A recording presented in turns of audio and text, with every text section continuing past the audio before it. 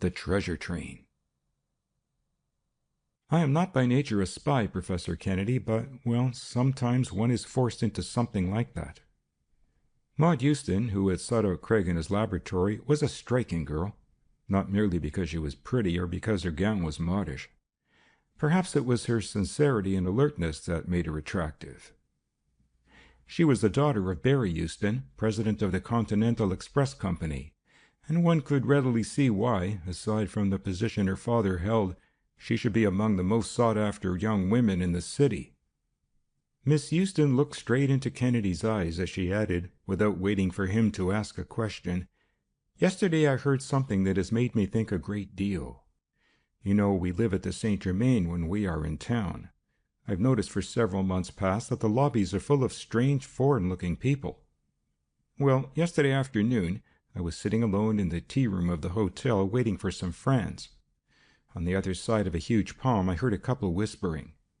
I have seen the woman about the hotel often, although I know that she doesn't live there. The man I don't remember ever having seen before. They mentioned the name of Granville Barnes, treasurer of Father's company." "Is that so?" cut in Kennedy quickly. "I read the story about him in the papers this morning." As for myself, I was instantly alive with interest, too. Granville Barnes had been suddenly stricken while riding in his car in the country, and the report had it that he was hovering between life and death in the general hospital. The chauffeur had been stricken, too, by the same incomprehensible malady, though apparently not so badly. How the chauffeur managed to save the car was a miracle, but he had brought it to a stop beside the road, where the two were found gasping, a quarter of an hour later, by a passing motorist, who rushed them to a doctor who had them transferred to the hospital in the city. Neither of them seemed able or willing to throw any light on what had happened.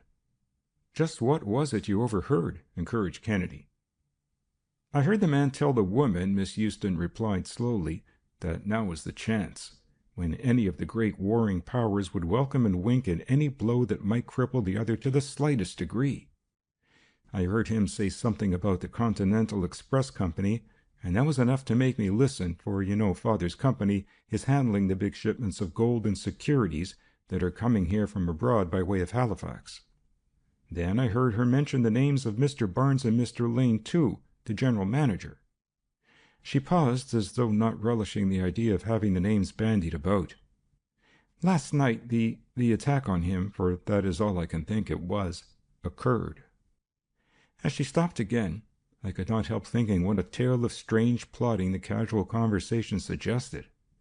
New York, I knew, was full of high-class international crooks and flim-flammers who would flock there because the great field of their operations in Europe was closed. The war had literally dumped them on us. Was someone using a band of these crooks for ulterior purposes? The idea opened up wide possibilities. "Of course," Miss Houston continued, "that is all I know. But I think I am justified in thinking that the two things, the shipment of gold here and the attack, have some connection. Oh, can't you take up the case and look into it?" She made her appeal so winsomely that it would have been difficult to resist, even if it had not promised to prove important. "I should be glad to take up the matter," replied Craig, quickly adding, "if Mr. Barnes will let me." "Oh, he must," she cried. "I haven't spoken to Father, but I know that he would approve of it. I know he thinks I haven't any head for business, just because I wasn't born a boy. I want to prove to him that I can protect the company's interests. And Mr. Barnes, why, of course he will approve."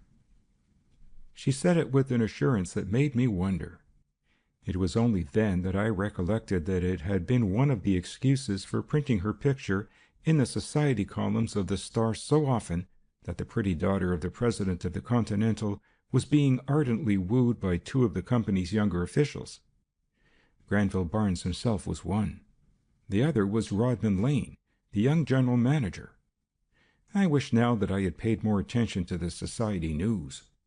Perhaps I should have been in a better position to judge which of them it was whom she really had chosen. As it was, two questions presented themselves to me. Was it Barnes?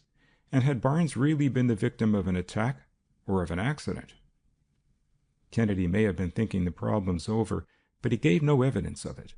He threw on his hat and coat, and was ready in a moment to be driven in Miss Houston's car to the hospital. There, after the usual cutting of red tape which only Miss Houston could have accomplished, we were led by a white uniformed nurse through the silent halls to the private room occupied by Barnes. "It's a most peculiar case," whispered the young doctor in charge as we paused at the door. "I want you to notice his face and his cough. His pulse seems very weak, almost imperceptible at times. The stethoscope reveals subcrepitant sounds all over his lungs. It's like bronchitis or pneumonia, but it isn't either." We entered. Barnes was lying there almost in a state of unconsciousness.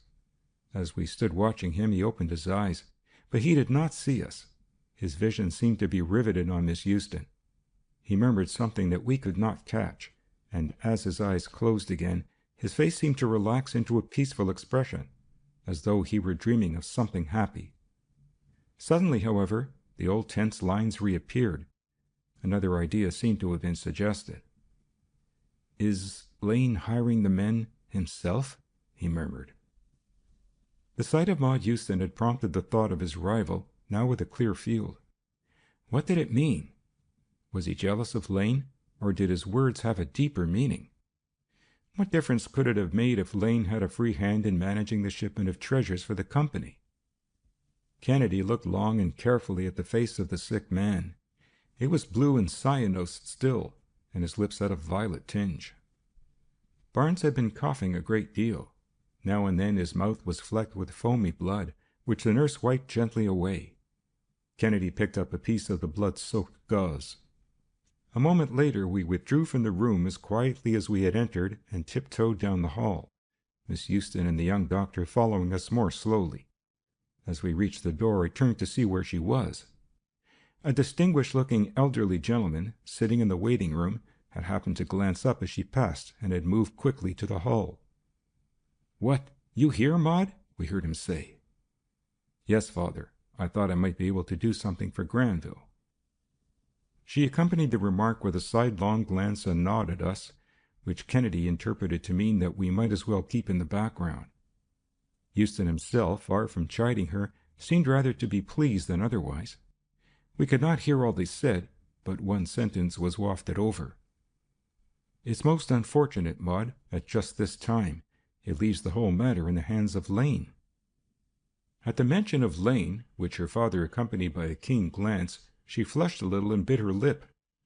I wondered whether it meant more than that. Of the two suitors, her father obviously preferred Barnes. Houston had called to see Barnes, and as the doctor led him up the hall again, Miss Houston rejoined us. "You need not drive us back," thanked Kennedy. "Just drop us at the subway. I'll let you know the moment I have arrived at any conclusion." On the train, we happened to run across a former classmate, Moorhead, who had gone into the brokerage business. "Queer about that Barnes case, isn't it?" suggested Kennedy, after the usual greetings were over. Then, without suggesting that we were more than casually interested, "What does the street think of it?" "It is queer," rejoined Moorhead. "All the boys downtown are talking about it, wondering how it will affect the transit of the gold shipments. I don't know what would happen if there should be a hitch, but they ought to be able to run the thing through all right." "It's a pretty ticklish piece of business, then?" I suggested. "Well, you know the state of the market just now. A little push one way or the other means a lot. And I suppose you know that the insiders on the street have boosted Continental Express up until it is practically one of the war stocks, too. Well, goodbye. Here's my station." We had scarcely returned to the laboratory, however, when a car drove up furiously and a young man bustled in to see us. "You do not know me," he introduced, "but I am Rodman Lane, general manager of the Continental Express. You know our company has had charge of the big shipments of gold and securities to New York. I suppose you've read about what happened to Barnes, our treasurer." "I don't know anything about it, haven't even time to find out. All I know is that it puts more work on me, and I'm nearly crazy already." I watched him narrowly. "We've had little trouble of any kind so far," he hurried on, "until just now I learned that all the roads over which we are likely to send the shipments have been finding many more broken rails than usual." Kennedy had been following him keenly. "I should like to see some samples of them," he observed. "You would?" said Lane eagerly. "I have a couple of sections sawed from rails down at my office, where I asked the officials to send them." We made a hurried trip down to the express company's office. Kennedy examined the sections of rails minutely with a strong pocket lens. "No ordinary break," he commented. "You can see that it was an explosive that was used, an explosive well and properly tamped down with wet clay. Without tamping, the rails would have been bent, not broken." "Done by wreckers, then?" Lane asked. "Certainly not defective rails," replied Kennedy. "Still, I don't think you need to worry so much about them for the next train. You know what to guard against. Having been discovered, whoever they are, they'll probably not try it again. It's some new wrinkle that must be guarded against." It was small comfort, but Craig was accustomed to being brutally frank. "Have you taken any other precautions now that you didn't take before?" "Yes," replied Lane slowly. "The railroad has been experimenting with wireless on its trains. We have placed wireless on ours, too. They can't cut us off by cutting wires.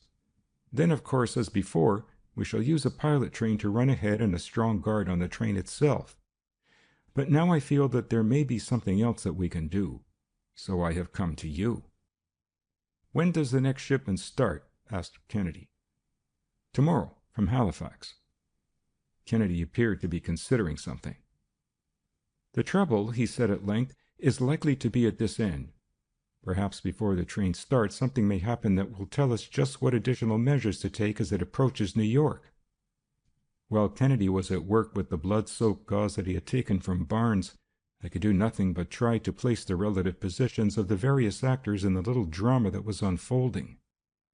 Lane himself puzzled me. Sometimes I felt almost sure that he knew that Miss Houston had come to Kennedy, and that he was trying in this way to keep in touch with what was being done for Barnes. Some things I knew already. Barnes was comparatively wealthy, and had evidently the stamp of approval of Maud Houston's father. As for Lane, he was far from wealthy, although ambitious.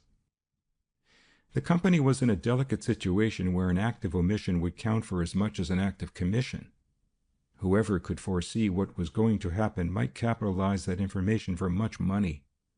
If there was a plot and Barnes had been a victim, what was its nature? I recalled Miss Houston's overheard conversation in the tea-room. Both names had been mentioned. In short, I soon found myself wondering whether someone might not have tempted Lane either to do or not to do something. "I wish you'd go over to the St. Germain, Walter," remarked Kennedy at length, looking up from his work. "Don't tell Miss Houston of Lane's visit, but ask her if she will keep an eye out for that woman she heard talking, and the man, too. They may drop in again, and tell her that if she hears anything else, no matter how trivial, about Barnes, she must let me know." I was glad of the commission. Not only had I been unable to arrive anywhere in my conjectures, but it was something even to have a chance to talk with a girl like Maud Houston. Fortunately, I found her at home, and though she was rather disappointed that I had nothing to report, she received me graciously, and we spent the rest of the evening watching the varied life of the fashionable hostelry in the hope of chancing on the holders of the strange conversation in the tea-room.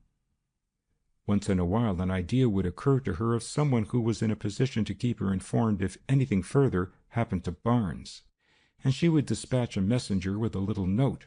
Finally, as it grew late, and the adventurous of the tea-room episode seemed unlikely to favor the St. Germain with their presence again that night, I made my excuses, having had the satisfaction only of having delivered Kennedy's message, without accomplishing anything more.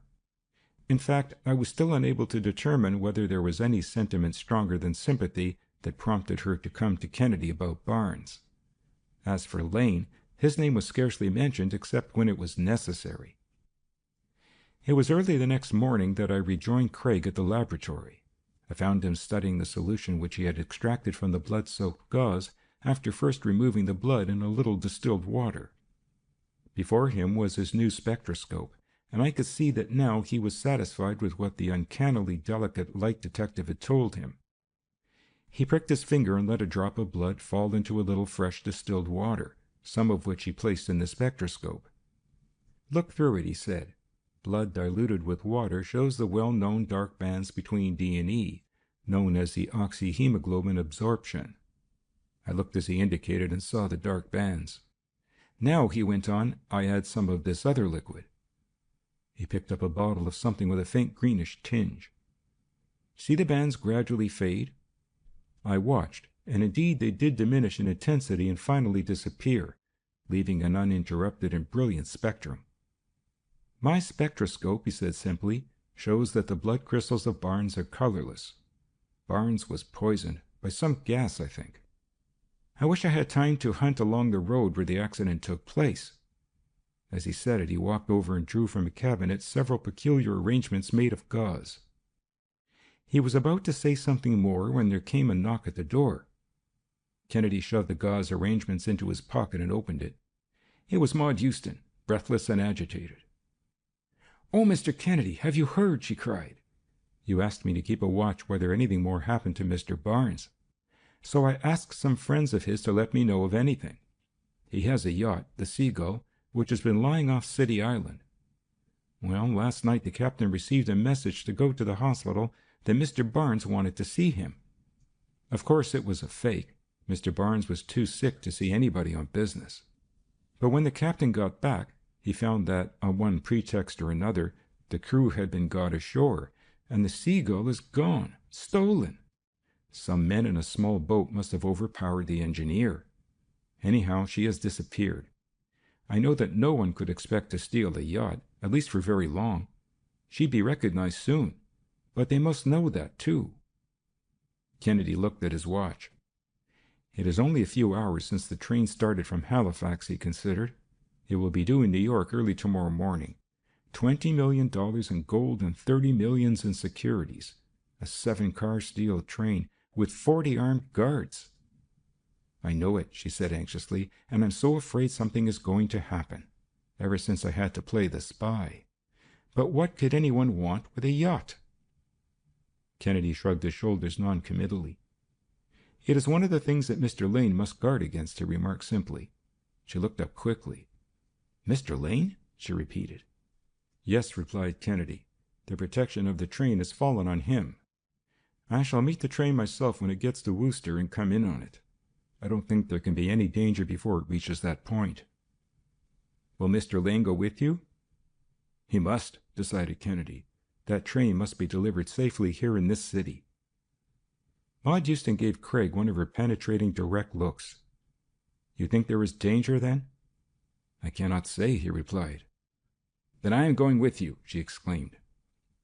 Kennedy paused and met her eyes. I do not know whether he read what was back of her sudden decision.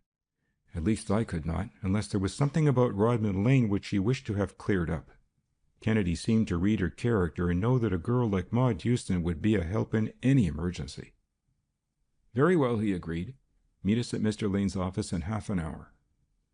Walter, see whether you can find Whiting." Whiting was one of Kennedy's students with whom he had been lately conducting some experiments. I hurried out and managed to locate him. "What is it you suspect?" I asked when we returned.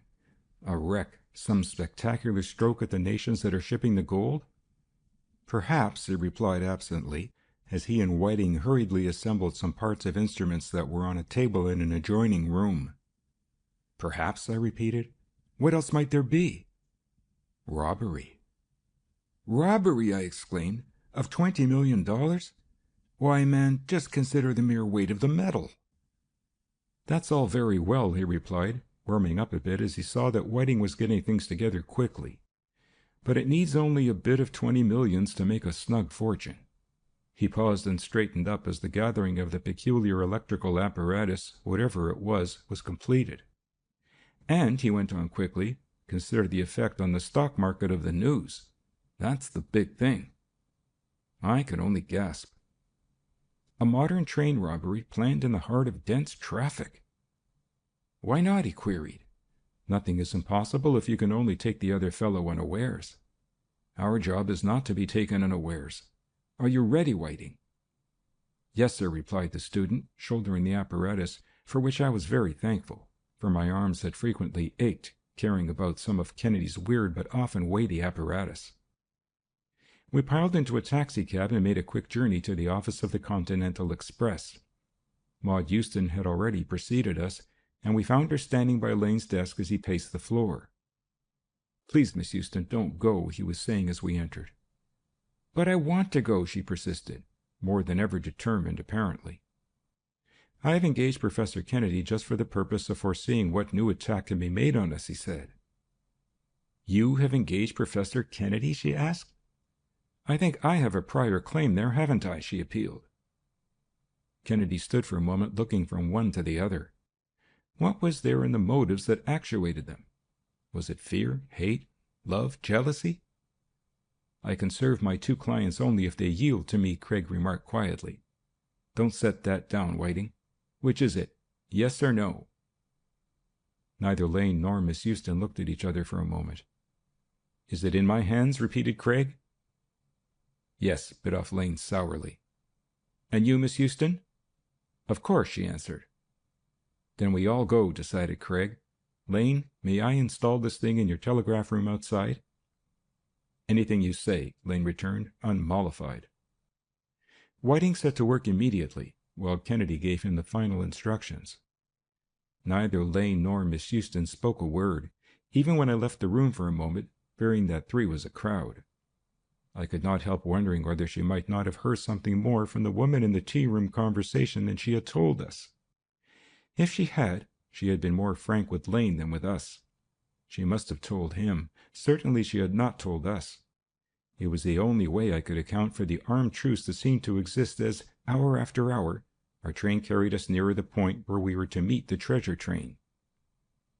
At Wooster we still had a long wait for the argosy that was causing so much anxiety and danger. It was long after the time schedule that we left finally, on our return journey, late at night. Ahead of us went the dummy pilot train to be sacrificed if any bridges or trestles were blown up, or if any new attempts were made at producing artificially broken rails. We 4 established ourselves as best we could in a car in the center of the treasure train, with one of the armed guards as company. Mile after mile we reeled off, ever southward and westward. We must have crossed the state of Connecticut and have been approaching Long Island Sound, when suddenly the train stopped with a jerk. Ordinarily, there is nothing to grow alarmed about at the mere stopping of a train, but this was an unusual train under unusual circumstances. No one said a word as we peered out. Down the track the signal seemed to show a clear road. What was the matter? "Look!" exclaimed Kennedy suddenly. Off a distance ahead I could see what looked like a long row of white fuses sticking up in the faint starlight. From them the fresh west wind seemed to blow a thick curtain of greenish-yellow smoke which swept across the track, enveloping the engine and the forward cars and now advancing toward us like the yellow wind of northern China. It seemed to spread thickly on the ground, rising scarcely more than 16 or 18 feet. A moment and the cloud began to fill the air about us. There was a paralyzing odor. I looked about at the others, gasping and coughing. As the cloud rolled on, inexorably increasing in density, it seemed literally to grip the lungs. It flashed over me that already the engineer and fireman had been overcome, though not before the engineer had been able to stop the train. As the cloud advanced, the armed guards ran from it, shouting, one now and then falling, overcome. For the moment, none of us knew what to do. Should we run and desert the train for which we had dared so much? To stay was death. Quickly, Kennedy pulled from his pocket the gauze arrangements he had had in his hand that morning, just as Miss Houston's knock had interrupted his conversation with me. Hurriedly, he shoved one into Miss Houston's hands, then to Lane, then to me, and to the guard who was with us. "Wet them," he cried, as he fitted his own over his nose and staggered to a water cooler. "What is it?" I gasped hoarsely, as we all imitated his every action. "Chlorine gas," he rasped back, the same gas that overcame Granville Barnes. "These masks are impregnated with a glycerin solution of sodium phosphate. It was chlorine that destroyed the red coloring matter in Barnes' blood. No wonder, when this action of just a whiff of it on us is so rapid. Even a short time longer and death would follow. It destroys without the possibility of reconstitution, and it leaves a dangerous deposit of albumin. How do you feel?" "All right," I lied. We looked out again. The things that looked like fuses were not bombs, as I had expected, the big reinforced bottles of gas compressed at high pressure with the taps open. The supply was not inexhaustible. In fact, it was decidedly limited, but it seemed to have been calculated to a nicety to do the work. Only the panting of the locomotive now broke the stillness as Kennedy and I moved forward along the track. Crack! Rang out a shot. "Get on the other side of the train! Quick!" ordered Craig. In the shadow, aside from the direction in which the wind was wafting the gas, we could now just barely discern a heavy but powerful motor truck and figures moving about it. As I peered out from the shelter of the train, I realized what it all meant. The truck, which had probably conveyed the gas tanks from the rendezvous where they had been collected, was there now to convey to some dark wharf what of the treasure could be seized. There the stolen yacht was waiting to carry it off. "Don't move! Don't fire!" cautioned Kennedy. "Perhaps they will think it was only a shadow they saw. Let them act first. They must. They haven't any too much time. Let them get impatient." For some minutes we waited.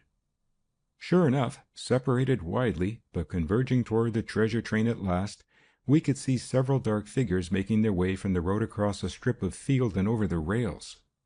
I made a move with my gun. "Don't," whispered Kennedy. "Let them get together." His ruse was clever. Evidently they thought that it had been indeed a wraith at which they had fired. Swiftly now they hurried to the nearest of the gold-laden cars. We could hear them, breaking in where the guards had either been rendered unconscious or had fled. I looked around at Maud Houston. She was the calmest of us all as she whispered, "They are in the car. Can't we do something?" "Lane," whispered Kennedy, "crawl through under the trucks with me. Walter, and you, Duggan," he added to the guard, "go down the other side. We must rush them. In the car." As Kennedy crawled under the train again, I saw Maud Houston follow Lane closely. How it happened I cannot describe, for the simple reason that I don't remember. I know that it was a short, sharp dash, that the fight was a fight of fists in which guns were discharged wildly in the air against the will of the gunner. But from the moment when Kennedy's voice rang out in the door, "Hands up!" to the time that I saw that we had the robbers lined up with their backs against the heavy cases of the precious metal for which they had planned and risked so much, it is a blank of grim death struggle. I remember my surprise at seeing one of them a woman, and I thought I must be mistaken. I looked about. No, there was Maud Houston standing just beside Lane. I think it must have been that which recalled me and made me realize that it was a reality and not a dream. The two women stood glaring at each other. "The woman in the tea room!" exclaimed Miss Houston. "It was about this robbery, then, that I heard you talking the other afternoon." I looked at the face before me. It had been a handsome face, but now it was cold and hard, with that heartless expression of the adventuress. The men seemed to take their plight hard, but as she looked into the clear gray eyes of the other woman, the adventuress seemed to gain rather than lose in defiance. "Robbery?" she repeated bitterly. "This is only a beginning." "A beginning? What do you mean?" It was Lane who spoke. Slowly she turned toward him. "You know well enough what I mean." The implication that she intended was clear. She had addressed the remark to him, but it was a stab at Maud Houston. "I only know what you wanted me to do, and I refused. Is there more still?" I wondered whether Lane could really have been involved. "Quick, what do you mean?" demanded Kennedy authoritatively. The woman turned to him. "Suppose this news of the robbery is out. What will happen? Do you want me to tell you, young lady?" she added, turning again to Maud Houston. "I'll tell you. The stock of the Continental Express Company will fall like a house of cards. And then? Those who have sold it at the top price will buy it back again at the bottom. The company is sound. The depression will not last. Perhaps will be over in a day, a week, a month. Then the operators can send it up again.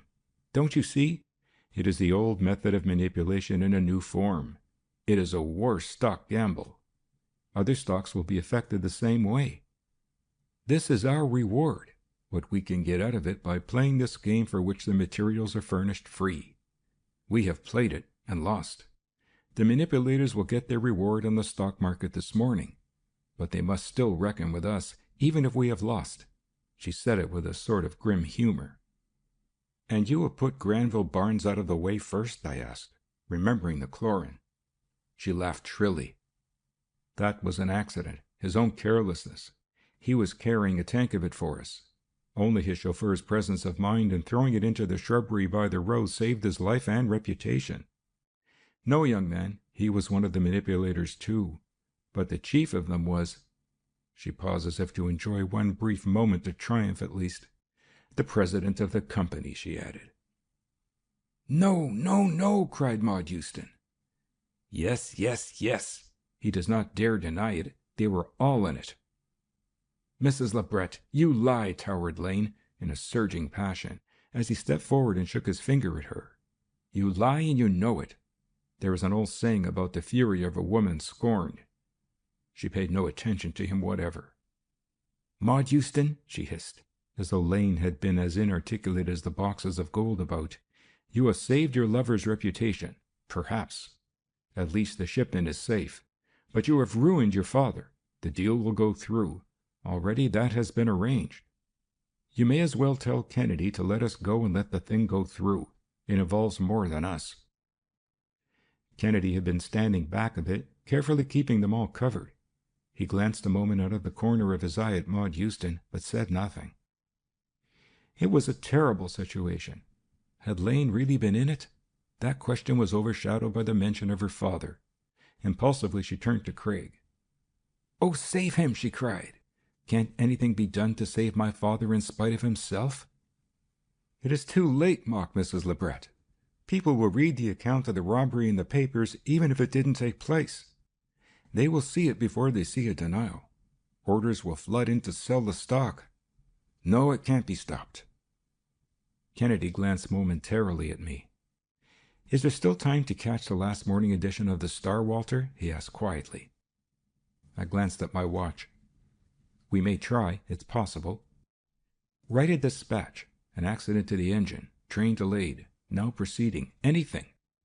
Here, Dugan, you keep them covered. Shoot to kill if there's a move." Kennedy had begun feverishly setting up the part of the apparatus which he had brought after Whiting had set up his. "What can you do?" hissed Mrs. Lebret. "You can't get word through. Orders have been issued that the telegraph operators are under no circumstances to give out news about this train. The wireless is out of commission too, the operator overcome. The robbery story has been prepared and given out by this time. Already reporters are being assigned to follow it up." I looked over at Kennedy.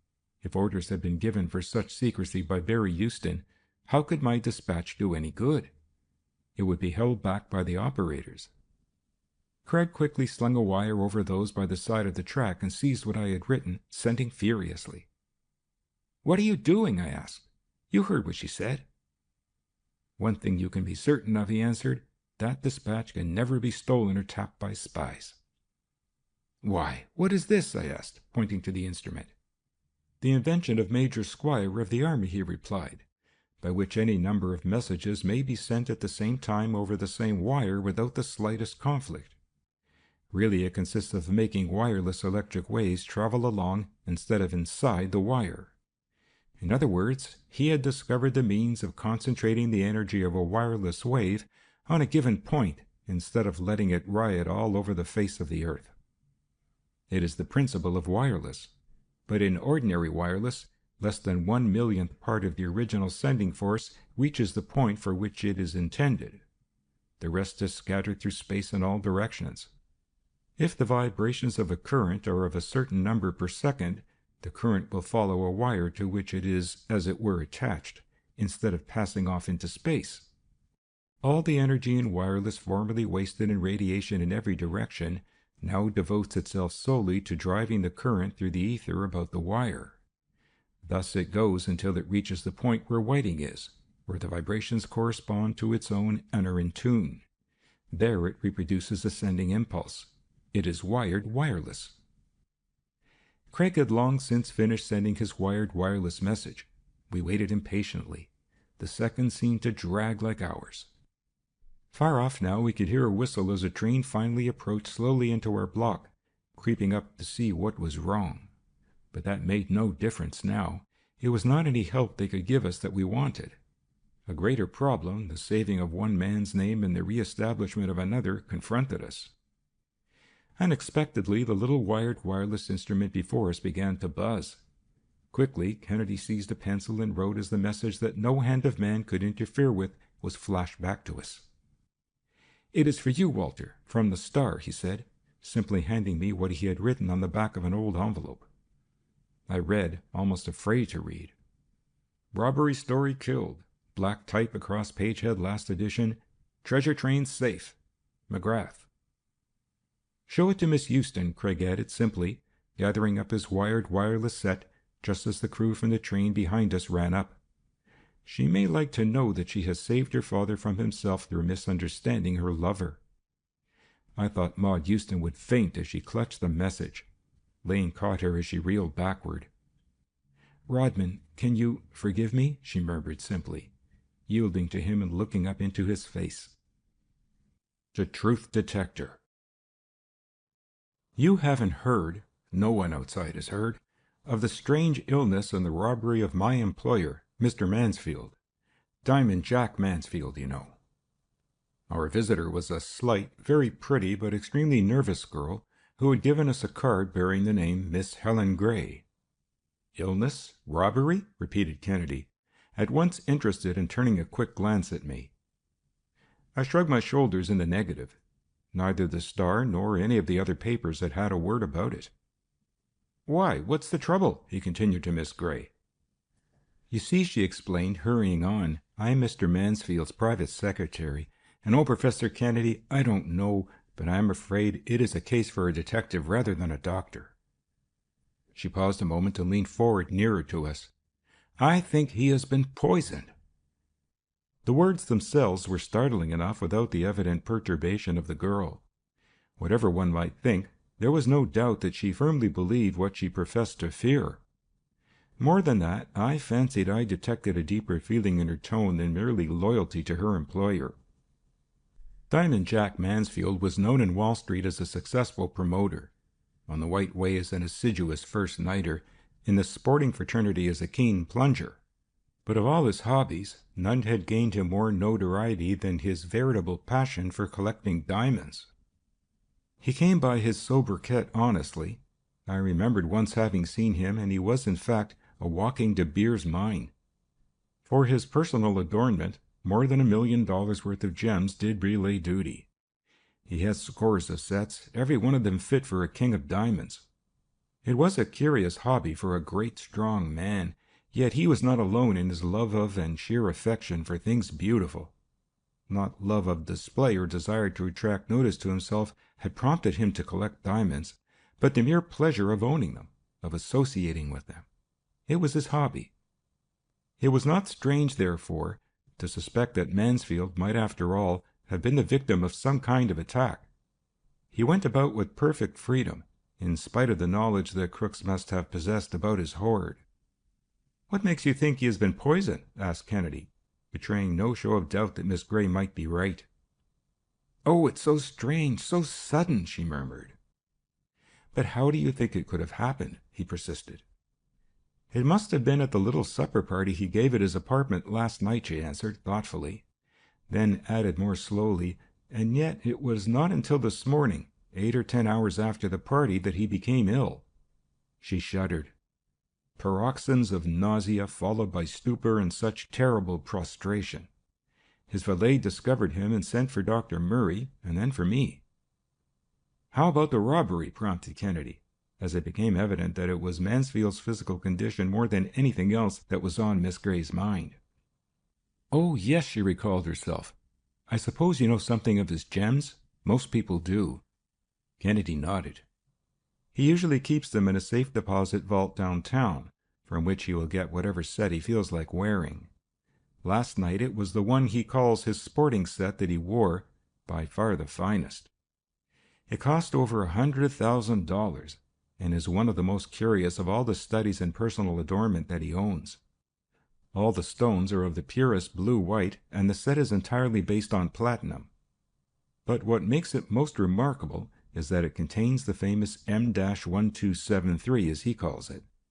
The M stands for Mansfield, and the figures represent the number of stones he had purchased up to the time that he acquired this huge one. "How could they have been taken, do you think?" ventured Kennedy. Miss Gray shook her head doubtfully. "I think the wall safe must have been opened somehow," she returned. Kennedy mechanically wrote the number M-1273 on a piece of paper. "It has a weird history," she went on, observing what he had written, "and this mammoth blue-white diamond in the ring is as blue as the famous Hope diamond that has brought misfortune through half the world. This stone, they say, was pried from the mouth of a dying Negro in South Africa. He had tried to smuggle it from the mine, and when he was caught, cursed the gem and everyone who ever should own it. One owner in Amsterdam failed, another in Antwerp committed suicide. A Russian nobleman was banished to Siberia, and another went bankrupt and lost his home and family. Now, here it is in Mr. Mansfield's life. I hate it." I could not tell whether it was the superstition or the recent events themselves which weighed most in her mind, but at any rate, she resumed, somewhat bitterly a moment later, M-1273. M is the 13th letter of the alphabet, and 1273 add up to 13. The first and last numbers make 13, and John Mansfield has 13 letters in his name. I wish he had never worn the thing, never bought it. The more I listened to her, the more impressed I was with the fact that there was something more here than the feeling of a private secretary. "Who were in the supper party?" asked Kennedy. "He gave it for Madeline Hargrave, the pretty little actress, you know, who took New York by storm last season in The Sport and is booked next week to appear in the new show, The Astor Cup." Miss Gray said it, I thought, with a sort of wistful envy. Mansfield's gay little bohemian gatherings were well known. Though he was not young, he was still somewhat of a Lothario. "Who else was there?" asked Kennedy. "Then there was Mina Leach, a member of Miss Hargrave's new company," she went on. "Another was Fleming Lewis, the Wall Street broker. Dr. Murray and myself completed the party." "Dr. Murray is his personal physician?" ventured Craig. "Yes. You know, when Mr. Mansfield's stomach went back on him last year, it was Dr. Murray who really cured him." Kennedy nodded. "Might this present trouble be a recurrence of the old trouble?" She shook her head. "No, this is entirely different. Oh, I wish that you could go with me and see him," she pleaded. "I will," agreed Kennedy. A moment later, we were speeding in a taxicab over to the apartment. "Really," she remarked nervously, "I feel lost with Mr. Mansfield so ill. He has so many interests downtown that require constant attention that just the loss of time means a great deal. Of course, I understand many of them, but you know, a private secretary can't conduct a man's business. And just now, when I came up from the office, I couldn't believe that he was too ill to care about things until I actually saw him." We entered the apartment. A mere glance about showed that even though Mansfield's hobby was diamonds, he was no mean collector of other articles of beauty. In the big living room, which was almost like a studio, we met a tall, spare, polished-mannered man whom I quickly recognized as Dr. Murray. "Is he any better?" blurted out Miss Gray, even before our introductions were over. Dr. Murray shook his head gravely. "About the same," he answered, though one could find little reassurance in his tone. "I should like to see him," hinted Kennedy, "unless there is some reason why I should not." "No," replied the doctor absently. "On the contrary, it might perhaps rouse him." He led the way down the hall, and Kennedy and I followed, while Miss Gray attempted to busy herself over some affairs at a huge mahogany table in the library just off the living room. Mansfield had shown the same love of luxury and the bizarre even in the furnishing of his bedroom, which was a black-and-white room with furniture of Chinese lacquer and teakwood. Kennedy looked at the veteran plunger long and thoughtfully as he lay stretched out, listless, on the handsome bed. Mansfield seemed completely indifferent to our presence. There was something uncanny about him. Already his face was shrunken, his skin dark, and his eyes were hollow. "What do you suppose it is?" asked Kennedy, bending over him and then rising and averting his head so that Mansfield could not hear, even if his vagrant faculties should be attracted. "His pulse is terribly weak and his heart scarcely makes a sound." Dr. Murray's face knit in deep lines. "I'm afraid," he said in a low tone, "that I will have to admit not having been able to diagnose the trouble. I was just considering whom I might call in." "What have you done?" asked Kennedy, as the two moved a little farther out of earshot of the patient. "Well," replied the doctor slowly, "when his valet called me in, I must admit that my first impression was that I had to deal with a case of diphtheria. I was so impressed that I even took a blood smear and examined it. It showed the presence of a tox albumin. But it isn't diphtheria. The antitoxin has no effect. No, it isn't diphtheria, but the poison is there. I might have thought it was cholera, only that seems so impossible here in New York." Dr. Murray looked at Kennedy with no effort to conceal his perplexity. "Over and over I have asked myself what it could be," he went on. "It seems to me that I have thought over about everything that is possible. Always I get back to the fact that there is that tox albumin present. In some respects it seems like the bite of a poisonous animal. There are no marks, of course, and it seems altogether impossible, yet it acts precisely as I have seen snake bites affect people. I am that desperate that I would try the Noguchi antivenin, but it would have no more effect than the antitoxin. No, I can only conclude that there is some narcotic irritant which especially affects the lungs and heart." "Will you let me have one of the blood smears?" asked Kennedy. "Certainly," replied the doctor, reaching over and taking a glass slide from several lying on a table. For some time after we left the sick room, Craig appeared to be considering what Dr. Murray had said. Seeking to find Miss Gray in the library, we found ourselves in the handsome all-wood paneled dining room. It still showed evidences of the late banquet of the night before. Craig paused a moment in doubt which way to go, then picked up from the table a beautifully decorated menu card. As he ran his eye down it mechanically, he paused. "Champignon," he remarked thoughtfully. Mushrooms." Instead of going on toward the library, he turned and passed through a swinging door into the kitchen. There was no one there, but it was in a much more upset condition than the dining room. "Pardon, monsieur," sounded a voice behind us. It was the French chef who had entered from the direction of the servants' quarters, and was now all apologies for the untidy appearance of the realm over which he presided. The strain of the dinner had been too much for his assistants, he hastened to explain. "I see that you had mushrooms, creamed," remarked Kennedy. "Oui, monsieur," he replied, "some that Miss Hargrave herself sent in from her mushroom cellar out in the country." As he said it, his eye traveled involuntarily toward a pile of ramekins on a table. Kennedy noticed it and deliberately walked over to the table. Before I knew what he was about, he had scooped from them each a bit of the contents, and placed it in some wax paper that was lying nearby. The chef watched him curiously. "You would not find my kitchen like this ordinarily," he remarked. "I would not like to have Dr. Murray see it, for since last year, when monsieur had the bad stomach, I have been very careful." The chef seemed to be nervous. "You prepared the mushrooms yourself?" asked Kennedy suddenly. "I directed my assistant," came back the wary reply. "But you know good mushrooms when you see them?" "Certainly," he replied quickly. "There was no one else in the kitchen while you prepared them?" "Yes," he answered hurriedly. "Mr. Mansfield came in, and Miss Hargrave. Oh, they are very particular.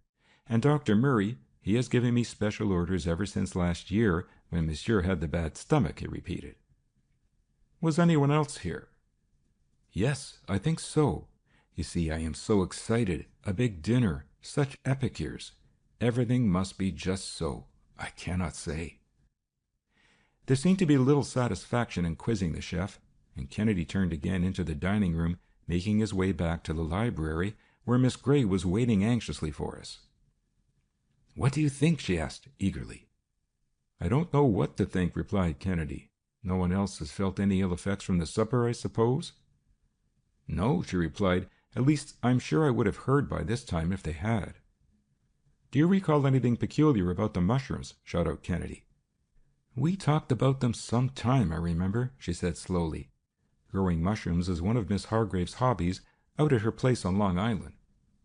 "Yes," persisted Kennedy, "but I mean anything peculiar about the preparation of them." "Why, yes," she said suddenly. "I believe that Miss Hargrave was to have superintended them herself. We all went out into the kitchen, but it was too late. They had been prepared already. "You were in the kitchen?" "Yes, I remember. It was before the supper and just after we came in from the theater party which Mr. Mansfield gave. You know Mr. Mansfield is always doing unconventional things like that.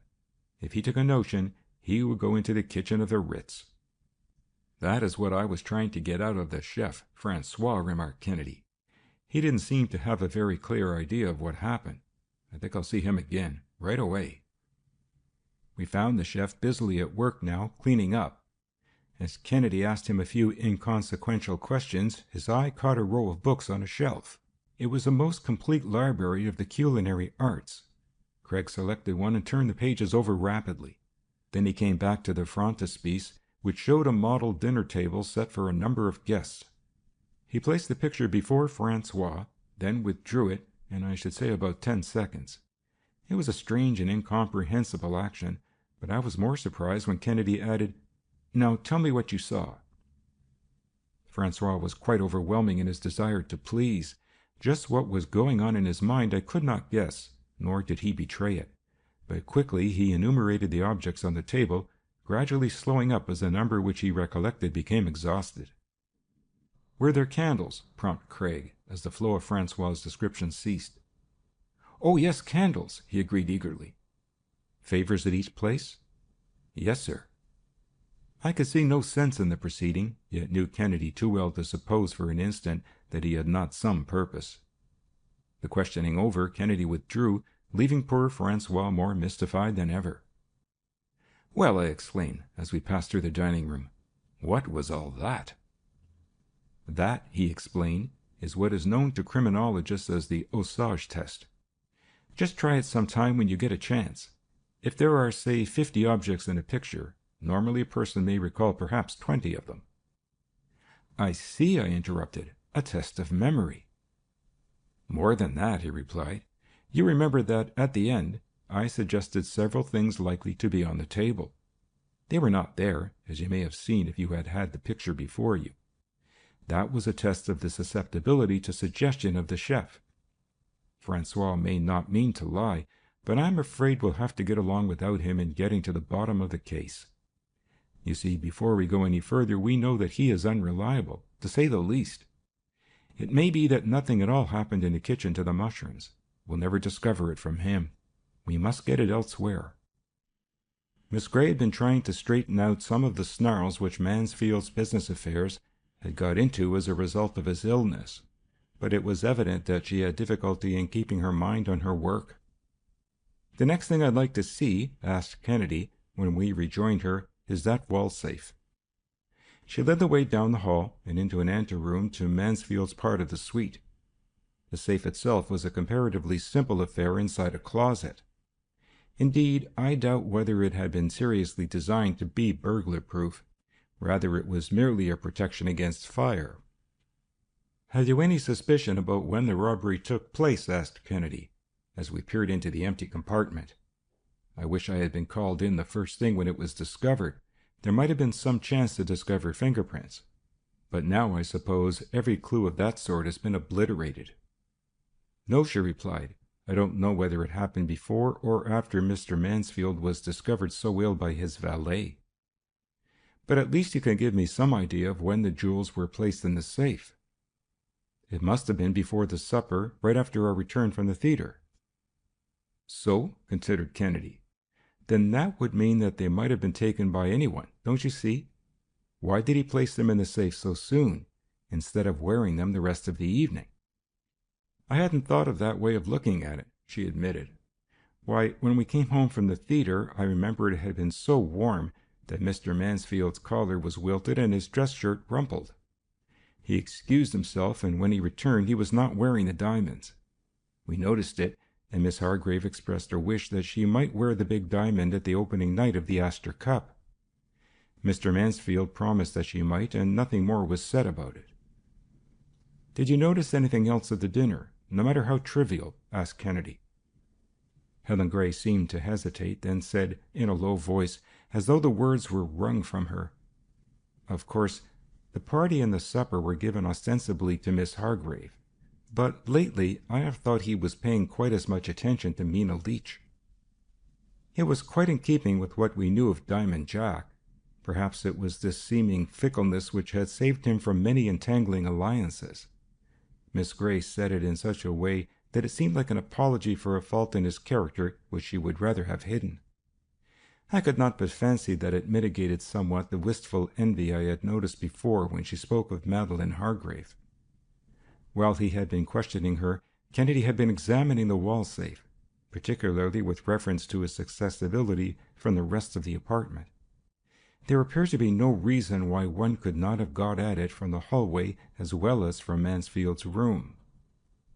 The safe itself seemed to yield no clue, and Kennedy was about to turn away when he happened to glance down at the dark interior of the closet floor. He stooped down. When he rose, he had something in his hand. It was just a little thin piece of something that glittered iridescently. "A spangle from a sequin dress," he muttered to himself, then turning to Miss Grey, "Did anyone wear such a dress last night?" Helen Grey looked positively frightened. "Miss Hargrave," she murmured simply. "Oh, it cannot be. There must be some mistake." Just then we heard voices in the hall. "But, Murray, I don't see why I can't see him," said one. "What good will it do, Lewis?" returned the other, which I recognized as that of Dr. Murray. "Fleming Lewis," whispered Miss Grey, taking a step out into the hallway. A moment later, Dr. Murray and Lewis had joined us. I could see that there was some feeling between the two men, though what it was about I could not say. As Miss Grey introduced us, I glanced hastily out of the corner of my eye at Kennedy. Involuntarily, his hand which held the telltale sequin had sought his waistcoat pocket as though to hide it. Then I saw him check the action and deliberately examine the piece of tinsel between his thumb and forefinger. Dr. Murray saw it too, and his eyes were riveted on it, as though instantly he saw its significance. "What do you think? Jack is sick as a dog, and Rob too, and yet Murray says I oughtn't to see him," complained Lewis, for the moment oblivious to the fact that all our eyes were riveted on the spangle between Kennedy's fingers. And then slowly it seemed to dawn on him what it was. "Madeline's!" he exclaimed quickly. "So Mina did tear it after all when she stepped on the train." Kennedy watched the faces before us keenly. No one said anything. It was evident that some such incident had happened, but had Lewis, with a quick flash of genius, sought to cover up something, protect somebody?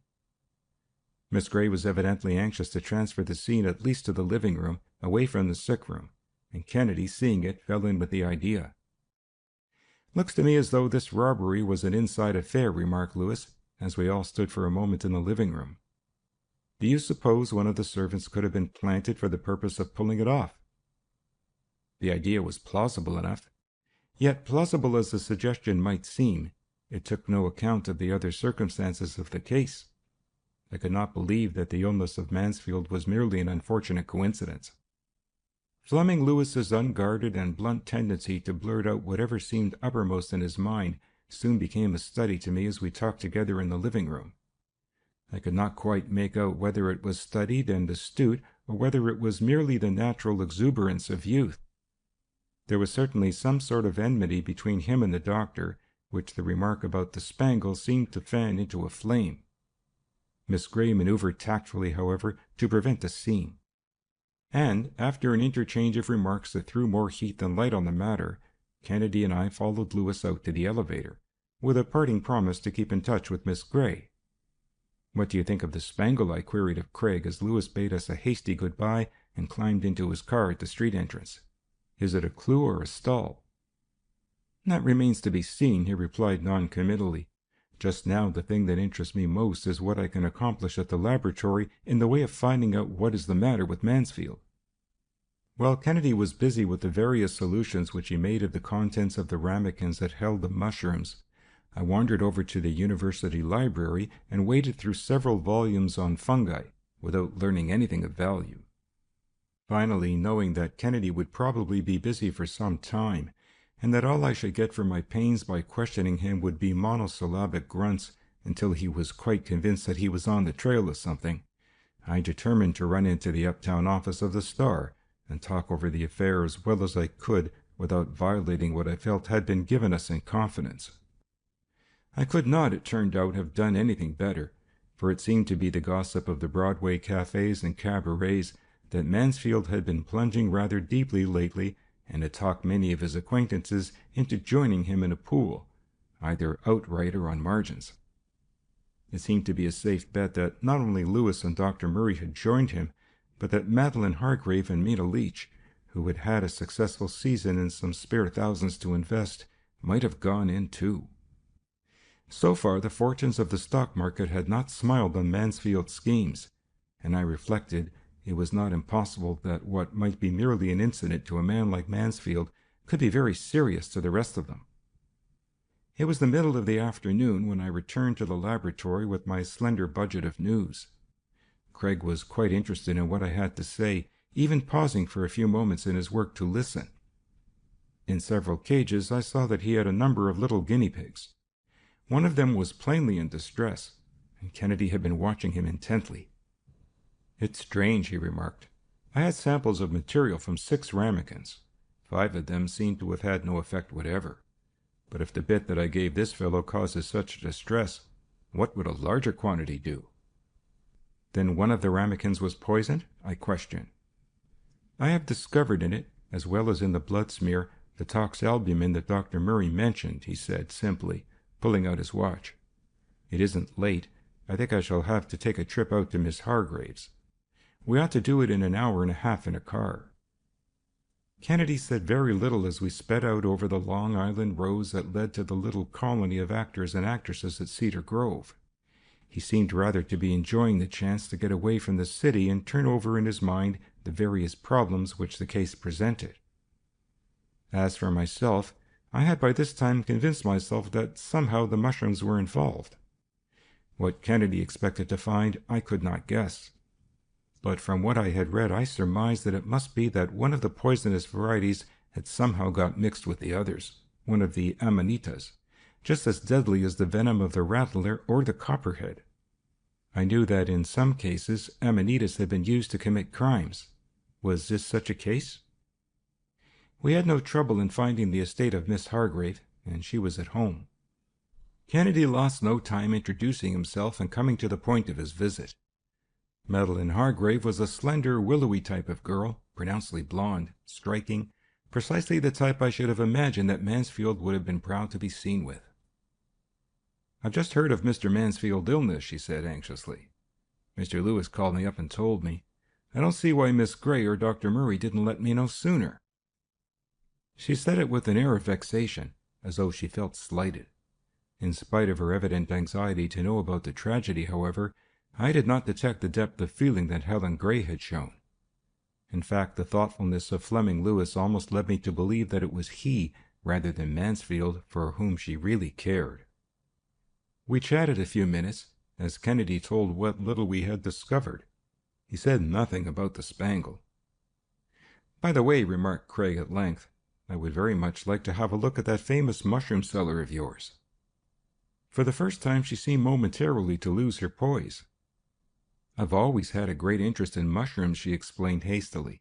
You do not think it could be the mushrooms that have caused Mr. Mansfield's illness, do you?"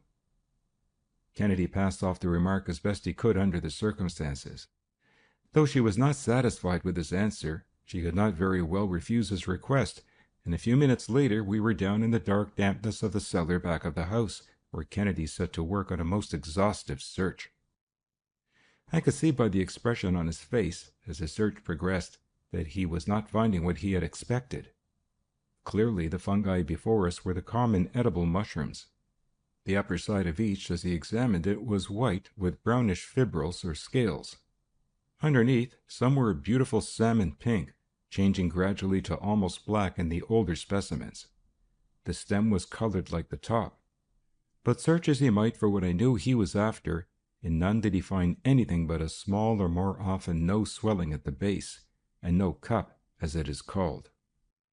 As he rose after his thorough search, I saw that he was completely baffled. "I hardly thought you'd find anything," Miss Hargrave remarked, noticing the look on his face. "I've always been very careful of my mushrooms." "You have certainly succeeded admirably," he complimented. "I hope you will let me know how Mr. Mansfield is," she said, as we started back toward our car on the road. "I can't tell you how I feel, To think that, after a party which he gave for me, he should be taken ill, and not only that, but be robbed at the same time. Really, you must let me know, or I shall have to come up to the city." It seemed gratuitous for Kennedy to promise, for I knew that he was by no means through with her yet, but she thanked him, and we turned back toward town. "Well," I remarked as we reeled off the miles quickly, "I must say that puts me all at sea again. I had convinced myself that it was a case of mushroom poisoning. What can you do now?" "Do?" he echoed. "Why, go on. This puts us a step nearer the truth, that's all."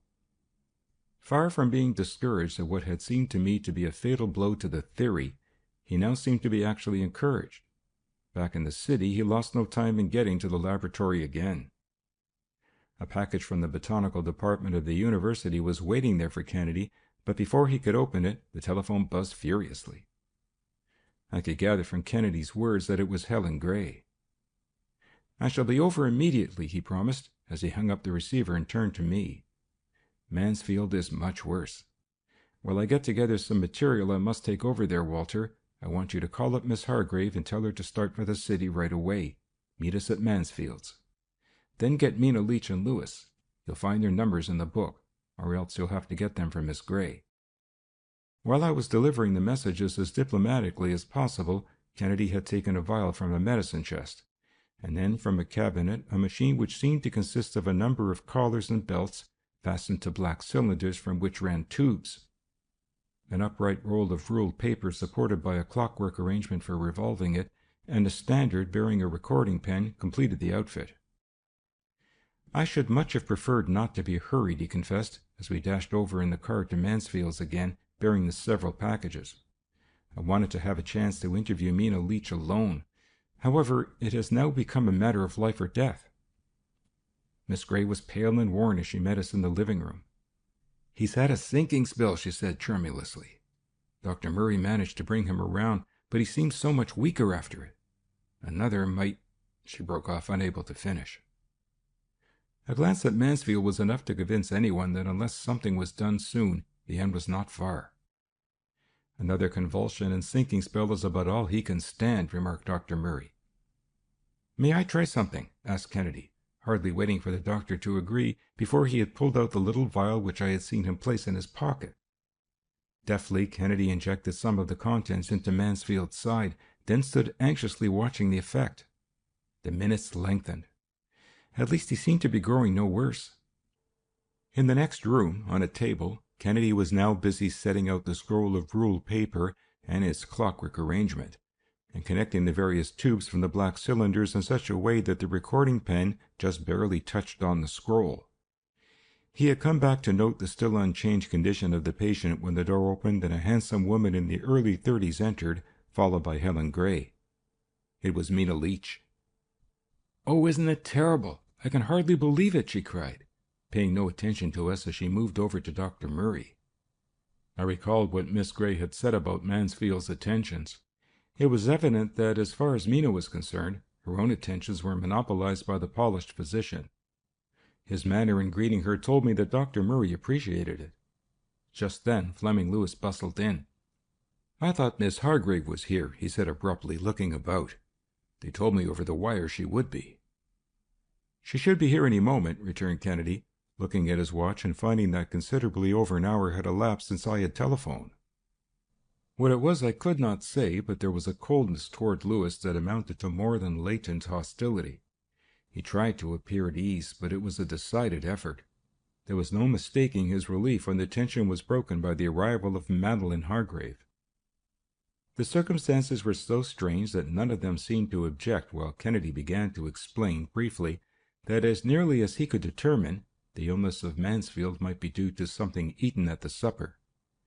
As he attached the bands about the necks and waists of one after another of the guests, bringing the little black cylinders thus close to the middle of their chests, he contrived to convey the impression that he would like to determine whether anyone else had been affected in a lesser degree. I watched most intently the two women who had just come in. One would certainly not have detected from their greeting and outward manner anything more than that they were well acquainted. But they were an interesting study, two quite opposite types. Madeline, with her baby blue eyes, was of the type that craved admiration. Mina's black eyes flashed now and then imperiously, as though she sought to compel what the others sought to win. As for Fleming Lewis, I could not fail to notice that he was most attentive to Madeline, though he watched furtively, but none the less keenly, every movement and word of Mina. His preparations completed, Kennedy opened the package which had been left at the laboratory just before the hasty call from Miss Gray. As he did so, he disclosed several specimens of a mushroom of pale lemon color with a center of deep orange, the top flecked with white bits. Underneath, the gills were white and the stem had a sort of veil about it. But what interested me most, and what I was looking for, was the remains of a sort of dirty chocolate-covered cup at the base of the stem. "I suppose there is scarcely any need of saying," began Kennedy, "that the food which I suspect in this case is the mushrooms. Here I have some which I have fortunately been able to obtain merely to illustrate what I am going to say. This is the deadly Amanita muscaria, the fly agaric." Madeline Hargrave seemed to be following him with a peculiar fascination. "This Amanita," resumed Kennedy, "has a long history, and I may say that few species are quite so interesting. Macerated in milk, it has been employed for centuries as a fly poison, hence its name. Its deadly properties were known to the ancients, and it is justly celebrated because of its long and distinguished list of victims. Agrippina used it to poison the Emperor Claudius. Among others, the Tsar Alexis of Russia died of eating it. I have heard that some people find it only a narcotic, and it is said that in Siberia there are actually Amanita debauchees who go on prolonged tears by eating the thing. It may be that it does not affect some people as it does others, but in most cases that beautiful gossamer veil which you see about the stem is really a shroud. The worst of it is," he continued, "that this Amanita somewhat resembles the royal agaric, the Amanita caesarea. It is, as you see, strikingly beautiful, and therefore all the more dangerous." He ceased a moment, while we looked in a sort of awe at the fatally beautiful thing. "It is not with the fungus that I am so much interested just now, however," Kennedy began again, "but with the poison. Many years ago, scientists analyzed its poisonous alkaloids and found what they call bulbocine. Later it was named muscarine, and is now sometimes known as amanitin, since it is confined to the mushrooms of the Amanita genus. Amanitin is a wonderful and dangerous alkaloid, which is absorbed in the intestinal canal. It is extremely violent. 3 to 5 1/1000ths of a gram, or 6 100ths of a grain are very dangerous. More than that, the poisoning differs from most poisons in the long time that elapses between the taking of it and the first evidences of its effects. Muscarine," Kennedy concluded, "has been chemically investigated more often than any other mushroom poison, and a perfect antidote has been discovered. Atropine, or belladonna, is such a drug." For a moment I looked about at the others in the room. Had it been an accident, after all? Perhaps, if any of the others had been attacked, one might have suspected that it was. But they had not been affected at all, at least apparently. Yet there could be no doubt that it was the poisonous muscarine that had affected Mansfield. "Did you ever say anything like that?" asked Kennedy suddenly, holding up the gilt spangle which he had found on the closet floor near the wall safe. Though no one said a word, it was evident that they all recognized it. Lewis was watching Madeline closely, but she betrayed nothing except mild surprise at seeing the spangle from her dress. Had it been deliberately placed there, it flashed over me, in order to compromise Madeline Hargrave and divert suspicion from someone else? I turned to Mina. Behind the defiance of her dark eyes, I felt that there was something working. Kennedy must have sensed it even before I did, for he suddenly bent down over the recording needle and the ruled paper on the table. "This," he shot out, "is a numerograph which shows the actual intensity of the emotions by recording their effects on the heart and lungs together. The truth can literally be tapped, even where no confession can be extracted. A moment's glance at this line, traced here by each of you, can tell the expert more than words." "Then it was a mushroom that poisoned Jack," interrupted Lewis suddenly. "Some poisonous amanita got mixed with the edible mushrooms?" Kennedy answered quickly without taking his eyes off the line the needle was tracing. "No, this was a case of the deliberate use of the active principle itself, muscarine, with the expectation that the death, if the cause was ever discovered, could easily be blamed on such a mushroom." Somehow, there were many chances, the poison was slipped into the ramekin Francois was carefully preparing for Mansfield. The method does not interest me so much as the fact. There was a slight noise from the other room where Mansfield lay. Instantly we were all on our feet. Before any of us could reach the door, Helen Gray had slipped through it. "Just a second," commanded Kennedy, extending the sequin towards us to emphasize what he was about to say. The poisoning and the robbery were the work of one hand. That sequin is the key that has unlocked the secret which my pneumograph has recorded. Someone saw that robbery committed, knew nothing of the contemplated poisoning to cover it. To save the reputation of the robber, at any cost, on the spur of the moment the ruse of placing the sequin in the closet occurred. Madeline Hargrave turned to Mina, while I recalled Lewis's remark about Mina stepping on the train and tearing it. The defiance in her black eyes flashed from Madeline to Kennedy. "Yes," she cried. "I did it. As quickly the defiance had faded. Mina Leach had fainted. "Some water! Quick!" cried Kennedy. I sprang through the door into Mansfield's room. As I passed, I caught sight of Helen Gray supporting the head of Mansfield, both oblivious to actresses, diamonds, everything that had so nearly caused a tragedy. "No," I heard Kennedy say to Lewis as I returned. "It was not Mina.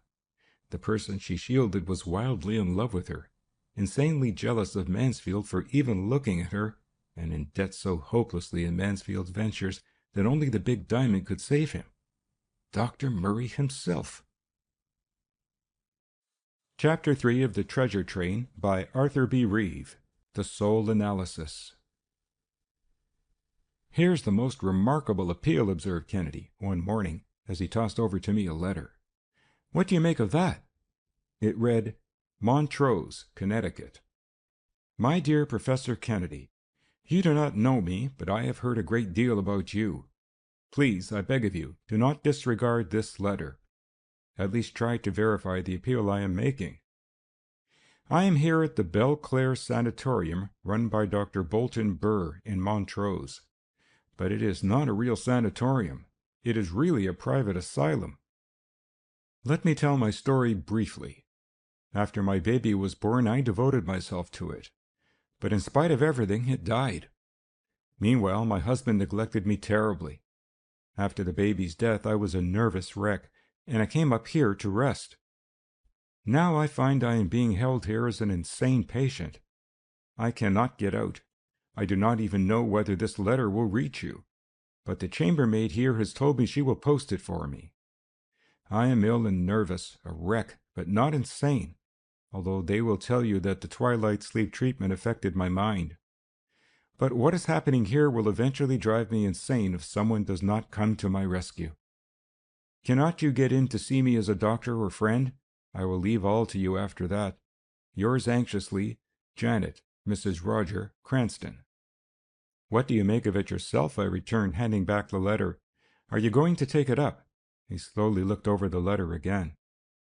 "Judging by the handwriting," he remarked thoughtfully, "I should say that the writer is laboring under keen excitement, though there is no evidence of insanity on the face of it.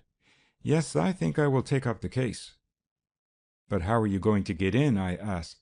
"They'll never admit you willingly." Kennedy pondered a minute. "I'll get in all right," he said at length. "Come on, I'm going to call on Roger Cranston first." "Roger Cranston?" I repeated, dumbfounded. "Why, he'll never help you." 10 to 1 he's in on it. "We'll have to take that chance," returned Kennedy, hurrying me out of the laboratory. Roger Cranston was a well-known lawyer and man about town. We found him in his office on Lower Broadway.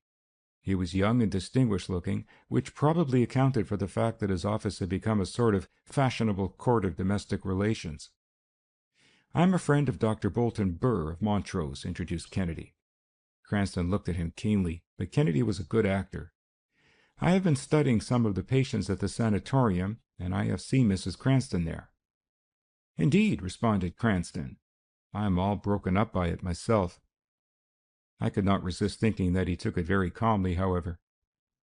"I should like very much to make what we call a psychoanalysis of Mr. Cranston's mental condition," Kennedy explained.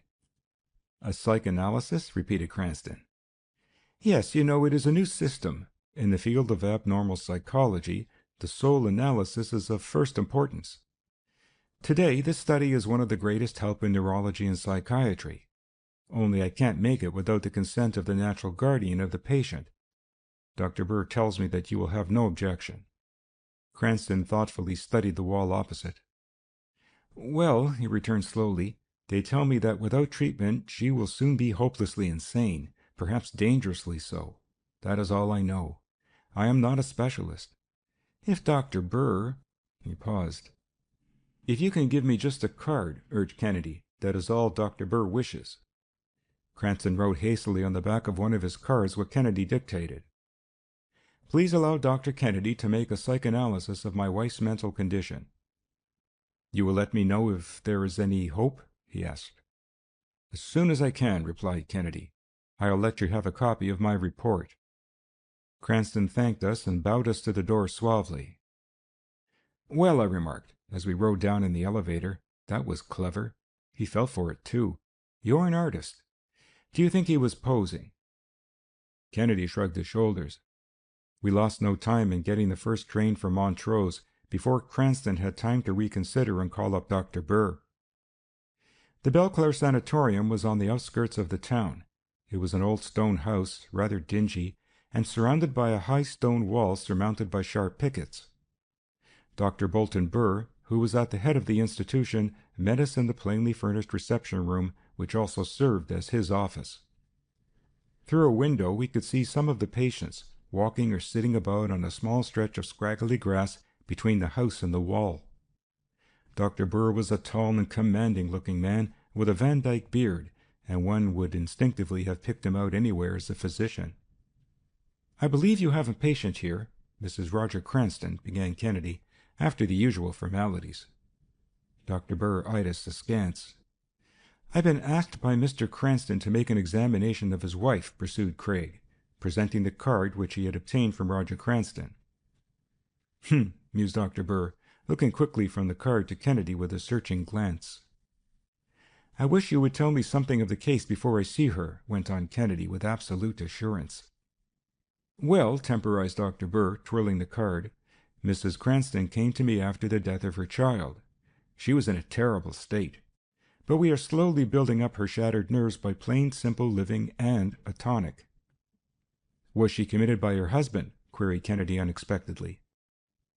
Whether or not Dr. Burr felt suspicious of us I could not tell, but he seemed eager to justify himself. "I have the papers committing her to my care," he said, rising and opening a safe in the corner. He laid before us a document in which appeared the names of Roger Cranston and Julia Giles. "Who is this Julia Giles?" asked Kennedy, after he had read the document. "One of our nurses," returned the doctor. "She has had Mrs. Cranston under observation ever since she arrived." "I should like to see both Miss Giles and Mrs. Cranston," insisted Kennedy. "It is not that Mr. Cranston is in any way dissatisfied with your treatment, but he thought that perhaps I might be of some assistance to you." Kennedy's manner was ingratiating but firm, and he hurried on, lest it should occur to Dr. Burr to call up Cranston. The doctor, still twirling the card, finally led us through the wide central hall and up an old-fashioned winding staircase to a large room on the second floor. He tapped at the door, which was open, disclosing an interior tastefully furnished. Dr. Burr introduced us to Miss Giles, conveying the impression, which Kennedy had already given, that he was a specialist, and I his assistant. Janet Cranston was a young and also remarkably beautiful girl. One could see traces of sorrow in her face, which was exceedingly, though not unpleasingly, pale. The restless brilliancy of her eyes spoke of some physical, if not psychical, disorder. She was dressed in deep mourning, which heightened her pallor and excited a feeling of mingled respect and interest. Thick brown coils of chestnut hair were arranged in such a manner as to give an extremely youthful appearance to her delicate face. Her emotions were expressed by the constant motion of her slender fingers. Miss Giles was a striking woman of an entirely different type. She seemed to be exuberant with health, as though nursing had taught her not merely how to take care of others, but had given her the secret of caring, first of all, for herself. I could see as Dr. Burr introduced us to his patient that Mrs. Cranston instantly recognized Kennedy's interest in her case. She received us with graceful courtesy, but she betrayed no undue interest that might excite suspicion, nor was there any hint of giving the note of appeal. I wondered whether that might not be an instance of the cunning for which I had heard that the insane are noted. She showed no sign of insanity, however. I looked about curiously to see if there were evidences of the treatment which she was receiving. On a table stood a bottle and a glass, as well as a teaspoon, and I recalled the doctor's remark about the tonic. "You look tired, Mrs. Cranston," remarked Kennedy thoughtfully. "Why not rest while we are here, and then I will be sure my visit has had no ill effects." "Thank you," she murmured, and I was much impressed by the sweetness of her voice. As he spoke, Kennedy arranged the pillows on a chaise lounge and placed her on it with her head slightly elevated. Having discussed the subject of psychoanalysis with Kennedy before, I knew that this was so that nothing might distract her from the free association of ideas. He placed himself near her head and motioned to us to stand farther back of him where she could not see us. "Avoid all muscular exertion and distraction," he continued. "I want you to concentrate your attention thoroughly. Tell me anything that comes into your mind. Tell all you know of your symptoms. Concentrate and repeat all you think of. Frankly express all the thoughts that you have, even though they may be painful and embarrassing." He said this soothingly, and she seemed to understand that much depended upon her answers and the fact of not forcing her ideas. "I am thinking of my husband," Mrs. Cranston began finally in a dreamy tone. "What of him?" suggested Kennedy. "Of how the baby separated us, and—" She paused, almost in tears. From what I knew of the method of psychoanalysis, I recalled it was the gaps and hesitations which were most important in arriving at the truth regarding the cause of her trouble. Perhaps it was my fault. Perhaps I was a better mother than wife. I thought I was doing what he would want me to do. Too late I see my mistake. It was easy to read into her story that there had been other women in his life. It had wounded her deeply. Yet it was equally plain that she still loved him. "Go on," urged Kennedy gently. "Oh, yes," she resumed dreamily. "I am thinking about once when I left him, I wandered through the country. I remember little except that it was the country through which we had passed on an automobile trip on our honeymoon. Once I thought I saw him, and I tried to get to him. I longed for him, but each time, when I almost reached him, he would disappear. I seemed to be so deserted and alone. I tried to call him, but my tongue refused to say his name. It must have been hours that I wandered about, for I recall nothing after that until I was found, disheveled and exhausted." She paused and closed her eyes, while I could see that Kennedy considered this gap very important. "Don't stop," persisted Kennedy. "Once we quarreled over one of his clients who was suing for a divorce. I thought he was devoting too much time and attention to her. Well, there might not have been anything wrong, still I was afraid. In my anger and anxiety I accused him. He retorted by slamming the door, and I did not see him for 2 or 3 days. I realized my nervous condition, and one day a mutual friend of ours introduced me to Dr. Burr and advised me to take a rest cure at his sanatorium. By this time Roger and I were on speaking terms again, but the death of the baby and the quarrel left me still as nervous as before. He seemed anxious to have me do something, and so I came here." "Do you remember anything that happened after that?" asked Craig, for the first time asking a mildly leading question. "Yes, I recall everything that happened when I came here," she went on. "Roger came up with me to complete the necessary arrangements. We were met at the station by Dr. Burr and this woman who has since been my nursing companion. On the way up from the station to the sanatorium, Dr. Burr was very considerate of me, and I noticed that my husband seemed interested in Miss Giles and the care she was to take of me." Kennedy flashed a glance at me from a notebook in which he was apparently busily engaged in jotting down her answers. I did not know just what interpretation to put on it, but surmised that it meant that he had struck what the new psychologists called a complex in the entrance of Miss Giles into the case. Before we realized it, there came a sudden outburst of feeling. "And now, they are keeping me here by force," she cried. Dr. Burr looked at us significantly, as much as to say, just what might be expected, you see. Kennedy nodded, but made no effort to stop Mrs. Cranston. "They have told Roger that I am insane, and I know he must believe it or he would not leave me here. But the real motive I can guess is mercenary. I can't complain about my treatment here. It costs enough." By this time she was sitting bolt upright, staring straight ahead as though amazed at her own boldness in speaking so frankly before them. "I feel all right at times. Then it is as though I had a paralysis of the body, but not of the mind. Not of the mind," she repeated tensely. There was a frightened look on her face, and her voice was now wildly appealing. What would have followed I cannot guess, for at this instant there came a noise outside from another of the rooms, as though pandemonium had broken loose. By the shouting and confusion, one might easily have wondered whether keepers and lunatics might not have exchanged places. "It is just one of the patients who has escaped from his room," explained Dr. Burr. "Nothing to be alarmed about. We'll soon have him quieted." Dr. Burr hurried out into the corridor while Miss Giles was looking out of the door.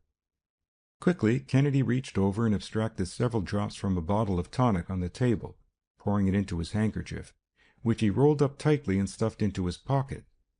Mrs. Cranston watched him pleadingly, and clasped her hands in mute appeal, with a hasty glance at Miss Giles. Kennedy said nothing either, but rapidly folded up a page of the notebook on which he had been writing and shoved it into Mrs. Cranston's hand, together with something he had taken from his pocket. She understood, and quickly placed it in her corsage. "Read it when you are absolutely alone," he whispered just as Miss Giles shut the door and turned to us. The excitement subsided almost as quickly as it had arisen, but it had been sufficient to put a stop to any further study of the case along those lines. Miss Giles's keen eyes missed no action or movement of her patient. Dr. Burr returned shortly.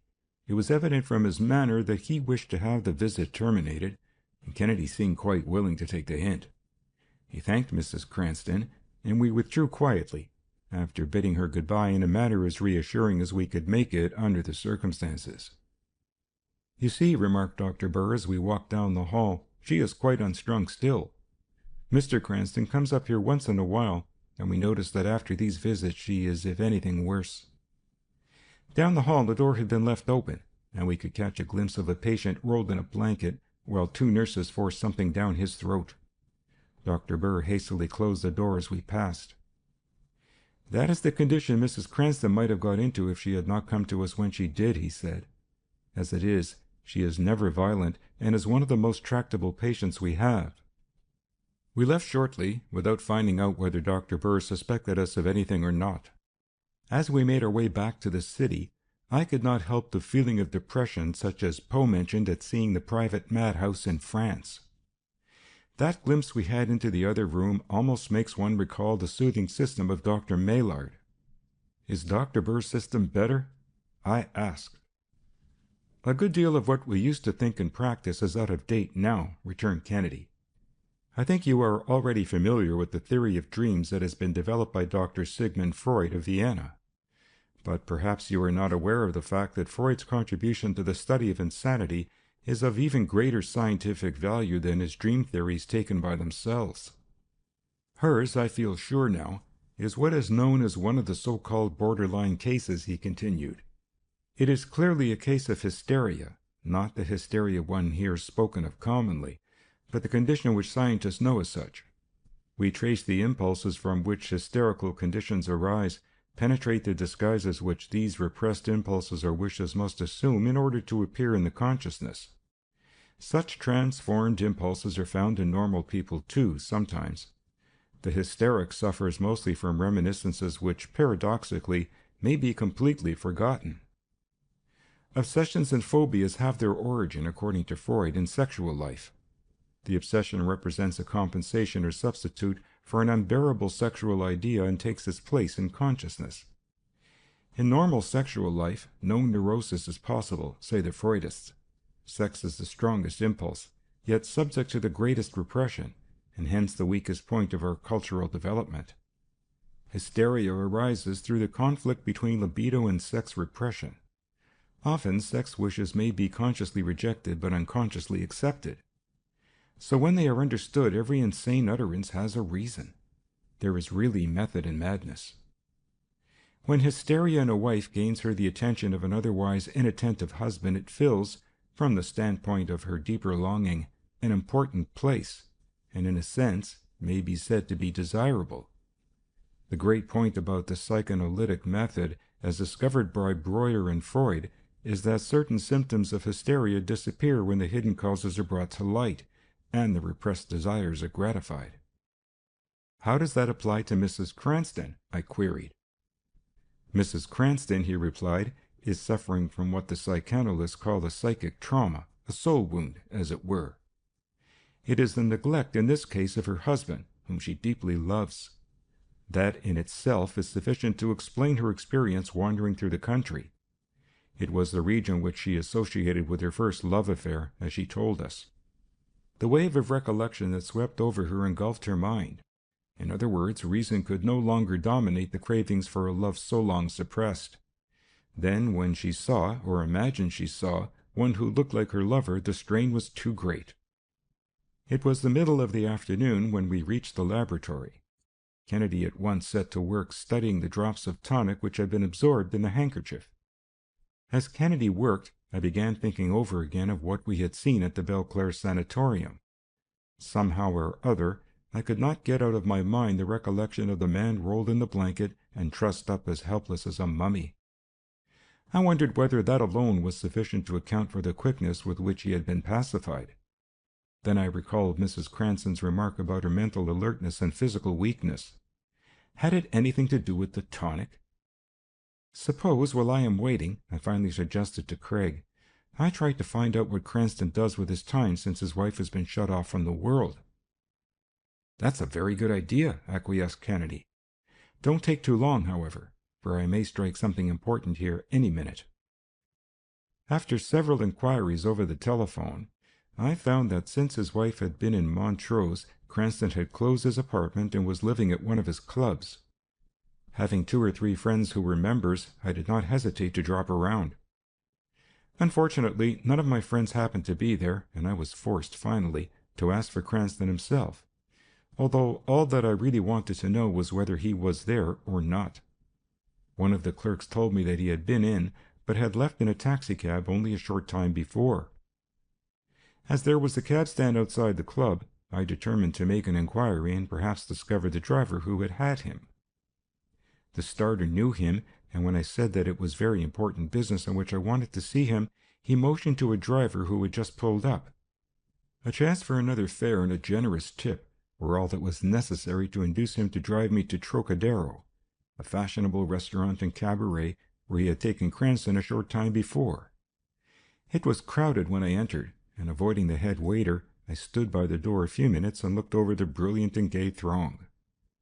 Finally, I managed to catch a glimpse of Cranston's head at a table in a far corner.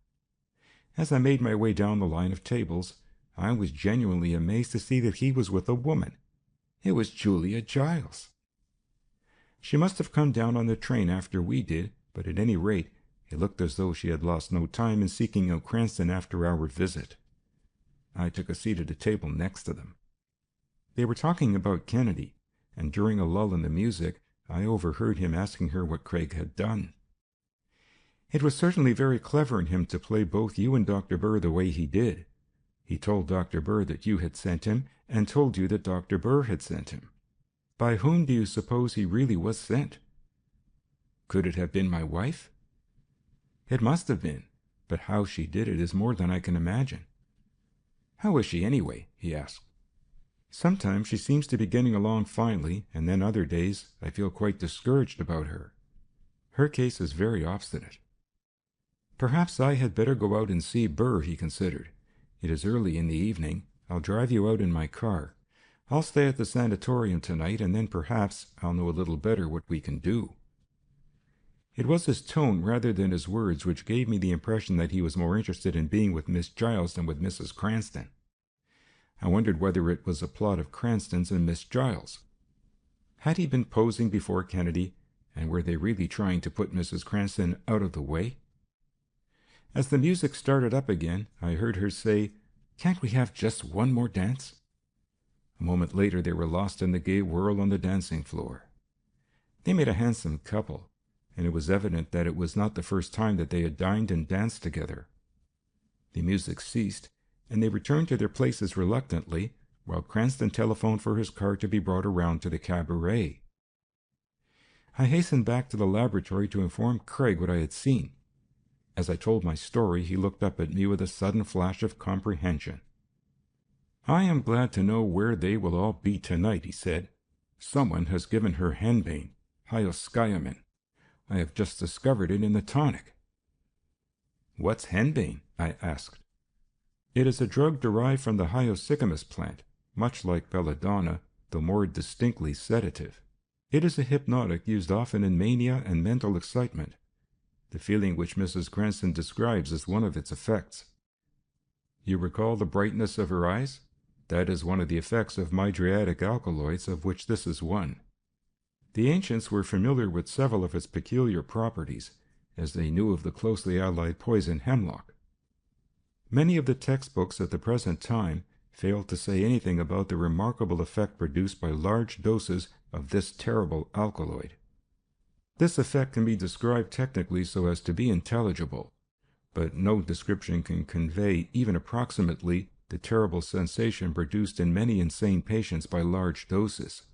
In a general way, it is the condition of paralysis of the body without corresponding paralysis of the mind. "And it's this stuff that somebody has been putting into her tonic?" I asked, startled. "Do you suppose that it is part of Burr's system, or did Miss Giles lighten her work by putting it into the tonic?" Kennedy did not betray his suspicion, but went on describing the drug which was having such a serious effect on Mrs. Cranston. "The victim lies in an absolutely helpless condition, sometimes with his muscles so completely paralyzed that he cannot so much as move a finger, cannot close his lips or move his tongue to moisten them. This feeling of helplessness is usually followed by unconsciousness, and then by a period of depression. This combined feeling of helplessness and depression is absolutely unlike any other feeling imaginable, if I may judge from the accounts of those who have experienced it. Other sensations, such as pain, may be judged in a measure by comparison with other painful sensations, but the sensation produced by hyoscyamin in large doses seems to have no basis for comparison. There is no kindred feeling. Practically every institution for the insane used it a few years ago for controlling patients, but now better methods have been devised." "The more I think of what I saw at the Trocadero," I remarked, "the more I wonder if Miss Giles has been seeking to win Cranston herself." "In large doses and repeated often enough," continued Kennedy, "I suppose the toxic effect of the drug might be to produce insanity. At any rate, if we are going to do anything, it might be better done at once. They are all out there now. If we act tonight, surely we shall have the best chance of making the guilty person betray himself." Kennedy telephoned for a fast touring car, and in half an hour, while he gathered some apparatus together, the car was before the door. In it he placed a couple of light silk rope ladders, some common wooden wedges, and an instrument which resembled a surveyor's transit, with two conical horns sticking out at the ends. We made the trip out of New York and up the Boston Post Road, following the route which Cranston and Miss Giles must have taken some hours before us. In the town of Montrose, Kennedy stopped only long enough to get a bite to eat and to study up in the roads in the vicinity. It was long after midnight when we struck up into the country. The night was very dark, thick and foggy. With the engine running as muffled as possible and the lights dimmed, Kennedy quietly jammed on the brakes as we pulled up along the side of the road. A few rods farther ahead I could make out the Belclair Sanatorium surrounded by its picketed stone wall. Not a light was visible in any of the windows. "Now that we're here," I whispered, "what can we do?" "You remember the paper I gave Mrs. Cranston when the excitement in the hall broke loose?" "Yes," I nodded, as we moved over under the shadow of the wall. "I wrote on a sheet from my notebook," said Kennedy, "and told her to be ready when she heard a pebble strike the window, and I gave her a piece of string to let down to the ground." Kennedy threw the silk ladder up until it caught on one of the pickets. Then, with the other ladder and the wedges, he reached the top of the wall, followed by me. We pulled the first ladder up as we clung to the pickets and let it down again inside. Noiselessly, we crossed the lawn. Above was Mrs. Cranston's window. Craig picked up some bits of broken stone from a walk about the house and threw them gently against the pane. Then we drew back into the shadow of the house, lest any prying eyes might discover us. In a few minutes the window on the second floor was stealthily opened. The muffled figure of Mrs. Cranston appeared in the dim light, then a piece of string was lowered. To it, Kennedy attached a light silk ladder and motioned in pantomime for her to draw it up. It took some time to fasten the ladder to one of the heavy pieces of furniture in the room. Swaying from side to side, but clinging with frantic desperation to the ladder while we did our best to steady it, she managed to reach the ground. She turned from the building with a shudder and whispered, "This terrible place! How can I ever thank you for getting me out of it?" Kennedy did not pause long enough to say a word, but hurried her across to the final barrier, the wall. Suddenly, there was a shout of alarm from the front of the house under the columns. It was the night watchman who had discovered us. Instantly, Kennedy seized a chair from a little summer house. "Quick, Walter," he cried. "Over the wall with Mrs. Cranston while I hold him. Then throw the ladder back on this side. I'll join you in a minute as soon as you get her safely over." A chair is only an indifferent club, if that is all one can think of using it for. Kennedy ran squarely at the watchman, holding it straight before him. Only once did I cast a hasty glance back. There was the man pinned to the wall by the chair, with Kennedy at the other end of it and safely out of reach. Mrs. Cranston and I managed to scramble over the wall, although she tore her dress on the pickets before we reached the other side. I hustled her into the car and made everything ready to start. It was only a couple of minutes after I threw the ladder back before Craig rejoined us. "How did you get away from the watchman?" I demanded breathlessly as we shot away. I forced him back with the chair into the hall and slammed the door. Then I jammed a wedge under it. He chuckled. "That will hold it better than any lock. Every push will jam it tighter." Above the hubbub, inside now, we could hear a loud gong sounding insistently. All about were lights flashing up at the windows and moving through the passageways. Shouts came from the back of the house as a door was finally opened there. But we were off now, with a good start. I could imagine the frantic telephoning that was going on in the sanatorium, and I knew that the local police of Montrose and every other town about us were being informed of the escape. They were required by the law to render all possible assistance, and as the country boasted several institutions quite on par with Belclare, an attempt at an escape was not an unusual occurrence. The post road by which we had come was therefore impossible, and Kennedy swung up into the country in the hope of throwing off pursuit long enough to give us a better chance. "Take the wheel, Walter," he muttered. "I'll tell you what turns to make. We must get to the state line of New York without being stopped. We can beat almost any car, but that is not enough. A telephone message ahead may stop us, unless we can keep from being seen." I took the wheel and did not stop the car as Kennedy climbed over the seat. In the back of the car, where Mrs. Cranston was sitting, he hastily adjusted the peculiar apparatus. "Sounds at night are very hard to locate," he explained. "Up this side road, Walter, there is someone coming ahead of us." I turned and shot up the detour, stopping in the shadow of some trees, where we switched off every light and shut down the engine. Kennedy continued to watch the instrument before him. "What is it?" I whispered. "A phonometer," he replied. "It was invented to measure the intensity of sound, but it is much more valuable as an instrument that tells with precision from which direction sound comes. It needs only a small dry battery and can be carried around easily. The sound enters the two horns of the phonometer, is focused at the neck, and strikes on a delicate diaphragm, behind which is a needle. The diaphragm vibrates and the needle moves. The louder the sound, the greater the movement of this needle. At this end, where it looks as though I were sighting like a surveyor, I am gazing into a lens, with a tiny electric bulb close to my eye.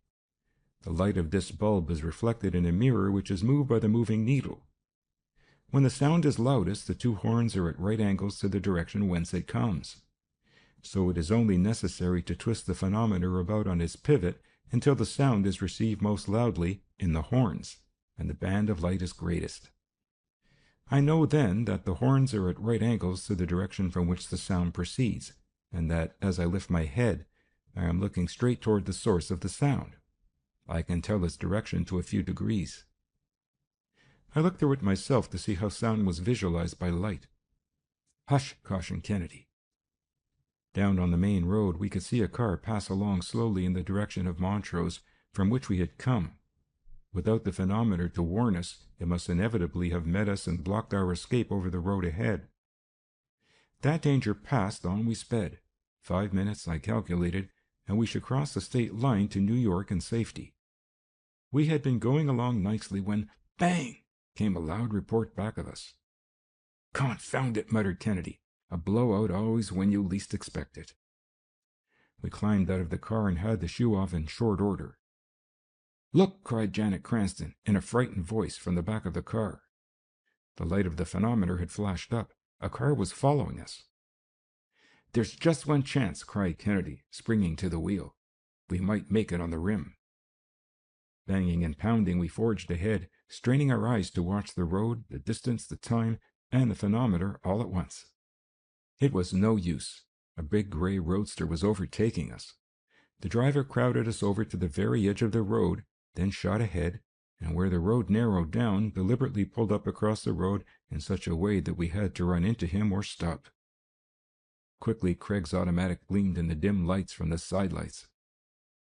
Just a minute, cautioned a voice.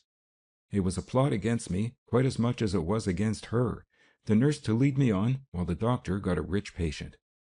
I suspected all was not right. That's why I gave you the card. I knew you didn't come from Burr.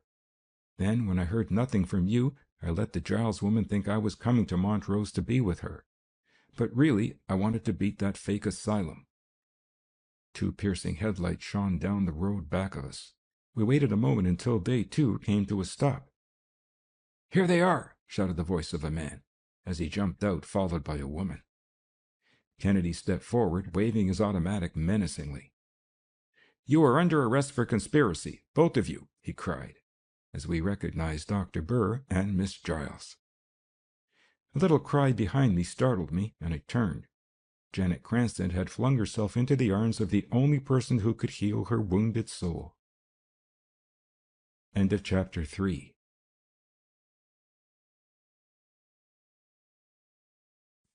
Chapter 4 of The Treasure Train by Arthur B. Reeve. The Mystic Poisoner. It's almost as though he had been struck down by a spirit hand, Kennedy. Grady, the house detective of the Prince Edward Charles Hotel, had routed us out of bed in the middle of the night with a hurried call for help, and now met us in the lobby of the fashionable hostelry. All that he had said over the wire was that there had been a murder, an Englishman, a Captain Shirley. Why, exclaimed Grady, lowering his voice as he led us through the lobby, it's the most mysterious thing, I think, that I have ever seen. In what way? Prompted Kennedy. Well, continued Grady, it must have been just a bit after midnight that one of the elevator boys heard what sounded like a muffled report in a room on the 10th floor. There were other employees and some guests about at the time, and it was only a matter of seconds before they were on the spot. Finally, the sound was located as having come probably from Captain Shirley's room. But the door was locked, on the inside. There was no response, although someone had seen him ride up in the elevator scarcely 5 minutes before. By that time they had sent for me. We broke in. There was Shirley, alone, fully dressed, lying on the floor before a writing table. His face was horribly set, as though he had perhaps seen something that frightened and haunted him, though I suppose it might have been the pain that did it. I think he must have heard something, jumped from the chair, perhaps in fear, then have fallen down on the floor almost immediately. We hurried over to him. He was still alive, but could not speak. I turned him over, tried to rouse him and make him comfortable. It was only then that I saw that he was really conscious. But it seemed as if his tongue and most of his muscles were paralyzed. Somehow he had managed to convey to us the idea that it was his heart that troubled him most. Really, at first I thought it was a case of suicide. But there was no sign of a weapon about and not a trace of poison, no glass, no packet. There was no wound on him either, except a few slight cuts and scratches on his face and hands. But none of them looked to be serious. And yet, before we could get the house physician up to him, he was dead. And with not a word? Queried Kennedy. That's the strangest part of it. No, not a word spoken. But as he lay there, even in spite of his paralyzed muscles, he was just able to motion with his hands. I thought he wanted to write, and gave him a pencil and a piece of paper. He clutched at them, but here is all he was able to do. Grady drew from his pocket a piece of paper and handed it to us. On it were printed in trembling irregular characters G.A.D., the D scarcely finished and trailing off into nothing. What did it all mean? How had Shirley met his death, and why? "Tell me something about him," said Kennedy, studying the paper with a frown. Grady shrugged his shoulders. "An Englishman. That's about all I know. Looked like one of the younger sons who so frequently go out to seek their fortunes in the colonies. By his appearance, I should say that he had been in the Far East, India, no doubt. And I imagine he had made good. He seemed to have plenty of money. That's all I know about him." "Is anything missing from his room?" I asked. "Could it have been a robbery?" "I searched the room hastily," replied Grady. "Apparently not a thing had been touched. I don't think it was a robbery." By this time we had made our way through the lobby and were in the elevator. "I've kept the room just as it was," went on Grady to Kennedy, lowering his voice. "I've even delayed a bit in notifying the police, so that you could get here first." A moment later we entered the rooms, a fairly expensive suite consisting of a sitting room, bedroom, and bath. Everything was in a condition to indicate that Shirley had just come in when the shot, if shot it had been, was fired. There on the floor lay his body, still in the same attitude in which he had died, and almost as Grady had found him, gasping. Grady's description of the horrible look on his face was, if anything, an understatement. As I stood with my eyes riveted on the horror-stricken face on the floor, Kennedy had been quietly going over the furniture and carpet about the body. "Look!" he exclaimed at last, scarcely turning to us. On the chair, the writing table, and even on the walls were little pitted marks and scratches. He bent down over the carpet. There, reflecting the electric light scattered all about, were little fine pieces of something that glittered. "You have a vacuum cleaner, I suppose?" inquired Craig, rising quickly. "Certainly. A plant in the cellar." "No, I mean one that is portable." "Yes, we have that too," answered Grady, hurrying to the room telephone to have the cleaner sent up. Kennedy now began to look through Shirley's baggage. There was, however, nothing to indicate that it had been rifled. I noted, among other things, a photograph of a woman in oriental dress, dusky, languorous, of more than ordinary beauty and intelligence. On it something was written in native characters. Just then a boy wheeled the cleaner down the hall, and Kennedy quickly shoved the photograph into his pocket. First, Kennedy removed the dust that was already in the machine. Then he ran the cleaner carefully over the carpet, the upholstery, everything about that corner of the room where the body lay. When he had finished, he emptied out the dust into a paper and placed it in his pocket. He was just finishing when there came a knock at the door, and it was opened. "Mr. Grady?" said a young man, entering hurriedly. "Oh, hello, Glenn." One of the night clerks in the office, Kennedy introduced the house detective. "I've just heard of the murder," Glenn began. "I was in the dining room, being relieved from my little midnight luncheon as usual, when I heard of it, and I thought that perhaps you might want to know something that happened just before I went off duty." "Yes, anything," broke in Kennedy. "It was early in the evening," returned the clerk slowly, "when a messenger left a little package for Captain Shirley. Said that Captain Shirley had had it sent himself, and asked that it be placed in his room. It was a little affair in a plain paper-wrapped parcel. I sent one of the boys up with it and a key, and told him to put the package on the writing desk tip here." Kennedy looked at me. That then was the way something, whatever it might be, was introduced into the room. "When the captain came in," resumed the night clerk, "I saw there was a letter for him in the mailbox and handed it to him. He stood before the office desk while he opened it. I thought he looked queer. The contents seemed to alarm him." "What was in it?" asked Kennedy. "Could you see?" "I got one glimpse. It seemed to be nothing but a little scarlet bead with a black spot on it." In his surprise, he dropped a piece of paper from the envelope in which the bead had been wrapped up. I thought it was strange, and as he hurried over to the elevator, I picked it up. Here it is.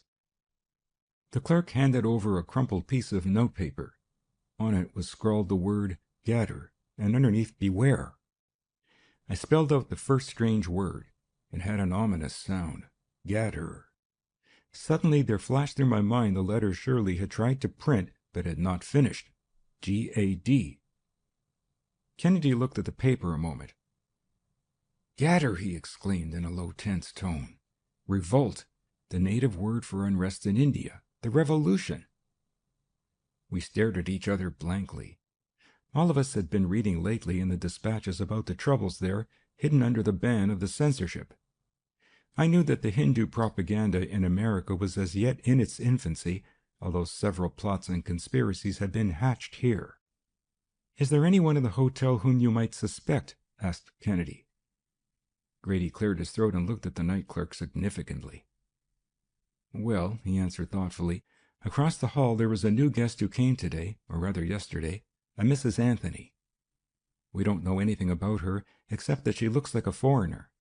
She did not come directly from abroad, but must have been living in New York for some time. They tell me she asked for a room on this floor, at this end of the hall." Considered Kennedy. "I'd like to see her, without being seen." "I think I can arrange that," acquiesced Grady. "You and Jameson stay in the bedroom. I'll ask her to come over here, and then you can get a good look at her." The plan satisfied Kennedy, and together we entered the bedroom, putting out the light and leaving the door just a trifle ajar. A moment later, Mrs. Anthony entered. I heard a suppressed gasp from Kennedy. "The woman in the photograph," he whispered to me. I studied her face minutely from our coign of vantage. There was indeed a resemblance too striking to be mere coincidence. In the presence of Grady, she seemed to be nervous and on guard, as though she knew intuitively that she was suspected. "Did you know Captain Shirley?" shot out Grady. Kennedy looked over at me and frowned. I knew that something more subtle than the New York police methods would be necessary in order to get anything from a woman like this. "No," she replied quietly. "You see, I just came here today." Her voice had an English accent. "Did you hear a shot?" "No," she replied. "The voices in the hall wakened me, though I did not know what was the matter until just now." "Then you made no effort to find out?" inquired Grady suspiciously. "I am alone here in the city," she answered simply. "I was afraid to intrude." Throughout, she gave the impression that she was strangely reticent about herself. Evidently, Kennedy had not much faith that Grady would elicit anything of importance. He tiptoed to the door that led from the bedroom to the hall and found that it could be opened from the inside. While Grady continued his questioning, Craig and I slipped out into the hall to the room which Mrs. Anthony occupied. It was a suite much plainer than that occupied by Shirley. Craig switched on the light and looked about hastily and keenly. For a moment he stood before a dressing table on which were several toilet articles. A jewel case seemed to attract his attention, and he opened it. Inside were some comparatively trifling trinkets. The thing that caused him to exclaim, however, was a necklace, broken and unstrung. I looked too. It was composed of little crimson beads, each with a black spot on it. Quickly he drew from his pocket the photograph he had taken from Shirley's baggage. As I looked at it again, there could be no doubt now in my mind of the identity of the original. It was the same face, and about the neck in the picture was a necklace, plainly the same as that before us. "What are the beads?" I asked, fingering them. "I've never seen anything like them." "Not beads at all," he replied. "They are Hindu prayer beans, sometimes called ruddy jaquirity beans, seeds of the plant known to science as Abrus precatorius. They produce a deadly poison, aberin." He slipped 4 or 5 of them into his pocket. Then he resumed his cursory search of the room. There on a writing pad was a note which Mrs. Anthony had evidently been engaged in writing. Craig pored over it for some time while I fidgeted. It was nothing but a queer jumble of letters. SOWC space FSSJWA space EKNLFFBY space WOVHLX space IHWAJYKH space 101 MLEL space EPJNVPSL space WCLURL space GHIHDA space ELBA period. Come, I cautioned. She may return any moment. Quickly he copied off the letters. It's a cipher, he said simply. A new and rather difficult one, too, I imagine. But I may be able to decipher it. Kennedy withdrew from the room, and instead of going back to Shirley's, rode down in the elevator to find the night clerk. Had Captain Shirley any friends in the city? Asked Craig. Glenn shrugged his shoulders.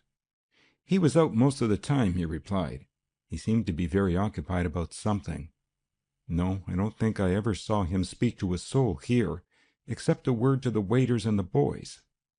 Once, though, he recollected, he was called up by a Mrs. Beekman Rogers. Mrs. Beekman Rogers, repeated Kennedy, jotting the name down and looking it up in the telephone book. She lived on Riverside Drive, and slender though the information was, Kennedy seemed glad to get it. Grady joined us a moment later, having been wondering where we had disappeared. You saw her? He asked. What did you think of her? Worth watching, was all Kennedy would say. Did you get anything out of her? Grady shook his head. But I am convinced she knows something, he insisted. Kennedy was about to reply when he was interrupted by the arrival of a couple of detectives from the city police, tardily summoned by Grady. I shall let you know the moment I have discovered anything, he said, as he bade Grady goodbye. And thank you for letting me have a chance at the case before all the clues have been spoiled. Late though it was, in the laboratory, Kennedy set to work examining the dust which he had swept up by the vacuum cleaner, as well as the Jacquirity beans he had taken from Mrs. Anthony's jewel case. I do not know how much sleep he had, but I managed to snatch a few hours' rest, and early in the morning I found him at work again, examining the cipher message which he had copied. By the way, he said, scarcely looking up as he saw me again, there is something quite important which you can do for me. Rather pleased to be of some use, I waited eagerly. I wish you'd go out and see what you can find out about Mrs. Beekman Rogers, he continued. I've some work here that will keep me for several hours, so come back to me here.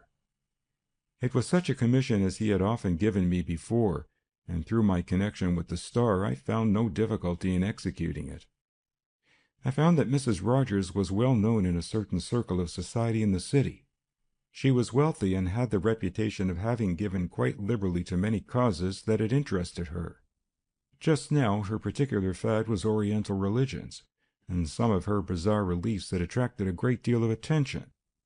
A couple of years before she had made a trip around the world, and had lived in India for several months, apparently fascinated by the life and attracted to the mysteries of Oriental faiths.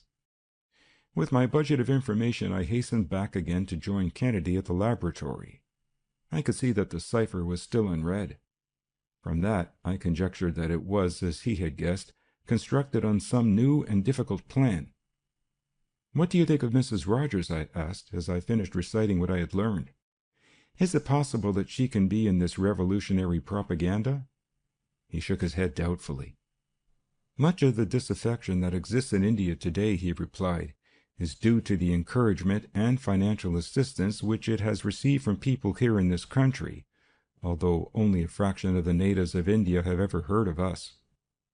Much of the money devoted to the cause of revolution and anarchy in India is contributed by worthy people who innocently believe that their subscriptions are destined to promote the cause of native enlightenment. I prefer to believe that there is some such explanation in her case. At any rate, I think we had better make a call on Mrs. Rogers. Early that afternoon, accordingly, we found ourselves at the door of the large stone house on Riverside Drive in which Mrs. Rogers lived. Kennedy inquired for her, and we were admitted to a large reception room, the varied decorations of which showed evidence of her leaning toward the Orient. Mrs. Rogers proved to be a widow of baffling age, good-looking, with a certain indefinable attractiveness. Kennedy's cue was obvious. It was to be an eager neophyte in the mysteries of the East, and he played the part perfectly without overdoing it. Perhaps you would like to come to some of the meetings of our cult of the occult, she suggested. Delighted, I am sure, returned Kennedy. She handed him a card. We have a meeting this afternoon at 4, she explained. I should be glad to welcome you among us. Kennedy thanked her and rose to go, preferring to say nothing more just then about the problems which vexed us in the Shirley case, lest it should make further investigation more difficult. Nothing more happened at the hotel, as we heard from Grady a few minutes later, and as there was some time before the cult met, we returned to the laboratory. Things had evidently progressed well, even in the few hours that he had been studying his meager evidence. Not only was he making a series of delicate chemical tests, but in cases he had several guinea pigs which he was using also. He now studied through a microscope some of the particles of dust from the vacuum cleaner. "Little bits of glass," he said briefly, taking his eye from the eyepiece. "Captain Shirley was not shot." "Not shot?" I repeated. "Then how was he killed?" Kennedy eyed me gravely. "Shirley was murdered by a poisoned bomb." I said nothing, for the revelation was even more startling than I had imagined. "In that package which was placed in his room," he went on, "must have been a little infernal machine of glass, constructed so as to explode the moment the wrapper was broken. The flying pieces of glass injected the poison as by a myriad of hypodermic needles. The highly poisonous toxin of aberin, product of the jacquirity, which is ordinarily destroyed in the stomach but acts powerfully if injected into the blood. Shirley died of jacquirity poisoning, or rather of the alkaloid in the bean. It has been used in India for criminal poisoning for ages. Only there it is crushed, worked into a paste, and rolled into needle-pointed forms which prick the skin. Aberin is composed of two albuminous bodies, one of which resembles snake venom in all its effects, attacking the heart, making the temperature fall rapidly, and leaving the blood fluid after death. It is vegetable toxin, quite comparable with ricin from the castor oil bean. In spite of my horror at the diabolical plot that had been aimed at Shirley, my mind ran along, keenly endeavoring to piece together the scattered fragments of the case. Someone, of course, had sent the package while he was out and had placed it in his room. Had it been the same person who had sent the single jacquirity bean?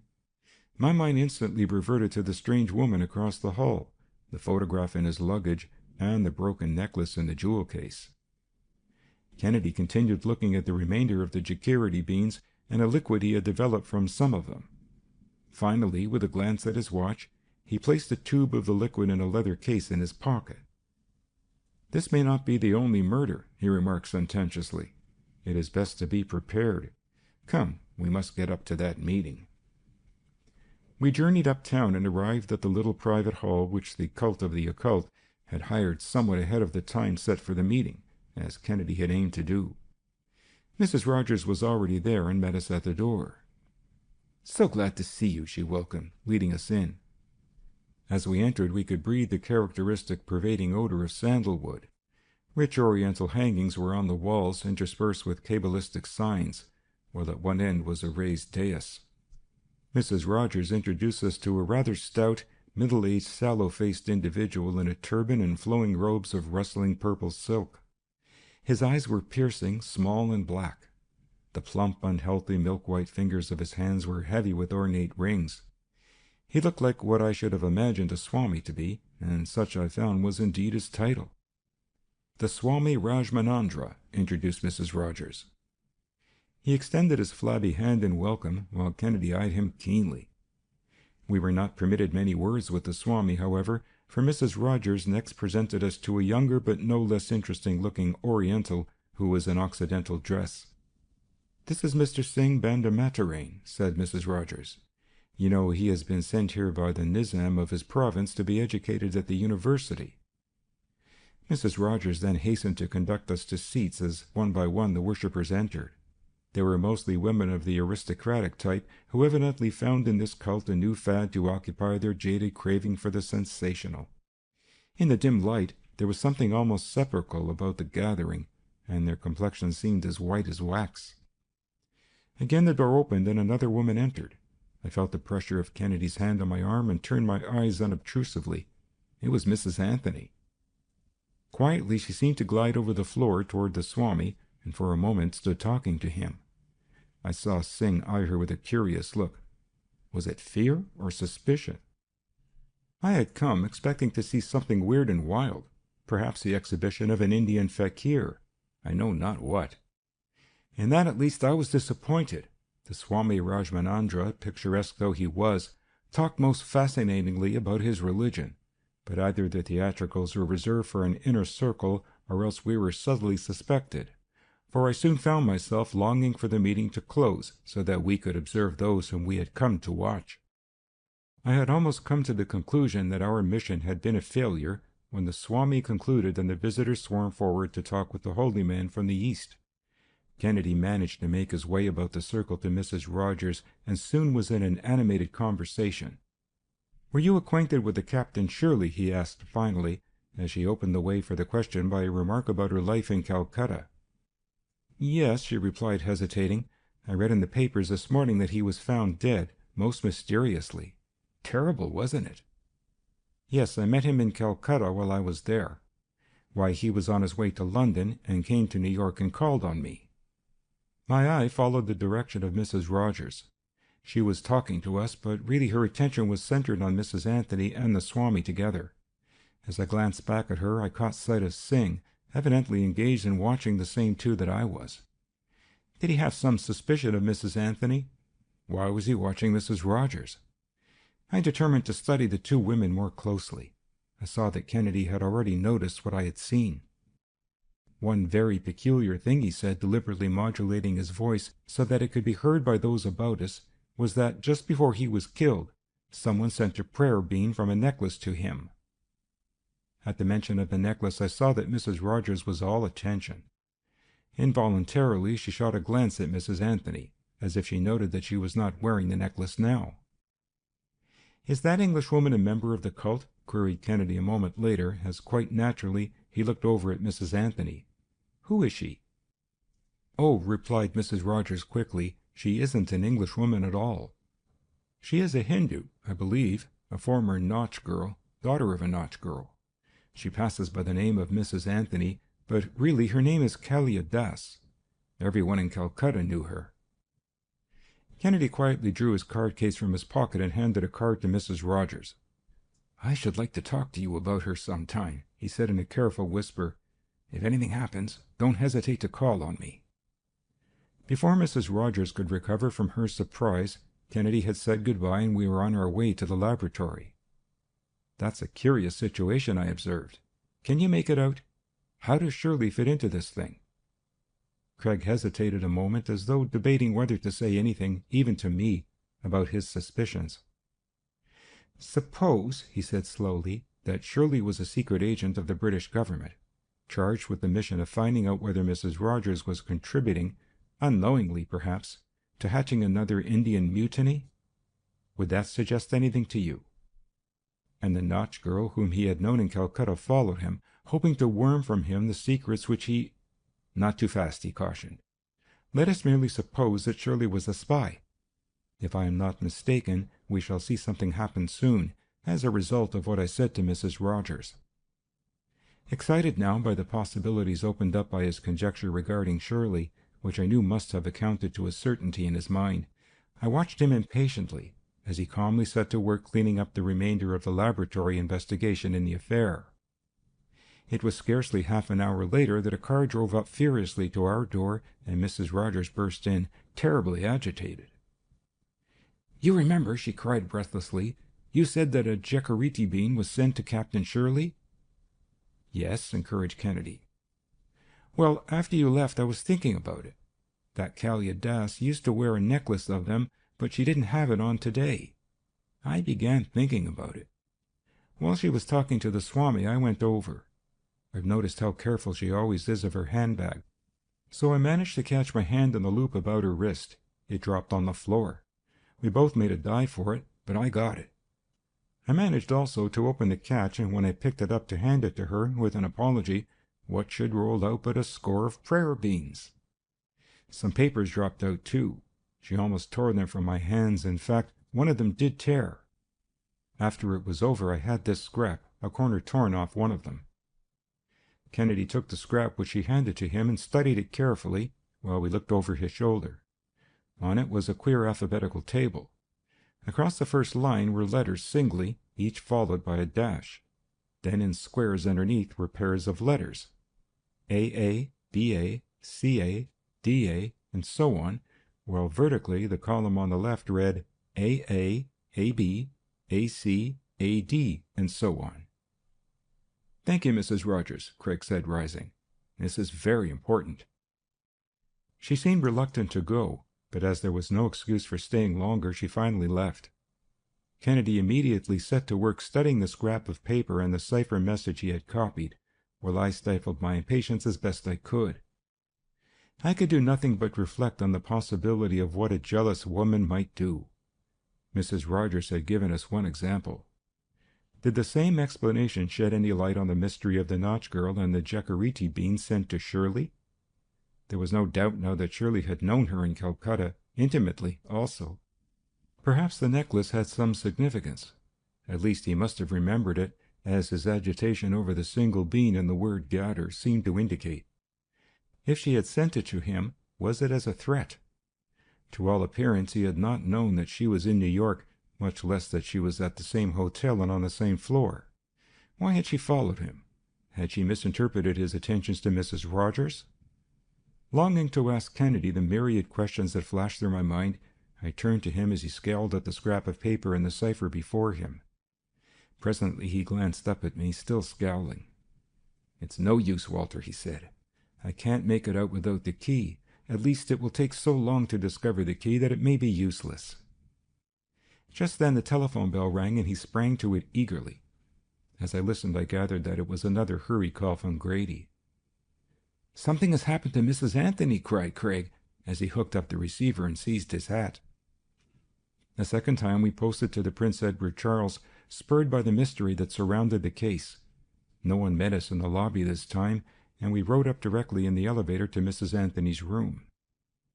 As we came down the hall and Grady met us at the door, he did not need to tell us that something was wrong.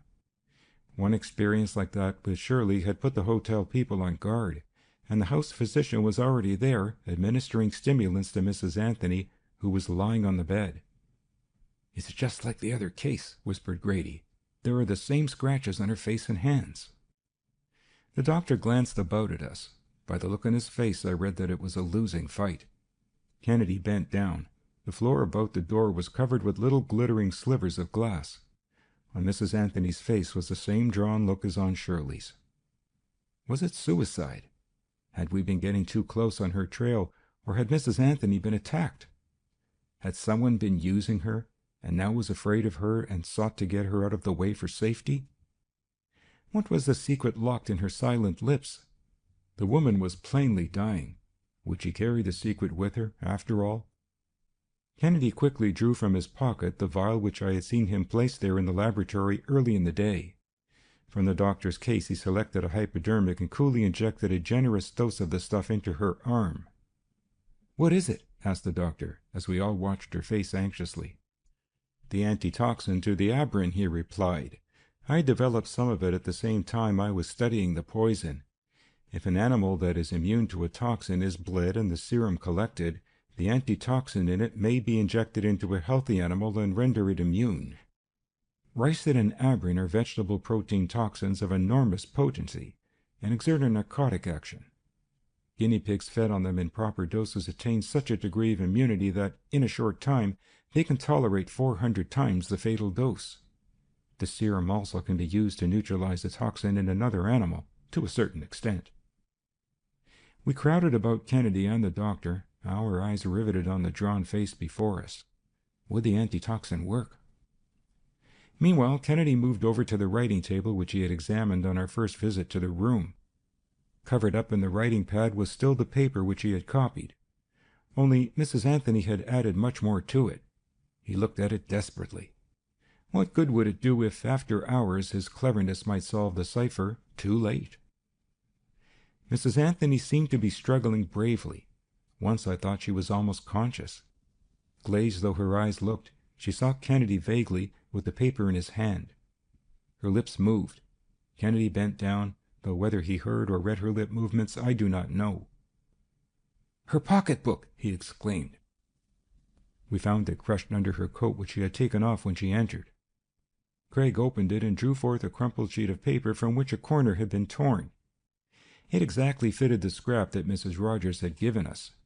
There, contained within 27 horizontal and 27 vertical lines, making in all 676 squares, was every possible combination of 2 letters of the alphabet. Kennedy looked up, still in desperation. It did him no good. He could have completed the table himself. "In the lining," her lips managed to frame the words. Kennedy literally tore the bag apart. There was nothing but a plain white blank card. With a superhuman effort, she moved her lips again. "Smelling salts," she seemed to say. I looked about. On the dressing table stood a little dark green bottle. I pulled the ground glass stopper from it, and a most pungent odor of carbonate of ammonia filled the room. Quickly I held it under her nose, but she shook her head weakly. Kennedy seemed to understand. He snatched the bottle from me and held the card directly over its mouth. As the fumes of the ammonia poured out, I saw faintly on the card the letters HR. We turned to Mrs. Anthony. The effort had used up her strength. She had lapsed again into unconsciousness as Craig bent over her. "Will she live?" I asked. "I think so," he replied, adding a hasty word to the doctor. "What's that? Look!" I exclaimed, pointing to the card from which the letters HR had already faded, as mysteriously as they had appeared, leaving the card blank again. "It is the key!" he cried excitedly. "Written in sympathetic ink. At last we have it all." On the queer alphabetical table which the 2 pieces of paper made, he now wrote quickly the alphabet again, horizontally across the top starting with H, and vertically down the side starting with R, thus. Please note, at this time the reader chooses to describe rather than narrate a very large alphabetic table embedded in this chapter. The table consists of spaced upper and lower case letters, and its purpose will become evident in the context of the story. We continue as follows. "See?" exclaimed Kennedy triumphantly, working rapidly. "Take the word war, for instance. The square which contains WA is in line S, column D. So I put down SD. The odd letter R with a dash is in line R, column Y. So I put down RY. War thus becomes SDRY. Working it backward from SDRY, I take the 2 letters SD. In line S, column D, I find WA in the square, and in line R, column Y, I find just R, making the translation of the cipher read war. Now, he went on excitedly, take the message we have. SOWC, FSSJWA, EKNLFFBY, WOVHLX, IHWAJYKH, 101MLEL, EPJNVPSL, WCLURL, GHIHDAELBA. I translate each pair of letters as I come to them. He was writing rapidly. There was the message. Have located New York headquarters at 101 Eveningside Avenue, apartment K. Kennedy did not pause, but dashed from the room, followed by Grady and myself. As our taxi pulled up on the avenue, we saw that the address was a new but small apartment house. We entered and located apartment K. Casting about for a way to get in, Craig discovered that the fire escape could be reached from a balcony by the hall window. He swung himself over the gap and we followed. It was the work of only a minute to force the window latch. We entered. No one was there. As we pressed after him, he stopped short and flashed his electric bullseye about with an exclamation of startled surprise. There was a fully equipped chemical and electrical laboratory.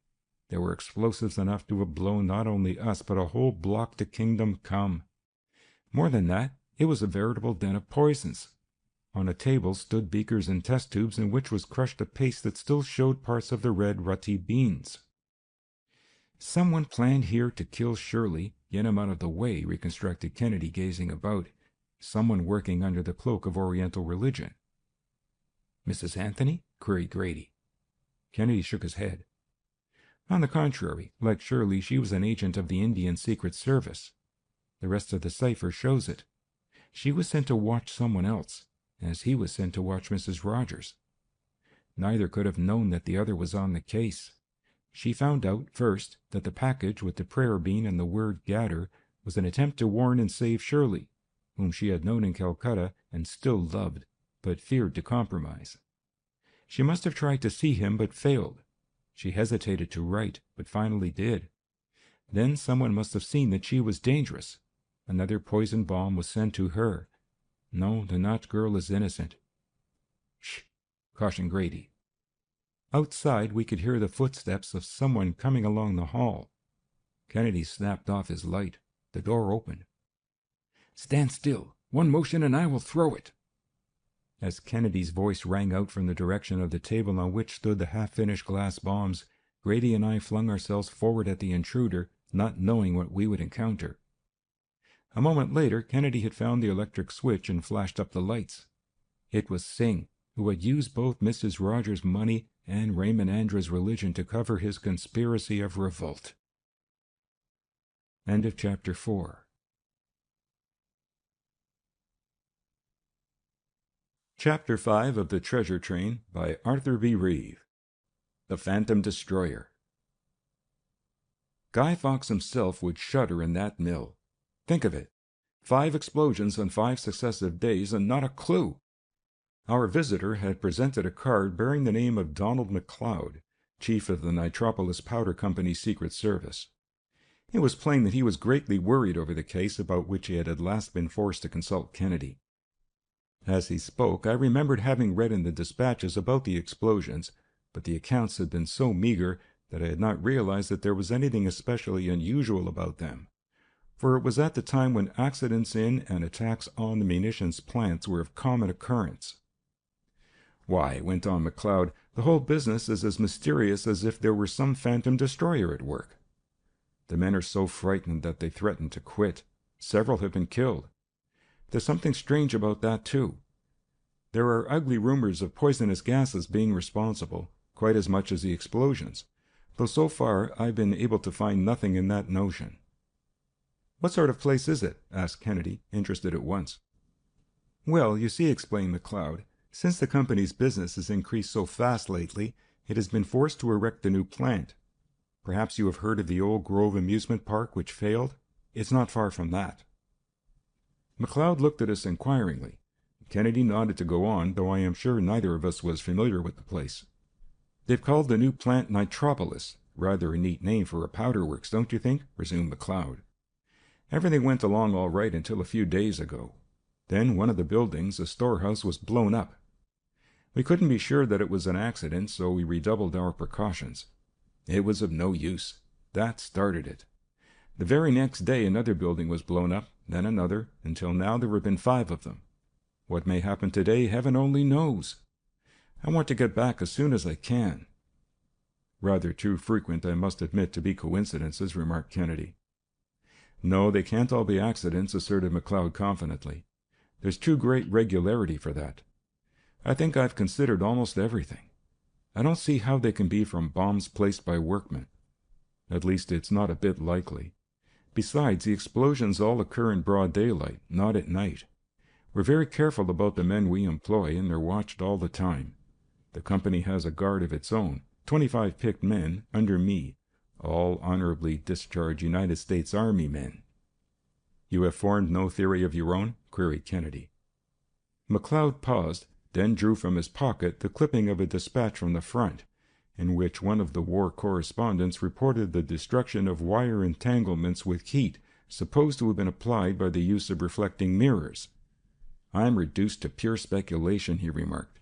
Today they seem to be reviving all the ancient practices. Maybe someone is going at it like Archimedes.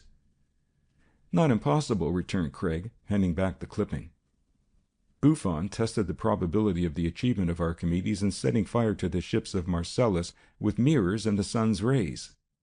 He constructed a composite mirror of 128 plane mirrors, and with it he was able to ignite wood at 210 feet.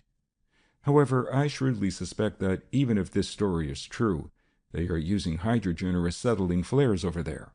But none of these things would be feasible in your case. You'd know it.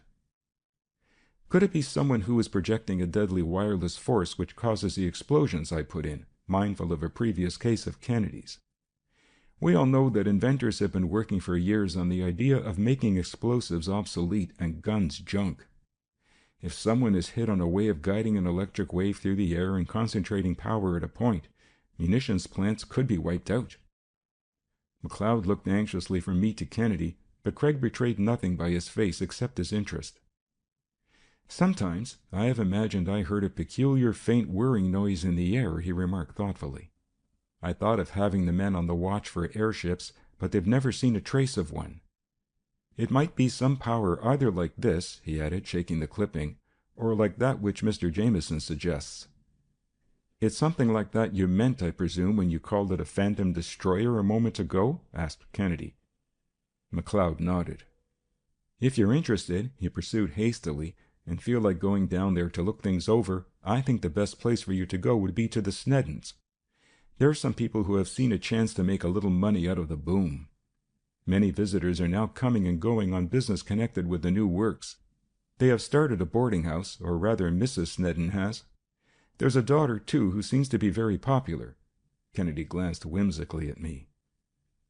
Well, Walter, he remarked tentatively, entirely aside from the young lady, this ought to make a good story for the Star. Indeed it ought, I replied enthusiastically. Then you'll go down to Nitropolis? Queried McLeod eagerly. You can catch a train that will get you there about noon, and the company will pay you well. McLeod, with the mystery, Miss Sneddon, and the remuneration, you are irresistible, smiled Kennedy. Thank you, returned the detective. You won't regret it. I can't tell you how much relieved I feel to have someone else, and above all yourself, on the case. You can get a train in half an hour. I think it would be best for you to go as though you had no connection with me, at least for the present. Kennedy agreed, and McLeod excused himself, promising to be on the train, although not to ride with us, in case we should be the target of too inquisitive eyes. For a few moments, while our taxicab was coming, Kennedy considered thoughtfully what the company detective had said. By the time the vehicle arrived, he had hurriedly packed up some apparatus in 2 large grips, one of which it fell to my lot to carry. The trip down to Nitropolis was uninteresting, and we arrived at the little station shortly after noon. McLeod was on the train, but did not speak to us, and it was perhaps just as well, for the cabmen and others hanging about the station were keenly watching new arrivals, and anyone with McLeod must have attracted attention. We selected, or were rather selected by one of the cabmen, and driven immediately to the Sneddon house. Our cover was, as Craig and I had decided, to pose as 2 newspaper men from New York, that being the easiest way to account for any undue interest we might show in things. The Powder Company's plant was situated on a large tract of land which was surrounded by a barbed wire fence, 6 feet high and constructed in a manner very similar to the fences used in protecting prison camps in war times. At various places along the several miles of fence, gates were placed with armed guards. Many other features were suggestive of war times. One that impressed us most was that each workman had to carry a pass similar almost to a passport. This entire fence, we learned, was patrolled day and night by armed guards. A mile or so from the plant, or just outside the main gate, quite a settlement had grown up, like a mushroom, almost overnight, the product of a flood of new money. Originally, there had been only one house for some distance about, that of the Sneddons. But now there were scores of houses, mostly those of officials and managers, some of them really pretentious affairs. McLeod himself lived in one of them, and we could see him ahead of us, being driven home. The workmen lived farther along the line, in a sort of company town, which at present greatly resembled a western mining camp, though ultimately it was to be a bungalow town. Just at present, however, it was the Sneddon house that interested us most, for we felt the need of getting ourselves established in this strange community. It was an old-fashioned farmhouse and had been purchased very cheaply by Sneddon several years before. He had altered it and brought it up to date, and the combination of old and new proved to be typical of the owner as well as of the house. Kennedy carried off well the critical situation of our introduction, and we found ourselves welcomed rather than scrutinized as intruders. Garfield Sneddon was much older than his second wife, Ida. In fact, she did not seem to be much older than Sneddon's daughter Gertrude, whom McLeod had already mentioned, a dashing young lady, never intended by nature to vegetate in the rural seclusion that her father had sought before the advent of the powder works. Mrs. Sneddon was one of those capable women who can manage a man without his knowing it. Indeed, one felt that Sneddon, who was somewhat of both student and dreamer, needed a manager. I'm glad your train was on time, bustled Mrs. Snedden. Luncheon will be ready in a few moments now. We had barely time to look about before Gertrude led us into the dining room and introduced us to the other boarders. Knowing human nature, Kennedy was careful to be struck with admiration and amazement at everything we had seen in our brief whirl through Nitropolis. It was not a difficult or entirely assumed feeling either, when one realized that only a few short months before, the region had been nothing better than an almost hopeless wilderness of scrub pines. We did not have to wait long before the subject uppermost in our minds was brought up, the explosions. Among the boarders there were at least two who from the start promised to be interesting as well as important. One was a tall, slender chap named Garretson, whose connection with the company, I gathered from the conversation, took him often on important matters to New York. The other was an older man, Jackson, who seemed to be connected with the management of the works, a reticent fellow, more given to listening to others than to talking himself. "Nothing has happened so far today, anyhow," remarked Garretson, tapping the back of his chair with his knuckle as a token of respect for that evil spirit who seems to be exercised by knocking wood. "Oh," exclaimed Gertrude, with a little half-suppressed shudder, "I do hope those terrible explosions are at last over." "If I had my way," asserted Garretson savagely, "I'd put this town under martial law until they were over." "It may come to that," put in Jackson quietly. "Quite in keeping with the present tendency of the age," agreed Snedden, in a tone of philosophical disagreement. "I don't think it makes much difference how you accomplish the result, Garfield," chimed in his wife, "as long as you accomplish it. And it is one that should be accomplished." Snedden retreated into the refuge of silence. Though this was only a bit of the conversation, we soon found out that he was an avowed pacifist. Garretson, on the other hand, was an ardent militarist, a good deal of a fire-eater. I wondered whether there might not be a good deal of poseur about him, too. It needed no second sight to discover that both he and Gertrude were deeply interested in each other. Garretson was what Broadway would call a live one, and though there was nothing essentially wrong with that, I fancied that I detected, now and then, an almost maternal solicitude on the part of her stepmother, who seemed to be watching both the young man and her husband alternately. Once Jackson and Mrs. Snedden exchanged glances. There seemed to be some understanding between them. The time to return to the works was approaching, and we all rose. Somehow Gertrude and Garretson seemed naturally to gravitate toward the door together. Some distance from the house there was a large barn. Part of it had been turned into a garage where Garretson kept a fast car.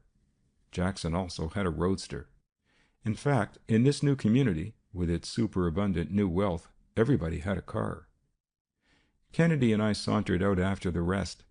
As we turned an angle of the house, we came suddenly upon Garretson in his racer talking to Gertrude.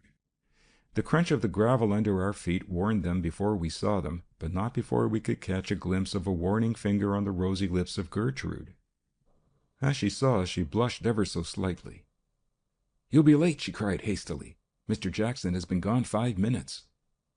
"On foot," returned Garretson nonchalantly. "I'll overtake him in 30 seconds. Nevertheless, he did not wait longer, but swung up the road at a pace which was the admiration of all speed-loving Nitropolitans. Craig had ordered our taxicab driver to stop for us after lunch, and without exciting suspicion, managed to stow away the larger part of the contents of our grips in his car.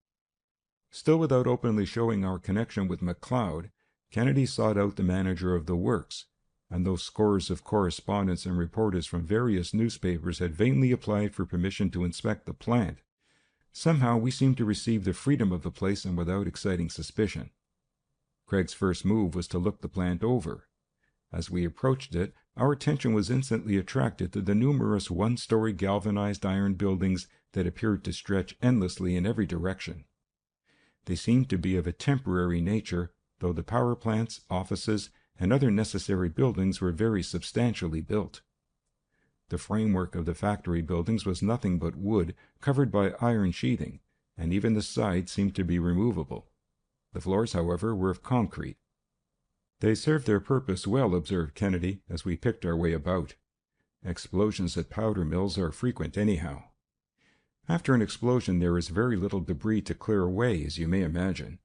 These buildings are easily repaired or replaced, and to keep a large force of men for these purposes, as well as materials for any emergency. One felt instinctively the hazard of the employment. Everywhere were signs telling what not and what to do. One that stuck in my mind was, "It is better to be careful than sorry."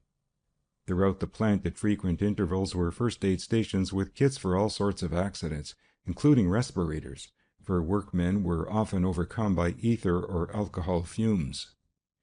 Everything was done to minimize the hazard, yet one could not escape the conviction that human life and limb were as much a cost of production in this industry as fuel and raw material. Once, in our wanderings about the plant, I recall we ran across both Garretson and Jackson in one of the offices. They did not see us, but seemed to be talking very earnestly about something. What it was we could not guess, but this time it seemed to be Jackson who was doing most of the talking. Kennedy watched them as they parted. "There's something peculiar under the surface with those people at the boarding house," was all he observed. "Come, over there, about 1/8 of a mile. I think I see evidences of the latest of the explosions. Let's look at it." McLeod had evidently reasoned that sooner or later Kennedy would appear in this part of the grounds, and as we passed one of the shops he joined us. "You mentioned something about rumors of poisonous gases," hinted Craig, as we walked along. "Yes," assented McLeod. "I don't know what there is in it. I suppose you know that there is a very poisonous gas, carbon monoxide, or carbonic oxide, formed in considerable quantity by the explosion of several of the powders commonly used in shells. The gas has a curious power of combining with the blood and refusing to let go, thus keeping out the oxygen necessary for life. It may be that is what accounts for what we've seen, that it is actual poisoning to death of men not killed by the immediate explosion." We had reached the scene of the previous day's disaster.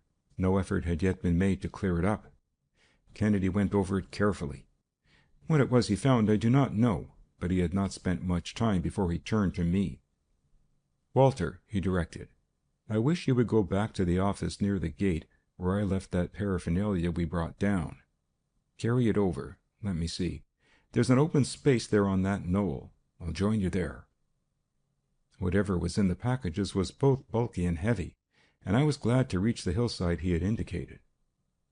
Craig was waiting for me there with McLeod, and at once opened the packages.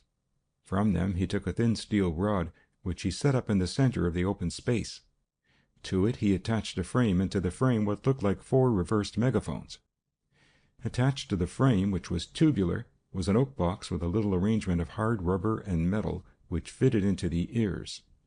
For some time Kennedy's face wore a set, far-away expression, as if he were studying something. "The explosions seemed always to occur in the middle of the afternoon," observed McLeod, fidgeting apprehensively. Kennedy motioned petulantly for silence. Then suddenly he pulled the tubes out of his ears and gazed about sharply. "There's something in the air," he cried. "I can hear it."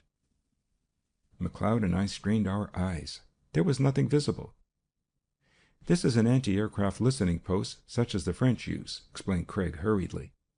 "Between the horns and the microphone in the box you can catch the hum of an engine even when it is muffled. If there is an airplane or Zeppelin about, this thing would locate it." Still there was nothing that we could see, though now the sound was just perceptible to the ear if one strained his attention a bit. I listened.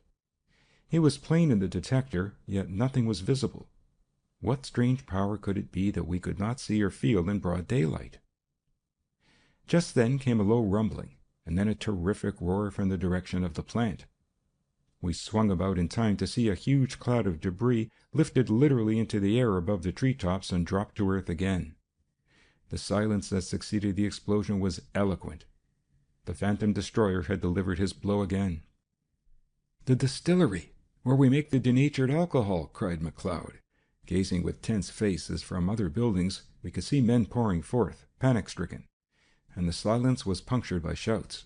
Kennedy bent over his detector. "That same mysterious buzzing," he muttered, "only fainter." Together we hastened now toward the distillery, another of those corrugated iron buildings. It had been completely demolished. Here and there lay a dark, still mess. I shuddered. They were men! As we ran toward the ruin, we crossed the baseball field which the company had given the men. I looked back for Kennedy. He had paused at the wire backstop behind the catcher. Something caught in the wires interested him. By the time I reached him, he had secured it, a long, slender metal tube, cleverly weighted so as to fall straight. "Not 100% of hits, evidently," he muttered. "Still, one was enough." "What is it?" asked McLeod. "An incendiary pastille. On contact, the nose burns away anything it hits, goes right through corrugated iron. It carries a charge of thermit, ignited by this piece of magnesium ribbon. You know what thermit will penetrate with its thousands of degrees of heat. Only the nose of this went through the netting and never touched a thing. This didn't explode anything, but another one did. Thousands of gallons of alcohol did the rest." Kennedy had picked up his other package as we ran, and was now busily unwrapping it. I looked about at the crowd that had collected, and saw that there was nothing we could do to help. Once I caught sight of Gertrude's face. She was pale, and seemed eagerly searching for someone. Then in the crowd I lost her. I turned to McLeod. He was plainly overwhelmed. Kennedy was grimly silent and at work on something he had jammed into the ground. "Stand back," he cautioned, as he touched a match to the thing. With a muffled explosion, something whizzed and shrieked up into the air like a skyrocket. Far above, I could now see a thing open out like a parachute, while below it trailed something that might have been the stick of a rocket. Eagerly, Kennedy followed the parachute as the wind wafted it along, and it sank slowly to the earth. When at last he recovered it, I saw that between the parachute and the stick was fastened a small, peculiar camera. "A Scheinflug multiple camera," he explained as he seized it almost ravenously.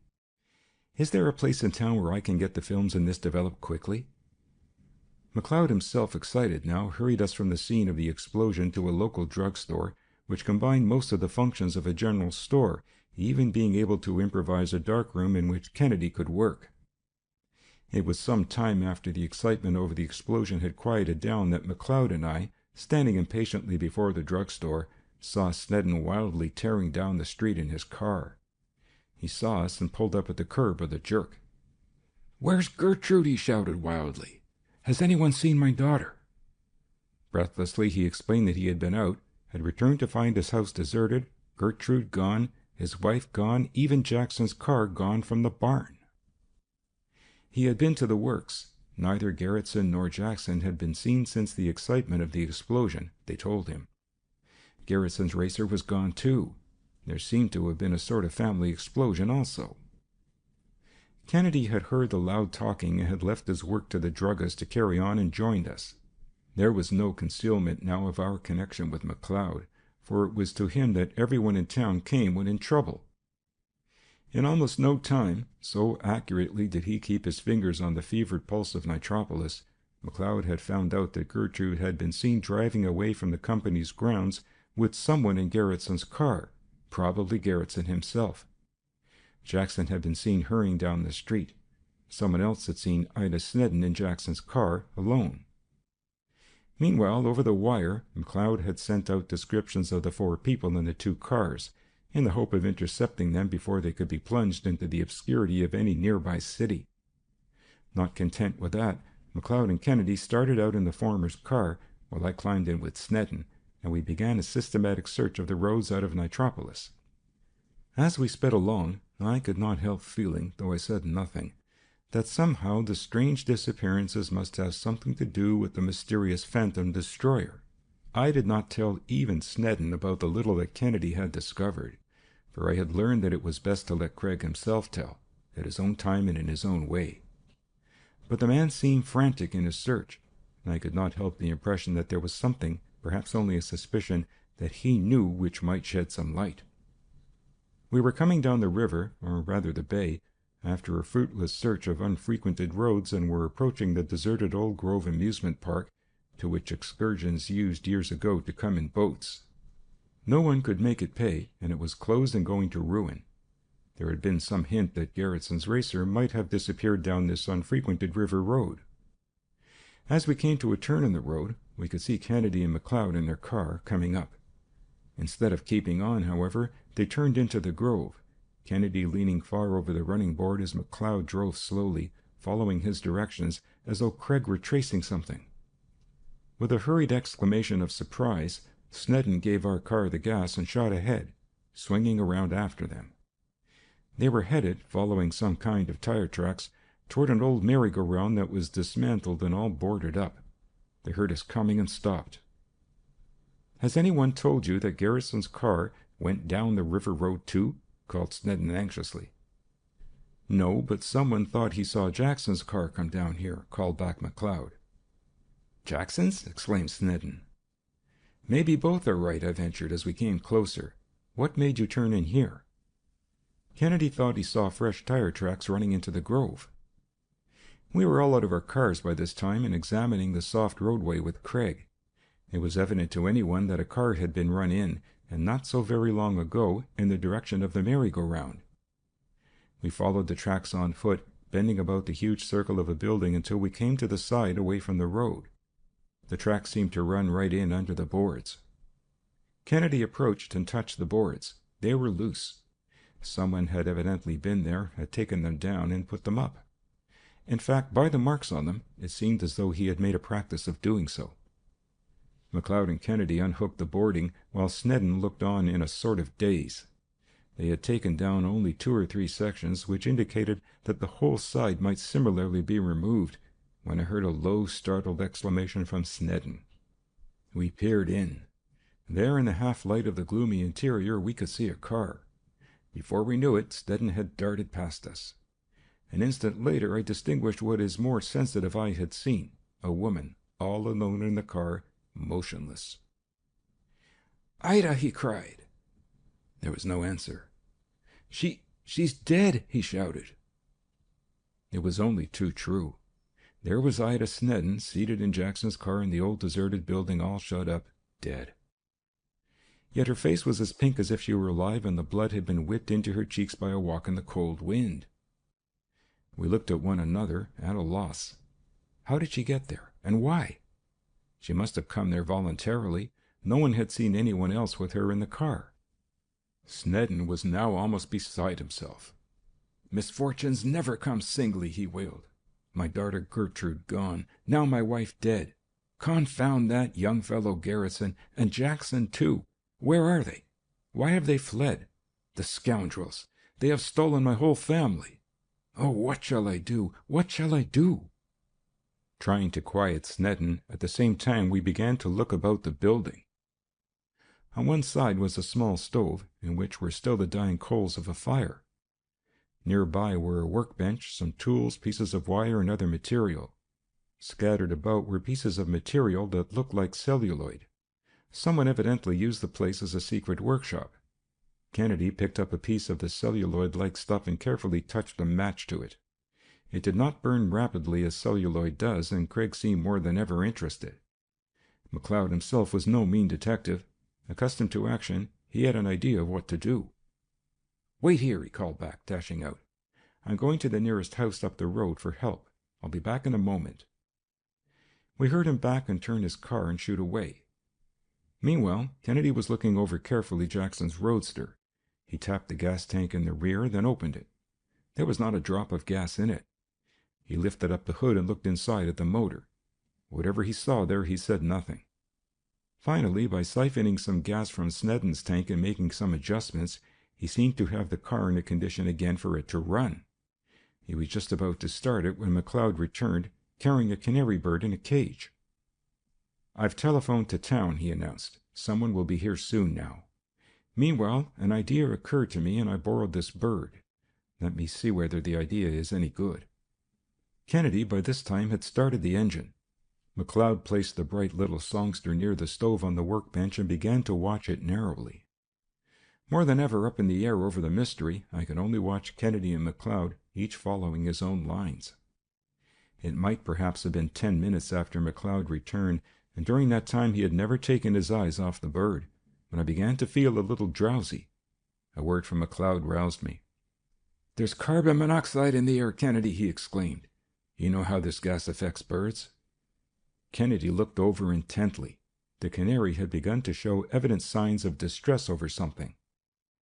"It must be that this stove is defective," pursued McLeod, picking up the poor little bird and carrying it quickly into the fresh air, where it could regain its former liveliness. Then, when he returned, he added, "There must be some defect in the stove or the draft that makes it send out the poisonous gas." "There's some gas," agreed Kennedy. "It must have cleared away mostly, though, or we couldn't stand it ourselves." Craig continued to look about the car and the building, in the vain hope of discovering some other clue. Had Mrs. Snedden been killed by the carbonic oxide? Was it a case of gas poisoning? Then, too, why had she been here at all? Who had shut her up? Had she been overcome first and, in a stupor, been unable to move to save herself? Above all, what had this to do with the mysterious phantom slayer that had wrecked so many of the works in less than a week? It was quite late in the afternoon when at last people came from the town and took away both the body of Mrs. Snedden and Jackson's car. Snedden could only stare and work his fingers, and after we had seen him safely in the care of someone we could trust, Kennedy, McLeod, and I climbed into McLeod's car silently. "It's too deep for me," acknowledged McLeod. "What shall we do next?" "Surely that fellow must have my pictures developed by this time," considered Kennedy. "Shoot back there." "They came out beautifully, all except one," reported the druggist, who was somewhat of a camera fiend himself. "That's a wonderful system, sir." Kennedy thanked him for his trouble and took the prints. With care he pieced them together until he had several successive panoramas of the country taken from various elevations of the parachute. Then, with a magnifying glass, he went over each section minutely. "Look at that!" he pointed out at last with the sharp tip of a pencil on one picture. In what looked like an open space among some trees was a tiny figure of a man. It seemed as if he were hacking at something with an axe. What the something was did not appear in the picture. "I should say that it was half a mile, perhaps a mile, farther away than that grove," commented Kennedy, making a rough calculation. "On the old Davis farm," considered McLeod. "Look and see if you can't make out the ruins of a house somewhere nearby. It was burned many years ago." "Yes, yes," returned Kennedy excitedly. "There's the place.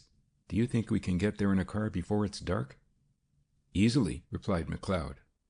It was only a matter of minutes before we three were poking about in a tangle of wood and field, seeking to locate the spot where Kennedy's apparatus had photographed the lone axeman.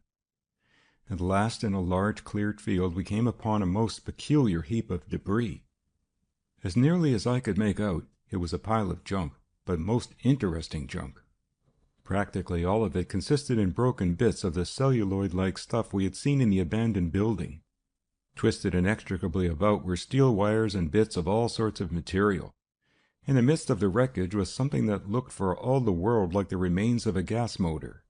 It was not rusted either, which indicated that it had been put there recently. As he looked at it, Craig's face displayed a smile of satisfaction. "Looks as though it might have been an airplane of the tractor type," he vouchsafed finally. "Surely there couldn't have been an accident," objected McLeod. "No aviator could have lived through it, and there's no body." "No, it was purposely destroyed," continued Craig. "It was landed here from somewhere else for that purpose. That was what the man in the picture was doing with the axe. After the last explosion, something happened. He brought the machine here to destroy the evidence." "But," persisted McLeod, "if there had been an airplane hovering about, we should have seen it in the air, passing over the works at the time of the explosion." Kennedy picked the pieces significantly. "Someone about here has kept abreast of the times, if not ahead. See, the planes were of this non-inflammable celluloid that made it virtually transparent and visible only at a few 100 feet in the air. The aviator could fly low and so drop those pastilles accurately and unseen. The engine had one of those new muffler boxes. He would have been unheard, too, except for that delicate airship detector." McLeod and I could but stare at each other aghast. Without a doubt it was in the old merry-go-round building that the phantom aviator had established his hangar. What the connection was between the tragedy in the Snedden family and the tragedy in the powder works we did not know, but at least now we knew that there was some connection. It was growing dark rapidly, and with some difficulty we retraced our steps to the point where we had left the car. We whirled back to the town and, of course, to the Snedden house. Snedden was sitting in the parlor when we arrived, by the body of his wife, staring, speechless, straight before him, while several neighbors were gathered about, trying to console him. We had scarcely entered when a messenger boy came up the path from the gate. Both Kennedy and McLeod turned toward him, expecting some reply to the numerous messages of alarm sent out earlier in the afternoon. "Telegram for Mrs. Snedden," announced the boy. "Mrs. Snedden?" queried Kennedy, surprised. Then quickly, "Oh yes, that's all right. I'll take care of it." He signed for the message, tore it open, and read it. For a moment his face, which had been clouded, smoothed out, and he took a couple of turns up and down the hall, as though undecided. Finally he crumpled the telegram abstractedly and shoved it into his pocket. We followed him as he went into the parlor and stood for several moments, looking fixedly on the strangely flushed face of Mrs. Snedden. "McLeod," he said, finally, turning gravely toward us, and for the present seeming to ignore the presence of the others, "this amazing series of crimes has brought home to me forcibly the alarming possibilities of applying modern scientific devices to criminal uses. New modes and processes seem to bring new menaces." "Like carbon monoxide poisoning," suggested McLeod. "Of course it has long been known as a harmful gas, but—" "Let us see," interrupted Kennedy. "Walter, you were there when I examined Jackson's car. There was not a drop of gasoline in the tank, you will recall. Even the water in the radiator was low. I lifted the hood. Someone must have tampered with the carburetor. It was adjusted so that the amount of air in the mixture was reduced. More than that, I don't know whether you noticed it or not, but the spark and gas were set so that when I did put gasoline in the tank, I had but to turn the engine over and it went. In other words, that car had been standing there, the engine running, until it simply stopped for want of fuel." He paused while we listened intently, then resumed. "The gas engine and gas motor have brought with them another of those unanticipated menaces of which I spoke. Whenever the explosion of the combustible mixture is incomplete or of moderated intensity, a gas of which little is known may be formed in considerable quantities. In this case, as in several others that have come to my attention, vapors arising from the combustion must have emitted certain noxious products. The fumes that caused Ida Snedden's death were not of carbon monoxide from the stove, McLeod. They were splitting products of gasoline, which are so new to science that they have not yet been named.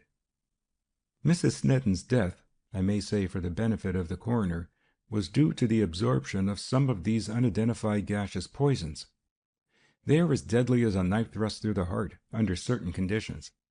Due to the non-oxidization of some of the elements of gasoline, they escape from the exhaust of every running gas engine. In the open air, where only a whiff or two would be inhaled now and then, they are not dangerous. But in a closed room they may kill in an incredibly short time. In fact, the condition has given rise to an entirely new phenomenon which someone has named petromortis." "Petromortis?" repeated Snedden, who for the first time began to show interest in what was going on about him. "Then it was an accident?" "I did not say it was an accident," corrected Craig. "There is an old adage that murder will out. And this expression of human experience is only repeated in what we modern scientific detectives are doing. No man bent on the commission of a crime can so arrange the circumstances of that crime that it will afterward appear point by point as an accident." Kennedy had us all following him breathlessly now. "I do not consider it an accident," he went on, rapidly piecing together the facts as we had found them. "Ida Snedden was killed because she was getting too close to someone's secret. Even at luncheon, I could see that she had discovered Gertrude's attachment for Garretson. How she heard that, following the excitement of the explosion this afternoon, Gertrude and Garretson had disappeared, I do not pretend to know. But it is evident that she did hear, that she went out and took Jackson's car, probably to pursue them. If we have heard that they went by the river road, she might have heard it too. In all probability she came along just in time to surprise someone working on the other side of the old merry-go-round structure. There can be no reason to conceal the fact longer. From that deserted building, someone was daily launching a newly designed invisible airplane. As Mrs. Snedden came along, she must have been just in time to see that person at his secret hangar. What happened I do not know, except that she must have run the car off the river road and into the building. The person whom she found must have suddenly conceived a method of getting her out of the way and making it look like an accident of some kind, perhaps persuaded her to stay in the car with the engine running, while he went off and destroyed the airplane, which was damning evidence now. Startling as was the revelation of an actual phantom destroyer, our minds were more aroused as to who might be the criminal who had employed such an engine of death. Kennedy drew from his pocket the telegram which had just arrived, and spread it out flat before us on a table. It was dated Philadelphia and read, Mrs. Ida Snedden, Nitropolis. Garretson and Gertrude were married today. Have traced them to Walcott. Try to reconcile Mr. Snedden. Hunter Jackson. I saw at once that part of the story. It was just a plain love affair that had ended in an elopement at a convenient time. The fire-eating Garretson had been afraid of the Sneddens and Jackson, who was their friend. Before I could even think further, Kennedy had drawn out the films taken by the rocket camera. With the aid of a magnifying glass, he was saying, I can just get enough of the lone figure in this picture to identify it. These are the crimes of a crazed pacifist, one whose mind had so long dwelt on the horrors of— "Look out!" shouted McLeod, leaping in front of Kennedy. The strain of the revelation had been too much. Snedden, a raving maniac, had reeled forward, wildly and impotently, at the man who had exposed him. End of Chapter 5.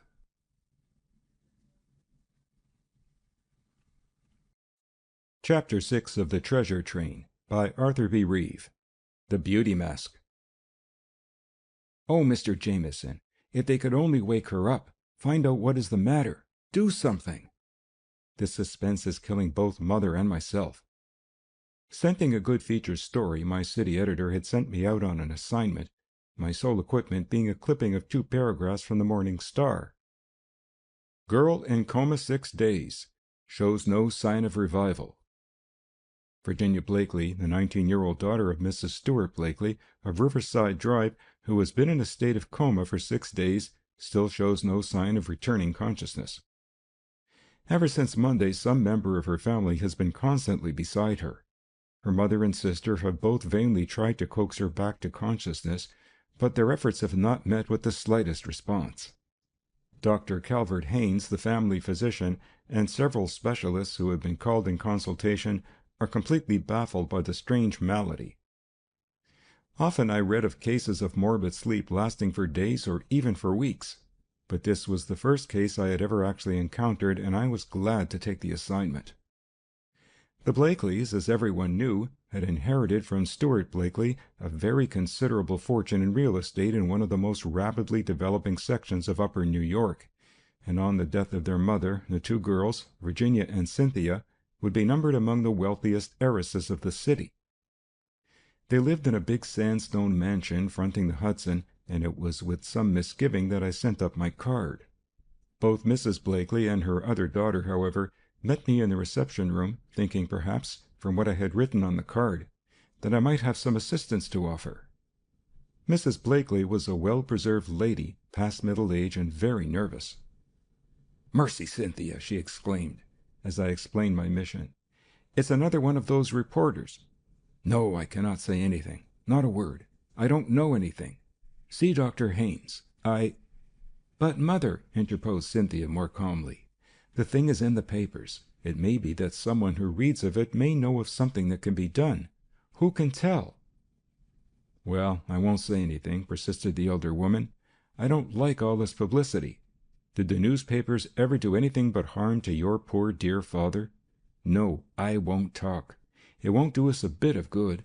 And you, Cynthia, had better be careful." Mrs. Blakely backed out of the door, but Cynthia, who was a few years older than her sister, had evidently acquired independence. At least she felt capable of coping with an ordinary reporter who looked no more formidable than myself. "It is quite possible that someone who knows about such cases may learn of this," I urged. She hesitated as her mother disappeared, and looked at me a moment, then, her feelings getting the better of her, burst forth with the strange appeal I have already quoted. It was though I had come at just an opportune moment when she must talk to some outsider to relieve her pent-up feelings. By an adroit question here and there, as we stood in the reception hall, I succeeded in getting the story which seemed to be more human interest than of news. I even managed to secure a photograph of Virginia as she was before the strange sleep fell on her. Briefly, as her sister told it, Virginia was engaged to Hampton Haynes, a young medical student at the college where his father was a professor of diseases of the heart. The Hayneses were of a fine Southern family which had never recovered from the war and had finally come to New York. The father, Dr. Calvert Haynes, in addition to being a well-known physician, was the family physician of the Blakeleys, as I already knew. Twice the date of the marriage has been set, only to be postponed, added Cynthia Blakely. We don't know what to do, and Hampton is frantic. Then this is really the second attack of the morbid sleep? I queried. Yes, in a few weeks. Only the other wasn't so long, not more than a day. She said it in a hesitating manner which I could not account for. Either she thought there might be something more back of it, or she recalled her mother's aversion to reporters and did not know whether she was saying too much or not. Do you really fear that there is something wrong? I asked significantly, hastily choosing the former explanation. Cynthia Blakely looked quickly at the door through which her mother had retreated. I don't know, she replied tremulously. I don't know why I am talking to you. I'm so afraid, too, that the newspapers may say something that isn't true. You would like to get at the truth if I promised to hold the story back? I persisted, catching her eye. Yes, she answered in a low tone, but then stopped. I will ask my friend Professor Kennedy at the university to come here, I urged. You know him? She asked eagerly. He will come? Without a doubt, I reassured, waiting for her to say no more, but picking up the telephone receiver on a stand in the hall. Fortunately, I found Craig at his laboratory, and a few hasty words were all that was necessary to catch his interest. I must tell Mother, Cynthia cried excitedly, as I hung up the receiver. Surely she cannot object to that. Will you wait here? As I waited for Craig, I tried to puzzle the case out for myself. Though I knew nothing about it as yet, I felt sure that I had not made a mistake and that there was some mystery here. Suddenly I became aware that the two women were talking in the next room, though too low for me to catch what they were saying. It was evident, however, that Cynthia was having some difficulty in persuading her mother that everything was all right. Well, Cynthia, I heard her mother say finally as she left the room for one farther back, I hope it will be all right. That is all I can say. What was it that Mrs. Blakely so feared? Was it merely the unpleasant notoriety? One could not help the feeling that there was something more that she suspected, perhaps knew, but would not tell. Yet apparently it was aside from her desire to have her daughter restored to normal. She was at sea herself, I felt. Poor dear mother, murmured Cynthia, rejoining me in a few moments. She hardly knows just what it is she does want, except that we want Virginia well again. We had not long to wait for Craig. What I had told him over the telephone had been quite enough to arouse his curiosity. Both Mrs. Blakely and Cynthia met him, at first a little fearfully, but quickly reassured by his manner as well as my promise to see that nothing appeared in the star which would be distasteful. Oh, if someone could only bring back our little girl, cried Mrs. Blakely, with suppressed emotion, leading the way with her daughter upstairs. It was only for a moment that I could see Craig alone to explain the impressions I had received, but it was enough. I'm glad you called me, he whispered. There is something queer. We followed them up to the dainty bedroom in flowered enamel where Virginia Blakely lay, and it was then, for the first time, that we saw her. Kennedy drew a chair up beside the little white bed and went to work almost as though he had been a physician himself. Partly from what I observed myself and partly from what he told me afterward, I shall try to describe the peculiar condition in which she was. She lay there lethargic, scarcely breathing. Once she had been a tall, slender, fair girl with a sort of wild grace. Now she seemed to be completely altered. I could not help thinking of the contrast between her looks now and the photograph in my pocket. Not only was her respiration slow, but her pulse was almost imperceptible. Less than 40 a minute. Her temperature was far below normal, and her blood pressure low. Once she had seemed fully a woman, with all the strength and promise of precocious maturity. But now there was something strange about her looks. It is difficult to describe. It was not that she was no longer a young woman, but there seemed to be something almost sexless about her. It was as though her secondary sex characteristics were no longer feminine, but, for want of a better word, neuter. Yet, strange to say, in spite of the lethargy which necessitated at least some artificial feeding, She was not falling away. She seemed, if anything, plump.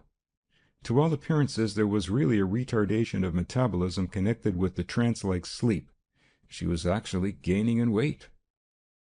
As he noted one of these things after another, Kennedy looked at her long and carefully. I followed the direction of his eyes. Over her nose, just a trifle above the line of her eyebrows, was a peculiar red mark, a sore, which was very disfiguring, as though it were hard to heal. "What is that?" he asked Mrs. Blakely finally. "I don't know," she replied slowly. "We've all noticed it. It came just after the sleep began." "You have no idea what could have caused it?" "Both Virginia and Cynthia have been going to a face specialist," she admitted, "to have their skins treated for freckles. After the treatment, they wore masks which were supposed to have some effect on the skin. I don't know. Could it be that?" Kennedy looked sharply at Cynthia's face. There was no red mark over her nose, but there were certainly no freckles on either of the girls' faces now either. "Oh, Mother," remonstrated Cynthia. "It couldn't be anything Dr. Chappelle did." "Dr. Chappelle?" repeated Kennedy. "Yes, Dr. Carl Chappelle," replied Mrs. Blakely. "Perhaps you have heard of him. He is quite well known, has a beauty parlor on Fifth Avenue. He—" "It's ridiculous," cut in Cynthia sharply. "Why, my face was worse than Virgie's. He said it would take longer." I had been watching Cynthia, but it needed only to have heard her to see that Dr. Chappelle was something more than a beauty specialist to her. Kennedy glanced thoughtfully from the clear skin of Cynthia to the red mark on Virginia. Though he said nothing, I could see that his mind was on it. I had heard of the beauty doctors who promised to give one a skin as soft and clear as a baby's, and often, by their inexpert use of lotions and chemicals, succeed in ruining the skin and disfiguring the patient for life. Could this be a case of that sort? Yet how explain the apparent success with Cynthia? The elder sister, however, was plainly vexed at the mention of the beauty doctor's name at all, and she showed it. Kennedy made a mental note of the matter, but refrained from saying any more about it. "I suppose there is no objection to my seeing Dr. Haynes?" asked Kennedy, rising and changing the subject. "None whatever," returned Mrs. Blakely. "If there's anything you or he can do to bring Virginia out of this, anything safe, I want it done," she emphasized. Cynthia was silent as we left. Evidently, she had not expected Dr. Chappelle's name to be brought into the case. We were lucky in finding Dr. Haynes at home, although it was not the regular time for his office hours. Kennedy introduced himself as a friend of the Blakeleys, who had been asked to see that I made no blunders in writing the story for the Star. Dr. Haynes did not question the explanation. He was a man well on toward the 60s, with that magnetic quality that inspires the confidence so necessary for a doctor. Far from wealthy, he had attained a high place in the profession. As Kennedy finished his version of our mission, Dr. Haynes shook his head with a deep sigh. "You can understand how I feel toward the Blakeleys," he remarked at length. "I should consider it unethical to give an interview under any circumstances, much more so under the present." "Still," I put in, taking Kennedy's cue, "just a word to set me straight can't do any harm. I won't quote you directly." He seemed to realize that it might be better to talk carefully than to leave all to my imagination. "Well," he began slowly, "I have considered all the usual causes assigned for such morbid sleep. It is not autosuggestion or trance, I am positive. Nor is there any trace of epilepsy. I cannot see how it could be due to poisoning, can you?" I admitted readily that I could not. "No," he resumed, "it is just a case of what we call narcolepsy, pathological somnolence, a sudden uncontrollable inclination to sleep, occurring sometimes repeatedly or at varying intervals. I don't think it hysterical, epileptic, or toxemic. The plain fact of the matter, gentlemen, is that neither myself nor any of my colleagues whom I have consulted have the faintest idea what it is, yet." The door of the office opened, for it was not the hour for consulting patients, and a tall, athletic young fellow, with a keen and restless face, though very boyish, entered. "My son," the doctor introduced, "soon to be the 6th Dr. Haynes in direct line in the family." We shook hands. It was evident that Cynthia had not by any means exaggerated when she said that he was frantic over what had happened to his fiancée. Accordingly, there was no difficulty in reverting to the subject of our visit. Gradually, I let Kennedy take the lead in the conversation so that our position might not seem to be false. It was not long before Craig managed to inject a remark about the red spot over Virginia's nose. It seemed to excite young Hampton. "Naturally, I look on it more as a doctor than a lover," remarked his father, smiling indulgently at the young man, who it was evident he regarded above everything else in the world. "I have not been able to account for it either. Really, the case is one of the most remarkable I have ever heard of." "You have heard of a Dr. Carl Chappell?" inquired Craig tentatively. "A beauty, doctor," interrupted the young man, turning toward his father. "You've met him. He's the fellow I think is really engaged to Cynthia." Hampton seemed much excited. There was unconcealed animosity in the manner of his remark, and I wondered why it was. Could there be some latent jealousy? "I see," calmed Dr. Haynes. "You mean to infer that this Dr. Chappell—" He paused, waiting for Kennedy to take the initiative. "I suppose you've noticed over Miss Blakely's nose a red sore?" hazarded Kennedy. "Yes," replied Dr. Haynes, rather refractory too. Say," interrupted Hampton, who by this time had reached a high pitch of excitement. "Say, do you think it could be any of his confounded nostrums back of this thing?" "Careful, Hampton," cautioned the elder man. "I'd like to see him," pursued Craig to the younger. "You know him?" "Know him? I should say I do. Good-looking, good practice and all that, but, why, he must have hypnotized that girl. Cynthia thinks he's wonderful." "I'd like to see him," suggested Craig. "Very well," agreed Hampton, taking him at his word. "Much as I dislike the fellow, I have no objection to going down to his beauty parlor with you." "Thank you," returned Craig, as we excused ourselves and left the elder Dr. Haynes. Several times in our journey down, Hampton could not resist some reference to Chappell for commercializing the profession, remarks which sounded strangely old on his lips. Chappell's office, we found, was in a large building on Fifth Avenue in the new shopping district, where hundreds of thousands of women passed almost daily. He called the place a dermatological institute, but as Hampton put it, he practiced decorative surgery. As we entered one door, we saw the patients left by another. Evidently, as Craig whispered, when 60 sought to look like 16, the seekers did not like to come in contact with one another. We waited some time in a little private room. At last Dr. Chappell himself appeared, a rather handsome man, with the manner that one instinctively feels appeals to the ladies. He shook hands with young Haynes, and I could detect no hostility on Chappell's part, but rather a friendly interest in a younger member of the medical profession. Again, I was thrown forward as a buffer. I was their excuse for being there. However, a newspaper experience gives you one thing, if no other, assurance. "I believe you have a patient, a Miss Virginia Blakely," I ventured. "Miss Blakely? Oh, yes, and her sister also." The mention of the names was enough. I was no longer needed as a buffer. "Chappell," blurted out Hampton, "you must have done something to her when you treated her face.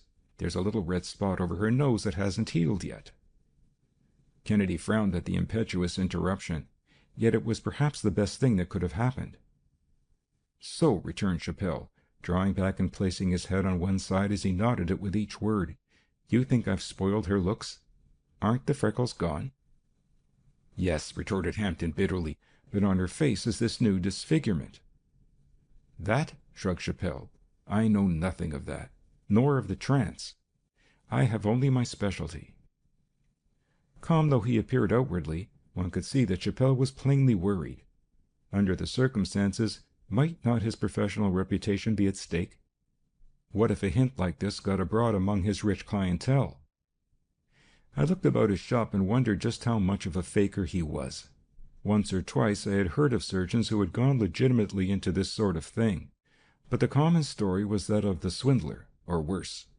I had heard of scores of cases of good looks permanently ruined, seldom of any benefit.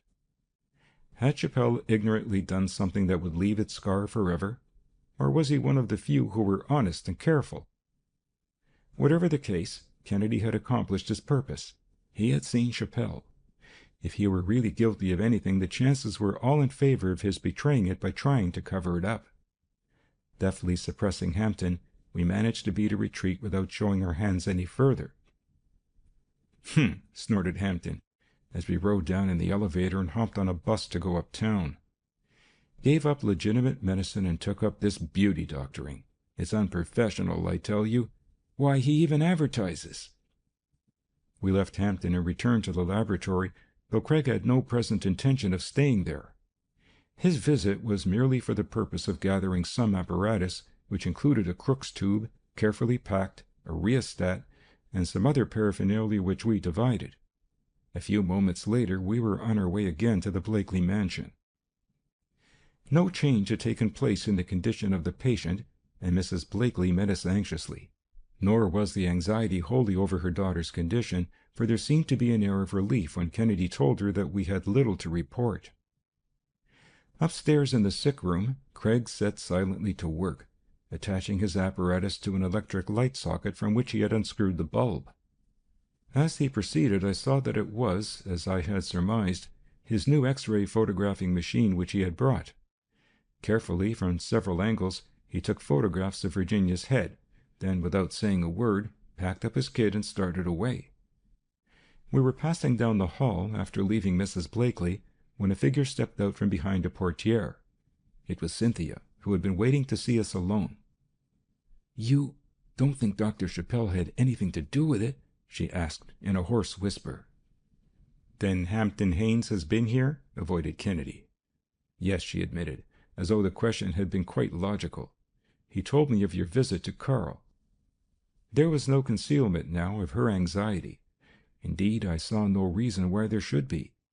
It was quite natural that the girl should worry over her lover if she thought there was even a haze of suspicion in Kennedy's mind. "Really, I have found out nothing yet," was the only answer Craig gave, from which I readily deduced that he was well satisfied to play the game by pitting each against all, in the hope of gathering here and there a bit of truth. "As soon as I find out anything, I shall let you and your mother know. And you must tell me everything, too." He paused to emphasize the last words, then slowly turned again toward the door. From the corner of my eye, I saw Cynthia take a step after him, pause, then take another. "Oh, Professor Kennedy," she called. Craig turned. "There's something I forgot," she continued. "There's something wrong with Mother." She paused, then resumed. "Even before Virginia was taken down with this illness, I saw a change. She is worried. Oh, Professor Kennedy, what is it? We have all been so happy, and now, Virgie, Mother, all I have in the world. What shall I do?" "Just what do you mean?" asked Kennedy gently. "I don't know. Mother has been so different lately, and now every night she goes out." "Where?" encouraged Kennedy, realizing that his plan was working. "I don't know. If she would only come back looking happier." She was sobbing convulsively over she knew not what. "Miss Blakely," said Kennedy, taking her hand between both of his, "only trust me. If it is in my power, I shall bring you all out of this uncertainty that haunts you." She could only murmur her thanks as we left. "It is strange," ruminated Kennedy, as we sped across the city again to the laboratory.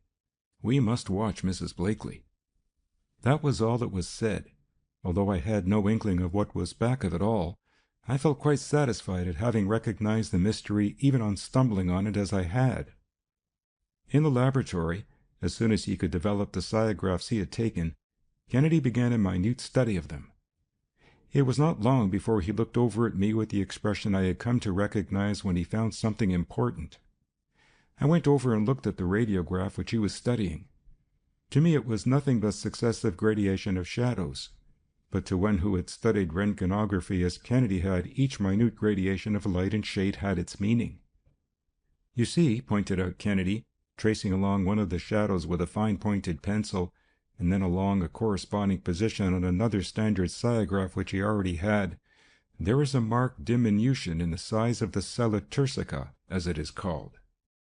Yet there is no evidence of a tumor." For several moments he pondered deeply over the photographs. "And it is impossible to conceive of any mechanical pressure sufficient to cause such a change," he added. Unable to help him on the problem, whatever it might be, I watched him pacing up and down the laboratory. "I shall have to take that picture over again, under different circumstances," he remarked, finally pausing and looking at his watch. "Tonight we must follow this clue which Cynthia has given us. Call a cab, Walter." We took a stand down the block from the Blakely mansion, near a large apartment, where the presence of a cab would not attract attention. If there is any job I despise, it is shadowing. One must keep his eyes riveted on a house, for once let the attention relax, and it is incredible how quickly anyone may get out and disappear. Our vigil was finally rewarded when we saw Mrs. Blakely emerge and hurry down the street. To follow her was easy, for she did not suspect that she was being watched, and went afoot. On she walked, turning off the drive and proceeding rapidly toward the region of cheap tenements. She paused before one, and as our cab cruised leisurely past, we saw her press a button, the last on the right-hand side, enter the door, and start up the stairs. Instantly, Kennedy signaled our driver to stop, and together we hopped out and walked back, cautiously entering the vestibule. The name in the letterbox was Mrs. Reeve Reinhardt. What could it mean? Just then another cab stopped up the street, and as we turned to leave the vestibule, Kennedy drew back. It was too late, however, not to be seen. A man had just alighted, and in turn had started back, also realizing that it was too late. It was Chappelle. There was nothing to do but to make the best of it. "Shadowing the shadowers?" queried Kennedy, keenly watching the play of his features under the arc light of the street. "Miss Cynthia asked me to follow her mother the other night," he answered quite frankly, "and I have been doing so ever since." It was a glib answer, at any rate, I thought. "Then perhaps you know something of Reeve Reinhardt, too," bluffed Kennedy.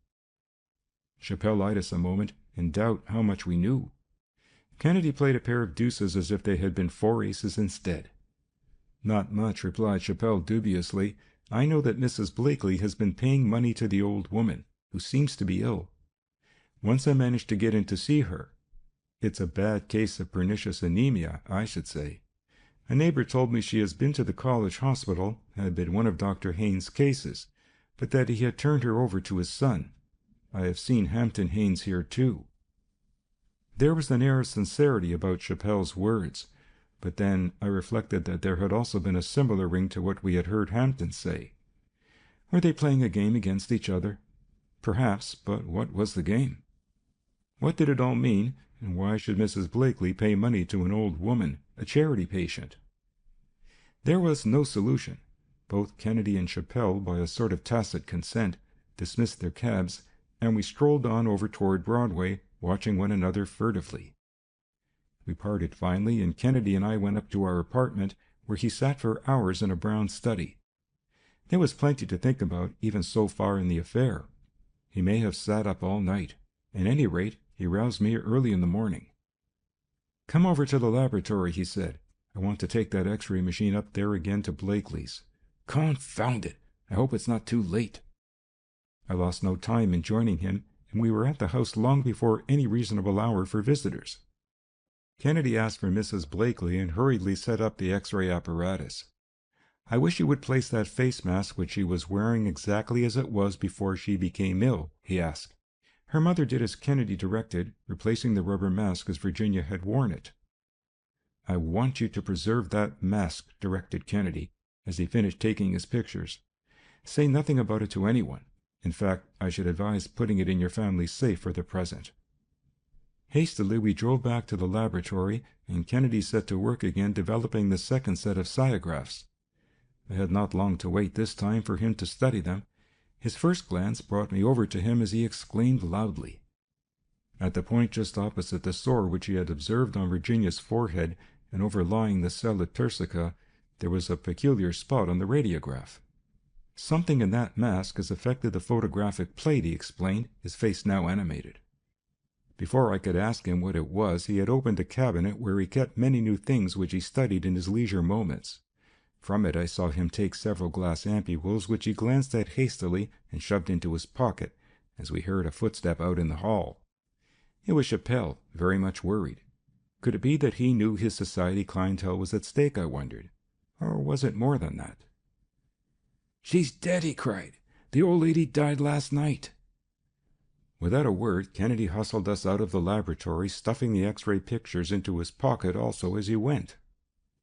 As we hurried downtown, Chappelle told us how he had tried to keep a watch by bribing one of the neighbors, who had just informed him of the tragedy.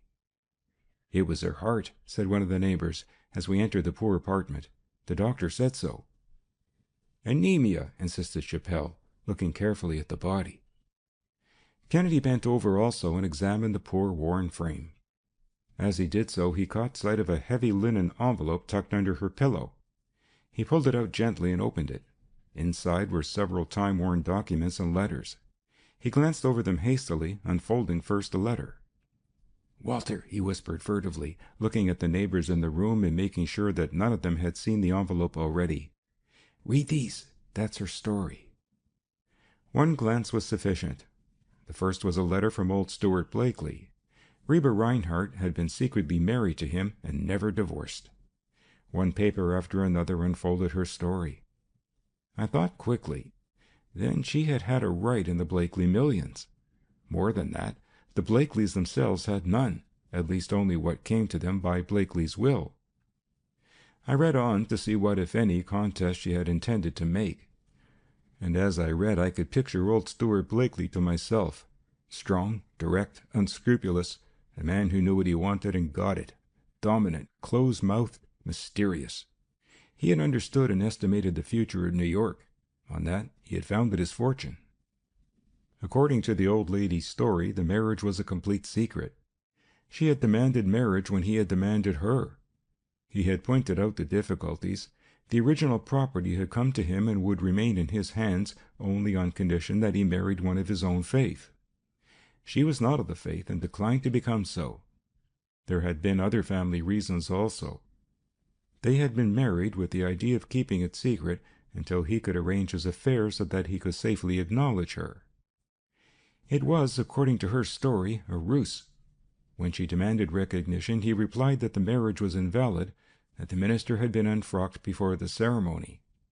She was not in law his wife and had no claim, he asserted. But he agreed to compromise in spite of it all. If she would go west and not return or intrude, he would make a cash settlement. Disillusioned, she took the offer and went to California. Somehow he understood that she was dead. Years later he married again.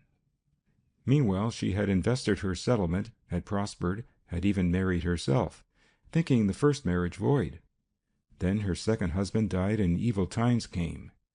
Blakely was dead, but she came east. Since then she had been fighting to establish the validity of the first marriage and hence her claim to dower rights. It was a moving story. As we finished reading, Kennedy gathered the papers together and took charge of them. Taking Chappelle, who by this time was in a high state of excitement over both the death and the discovery, Kennedy hurried to the Blakely mansion, stopping only long enough to telephone to Dr. Haynes and his son. Evidently the news had spread.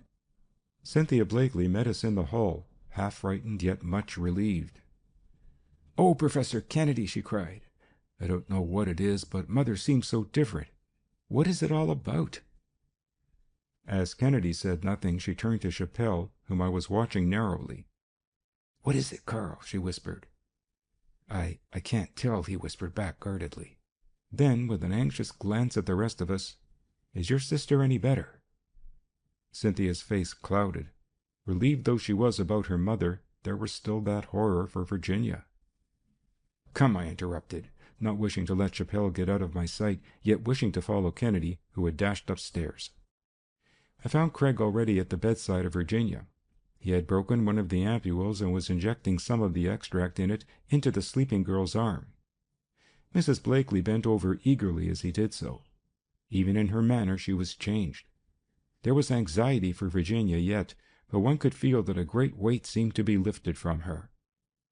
So engrossed was I in watching Kennedy that I did not hear Dr. Haynes and Hampton enter. Chappelle heard, however, and turned. For a moment he gazed at Hampton. Then, with a slight curl of the lip, he said in a low tone, "Is it strictly ethical to treat a patient for disease of the heart when she is suffering from anemia, if you have an interest in the life and death of the patient?" I watched Hampton's face closely. There was indignation in every line of it, but before he could reply, Dr. Haynes stepped forward. "My son was right in the diagnosis," he almost shouted, shaking a menacing finger at Chappelle. To come to the point, sir, explain that mark on Miss Virginia's forehead. Yes, demanded Hampton, also taking a step toward the beauty doctor. Explain it, if you dare. Cynthia suppressed a little cry of fear. For a moment I thought that the two young men would forget everything in the heat of their feelings. Just a second, interposed Kennedy, quickly stepping between them. Let me do the talking. There was something commanding about his tone as he looked from one to the other of us. The trouble with Miss Virginia, he added deliberately, seems to lie in one of what the scientists have lately designated the endocrine glands, in this case the pituitary. My X-ray pictures show that conclusively. Let me explain for the benefit of the rest. The pituitary is an oval glandular body composed of two lobes and a connecting area, which rest in the sella turcica, enveloped by a layer of tissue about under this point. He indicated the red spot on her forehead as he spoke. It is, as the early French surgeons called it, l'organe énigmatique. The ancients thought it discharged the pituita, or mucus, into the nose. Most scientists of the past century asserted that it was a vestigial relic of prehistoric usefulness. Today we know better. One by one, the functions of the internal secretions are being discovered. Our variously acquired bits of information concerning the ductless glands lie before us like the fragments of a modern picture puzzle. And so I may tell you, in connection with recent experimental studies of the role of the pituitary, Dr. Cushing and other collaborators at Johns Hopkins have noticed a marked tendency to pass into a profoundly lethargic state when the secretion of the pituitary is totally or nearly so removed. Kennedy now had every eye riveted on him as he deftly led the subject straight to the case of the poor girl before us. This, he added, with a wave of his hand toward her, is much like what is called the Froelich syndrome, the lethargy, the subnormal temperature, slow pulse and respiration, lowered blood pressure and insensitivity, the growth of fat, and the loss of sex characteristics. It has a name, dystrophia adiposogenitalis. He nodded to Dr. Haynes, but did not pause. This case bears a striking resemblance to the pronounced natural somnolence of hibernation. An induced hypopituitarism, under activity of the gland, produces a result just like natural hibernation. Hibernation has nothing to do with winter or with food primarily. It is connected in some way with this little gland under the forehead. As the pituitary secretion is lessened, the blocking action of the fatigue products in the body becomes greater and morbid somnolence sets in. There is a high tolerance of carbohydrates which are promptly stored as fat. I am surprised, Dr. Haynes, that you did not recognize the symptoms. A murmur from Mrs. Blakely cut short Dr. Haynes' reply. I thought I noticed a movement of the still face on the white bed. Virgie! Virgie! Called out Mrs. Blakely, dropping on her knee beside her daughter. I'm here, Mother. Virginia's eyes opened ever so slightly. Her face turned just an inch or two. She seemed to be making a great effort, but it lasted only a moment. Then she slipped back into the strange condition that had baffled skilled physicians and surgeons for nearly a week. The sleep is being dispelled, said Kennedy, quietly placing his hand on Mrs. Blakely's shoulder. It is a sort of semi-consciousness now, and the improvement should soon be great. And that? I asked, touching the empty ampule from which he had injected the contents into her. Pituitrin, the extract of the anterior lobe of the pituitary body. Someone who had an object in removing her temporarily probably counted on restoring her to her former blooming womanhood by pituitrin, and by removing the cause of the trouble. Kennedy reached into his pocket and drew forth the second X-ray photograph he had taken. Mrs. Blakely, may I trouble you to get that beauty mask which your daughter wore? Mechanically, Mrs. Blakely obeyed. I expected Chappelle to object, but not a word broke the death-like stillness. The narcolepsy, continued Kennedy, taking the mask, was due, I find, to something that affected the pituitary gland. I have here a photograph of her taken when she was wearing the mask. He ran his finger lightly over the part just above the eyes. Feel that little lump, Walter, he directed. I did so. It was almost imperceptible, but there was something. What is it? I asked. Located in one of the best protected and most inaccessible parts of the body, Kennedy considered slowly, how could the pituitary be reached? If you will study my sciograph, you will see how I got my first clue. There was something over that spot which caused the refractory sore.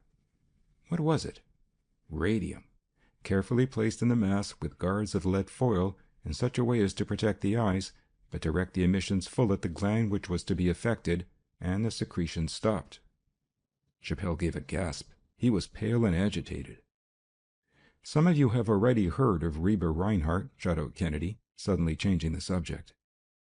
Mrs. Blakely could not have been more astounded if a bomb had dropped before her. Still kneeling before Virginia's bed, she turned her startled face at Kennedy, clasping her hands in appeal. "It was for my girls that I tried to buy her off, for their good name, their fortune, their future," she cried imploringly. Kennedy bent down. "I know that is all," he reassured, then facing us went on. Behind that old woman was a secret of romantic interest. She was contemplating filing suit in the courts to recover a widow's interest in the land on which now stands the homes of millionaires, hotel palaces, luxurious apartments, and popular theaters, millions of dollars worth of property. Cynthia moved over and drew her arms about the convulsed figure of her mother. "Someone else knew of this old marriage of Stuart Blakely," proceeded Kennedy, "knew of Reeve Reinhardt, knew that she might die at any moment. But until she died, none of the Blakeleys could be entirely sure of their fortune." It flashed over me that Chappelle might have conceived the whole scheme, seeking to gain the entire fortune for Cynthia. Who was interested enough to plot this postponement of the wedding until the danger to the fortune was finally removed?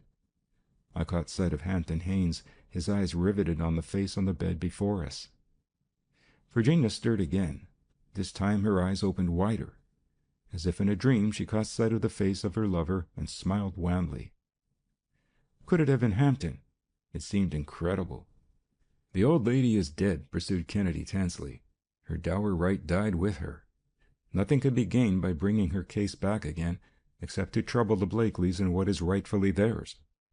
Gathering up the beauty mask, the X-ray photographs, and the papers of Mrs. Reinhardt, Kennedy emphasized with them the words as he whipped them out suddenly.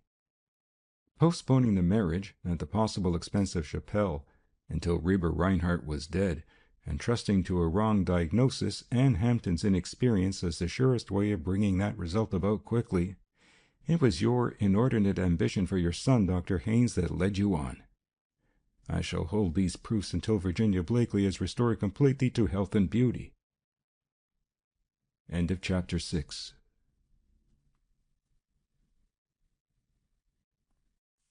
Chapter 7 of The Treasure Train by Arthur B. Reeve. The Love Meter. Since we brought him home, my brother just tosses and gasps for air. "Oh, I think Eulalie and I shall both go mad." The soft, pleading voice of Anitra Berrios and her big, appealing brown eyes filled with tears were doubly affecting as, in spite of her own feelings, she placed her hand on that of a somewhat younger girl who had accompanied her to the laboratory. "We were to have been married next month," sobbed Eulalie Sandoval. "Can't you come and see Jose, Professor Kennedy? There must be something you can do. We fear he is dying. Yes, dying." "Poor little girl," murmured Anitra, still patting her hand affectionately. Then to us, "You know, Eulalie is the sister of Manuel Sandoval, who manages the New York business of my brother." She paused. "Oh, I can't believe it myself. It's all so strange, so sudden." For the moment her own grief overwhelmed Anitra, and both sister and sweetheart of Jose Berrios clung to each other. "What is the trouble?" soothed Craig. "What has happened? How can I help you?" "Everything was so happy with us," cried Anitra, "until Jose and I came to New York, and now—" She broke down again. "Please be calm," encouraged Kennedy. "Tell me everything. Anything." With an effort, Anitra began again. "It was last night, quite late, at his office at the foot of Wall Street. He was there alone." She strove to connect her broken thoughts. "Someone, I think it must have been the janitor, called me up at home and said that my brother was very ill. Eulalie was there with me. We hurried down to him. When we got there, Jose was on the floor by his desk, unconscious, struggling for breath, just as he is now." "Did you observe anything peculiar?" queried Kennedy. "Was there anything that might give you a hint of what had happened?" Anitra Berrios considered. "Nothing," she replied slowly, "except that the windows were all closed. There was a peculiar odor in the room. I was so excited over Jose, though, that I couldn't tell you just what it was like. "What did you do?" inquired Craig. "What could we do? Just two girls all alone? It was late. The streets were deserted. You know how they are downtown at night. We took him home to the hotel in a cab and called the hotel physician, Dr. Scott." Both girls were again weeping silently in each other's arms. If there was anything that moved Kennedy to action, it was distress of this sort. Without a word, he rose from his desk, and I followed him. Anitra and Eulalie seemed to understand. Though they said nothing, they looked their gratitude as we four left the laboratory. On the way down to the hotel, Anitra continued to pour out her story in a fragmentary way. Her brother and she, it seemed, had inherited from their father a large sugar plantation in Santa Clara, the middle province of Cuba. Jose had not been like many of the planters. He had actually taken hold of the plantation after the revolution had wrecked it, and had re-established it on modern scientific lines. Now it was one of the largest independent plantations on the island. To increase its efficiency, he had later established a New York office to look after the sale of the raw sugar, and had placed it in charge of a friend, Manuel Sandoval. A month or so before, he had come to New York with his sister to sell the plantation, to get the high price that the boom in sugar had made it worth. It was while he had been negotiating for the sale that he had fallen in love with Eulalie, and they had become engaged. Dr. Scott met us in the sitting room of the suite which Anitra and her brother occupied, and as she introduced us, with an anxious glance in the direction of the door of the sick room, he shook his head gravely, though he did his best to seem encouraging. "It's a case of poisoning of some kind, I fear," he whispered aside to us at the first opportunity, "but I can't quite make out just what it is." We followed the doctor into the room. Eulalie had preceded us and had dropped down on her knees by the bed, passing her little white hand caressingly over the pale and distorted face of Jose. He was still unconscious, gasping and fighting for breath, his features pinched and skin cold and clammy.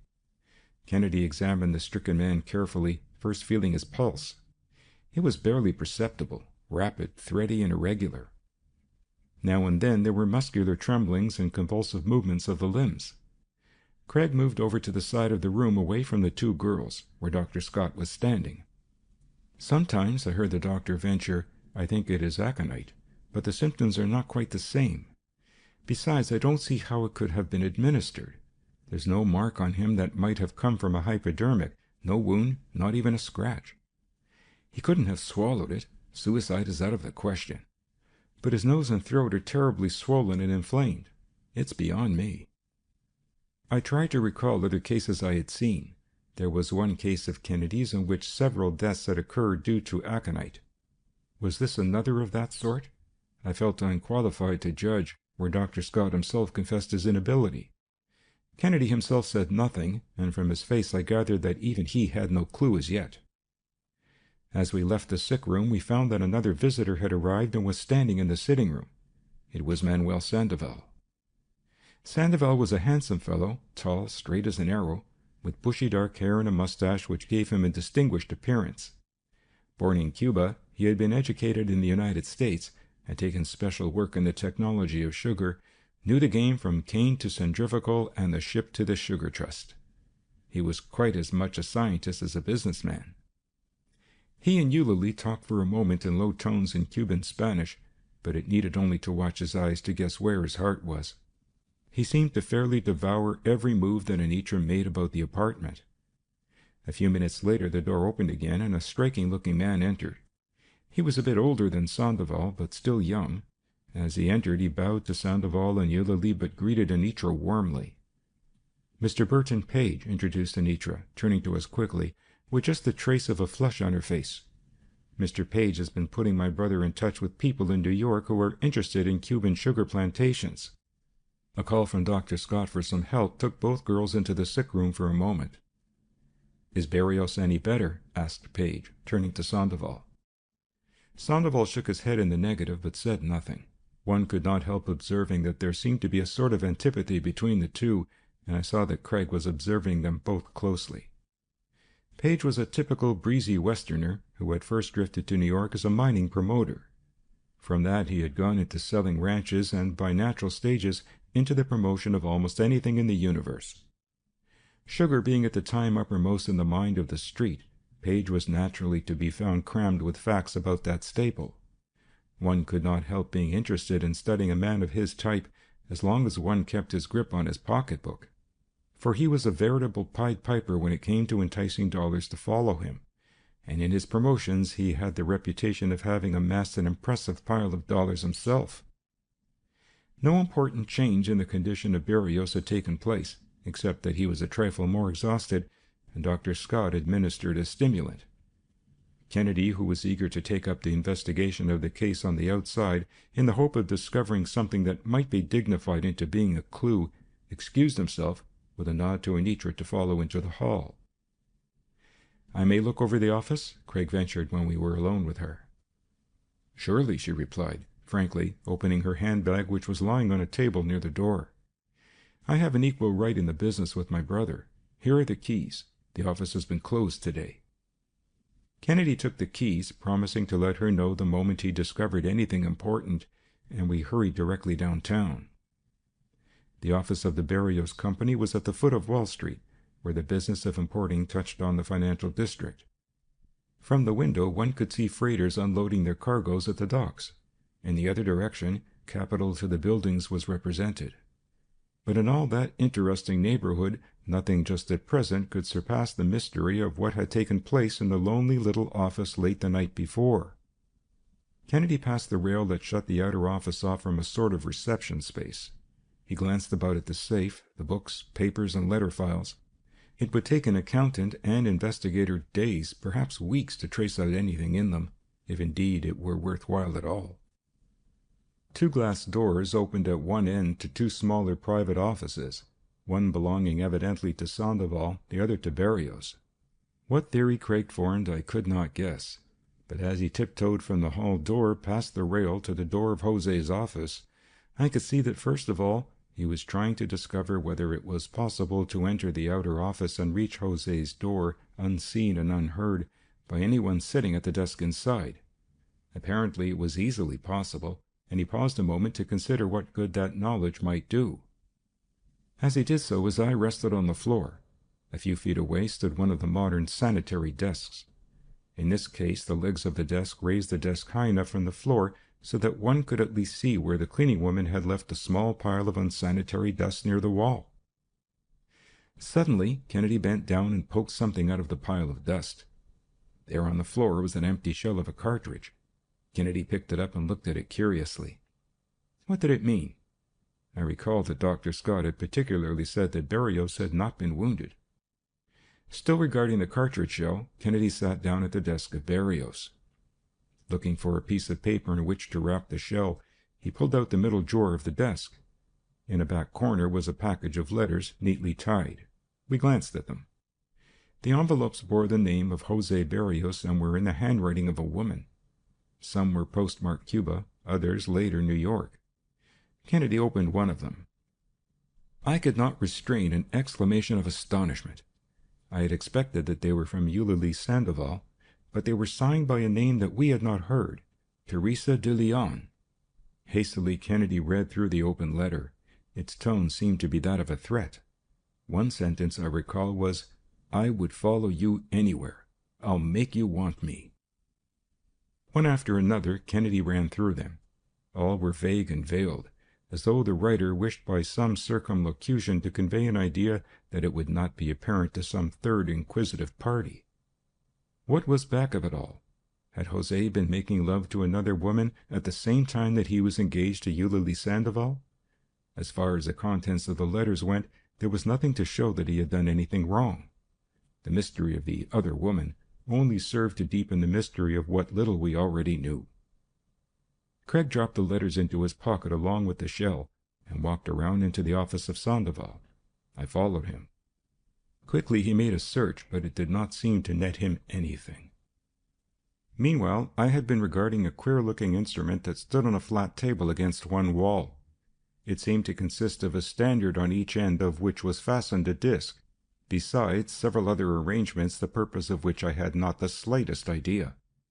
Between the two ends rested a glass tube of some liquid. At one end was a lamp, The other was fitted with an eyepiece like a telescope. Beside the instrument on the table lay some more glass-capped tubes, and strewn about were samples of raw sugar.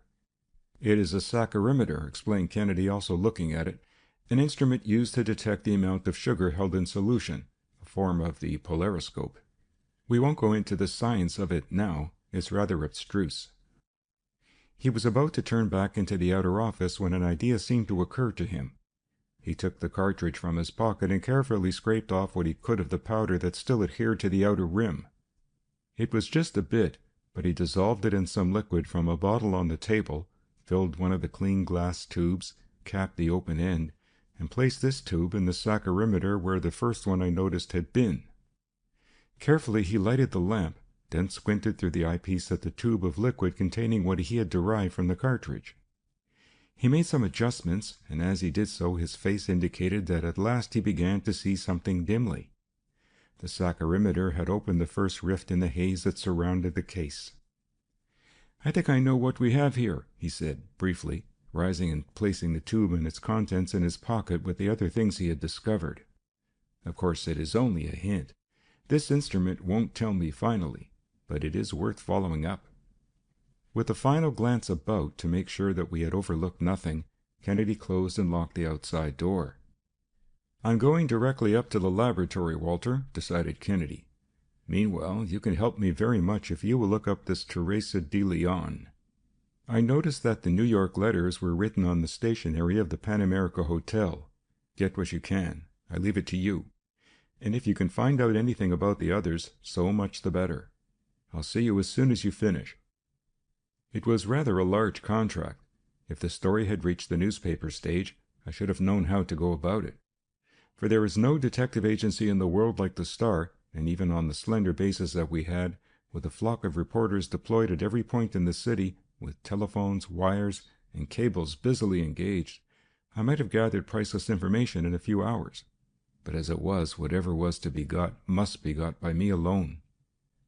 I found Teresa de Leon registered at the Pan America, as Craig had surmised. Such inquiries as I was able to make about the hotel did not show a trace of reason for believing that José Berrios had been numbered among her visitors. While that proved nothing as to the relations of the two, it was at least reassuring as far as Anitra and Eulalie were concerned, and after all, as in such cases, this was their story. Not having been able to learn much about the lady, I decided finally to send up my card, and to my satisfaction she sent back word that she would receive me in the parlor of the hotel. Teresa de Leon proved to be a really striking type of Latin American beauty. She was no longer young, but there was an elusiveness about her personality that made a more fascinating study than youth. I felt that with such a woman directness might be more of a surprise than subtlety. "I suppose you know that Signor Berrios is very seriously ill?" I ventured, in answer to her inquiring gaze that played from my card to my face. For a fleeting instant she looked startled, yet she betrayed nothing as to whether it was fear or surprise. "I have called his office several times," she replied, "but no one answered. Even Signor Sandoval was not there." I felt that she was countering as cleverly as I might lead. "Then you know Mr. Sandoval also?" I asked, adding, "and Mr. Page?" "I have known Signor Berrios a long time in Cuba," she answered, "and the others too, here." There was something evasive about her answers. She was trying to say neither too much nor too little. She left one in doubt whether she was trying to shield herself or to involve another. Though we chatted several minutes, I could gain nothing that would lead me to judge how intimately she knew Berrios. Except that she knew Sandoval and Page, her conversation might have been a replica of the letters we had discovered. Even when she hinted politely but finally that the talk was over, she left me in doubt even whether she was an adventuress. The woman was an enigma. Had revenge or jealousy brought her to New York, or was she merely a tool in the hands of another? I was not ready to return to Kennedy merely with another unanswered question, and I determined to stop again at the hotel where Berrios and his sister lived, in the hope of picking up something there. The clerk at the desk told me that no one had called since we had been there, adding, "except the tall gentleman who came back. I think Señorita Berrios came down and met him in the tea-room." Wondering whether it was Page or Sandoval the clerk meant, I sauntered down the corridor past the door of the tea-room. It was Paige with whom Anitra was talking. There was no way in which I could hear what was said, although Paige was very earnest, and Anitra showed plainly that she was anxious to return to the sick room upstairs. As I watched, I took care that I should not be seen. It was well that I did, for once when I looked about I saw that someone else in another doorway was watching them too, so intently that he did not see me. It was Sandoval. Jealousy of Paige was written in every line of his face. Studying the three, while I could not escape the rivalry of the two men, I was unable to see now or recollect anything that happened which would convey even an inkling of her feelings towards them. Yet I was convinced that that way lay a problem quite as important as relations between the other triangle of Eulalie, Teresa, and Barrios. I was not psychologist enough to deal with either triangle. There was something that distinctly called for the higher mathematics of Kennedy. Determined not to return to him entirely empty-mouthed, I thought it would be a good opportunity to see Eulalie alone, and hurried to the elevator which whisked me up to the Barrios apartment. Dr. Scott had not left his patient, though he seemed to realize that Eulalie was a most efficient nurse. "No change," whispered the doctor, "except that he is reaching a crisis." Interested as I was in the patient, it had been for the purpose of seeing Eulalie that I had come, and I was glad when Dr. Scott left us a moment. "Has Mr. Kennedy found out anything yet?" she asked in a tremulous whisper. "I think he is on the right track now," I encouraged. "Has anything happened here? Remember, it is quite as important that you should tell him all as it is for him to tell you." She looked up at me a moment, then drew from a fold of her waist a yellow paper. It was a telegram. I took it and read, "Beware of Teresa de Leon, Hotel Pan America. A friend." "You know her?" I asked, folding the telegram but not returning it. Eulalie looked at me frankly and shook her head. "I have no idea who she is." "Or of who sent the telegram?" "None at all." "When did you receive it?" "Only a few minutes ago." Here was another mystery. Who had sent the anonymous telegram to Eulalie so soon after it had been evident that Kennedy had entered the case? What was its purpose? "I may keep this?" I asked, indicating the telegram. "I was about to send it to Professor Kennedy," she replied. "Oh, I hope he will find something. Won't you go to him and tell him to hurry?" I needed no urging, not only for her sake, but also because I did not wish to be seen or to have the receipt of the telegram by Kennedy known so soon. In the hotel, I stopped only long enough to see that Anitra was now hurrying toward the elevator, eager to get back to her brother and oblivious to everyone around. What had become of Paige and the sinister watcher whom he had not seen I did not know, nor did I have time to find out. A few moments later, I rejoined Kennedy at the laboratory. He was still immersed in work, and scarcely stopping, nodded to me to tell what I had discovered. He listened with interest until I came to the receipt of the anonymous telegram. "Did you get it?" he asked, eagerly. He almost seized it from my hands as I pulled it out of my pocket and studied it intently. "Strange," he muttered. "Any of them might have sent it." "Have you discovered anything?" I asked, for I had been watching him, consumed by curiosity, as I told my story. "Do you know yet how the thing was done?" "I think I do," he replied abstractedly. "How was it?" I prompted, for his mind was now on the telegram. "A poison gas pistol," he resumed, coming back to the work he had just been doing. "Instead of bullets, this pistol used cartridges charged with some deadly powder. It might have been something like the anesthetic pistol devised by the police authorities in Paris some years ago when the motor bandits were operating." "But who could have used it?" I asked. Kennedy did not answer directly. Either he was not quite sure yet or did not feel that the time was ripe to hazard a theory. "In this case," he continued after a moment's thought, "I shouldn't be surprised if even the wielder of the pistol probably wore a mask, doubly effective, for disguise and to protect the wielder from fumes that were to overcome the victim." "You have no idea who it was?" I reiterated.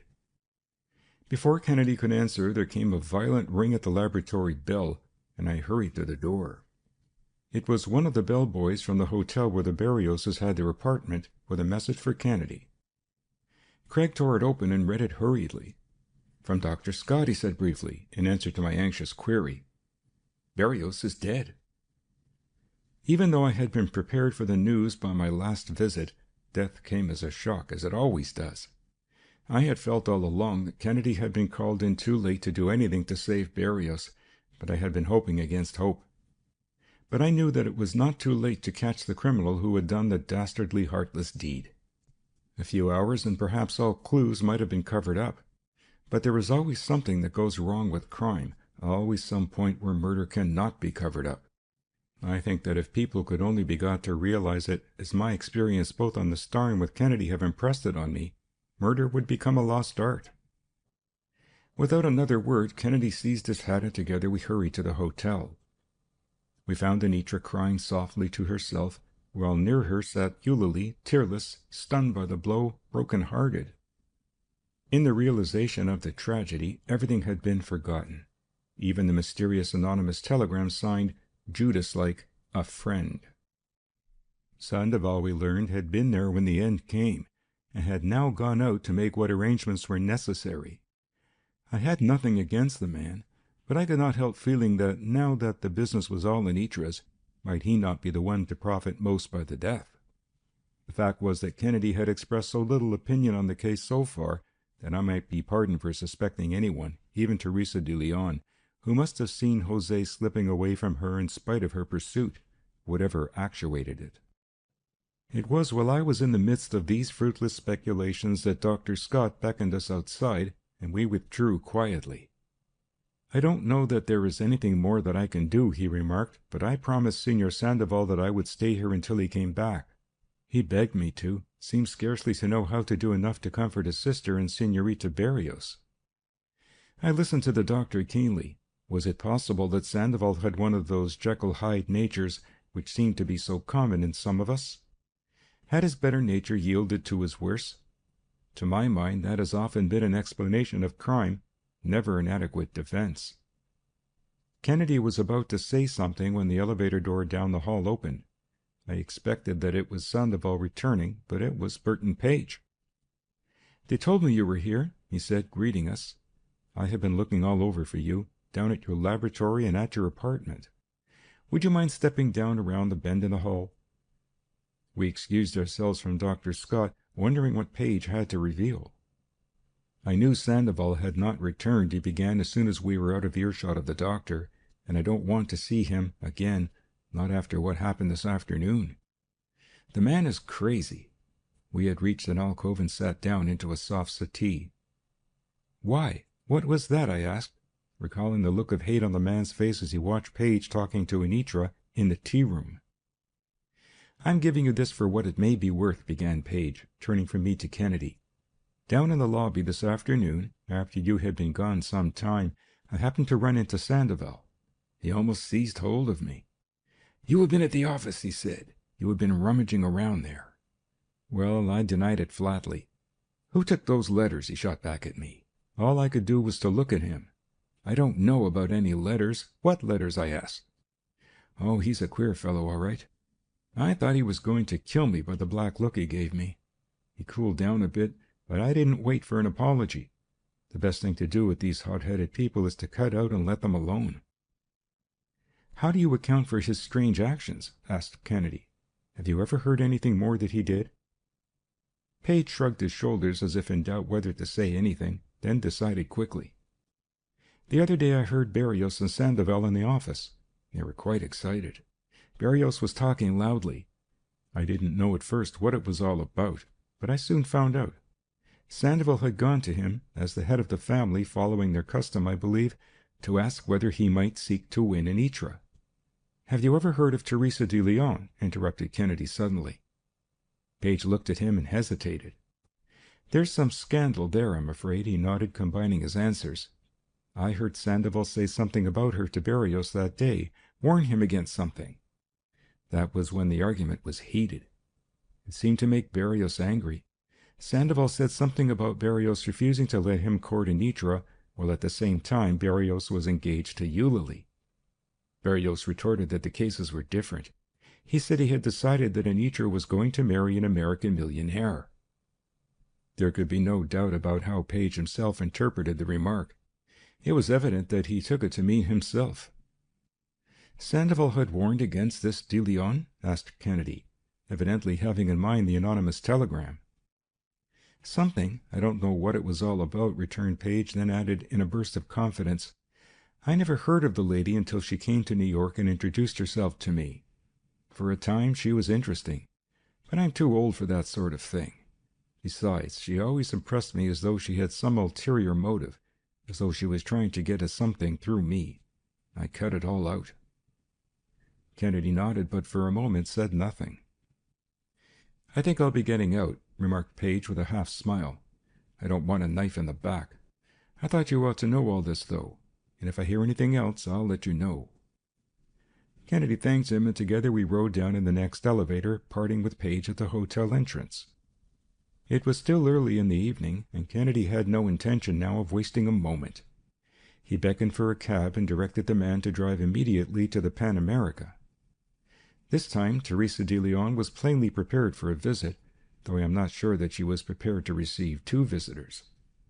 "I believe you were acquainted with Senor Berrios, who died tonight?" opened Kennedy, after I had introduced him. "He was acquainted with me," she corrected, with a purr in her voice that suggested claws. "You were not married to him," shot out Kennedy. Then, before she could reply, "nor even engaged." "He had known me a long time. We were intimate—" "Friends," interrupted Kennedy, leaving no doubt as to the meaning of his emphasis. She colored. It was evident that, at least to her, it was more than friendship. "Senor Sandoval says," romanced Kennedy in true detective style, "that you wrote—" It was her turn to interrupt. "If Senor Sandoval says anything against me, he tells what is not the truth." In spite of Kennedy's grilling, she was still mistress of herself.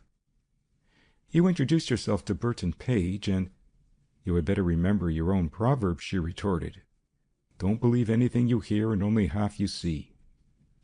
Kennedy snapped down the yellow telegram before her. It was a dramatic moment. The woman did not flinch at the anonymous implication. Straight into Kennedy's eyes she shot a penetrating glance. "Watch both of them," she replied shortly, then turned and deliberately swept out of the hotel parlor as though daring us to go as far as we cared. "I think we have started forces working for us," remarked Kennedy, coolly consulting his watch. "For the present, at least, let us retire to the laboratory. Someone will make a move. My game is to play one against the other, until the real one breaks." We had scarcely switched on the lights, and Kennedy was checking over the results he had obtained during his afternoon's investigations, when the door was flung open and a man dashed in on us unexpectedly. It was Sandoval, and as he advanced furiously at Kennedy, I more than feared that Page's idea was correct. "It was you, Kennedy," he hissed, "who took those letters from Jose's desk. It is you, or Page back of you, who are trying to connect me with that woman, de Leon. But let me tell you—" A sharp click back of Sandoval caused him to cut short the remark and look about apprehensively. Kennedy's finger, sliding along the edge of the laboratory table, had merely found an electric button by which he could snap the lock on the door.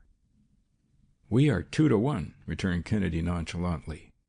"That was nothing but the lock on the door closing.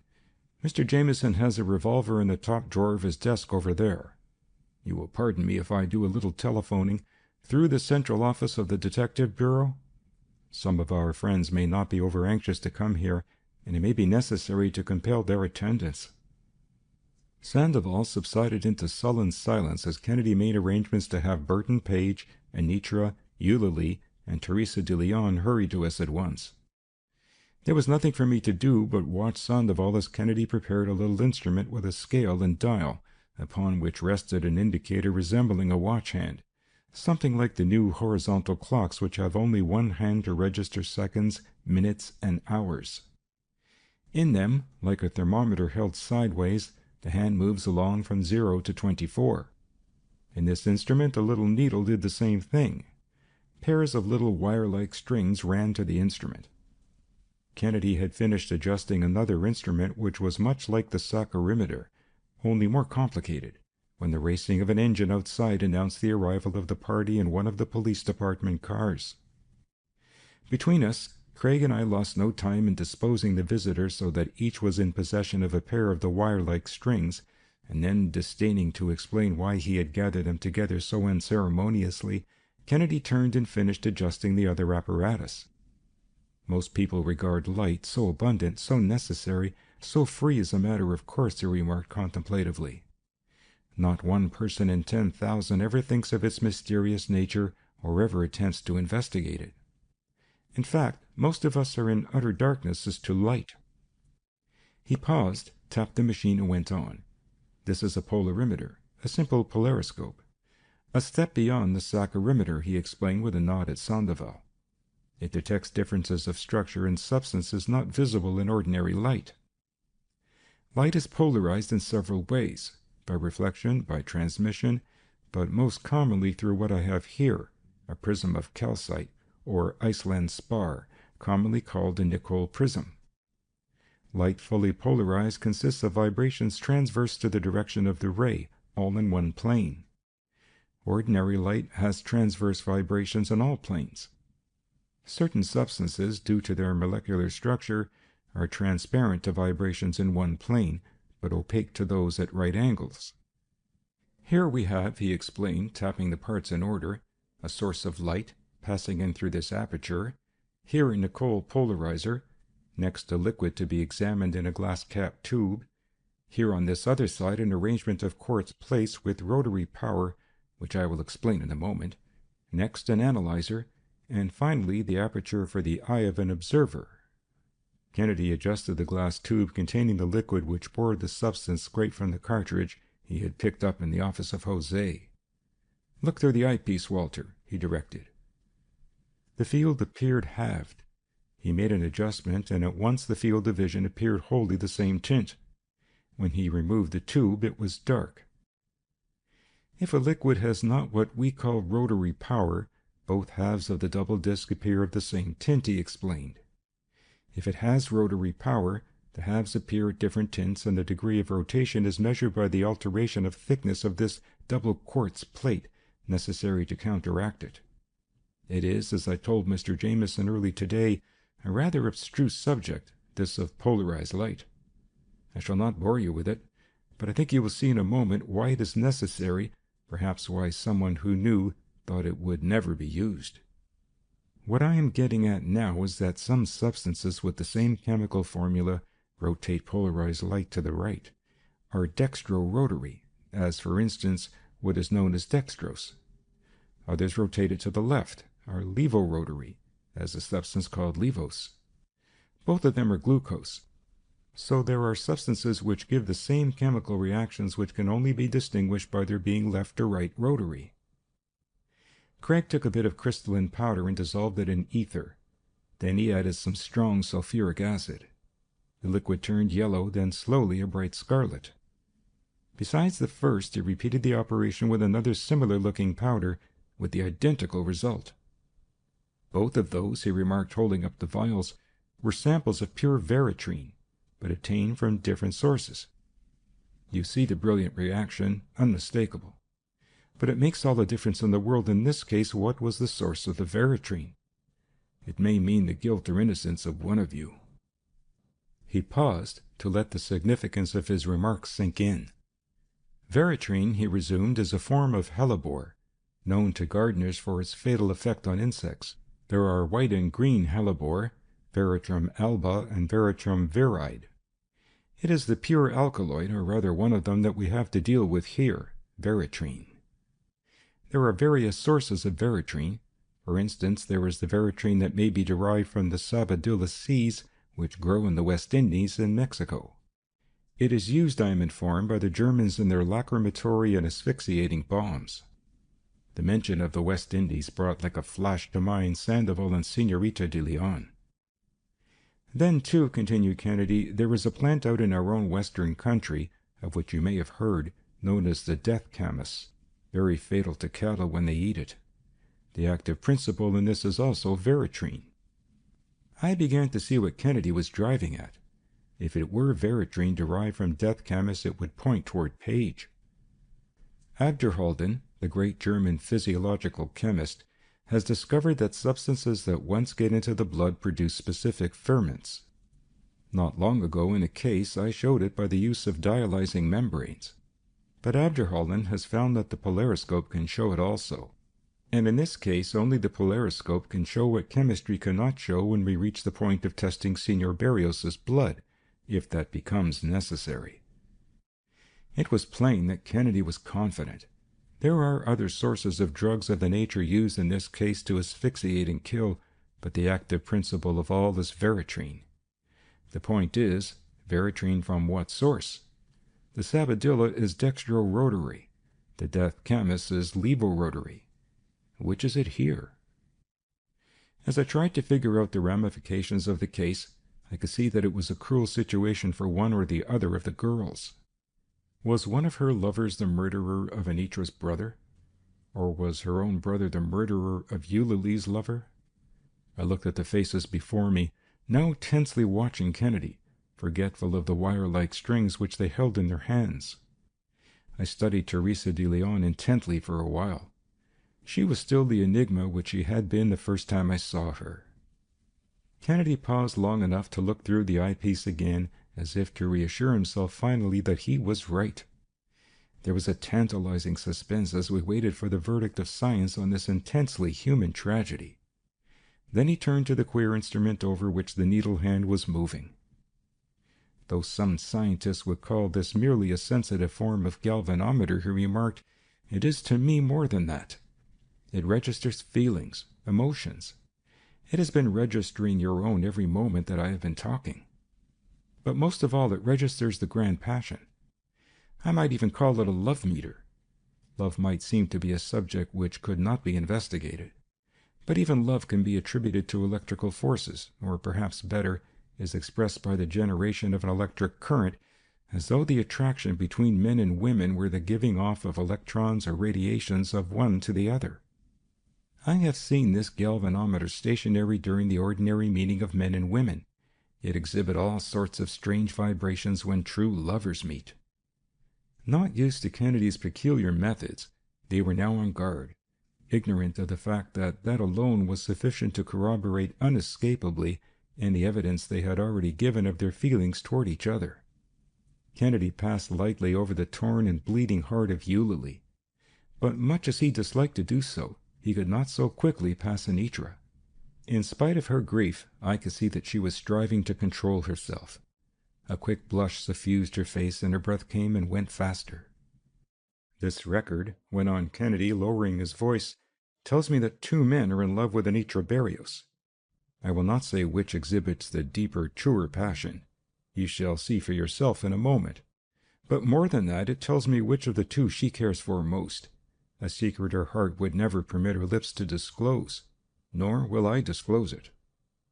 One of them, with supreme egotism, was so sure that he would win her heart that he plotted this murder of her brother so that she would have the whole estate to bring to him, a terrible price for a dowry. My love meter tells me, however, that Anitra has something to say about it yet. She does not love this man. As for Teresa de Leon, it was jealousy that impelled her to follow Jose Berrios from Cuba to New York.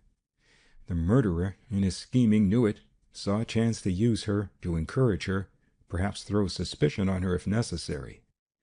When I came uncomfortably close to him, he even sent an anonymous telegram that might point toward her. It was sent by the same person who stole in Berrios's office and shot him with an asphyxiating pistol which discharged a fatal quantity of pure Veritrine full at him. My love meter, in registering hidden emotions, supplements what the polarimeter tells me. It was the levorotary Veritrine of the fatal death chemist which you used, Page, concluded Craig, as again the electric attachment clicked shut the lock on the laboratory door. End of Chapter 7.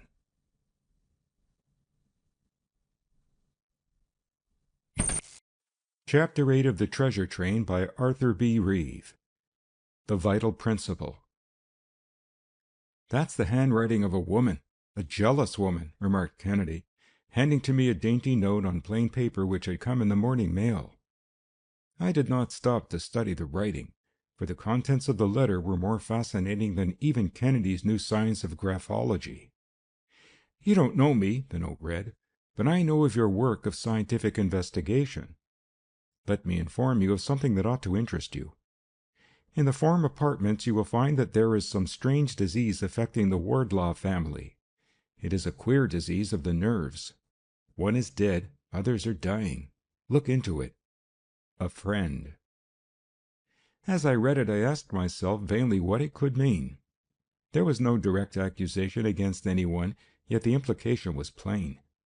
A woman had been moved by one of the primal passions to betray someone. I looked up from the note on the table at Craig. He was still studying the handwriting.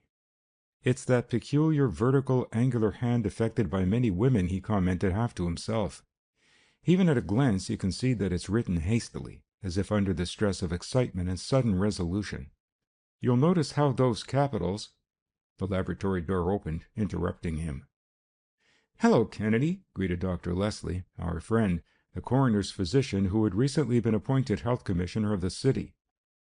It was the first time we had seen him since the appointment, and we hastened to congratulate him. He thanked us absently, and it was evident that there was something on his mind, some problem which, in his new office, he felt that he must solve if for no other purpose than to justify his reputation. Craig said nothing, preferring to let the commissioner come to the point in his own way. "Do you know, Kennedy," he said at length, turning in his chair and facing us, "I believe we have found one of the strangest cases in the history of the department." The commissioner paused, then went on quickly, "It looks as if it were nothing less than an epidemic of beriberi, not on a ship coming into port as so often happens, but actually in the heart of the city." "Beriberi? In New York?" queried Craig incredulously. "It looks like it," reiterated Leslie, "in the family of a Dr. Wardlaw, uptown here in the Forum." Kennedy had already shoved over the letter he had just received. Leslie did not finish the sentence, but read the note in amazement. "What are the symptoms?" inquired Craig. "What makes you think it is beriberi of all things?" "Because they showed the symptoms of beriberi," persisted Leslie doggedly. "You know what they are like. If you care to go into the matter, I think I can convince you." The commissioner was still holding the letter and gazing, puzzled, from it to us. It seemed as if he regarded it merely as confirming his own suspicions that something was wrong, even though it shed no real light on the matter. "How did you first hear of it?" prompted Kennedy. Leslie answered frankly. "It came to the attention of the department as the result of a reform I have inaugurated. When I went in office, I found that many of the death certificates were faulty, and in the course of our investigations we ran across one that seemed to be most vaguely worded. I don't know yet whether it was ignorance or something worse, but it started an inquiry. I can't say that I'm thoroughly satisfied with the amended certificate of the physician who attended Mrs. Marbury, the mother of Dr. Wardlaw's wife, who died about a week ago, Dr. Aitken." "Then Wardlaw didn't attend her himself?" asked Kennedy. "Oh, no, he couldn't under the circumstances, as I'll show you presently, aside from the medical ethics of the case. Aitken was the family physician of the Marburys." Kennedy glanced at the note.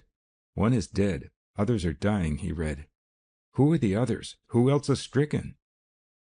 "Why," continued Leslie, eager to unburden his story, "Wardlaw himself has the marks of a nervous affection as plainly as the eye can see it.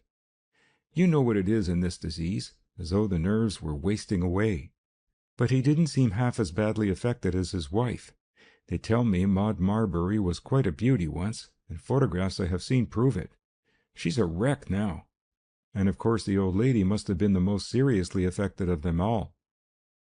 "Who else is there in the household?" inquired Kennedy, growing more and more interested. "Well," answered Leslie slowly, "they've had a nurse for some time, Natalie Langdale. Apparently she has escaped." "Any servants?" "Some by the day, only one regularly, a Japanese, Kato.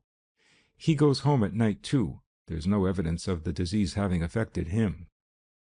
I caught Leslie's eye as he gave the last information. Though I did not know much about beriberi, I had read of it, and knew that it was especially prevalent in the Orient.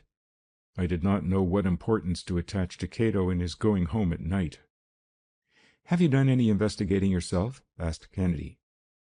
Leslie hesitated a moment, as though deprecating his own efforts in that line, though when he spoke I could see no reason why he should, except that it had so often happened that Kennedy had seen the obvious which was hidden from most of those who consulted him. "Yes," he replied. "I thought perhaps there might be some motive back of it all which I might discover. Possibly it was old Mrs. Marbury's fortune, not a large one, but substantial. So it occurred to me that the will might show it. I have been to the surrogate." "And?" prompted Kennedy approvingly. "Mrs. Marbury's will has already been offered for probate. It directs, among other things, that $25,000 be given by her daughter, to whom she leaves the bulk of her fortune, to Dr. Aitken, who had been Mr. Marbury's physician and her own." Leslie looked at us significantly, but Kennedy made no comment. "Would you like to go up there and see them?" urged the commissioner, anxious to get Craig's final word on whether he would cooperate in the affair. "I certainly should," returned Kennedy heartily, folding up the letter which had first attracted his interest. "It looks as if there were more to this thing than a mere disease, however unusual." Dr. Leslie could not conceal his satisfaction, and without delaying a moment more than was necessary, hurried us out into one of the department cars, which he had left waiting outside, and directed the driver to take us to the Forum Apartments, one of the newest and most fashionable on the drive. Miss Langdale met us at the door and admitted us into the apartment. She was a striking type of trained nurse, one of those who seem bubbling over with health and vivacity. She seemed solicitous of her patients and reluctant to have them disturbed, yet apparently not daring to refuse to admit Dr. Leslie. There was nothing in her solicitude, however, that one could take exception to. Miss Langdale conducted us softly down a hallway through the middle of the apartment, and I noted quickly how it was laid out. On one side we passed a handsomely furnished parlor and dining room, opposite which were the kitchen and butler's pantry, and farther along, a bedroom and the bath. On down the hall on the right was Dr. Wardlaw's study, or rather den, for it was more of a library than an office. The nurse led the way, and we entered. Through the windows one caught a beautiful vista of the drive, the river, and the Jersey shore. I gazed about curiously.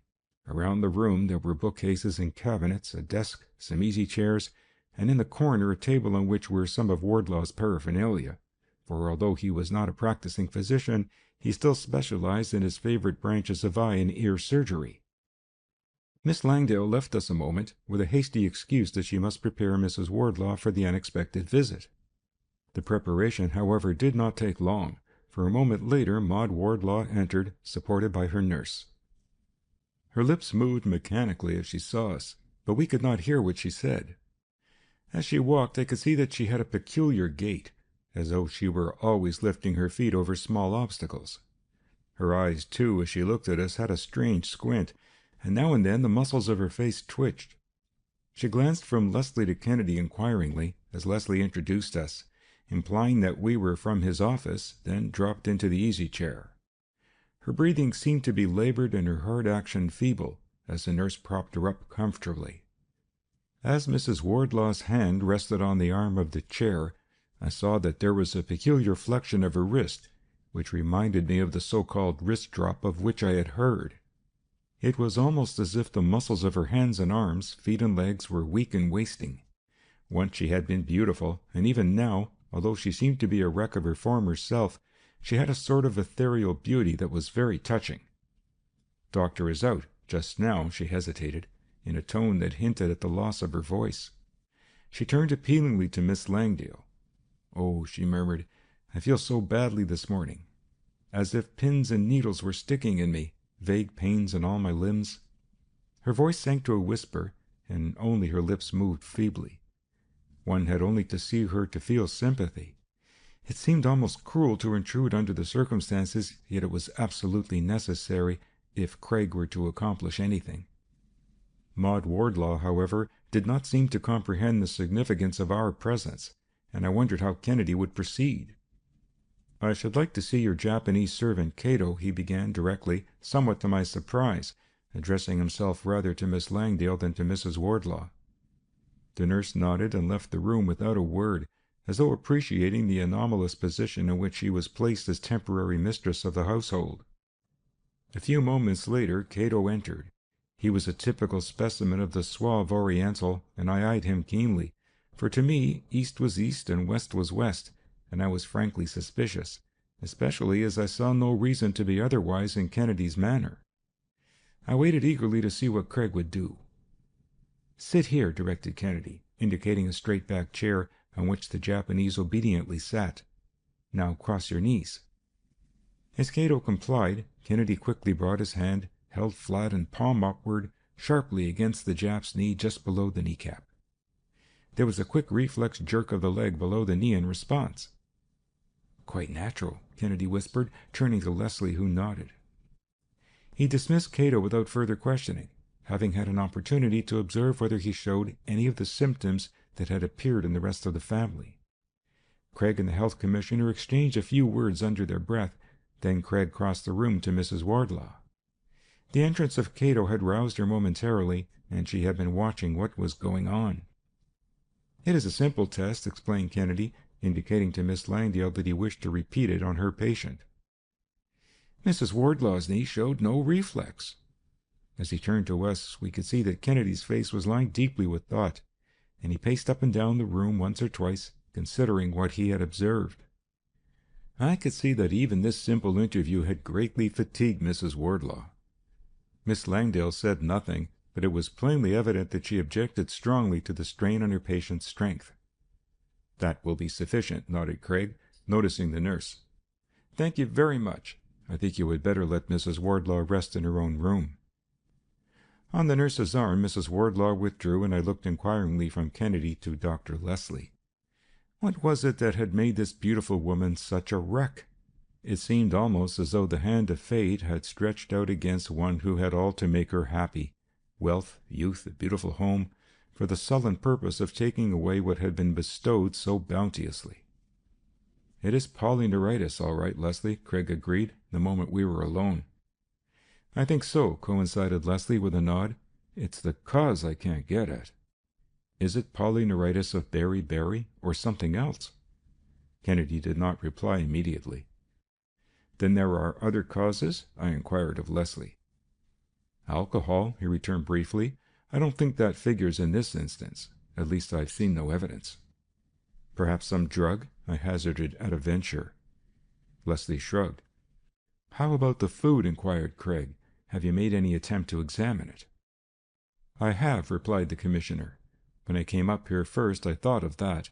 I took samples of all the food that I could find in the icebox, the kitchen, and the butler's pantry. I have the whole thing labeled, and I have already started to test them out. I'll show you what I have done when we go down to the department laboratory."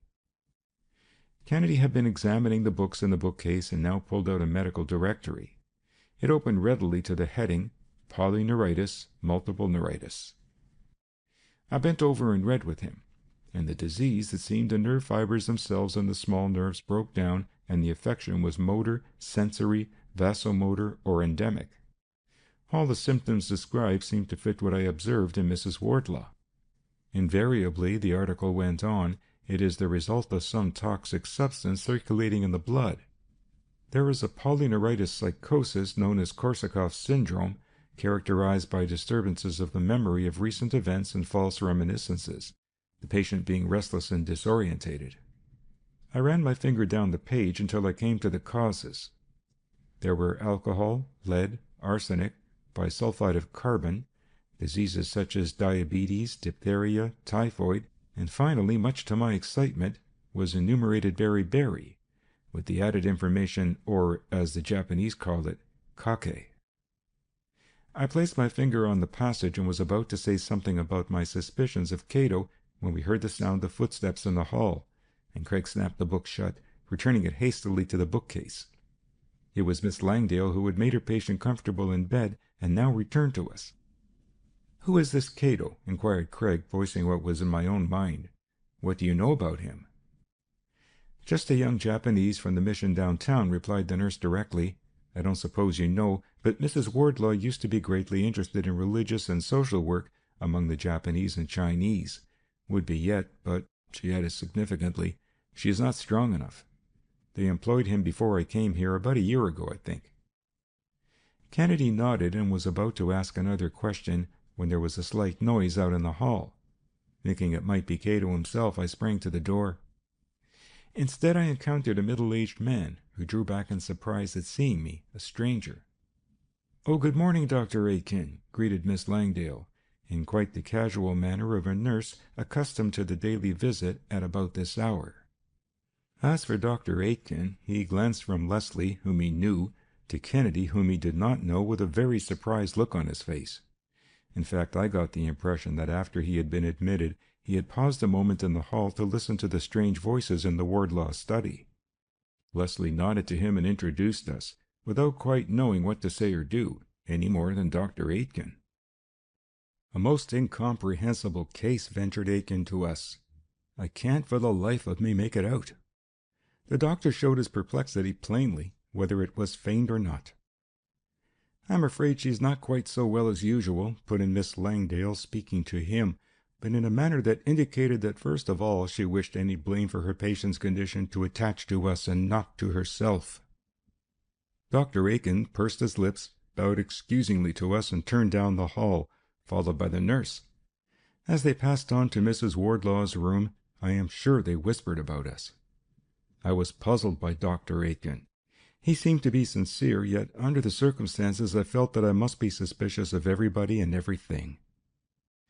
Alone again for a moment, Kennedy turned his attention to the furniture of the room, and finally paused before a writing desk in the corner. He tried it. It was not locked, and he opened it. Quickly he ran through a pile of papers carefully laid under a paperweight at the back. A suppressed exclamation from him called my attention to something that he had discovered. There lay 2 documents, evidently recently drawn up. As we looked over the first, we saw that it was Dr. Wardlaw's will, in which he had left everything to his wife, although he was not an especially wealthy man. The other was the will of Mrs. Wardlaw. We devoured it hastily. In substance, it was identical with the first, except that at the end she had added 2 clauses. In the first she had done just as her mother had directed. $25,000 had been left to Dr. Aitken.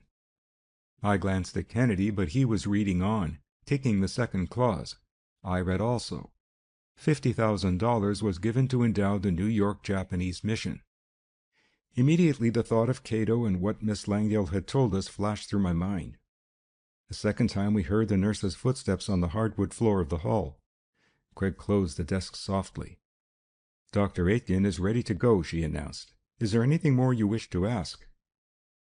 Kennedy spoke a moment with the doctor as he passed out, but aside from the information that Mrs. Wardlaw was in his opinion growing worse, the conversation added nothing to our meager store of information. "I suppose you attended Mrs. Marbury?" ventured Kennedy, of Miss Langdale, after the doctor had gone. "Not all the time," she admitted. "Before I came there was another nurse, a Miss Hackstaff." "What was the matter? Wasn't she competent?" Miss Langdale avoided the question as though it were a breach of professional etiquette to cast reflections on another nurse, although whether that was the real reason for her reticence did not appear. Craig seemed to make a mental note of the fact. "Have you seen anything suspicious about this Cato?" put in Leslie, while Kennedy frowned at the interruption. Miss Langdale answered quickly, "Nothing." "Dr. Aitken has never expressed any suspicion?" pursued Leslie. "Oh, no," she returned. "I think I would have known it if he had any. No, I've never heard him even hint at anything." It was evident that she wished us to know that she was in the confidence of the doctor. "I think we'd better be going," interrupted Kennedy hastily, not apparently pleased to have Leslie break in the investigation just at present. Miss Langdale accompanied us to the door, but before we reached it, it was opened from the outside by a man who had once been and yet was handsome, although one could see that he had a certain appearance of having neglected himself. Leslie nodded and introduced us. It was Dr. Wardlaw. As I studied his face, I could see that, as Leslie had already told us, it plainly bore the stigma of nervousness. "Has Dr. Aitken been here?" he inquired, quickly of the nurse. Then, scarcely waiting for her even to nod, he added, "What did he say? Is Mrs. Wardlaw any better?" Miss Langdale seemed to be endeavoring to make as optimistic a report as the truth permitted, but I fancied Wardlaw read between the lines. As they talked, it was evident that there was a sort of restraint between them. I wondered whether Wardlaw might not have some lurking suspicion against Aitken or someone else. If he had, Even in his nervousness he did not betray it. "I can't tell you how worried I am," he murmured, almost to himself. "What can this thing be?" He turned to us, and although he had just been introduced, I am sure that our presence seemed to surprise him, for he went on talking to himself. "Oh yes, let me see. Oh yes, friends of Dr. Leslie." I had been studying him and trying to recall what I had just read of beriberi and polyneuritis. There flashed over my mind the recollection of what had been called Korsakoff's syndrome, in which one of the mental disturbances was the memory of recent events. Did not this, I asked myself, indicate plainly enough that Leslie might be right in his suspicions of beriberi? It was all the more apparent a moment later when, turning to Miss Langdale, Wardlaw seemed almost instantly to forget our presence again. At any rate, his anxiety was easy to see. After a few minutes' chat, during which Craig observed Wardlaw's symptoms too, we excused ourselves, and the health commissioner undertook to conduct us to his office to show us what he had done so far. As for me, I could not get Miss Langdale out of my mind, and especially the mysterious letter to Kennedy. What of it, and what of its secret sender?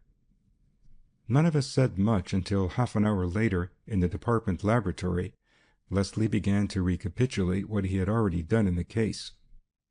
"You asked whether I had examined the food," he remarked, pausing in a corner before several cages in which were a number of pigeons, separated and carefully tagged. With a wave of his hand at one group of cages, he continued, "These fellows I have been feeding exclusively on samples of the various foods which I took from the Wardlaw family when I first went up there. Here, too, are charts showing what I have observed up to date. Over there are the controls, pigeons from the same group which have been fed regularly on the usual diet so that I can check my tests." Kennedy fell to examine the pigeons carefully, as well as the charts and records of feeding and results. None of the birds fed on what had been taken from the apartment looked well, though some were worse than others. "I want you to observe this fellow," pointed out Leslie at last, singling out one cage.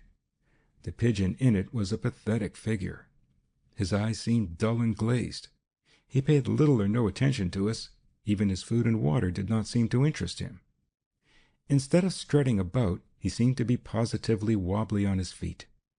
Kennedy examined this one longer and more carefully than any of the rest. "There are certainly all the symptoms of beriberi, or rather polyneuritis, in pigeons with that bird," admitted Craig, finally looking up at Leslie. The commissioner seemed to be gratified. "You know," he remarked, "beriberi itself is a common disease in the Orient. There has been a good deal of study of it, and the cause is now known to be the lack of something in the food, which in the Orient is mostly rice. Polishing the rice, which removes part of the outer coat, also takes away something that is necessary for life, which scientists now call vitamins." "I may take some of these samples to study myself," interrupted Kennedy, as though the story of vitamins was an old one to him. "By all means," agreed Leslie. Craig selected what he wanted, keeping each separate and marked, and excused himself, saying that he had some investigations of his own that he wished to make, and would let Leslie know the result as soon as he discovered anything. Kennedy did not go back directly to the laboratory, however. Instead, he went uptown and, to my surprise, stopped at one of the large breweries. What it was that he was after I could not imagine, but after a conference with the manager, he obtained several quarts of brewer's yeast, which he had sent directly down to the laboratory. Impatient though I was at this seeming neglect of the principal figures in the case, I knew nevertheless that Kennedy had already schemed out his campaign, and that whatever it was he had in mind was of first importance. Back at last in his own laboratory, Craig set to work on the brewer's yeast, deriving something from it by the plentiful use of a liquid labeled Lloyd's reagent, a solution of hydrous aluminum silicate. After working for some time, I saw that he had obtained a solid, which he pressed into the form of little whitish tablets. He had by no means finished, but noticing my impatience, he placed the 3 or 4 tablets in a little box and handed them to me. "You might take these over to Leslie in the department laboratory, Walter," he directed. "Tell him to feed them to that wobbly-looking pigeon over there, and let me know the moment he observes any effect." Glad of the chance to occupy myself, I hastened on the errand, and even presided over the first feeding of the bird. When I returned, I found that Kennedy had finished his work with the brewer's yeast and was now devoting himself to the study of the various samples of food which he had obtained from Leslie. He was just finishing a test of the baking powder when I entered, and his face showed plainly that he was puzzled by something that he had discovered. "What is it?" I asked. "Have you found out anything?" "This seems to be almost plain sodium carbonate," he replied mechanically. "And that indicates?" I prompted. "Perhaps nothing in itself," he went on less abstractedly, "but the use of sodium carbonate and other things which I have discovered in other samples disengages carbon dioxide at the temperature of baking and cooking. If you will look in that public health report on my desk, you'll see how the latest investigations have shown that bicarbonate of soda and a whole list of other things which liberate carbon dioxide destroy the vitamins Leslie was talking about. In other words, taken all together, I should almost say there was evidence that a concerted effort was being made to affect the food, a result analogous with that of using polished rice as a staple diet and producing beriberi, or, perhaps more accurately, polyneuritis. I can be sure of nothing yet, but it's worth following up." "Then you think Cato—" "Not too fast," cautioned Craig. "Remember, others had access to the kitchen too." In spite of his hesitancy, I could think only of the 2 paragraphs we had read in Mrs. Wardlaw's will, and especially of the last. Might not Cato have been forced or enticed into a scheme that promised a safe return and practically no chance of discovery? What gruesome mystery had been unveiled by the anonymous letter which had first excited our curiosity? It was late in the afternoon that Commissioner Leslie called us up, much excited, to inform us that the drooping pigeon was already pecking at food and beginning to show some interest in life. Kennedy seemed greatly gratified as he hung up the receiver. "Almost dinner time," he commented, with a glance at his watch. "I think we'll make another hurried visit to the Wardlaw apartment." We had no trouble getting in, although as outsiders we were more tolerated than welcome. Our excuse was that Kennedy had some more questions which we wished to ask Miss Langdale. While we waited for her, we sat, not in the study, but in the parlor. The folding doors into the dining room were closed, but across the hall we could tell by the sound when Cato was in the kitchen and when he crossed the hall. Once I heard him in the dining room. Before I knew it, Kennedy had hastily tiptoed across the hall and into the kitchen. He was gone only a couple of minutes, but it was long enough to place in the food that was being prepared, and in some unprepared, either the tablets he had made or a powder he had derived from them crushed up.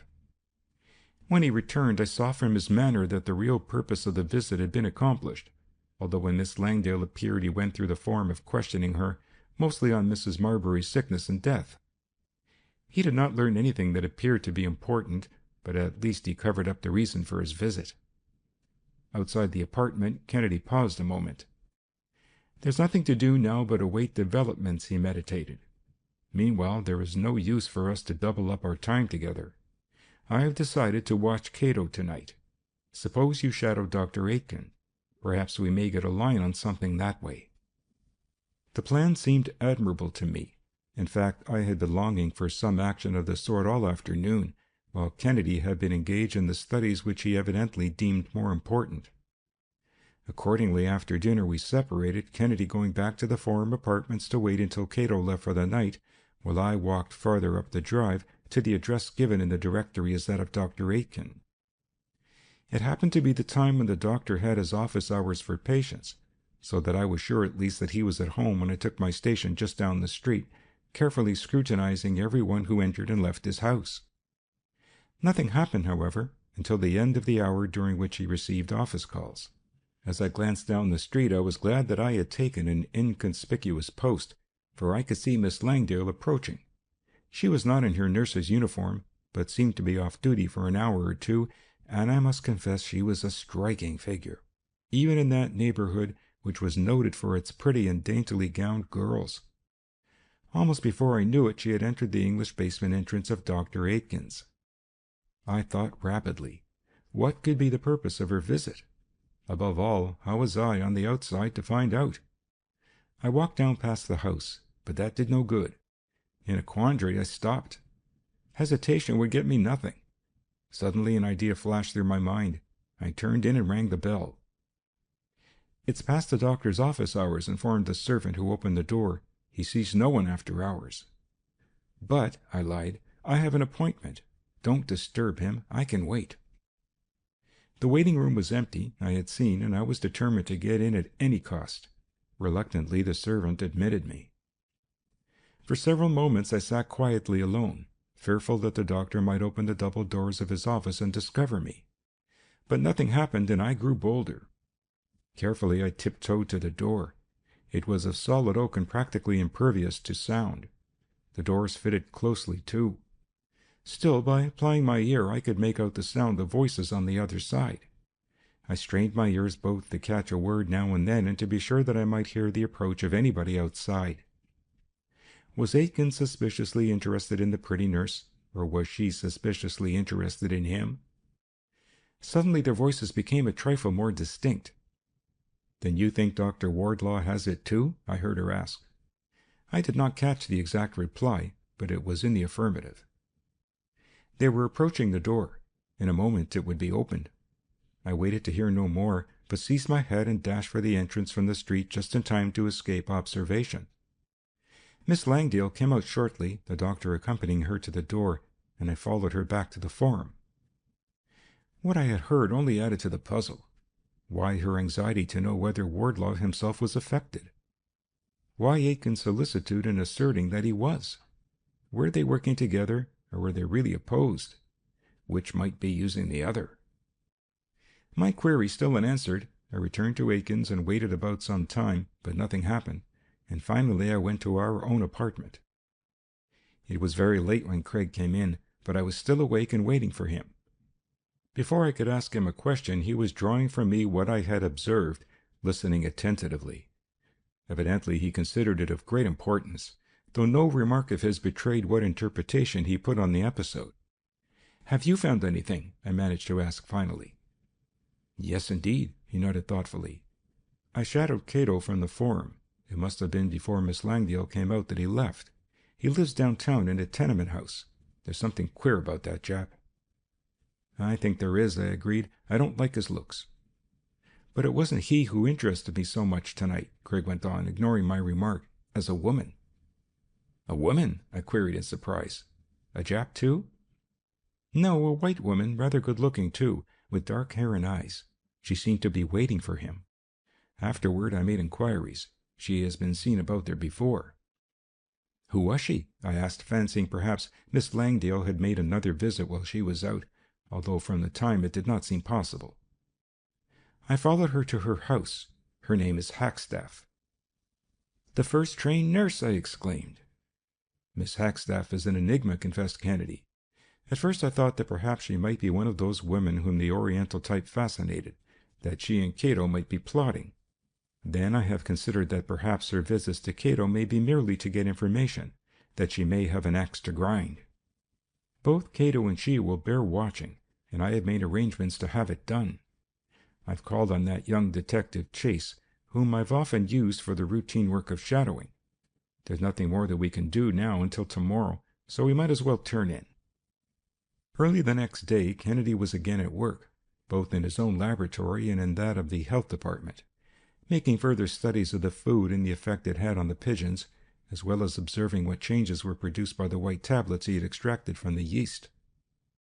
It was early in the forenoon when the buzzer on the laboratory door sounded, and I opened the door to admit Chase in a high state of excitement.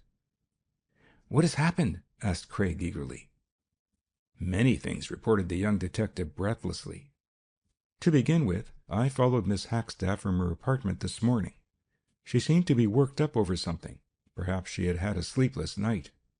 As nearly as I could make out, she was going about aimlessly. Finally, however, I found that she was getting into the neighborhood of Dr. Aitken and of the forum. Well, when we got to the forum, she stopped and waited in front of it, I should say almost half an hour. I couldn't make out what it was she wanted, but at last I found out." He paused a moment, then raced on without urging. "Miss Langdale came out, and you should have seen the Hackstaff woman go for her." He drew in his breath sharply at the reminiscence. "I thought there was going to be a murder done on Riverside Drive." Miss Langdale screamed and ran back into the apartment. There was a good deal of confusion.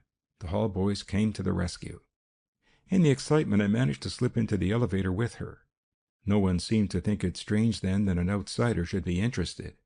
I went up with her, saw Wardlaw, and she poured out the story. He's a queer one. Is he right? Why? Asked Craig indulgently. He seemed so nervous. Things upset him so easily. Yet after we had taken care of Miss Langdale and matters had quieted down, I thought I might get some idea of the cause of the fracas and asked him if he knew of any reason. Why, he looked at me kind of blankly, and I swear he acted as though he had almost forgotten it already. I tell you, he's not right. Remembering our own experience, I glanced significantly at Craig. Korsakoff syndrome? I queried laconically. Another example of a mind confused even on recent events? Kennedy, however, was more interested in Chase. What did Miss Hackstaff do? He asked. I don't know. I missed her.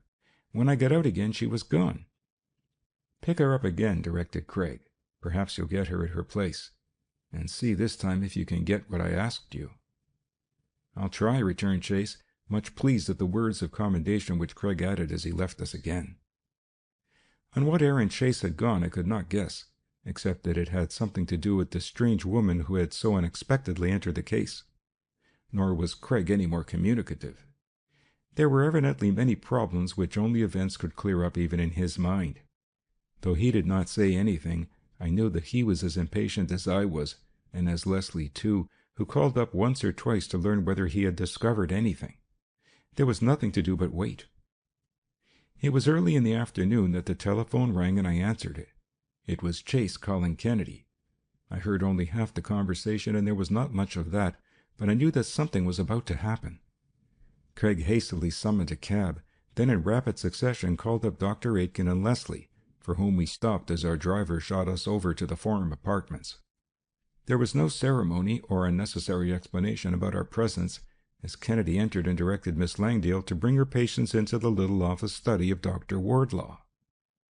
Miss Langdale obeyed reluctantly. When she returned, I felt that it was appreciable that a change had taken place. Mrs. Wardlaw, at least, was improved. She was still ill, but she seemed to take a more lively interest in what was going on about her. As for Dr. Wardlaw, however, I could not see that there had been any improvement in him. His nervousness had not been abated. Cato, whom Kennedy summoned at the same time, preserved his usual imperturbable exterior. Miss Langdale, in spite of the incident of the morning, was quite as solicitous as ever of her charges. We had not long to wait for Dr. Aitken. He arrived, inquiring anxiously what had happened, although Kennedy gave none of us any satisfaction immediately as to the cause of his quick action. Aitken fidgeted uneasily, glancing from Kennedy to Leslie, then to Miss Langdale, and back to Kennedy, without reading any explanation in the faces. I knew that Craig was secretly taking his time both for its effect on those present and to give Chase a chance. Our poisons and our drugs, he began leisurely at length, are in many instances the close relatives of harmless compounds that represent the intermediate steps in the daily process of metabolism. There is much that I might say about protein poisons. However, that is not exactly what I want to talk about, at least at first. He stopped to make sure that he had the attention of us all. As a matter of fact, his manner was such that he attracted even the vagrant interest of the Wardlaws. I do not know how much of his suspicions Commissioner Leslie has communicated to you, he resumed, but I believe that you have all heard of the disease beriberi, so common in the Far East and known to the Japanese as kake. It is a form of polyneuritis, and as you doubtless know, is now known to be caused, at least in the Orient, by the removal of the pericarp and the polishing of rice. Our milling of flour is in a minor degree analogous.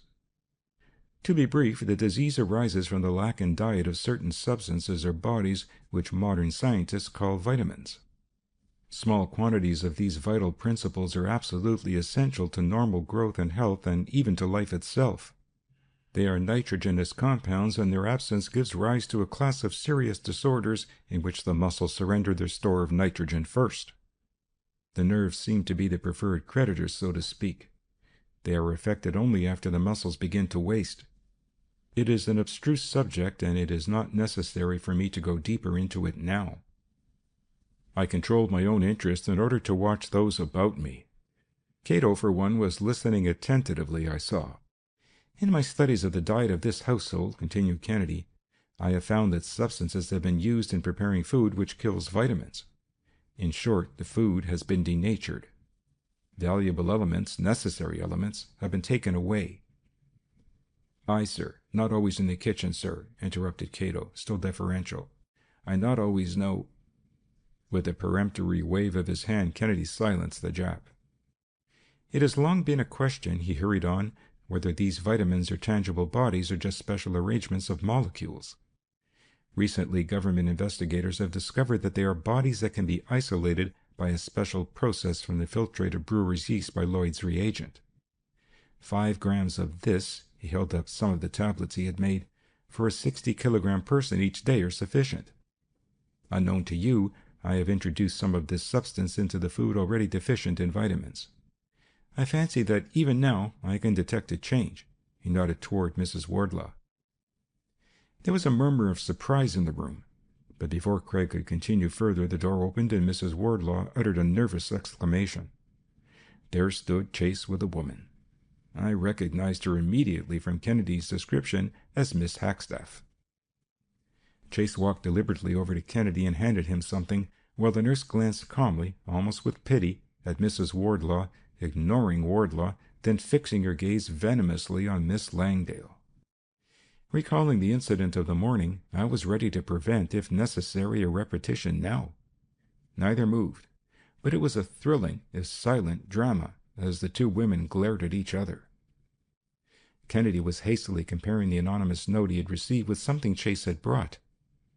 Someone, he shot out, suddenly, looking up and facing us, has, as I have intimated, been removing or destroying the vital principle in the food, these vitamins. Clearly, the purpose was to make this case look like an epidemic of beriberi, polyneuritis. That part has been clear to me for some time. It has been the source of this devilish plot which has been obscure. Just a moment, Cato. I will do the talking. My detective Chase has been doing some shadowing for me, as well as some turning over of past history. He has found a woman, a nurse, more than a nurse, a secret lover, cast off in favor of another. Miss Hackstaff, you wrote that letter. It is your hand, for revenge, on Miss Langdale and— You shan't have him, almost hissed Helen Hackstaff. If I cannot, no one shall. Natalie Langdale faced her, defiant. You are a jealous, suspicious person, she cried. Dr. Aitken knows. One moment, interrupted Craig. Mrs. Marbury is gone. Mrs. Wardlaw is weakened. Yet all who are affected with nerve troubles are not necessarily suffering from polyneuritis. Someone here has been dilettanting with death. It is of no use, he thundered, turning suddenly on a cowering figure. You stood to win the most with the money and your unholy love. But Miss Hackstaff, cast off, has proved your nemesis. Your nervousness is the nervousness not of polyneuritis, but of guilt, Dr. Wardlaw. End of Chapter 8.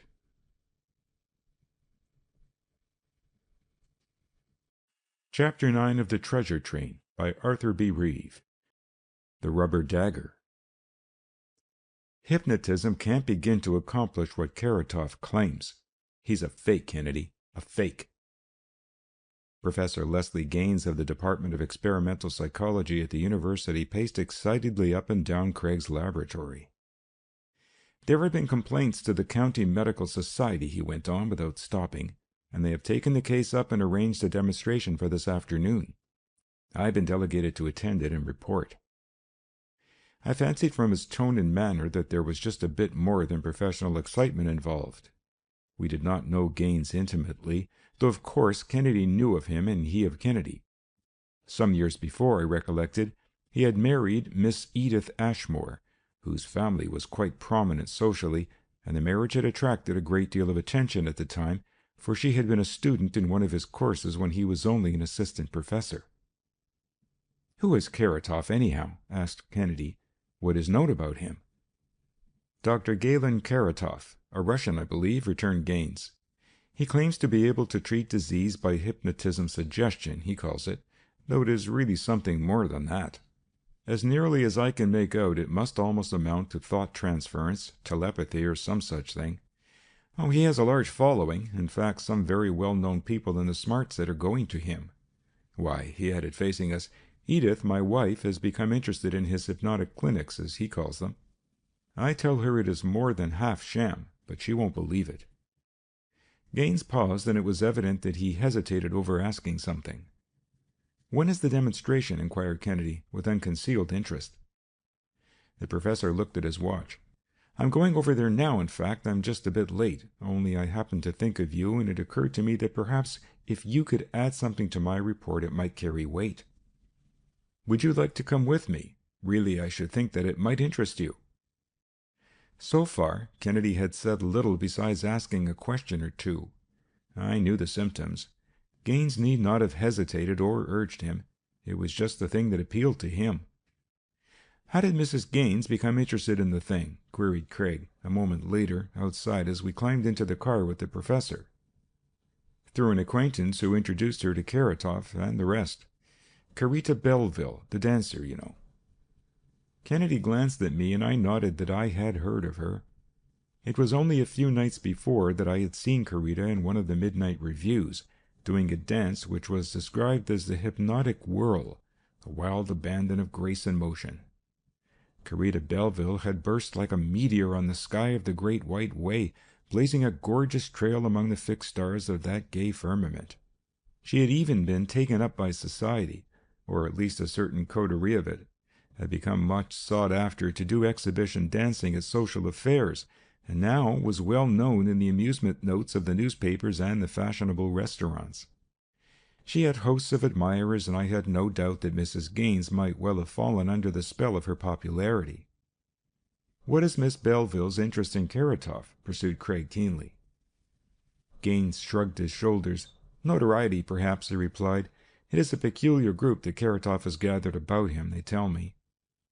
There was something unsatisfactory about the answer, and I imagine that Gaines meant purposely to leave it so as not to prejudice the case.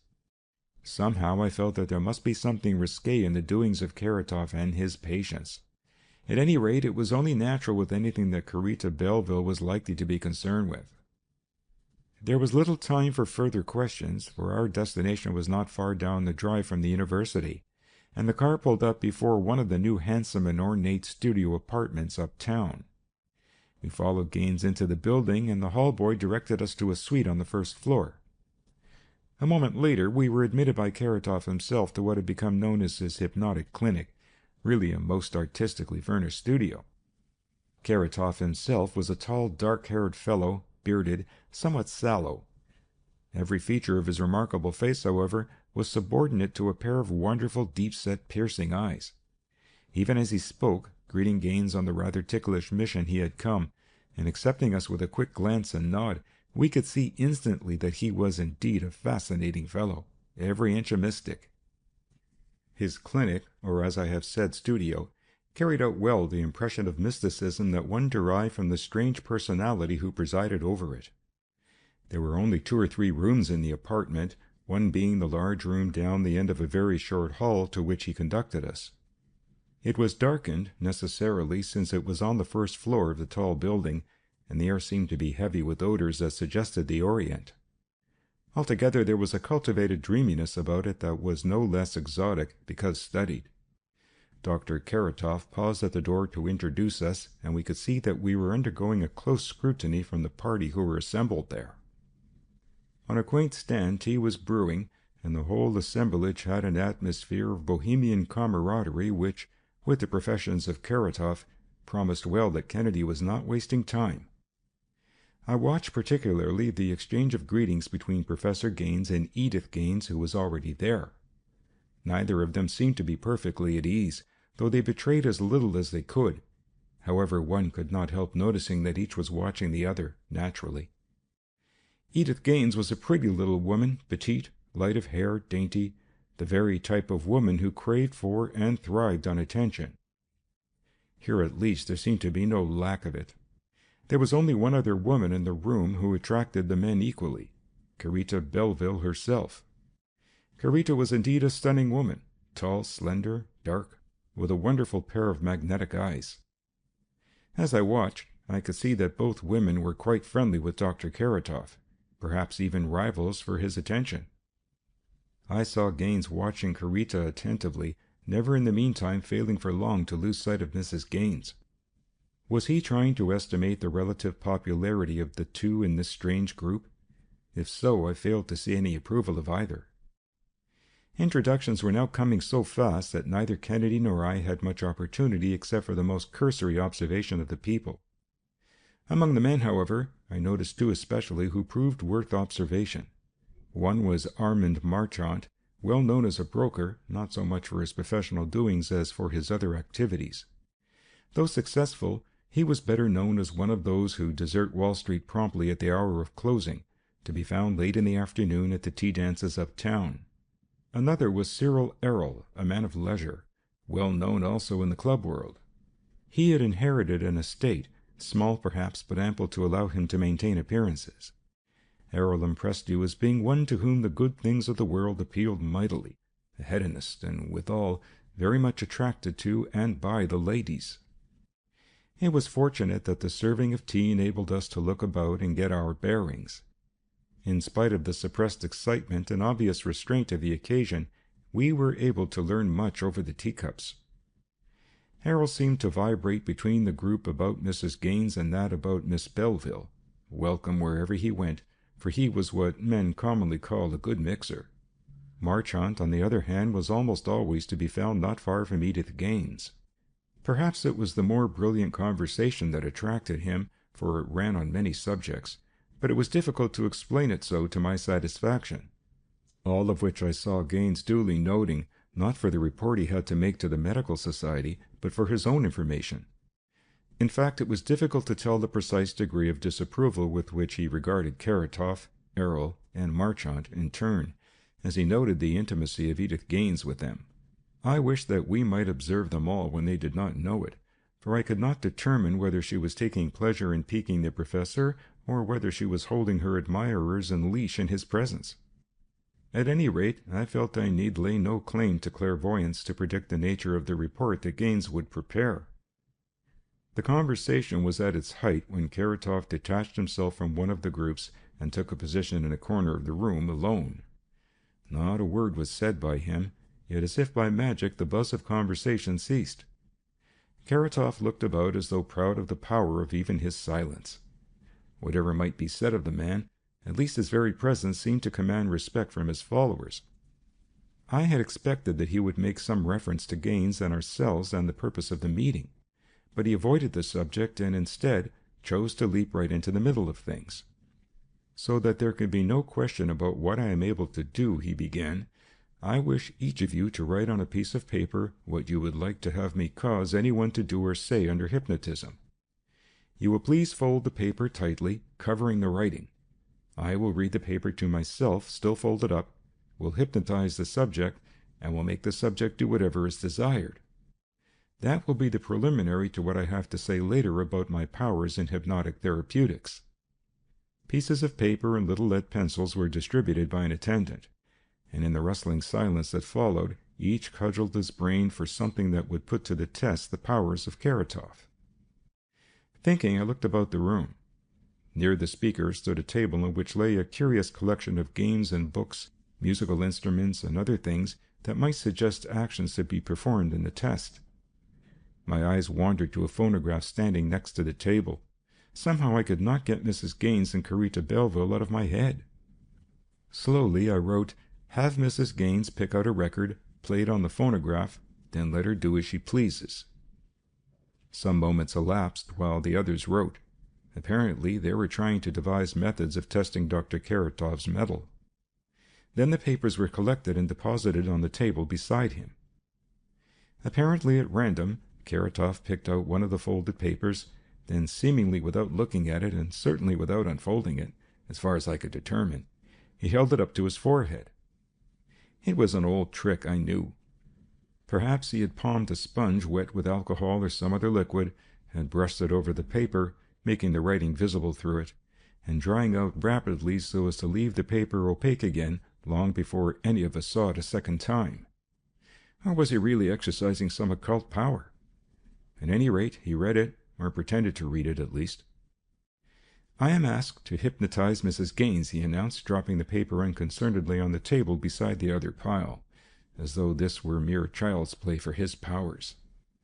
It was something of a shock to realize that it was my paper he had chanced to pick up first, and I leaned forward eagerly, watching.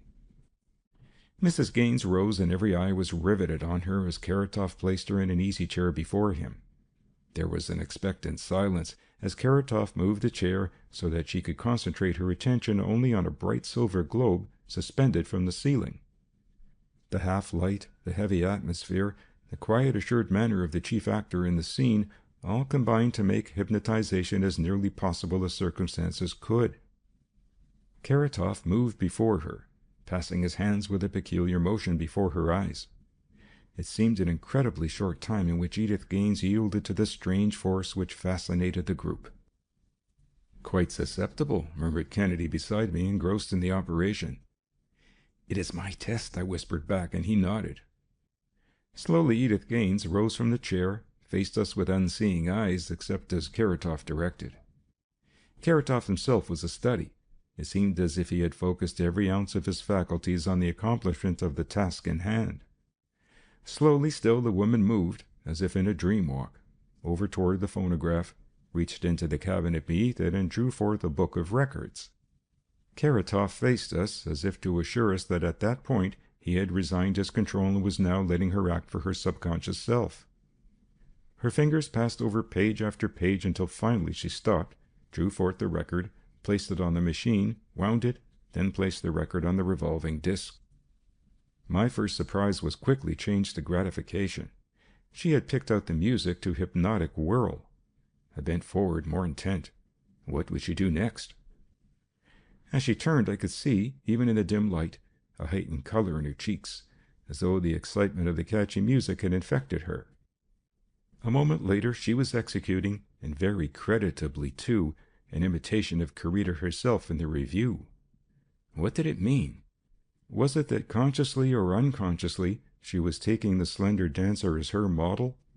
The skill and knowledge that she put into the dance showed plainly. Next to Kennedy, I saw Gaines leaning far forward, looking now at his wife, now at the little group.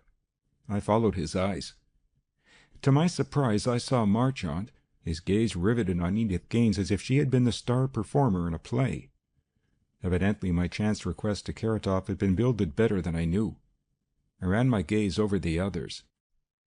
Errol was no less engrossed than Marchant. Quickly I glanced at Karita, wondering whether she might be gratified by the performance of a pupil.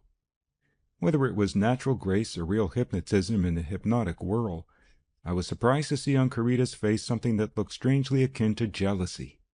It was as though some other woman had usurped her prerogative. She leaned over to speak to Errol with the easy familiarity of an old admirer. I could not hear what was said, and perhaps it was inconsequential. In fact, it must have been the very inconsequentiality of his reply that piqued her. He glanced at Marchant a moment, as if she had said something about him, then back at Edith Gaines. On his part, Professor Gaines was growing more and more furious. I had just about decided that the little drama in the audience was of far more importance and interest than even the dance, when the music ceased. Karatov approached, took Mrs. Gaines by the hand, led her back to the chair, and, at a word, she regained her normal consciousness. As she rose, still in a daze it seemed, it was quite evident that she had no waking realization of what had happened, for she walked back and sat down beside her husband, quite as though nothing had happened. As for me, I could not help wondering what had actually happened. What did it all mean? Had Mrs. Gaines expressed her own self, or was it Karatov, or Marchant, or Errol? What was the part played by Karita Belleville? Gaines did not betray anything to her, but their mutual attitude was eloquent. There was something of which he disapproved, and she knew it, some lack of harmony. What was the cause?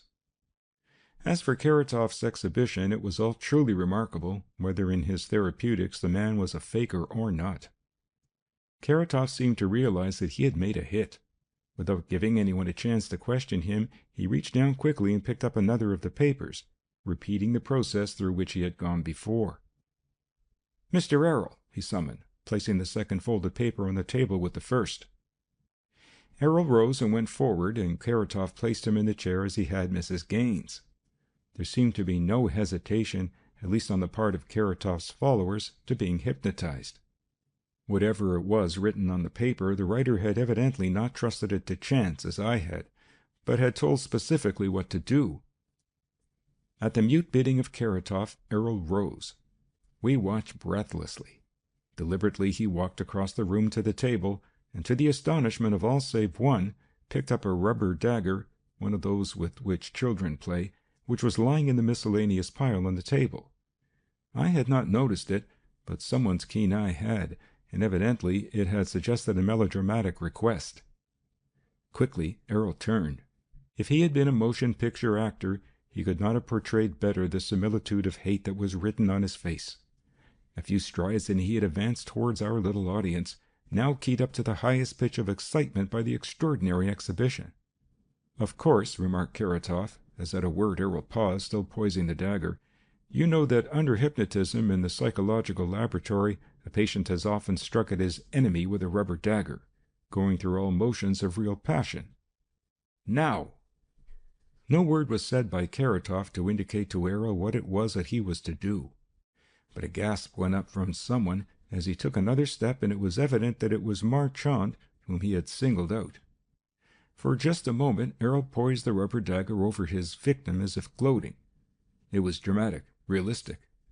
As Errol paused, Marchand smiled at the rest of us, a sickly smile, I thought, as though he would have said that the play was being carried too far.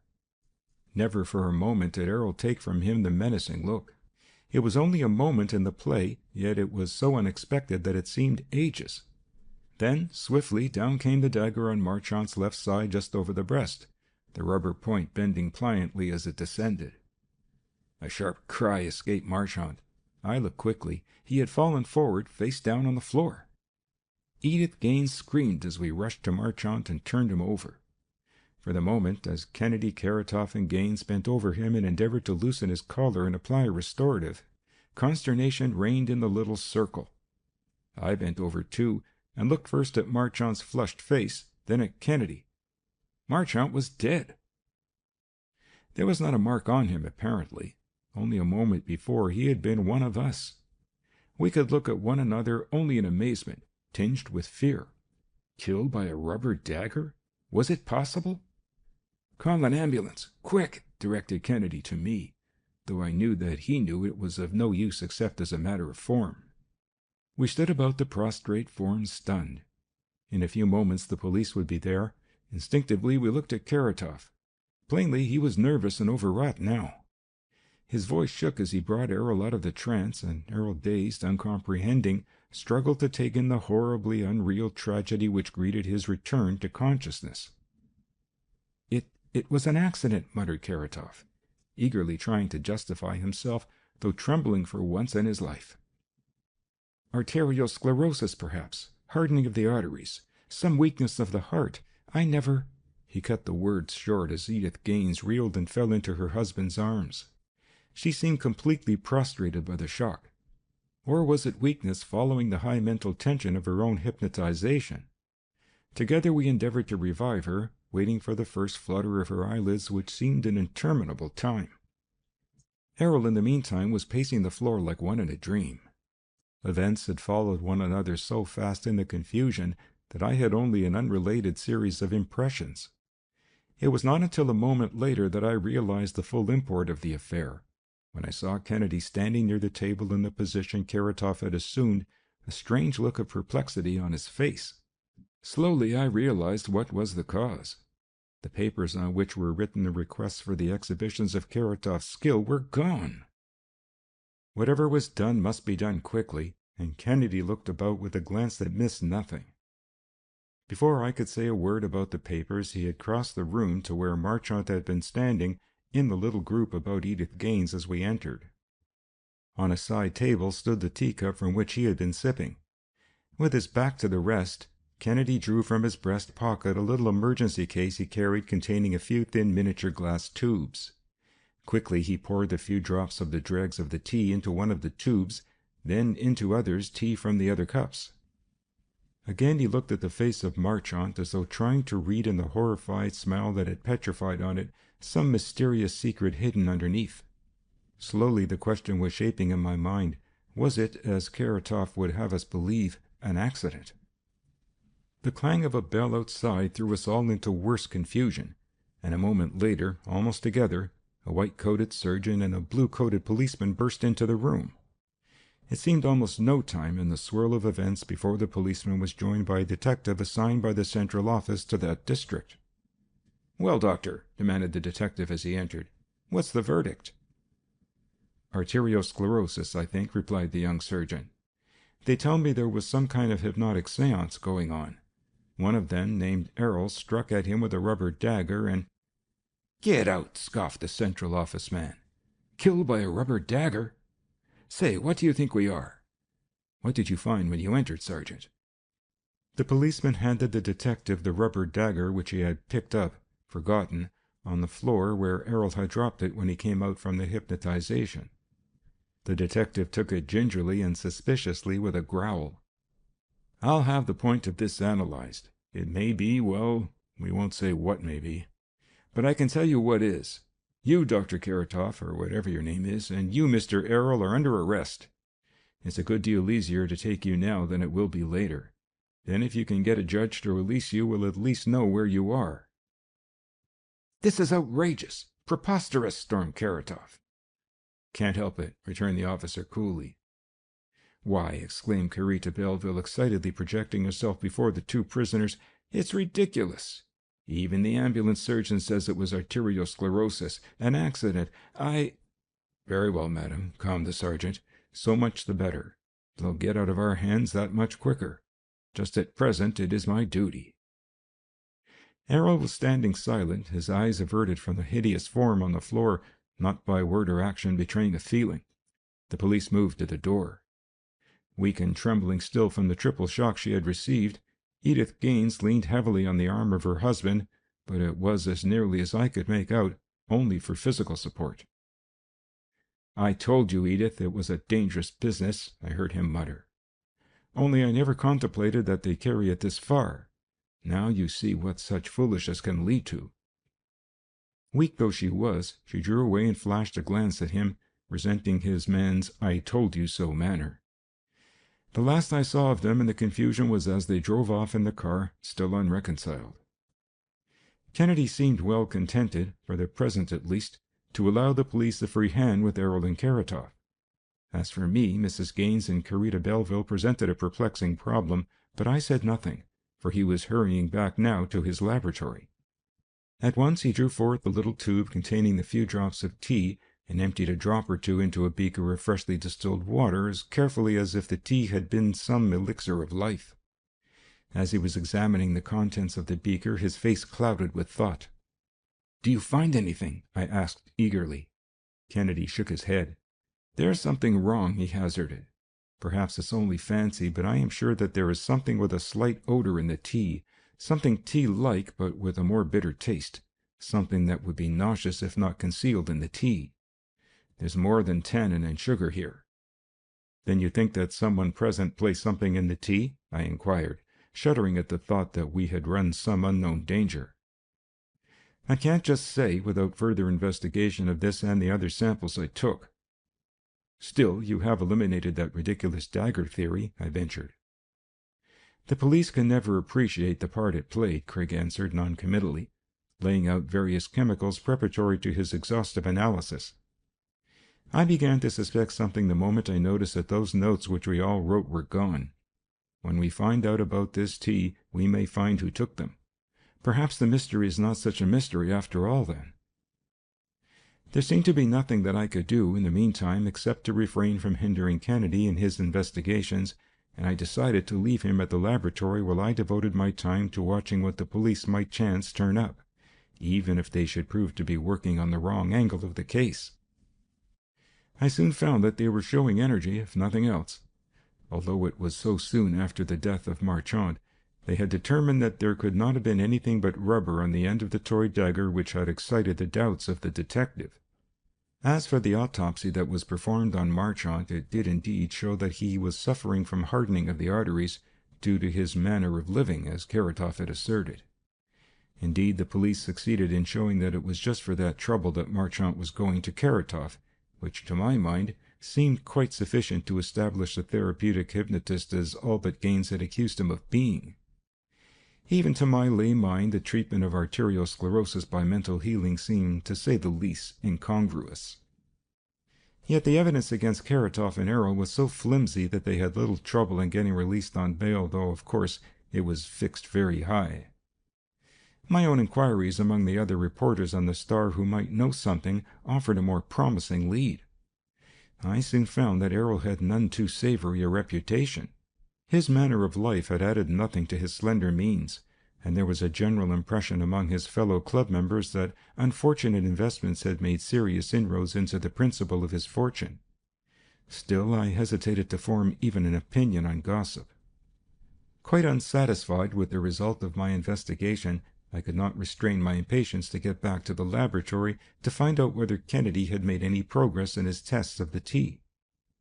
"If you had been 5 minutes earlier," he greeted me, "you would have been surprised to find a visitor." "A visitor?" I repeated. "Who?" "Carita Belleville," he replied, enjoying my incredulity. "What could she want?" I asked at length. "That's what I've been wondering," he agreed. Her excuse was plausible. She said that she had just heard why I had come with Gaines. I suppose it was half an hour that she spent endeavoring to convince me that Karatov and Errol could not possibly have had any other connection than accidental with the death of Marchant. "Could it have been a word for them and half an hour for herself?" I queried, mystified. Kennedy shrugged. "I can't say. At any rate, I must see both Karatov and Errol, now that they were out. Perhaps they did send her, thinking I might fall for her. She hinted pretty broadly at using my influence with Gaines on his report. Then again, she may simply have been wondering how she herself stood." "Have you found anything?" I asked, noticing that his laboratory table was piled high with its usual paraphernalia. "Yes," he replied laconically, taking a bottle of concentrated sulfuric acid and pouring a few drops in a beaker of slightly tinged water. The water turned slowly to a beautiful green. No sooner was the reaction complete than he took some bromine and added it. Slowly again the water changed, this time from green to a peculiar violet red. Adding more water restored the green color. "That's the Grandot test," he nodded with satisfaction. "I've tried the physiological test, too, with frogs from the biological department, and it shows the effect on the heart that I—" "What shows the effect?" I interrupted somewhat impatiently. "Oh, to be sure," he smiled. "I forgot I hadn't told you what I suspected. Why, digitalis. Foxglove, you know. I suppose it never occurred to the police that the rubber dagger might have covered up a peculiar poisoning?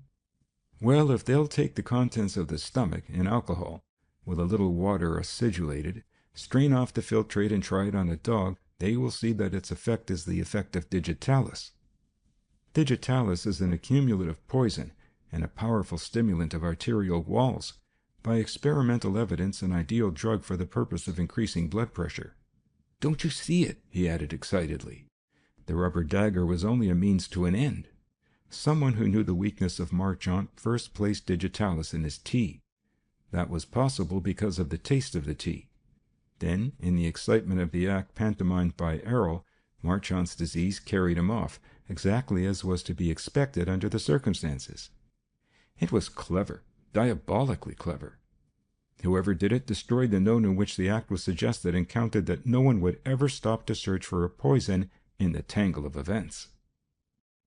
Slowly but clearly I began to realize how certainly Kennedy was reconstructing the strange case.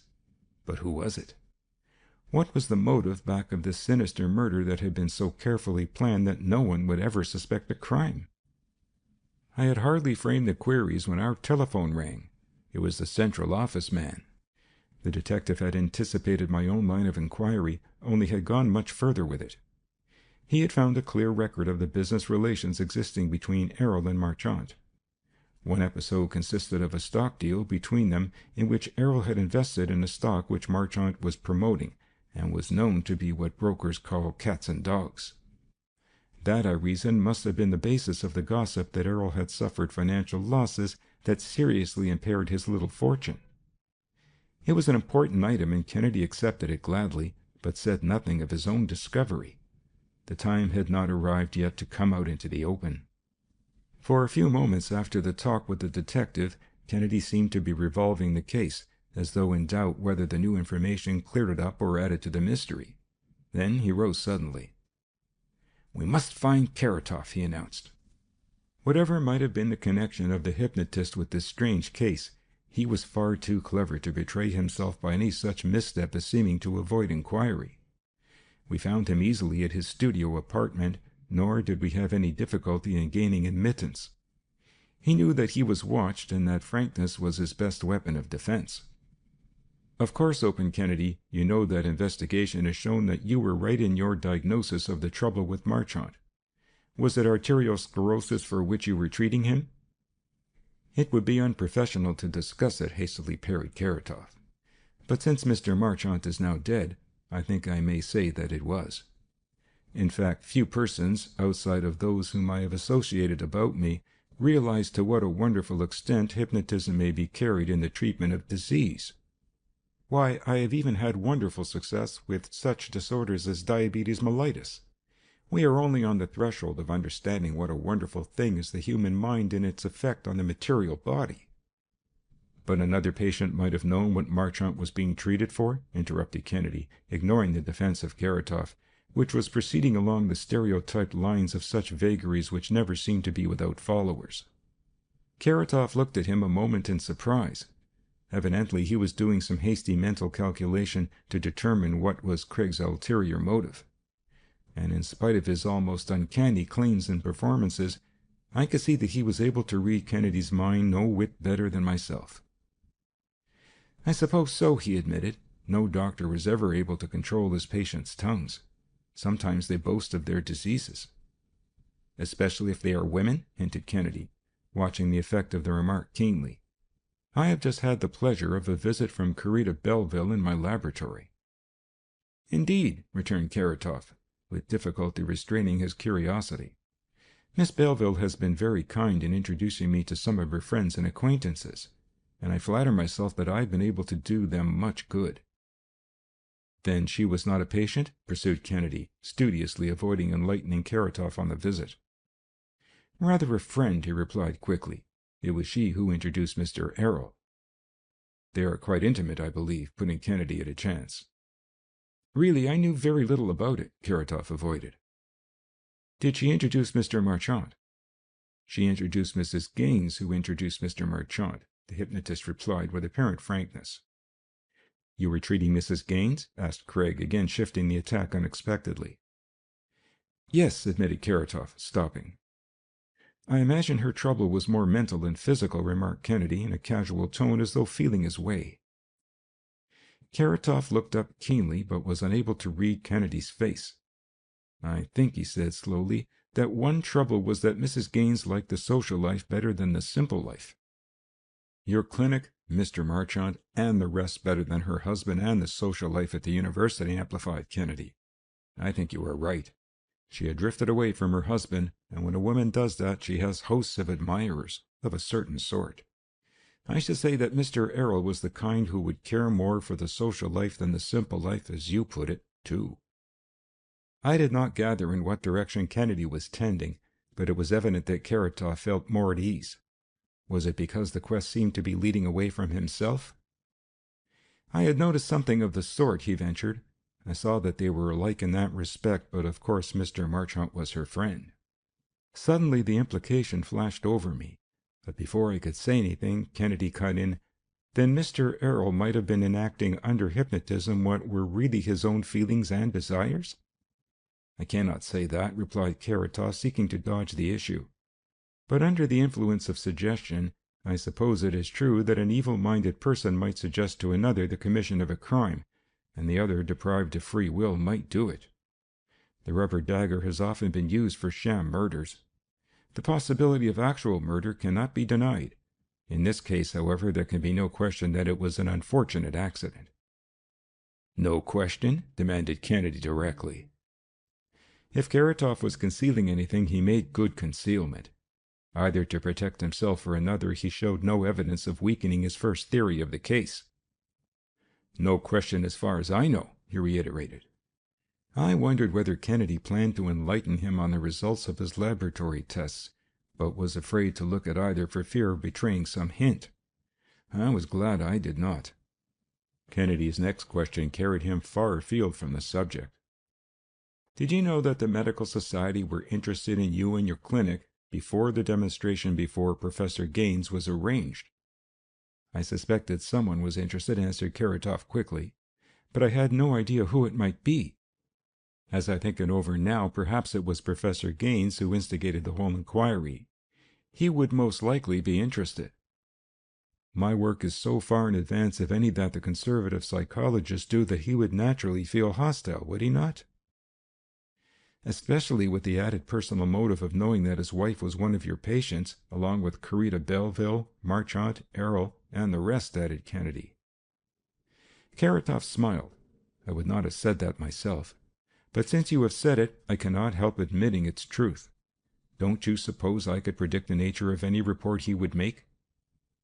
Karatov faced Kennedy squarely. There was an air almost of triumph in his eyes. I think I had better say no more, except under the advice of my lawyer, he remarked finally. When the police want me, they can find me here. Quite evident to me now, as we went out of the studio, was the fact that Karatov considered himself a martyr, that he was not only the victim of an accident, but of persecution as well. The fishing was good, remarked Kennedy tersely, as we reached the street. Now, before I see Errol, I should like to see Gaines again. I tried to reason it out as we walked along in silence. Marchant had known Edith Gaines intimately. Carita Belleville had known Errol as well.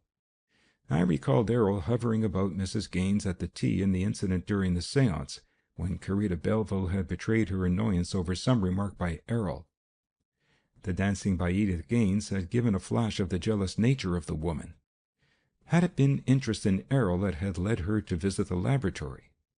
Kennedy was weaving a web about someone I knew, but about whom? As we passed the corner, he paused, entered a drugstore, and called up several numbers at a pay station telephone booth. Then we turned into the campus and proceeded rapidly toward the laboratory of the psychological department. Gaines was there, sitting at his desk, writing as we entered. "I'm glad to see you," he greeted, laying down his work. "I am just finishing the draft of my report on the Karatov affair. I have been trying to reach you by telephone to know whether you would add anything to it. Is there anything new?" "Yes," returned Kennedy, "there is something new. I've just come from Karatov's, and on the way I decided suddenly that it was time we did something. So I have called up, and the police will bring Errol here as well as Miss Belleville. Karatov will come, he won't dare stay away, and I also took the liberty of calling Mrs. Gaines." "To come here?" repeated Gaines in mild surprise. "All of them?" "Yes. I hope you will pardon me for intruding, but I want to borrow some of your psychological laboratory apparatus, and I thought the easiest way would be to use it here rather than take it all over to my place and set it up again." "I'm sure everything is at your service," offered Gaines. "It's a little unexpected, but if the others can stand the chaotic condition of the room, I guess we can." Kennedy had been running his eye over the various instruments which Gaines and his students used in their studies, and was now examining something in a corner on a little table. It was a peculiar affair, quite simple, but conveying to me no idea of its use. There seemed to be a cuff, a glass chamber full of water into which it fitted, tubes and wires that attached various dials and recording instruments to the chamber, and what looked like a chronograph. "That is my new plethysmograph," remarked Gaines, noting with some satisfaction how Kennedy had singled it out. "I've heard the students talk of it," returned Kennedy. "It's an improved apparatus, Walter, that records one's blood flow." I nodded politely and concealed my ignorance in a discreet silence, hoping that Gaines would voluntarily enlighten us. "One of my students is preparing an exhaustive table," went on Gaines, "as I had hoped, showing the effects on blood distribution of different stimuli. For instance, cold, heat, chloroform, adrenaline, desire, disgust, fear, physical conditions, drugs, emotions. All sorts of things can be studied by this plethysmograph, which can be set to record blood flow through the brain, the extremities, any part of the body. When the thing is charted, I think we shall have opened up a new field." "Certainly a very promising one for me," put in Kennedy. "How has this machine been improved? I've seen the old ones, but this is the first time I've seen this. How does it work?" "Well," explained Gaines with just a touch of pride, "you see, for studying blood flow in the extremities, I slip this cuff over my arm, we'll say. Suppose it is the effect of pain I want to study. Just jab that needle in my other arm. Don't mind, it's in the interest of science. See, when I winced then, the plethysmograph recorded it. It smarts a bit, and I'm trying to imagine it smarts worse. You'll see how pain affects blood flow." As he watched the indicator, Kennedy asked one question after another about the working of the machine and the manner in which the modern psychologist was studying every emotion. "By the way, Walter," he interrupted, glancing at his watch, "call up and see if they've started with Errol and the rest yet. Don't stop, Gaines. I must understand this thing before they get here. It's just the thing I want." "I shall be glad to let you have it then," replied Gaines. "I think I'll need something new with these people," went on Kennedy. "Why, do you know what I've discovered?" "No, but I hope it's something I can add to my report." "Perhaps. We'll see. In the first place, I found that digitalis had been put in Marchand's tea." "They'll be here directly," I reported from the telephone, hanging it up and joining them again. "It couldn't have been an accident," as Karatos said, went on Kennedy rapidly. "The drug increased the blood pressure of Marchand, who was already suffering from hardening of the arteries. In short, it is my belief that the episode of the rubber dagger was deliberately planned, an elaborate scheme to get Marchand out of the way. No one else seems to have noticed it, but those slips of paper on which we all wrote have disappeared. At the worst, it would look like an accident. Karatov would be blamed, and—" There was a noise outside as the car pulled up. "Here, let me take this off before any of them see it," whispered Gaines, removing the cuff, just as the door opened and Errol and Karatov, Carita Belleville, and Edith Gaines entered. Before even a word of greeting passed, Kennedy stepped forward. "It was not an accident," he repeated. "It was a deliberately planned, apparently safe means of revenge on Marchand, the lover of Mrs. Gaines. Without your new plethysmograph, Gaines, you might have thrown it on an innocent person." End of Chapter 9.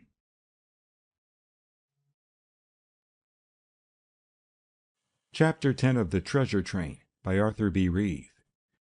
The Submarine Mine. "Here's the bullet. What I want you to do, Professor Kennedy, is to catch the crank who fired it." Captain Lansing Marlowe, head of the New American Shipbuilding Trust, had summoned us in haste to the Belclare, and had met us in his suite with his daughter Marjorie. Only a glance was needed to see that it was she, far more than her father, who was worried. "You must catch him," she appealed. "Father's life is in danger. Oh, you simply must." I knew Captain Marlowe to be a proverbial fire-eater, but in this case at least he was no alarmist. For on the table, as he spoke, he laid a real bullet. Marjorie Marlowe shuddered at the mere sight of it and glanced apprehensively at him as if to reassure herself. She was a tall, slender girl, scarcely out of her teens, whose face was one of those quite as striking for its character as its beauty. The death of her mother a few years before had placed on her much of the responsibility of the captain's household, and with it a charm added to youth. More under the spell of her plea than even Marlowe's vigorous urging, Kennedy, without a word, picked up the bullet and examined it. It was one of the modern Spitzer type, quite short, conical in shape, tapering gradually, with the center of gravity back near the base. "I suppose you know," went on the captain eagerly, "that our company is getting ready tomorrow to launch the Usona, the largest liner that has ever been built on this side of the water. The name is made up of the initials of the United States of North America. Just now," he added enthusiastically, "is what I call the golden opportunity for American shipping. While England and Germany are crippled, it's our chance to put the American flag on the sea as it was in the old days, and we're going to do it. Why, the shipyards of my company are worked beyond their capacity now." Somehow the captain's enthusiasm was contagious. I could see that his daughter felt it, that she was full of fire over the idea. But at the same time something vastly more personal weighed on her mind. "But, father," she interrupted anxiously, "tell them about the bullet." The captain smiled indulgently, as though he would say that he was a tough old bird to wing. It was only a mask to hide the fighting spirit underneath. We've had nothing but trouble ever since we laid the keel of that ship," he continued pugnaciously. "Strikes, a fire in the yard, delays, about everything that could happen. Lately we've noticed a motorboat hanging about the riverfront of the yards, so I've had a boat of my own patrolling the river." "What sort of craft is this other?" inquired Kennedy, interested at once. "A very fast one, like those express cruisers that we hear so much about now." "Whose is it? Who was in it? Have you any idea?" Marlowe shook his head doubtfully. "No idea. I don't know who owns the boat or who runs it. My men tell me they think they've seen a woman in it sometimes, though. I've been trying to figure it out. Why should it be hanging about? It can't be spying. There isn't any secrecy about the Usona. Why is it? It's a mystery." "And the shot?" prompted Craig, tapping the bullet. "Oh yes, let me tell you. Last night Marjorie and I arrived from Bar Harbor in my yacht for the launching. It's anchored off the yard now. Well, early this morning, while it was still gray and misty, I was up. I'll confess I'm worried over tomorrow. I hadn't been able to forget that cruiser. I was out on the deck, peering into the mist, when I'm sure I saw her. I was just giving a signal to the boat we have patrolling, when a shot whistled past me and the bullet buried itself in the woodwork of the main saloon back of me. I dug it out of the wood with my knife, so you see I got it almost unflattened. That's all I've got, too. The cruiser made a getaway clean." "I'm sure it was aimed at him," Marjorie exclaimed. "I don't think it was chance. Don't you see? They've tried everything else. Now if they could get my father the head of the company, that would be a blow that would cripple the trust." Marlowe patted his daughter's hand reassuringly and smiled again, as though not to magnify the incident. Marjorie was so alarmed, he confessed, that nothing would satisfy her but that I should come ashore and stay here at the Belclare, where we always put up when we are in town. The telephone rang and Marjorie answered it. "I hope you'll pardon me," she excused, hanging up the receiver. "They want me very much downstairs." Then, appealing, she added, "I'll have to leave you with Father, but please, you must catch that crank who is threatening him." "I shall do my level best," promised Kennedy. "You may depend on that." "You see," explained the captain as she left us, "I've invited quite a large party to attend the launching, for one reason or another. Marjorie must play hostess. They're mostly here at the hotel. Perhaps you saw some of them as you came in." Craig was still scanning the bullet. "It looks almost as if someone had dum-dummed it," he remarked finally. "It's curiously done, too. Just look at those grooves." Both the captain and I looked. It had a hard jacket of cupro nickel, like the army bullet, covering a coarse, softer metal. Someone had notched or scored the jacket as if with a sharp knife, though not completely through it. Had it been done for the purpose of inflicting a more frightful wound if it struck the captain? "There have been other shots, too," went on Marlowe. "One of my watchmen was wounded the night before. It didn't look like a serious wound, in the leg, yet the poor fellow seems to be in a bad way, they tell me." "How is that?" asked Craig, glancing up quickly from studying the bullet. "The wound seems to be all puffed up and very painful. It won't heal, and he seems to be weak and feverish. Why, I'm afraid the man will die." "I'd like to see that case," remarked Kennedy thoughtfully. "Very well. I'll have you driven to the hospital where we have had to take him. I'd like to see the yards, too, and the Usona," he added. "All right. After you go to the hospital, I'll meet you at the yards at noon. Now, if you'll come downstairs with me, I'll get my car and have you taken to the hospital first." We followed Marlowe into the elevator and rode down. In the large parlor we saw that Marjorie Marlowe had joined a group of the guests, and the captain turned aside to introduce us. Among them I noticed a striking-looking woman, somewhat older than Marjorie. She turned as we approached and greeted the captain cordially. "I'm so glad there was nothing serious this morning," she remarked, extending her hand to him.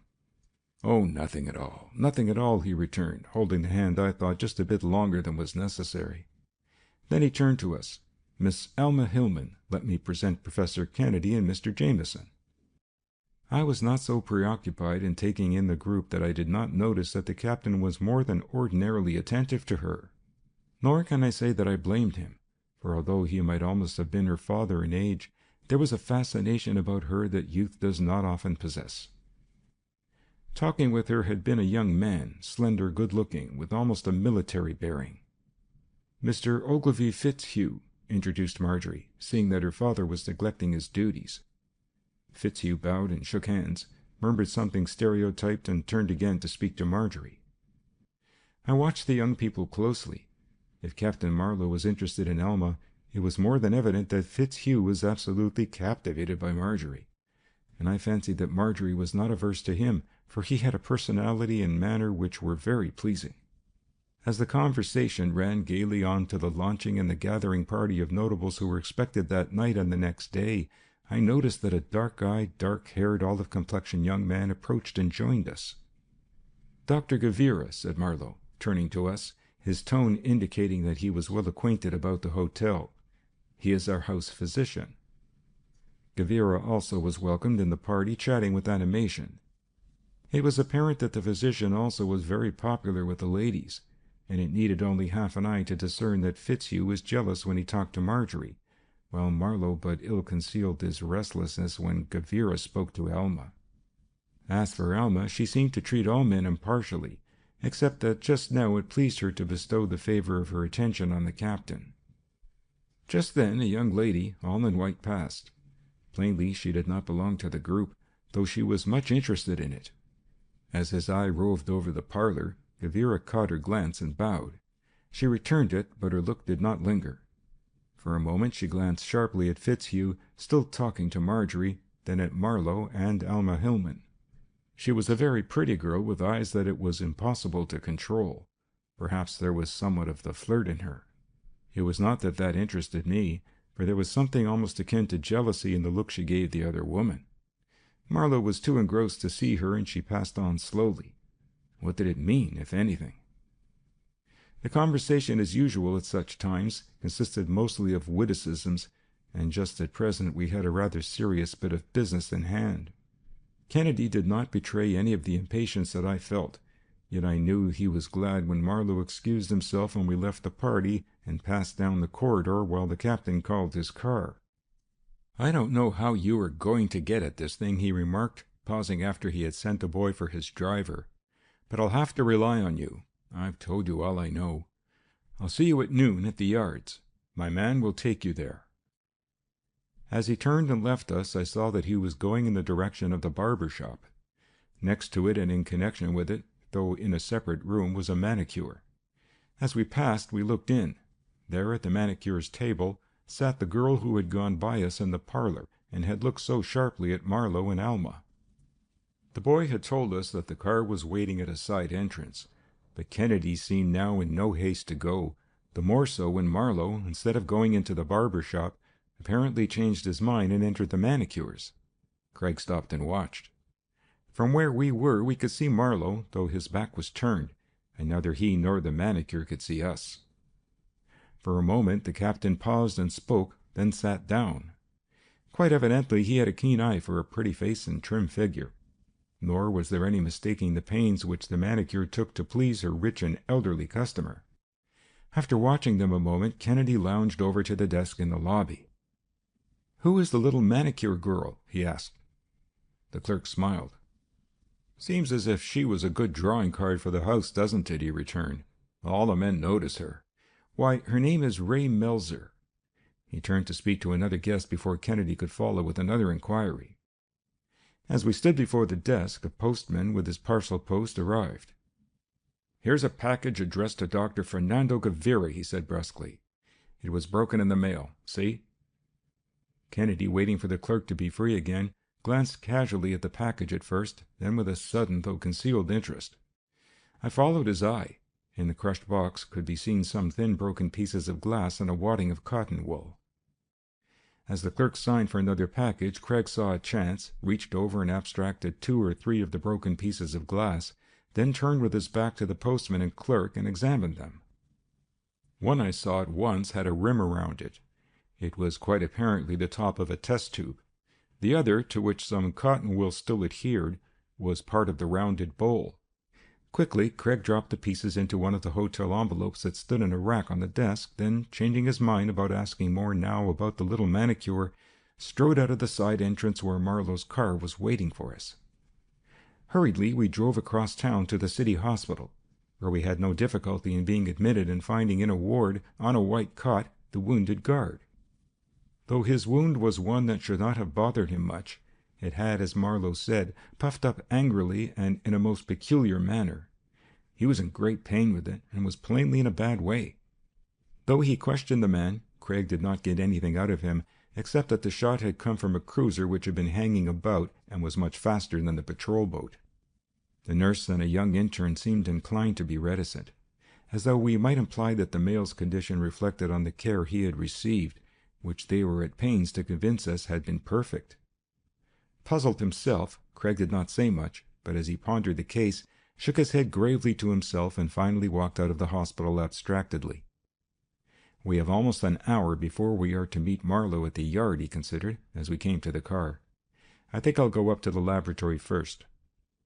In the quiet of his own workshop, Kennedy carefully examined again the peculiar grooves on the bullet. He was about to scrape it, but paused. Instead, he filled the tube with a soapy solution, placed the bullet in it, and let it stand. Next, he did the same with the pieces of glass from the envelope. Then he opened a drawer and from a number of capillary pipettes selected a plain capillary tube of glass. He held it in the flame of a burner until it was red hot. Then carefully he drew out one end of the tube until it was hair-fine.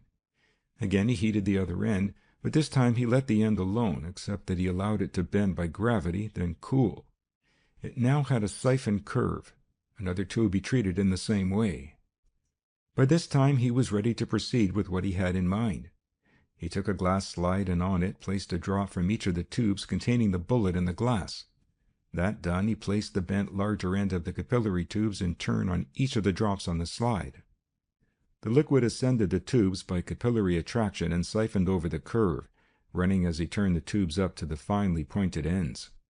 Next, in a watch glass, he placed some caustic soda and in another some pyrogallic acid, from each of which he took just a drop, as he had done before, inclining the tubes to let the fluid gravitate to the throttle end. Finally, in the flame, he sealed both the tip and butt of the tubes. "There's a bubble of air in there," he remarked. "The acid in the soda will absorb the oxygen from it. Then I can tell whether I'm right.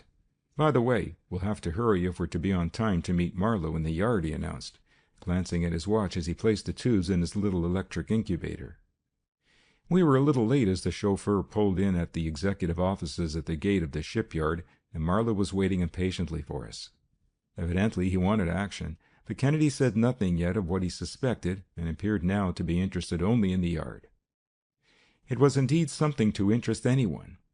Everywhere were tokens of feverish activity, in office, shop, and slip. As we picked our way across, little narrow and big wide gauge engines and trains whistled and steamed about. We passed rolling mills, forging machines, and giant shearing machines, furnaces for heating the flames or ribs, stone floors on which they could be pegged out and bent to shape, places for rolling and trimming the plates, everything needed from the keel plates to the deck. In the towering superstructure of the building slip, we at last came to the huge steel monster itself, the Usona. As we approached, above us rose her bow, higher than a house, with poppets both there and at the stern, as well as bracing to support her. All had been done up to the launching, the stem and stern posts set in place, her sides framed and plated up, decks laid, bulkheads and casings completed, even much of her internal fitting done. Overhead and all about the huge monster was a fairy network of steel, the vast permanent construction of columns and overhead girders. Suspended beneath was a series of tracks carrying traveling and revolving cranes, capable of handling the heaviest pieces. We climbed to the top and looked down at the vast stretch of hundreds of feet of deck. It was so vast that it seemed rather the work of a Superman than of the puny little humans working on her. As I looked down the slip where the Usona stood, inclined about half an inch to the foot, I appreciated as never before what a task it was merely to get her into the water. Below again, Marlowe explained to us how the launching ways were composed of the ground ways, fastened to the ground as the name implied, and the sliding ways that were to move over them. The sliding ways, he said, were composed of a lower course and an upper course, on which rested the cradle, fitting closely to the side of the ship.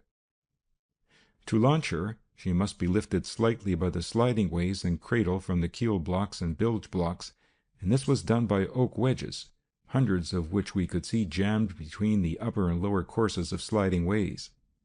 Next, he pointed out the rib bands which were to keep the sliding ways on the ground ways, and at the bow the points on either side where the sliding and ground ways were bolted together by two huge timbers known as sole pieces. You see, he concluded, it is a gigantic task to lift thousands of tons of steel and literally carry it 1/4 of a mile to 40 feet of water in less than a minute. Everything has to be calculated to a nicety. It's a matter of mathematics, the moment of weight, the moment of buoyancy, and all that. This launching apparatus is strong, but compared to the weight it has to carry, it is really delicate. Why, even a stray bolt in the ways would be a serious matter. That's why we have to have this eternal vigilance. As he spoke, with a significant look at Kennedy, I felt that it was no wonder that Marlowe was alarmed for the safety of the ship. Millions were at stake for just that minute of launching. It was all very interesting, and we talked with men whom it was a pleasure to see handling great problems so capably.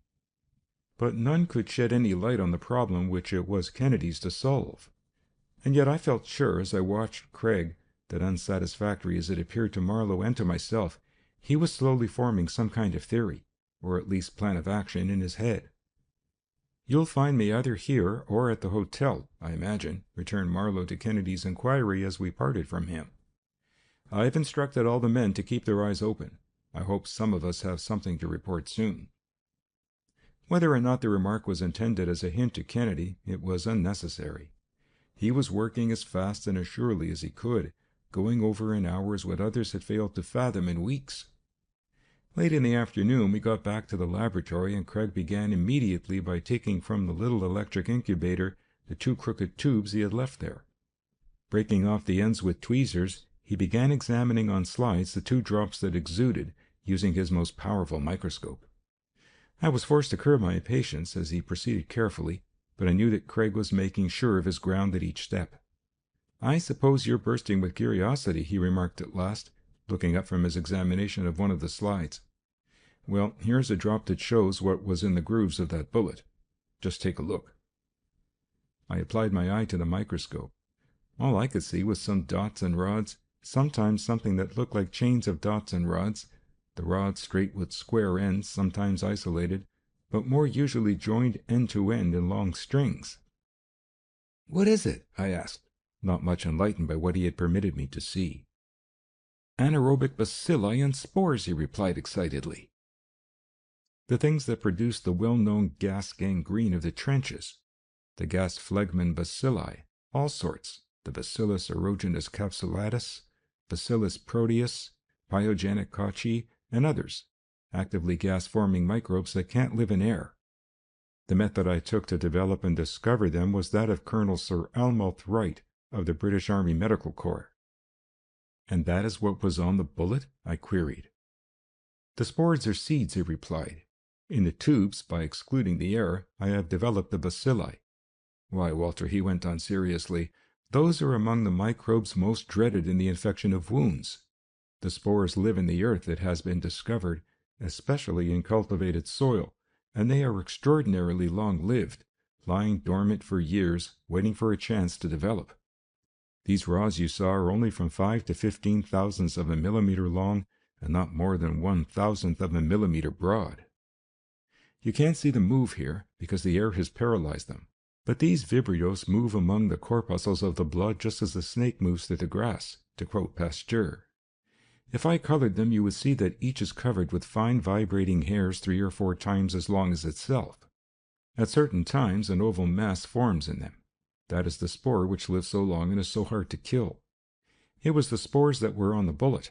They resist any temperature except comparatively high and prolonged, and even resist antiseptics for a long time. On the surface of a wound they aren't so bad, but deep in they distill minute gas bubbles, puff up the surrounding tissues, and are almost impossible to combat." As he explained what he had found, I could only stare at him while the diabolical nature of the attack impressed itself on my mind. Someone had tried to murder Marlowe in this most hideous way. No need to be an accurate marksman when a mere scratch from such a bullet meant ultimate death anyhow. Why had it been done, and where had the cultures come from? I asked myself. I realized fully the difficulty of trying to trace them. Anyone could purchase germs, I knew. There was no law governing the sale. Craig was at work again over his microscope. Again he looked up at me. "Here in this other film I find the same sort of wisp-like anaerobes," he announced. There was the same thing on those pieces of glass that I got. In my horror at the discovery, I had forgotten the broken package that had come to the hotel desk while we stood there. "Then it was Gavira who was receiving spores and cultures of the anaerobes," I exclaimed excitedly. "But that doesn't prove that it was he who used them," cautioned Craig, adding, "Not yet, at least." Important as the discoveries were which he had made, I was not much farther along in fixing the guilt of anybody in particular in the case. Kennedy, however, did not seem to be perturbed, though I wondered what theory he could have worked out. "I think the best thing for us to do will be to run over to the Belclare," he decided as he doffed his laboratory coat and carefully cleansed his hands in an antiseptic almost boiling hot. "I should like to see Marlowe again, and besides, there we can watch some of these people around him." Whom he meant other than Gavira I had no idea, but I felt sure with the launching now only a matter of hours, something was bound to happen soon. Marlowe was out when we arrived, in fact, had not yet returned from the yard. Nor had many of the guests remained at the hotel during the day. Most of them had been out sightseeing, though now they were returning, and as they began to gather in the hotel parlor, Marjorie was again called on to put them at their ease. Fitzhugh had returned, and had wasted no time dressing and getting downstairs again to be near Marjorie. Gavira also appeared, having been out on a case. "I wish you would call up the shipyard, Walter," asked Kennedy, as we stood in the lobby, where we could see best what was going on. "Tell him I would like to see him very urgently." I found the number and entered a booth, but as often happens, the telephone central was overwhelmed by the rush of early evening calls, and after waiting some time the only satisfaction I got was that the line was busy. Meanwhile I decided to stick about the booth so that I could get the yard as soon as possible. From where I stood I could see that Kennedy was closely watching the little manicure, Ray Melzer. A moment later I saw Alma Hillman come out of the manicure shop, and before anyone else could get in to monopolize the fascinating little manicure, I saw Craig saunter over and enter. I was so interested in what he was doing that for the moment I forgot about my call and found myself unconsciously moving over in that direction too. As I looked in I saw that he was seated at the little white table, in much the same position as Marlowe had been, deeply in conversation with the girl, though of course I could not make out what they were talking about. Once she turned to reach something on a shelf back of her. Quick as a flash, Kennedy abstracted a couple of the nearest implements, one being a nail file and the other, I think, a brush. A moment later she resumed her work, Kennedy still talking and joking with her, though furtively observing. "Where is my nail file and brush?" I could imagine her saying, as she hunted for them in pretty confusion, aided by Kennedy, who, when he wanted to, could act the Fitzhugh and Gavira as well as they. The implements were not to be found, and from a drawer she took another set. Just then Gavira passed on his way to his office in the front of the building, saw me, and smiled. "Kennedy's cut you out," he laughed, catching a glimpse through the door. "Never mind. I used to think I had some influence there myself, till the captain came along. I tell you, these oldsters can give us points." I laughed too, and joined him down the hall, not because I cared what he thought, but because his presence had reminded me of my original mission to call up Marlowe. However, I decided to postpone calling another moment and take advantage of the chance to talk to the house physician. "Yes," I agreed, as long as he had opened the subject. "I fancy the captain likes young people. He seems to enjoy being with them, Miss Hillman, for instance." Gavira shot a sidelong glance at me. "The Belclare's a dangerous place for a wealthy widower," he returned. I had some hopes in that direction myself, in spite of Fitzhugh, but the captain seems to leave us all at the post. Still, I suppose I may still be a brother to her, and physician. So I should worry. The impression I got of Gavira was that he enjoyed his freedom too much ever to fall in love, though an intimacy now and then with a clever girl like Alma Hillman was a welcome diversion. "I'm sorry I shan't be able to be with you until late tonight," he said as he paused at his office door. "I'm in the medical corps of the guard, and I promised to lecture tonight on gunshot wounds. Some of my material got smashed up, but I have my lantern slides anyhow. I'll try to see you later, though." Was that a clever attempt at confession and avoidance on his part? I wondered. But then I reflected he could not possibly know that we knew he had anaerobic microbes and spores in his possession. I had cleared up nothing, and I hastened to call up the shipyard, sure that the line could not be busy still. Whatever it was that was the matter, Central seemed unable to get me my number. Instead, I found myself cut right into a conversation that did not concern me, evidently the fault of the hotel switchboard operator.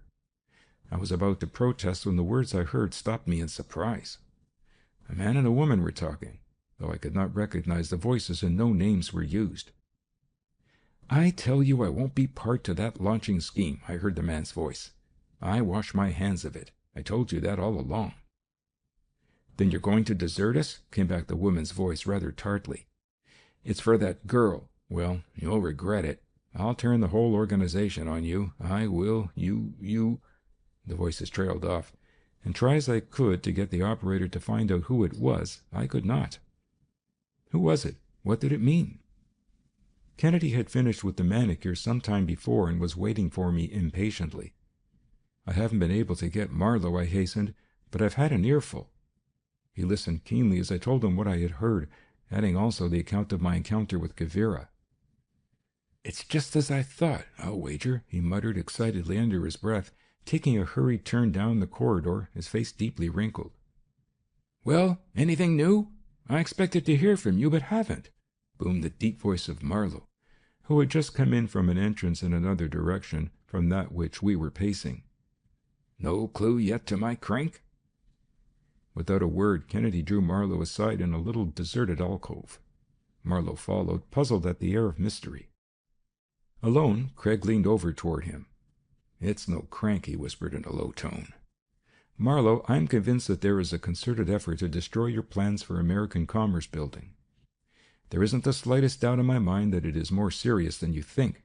Perhaps a powerful group of European steamship men opposed to you. It's an economic war. You know they have threatened it at meetings reported in the press all along. Well, it's here." Half doubting, half convinced, Marlowe drew back. One after another he shot a rapid fire of questions. Who then was their agent who had fired the shot? Who was it who had deserted, as I had heard over the wire? Above all, what was it they had planned for the launching? The deeper he got, the more the beads of perspiration came out on his sunburnt forehead. The launching was only 18 hours off, too, and 10 of them were darkness. What could be done? Kennedy's mind was working rapidly in the crisis as Marlowe appealed to him almost helplessly. "May I have your car tonight?" asked Craig, pausing. "Have it? I'll give it to you if it'll do any good." "I'll need it only a few hours. I think I have a scheme that will work perfectly, if you are sure you can guard the inside of the yard tomorrow." "I'm sure of that. We spent hours today selecting picked men for the launching, going over everything." Late as it was to start out of town, Craig drove across the bridge and out on Long Island, never stopping until we came to a small lake, around the shores of which he skirted, at last pausing before a huge barn-like structure. As the door swung open to his honking the horn, the light which streamed forth shone on a sign above, "Sprague Aviation School." Inside I could make out enough to be sure that it was an airplane hangar. "Hello, Sprague," called out Kennedy as a man appeared in the light. The man came closer. "Why, hello, Kennedy. What brings you out here at such an hour?" Craig had jumped from the car, and together the two went into the hangar while I followed. They talked in low tones, but as nearly as I could make out, Kennedy was hiring a hydro airplane for tomorrow with as much nonchalance as if it had been a taxicab. As Kennedy and his acquaintance, Sprague, came to terms, my eye fell on a peculiar gun set up in a corner. It had a tremendous cylinder about the barrel, as though it contained some device to cool it. It was not a machine gun of the type I had seen, however, yet cartridges seemed to be fed to it from a disc on which they were arranged radially, rather than from a band. Kennedy had risen to go and looked about at me. "Oh, a Lewis gun!" he exclaimed, seeing what I was looking at. "That's an idea. Sprague, can you mount that on the plane?" Sprague nodded.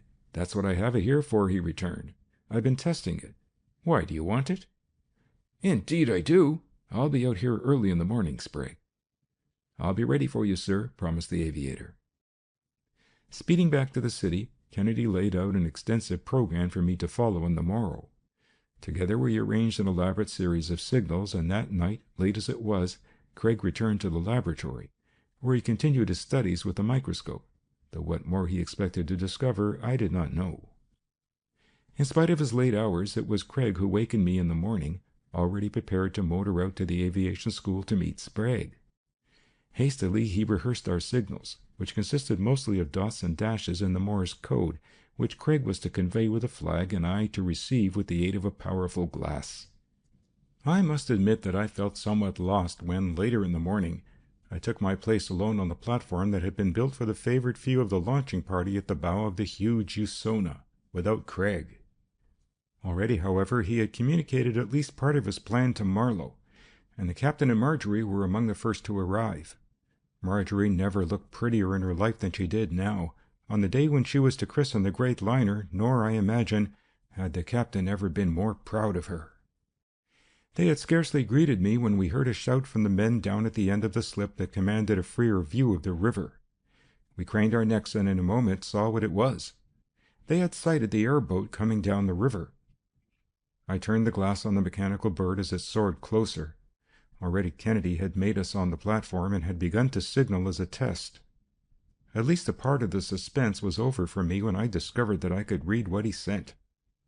So fixed had my attention been that I had not noticed that slowly the members of the elect launching party had arrived, while other thousands of the less favored crowded into the spaces set apart for them. On the stand now with us were Fitzhugh and Miss Hillman, while between glances at Kennedy I noticed little Ray Melzer over at the right, and Dr. Gavira, quite in his element, circulating about from one group to another. Everyone seemed to feel that thrill that comes with a launching, the appreciation that there is a maximum of risk and a minimum of time. Down the slip the men were driving home the last of the huge oak wedges which lifted the great Usona from the blocks and transferred her weight to the launching ways as a new support. All along the stationary or ground ways and those which were to glide into the water with the cradle and the ship, trusted men were making the final examination to be as sure as human care can be that all was well. As the clock neared noon, which was high water, approximately, all the preparatory work was done. Only the sole pieces before us held the ship in place. It was as though all bridges had been burned. High overhead now floated the hydro-aeroplane, on which I kept my eye fixed almost hypnotically. There was still no signal from Kennedy, however. What was he after? Did he expect to see the fast express cruiser lurking like a corsair about the islands of the river? If so, he gave no sign. Men were quitting now the work of giving the last touches to the preparations. Some were placing immense jack screws which were to give an initial impulse if it were needed to start the ship down the ways.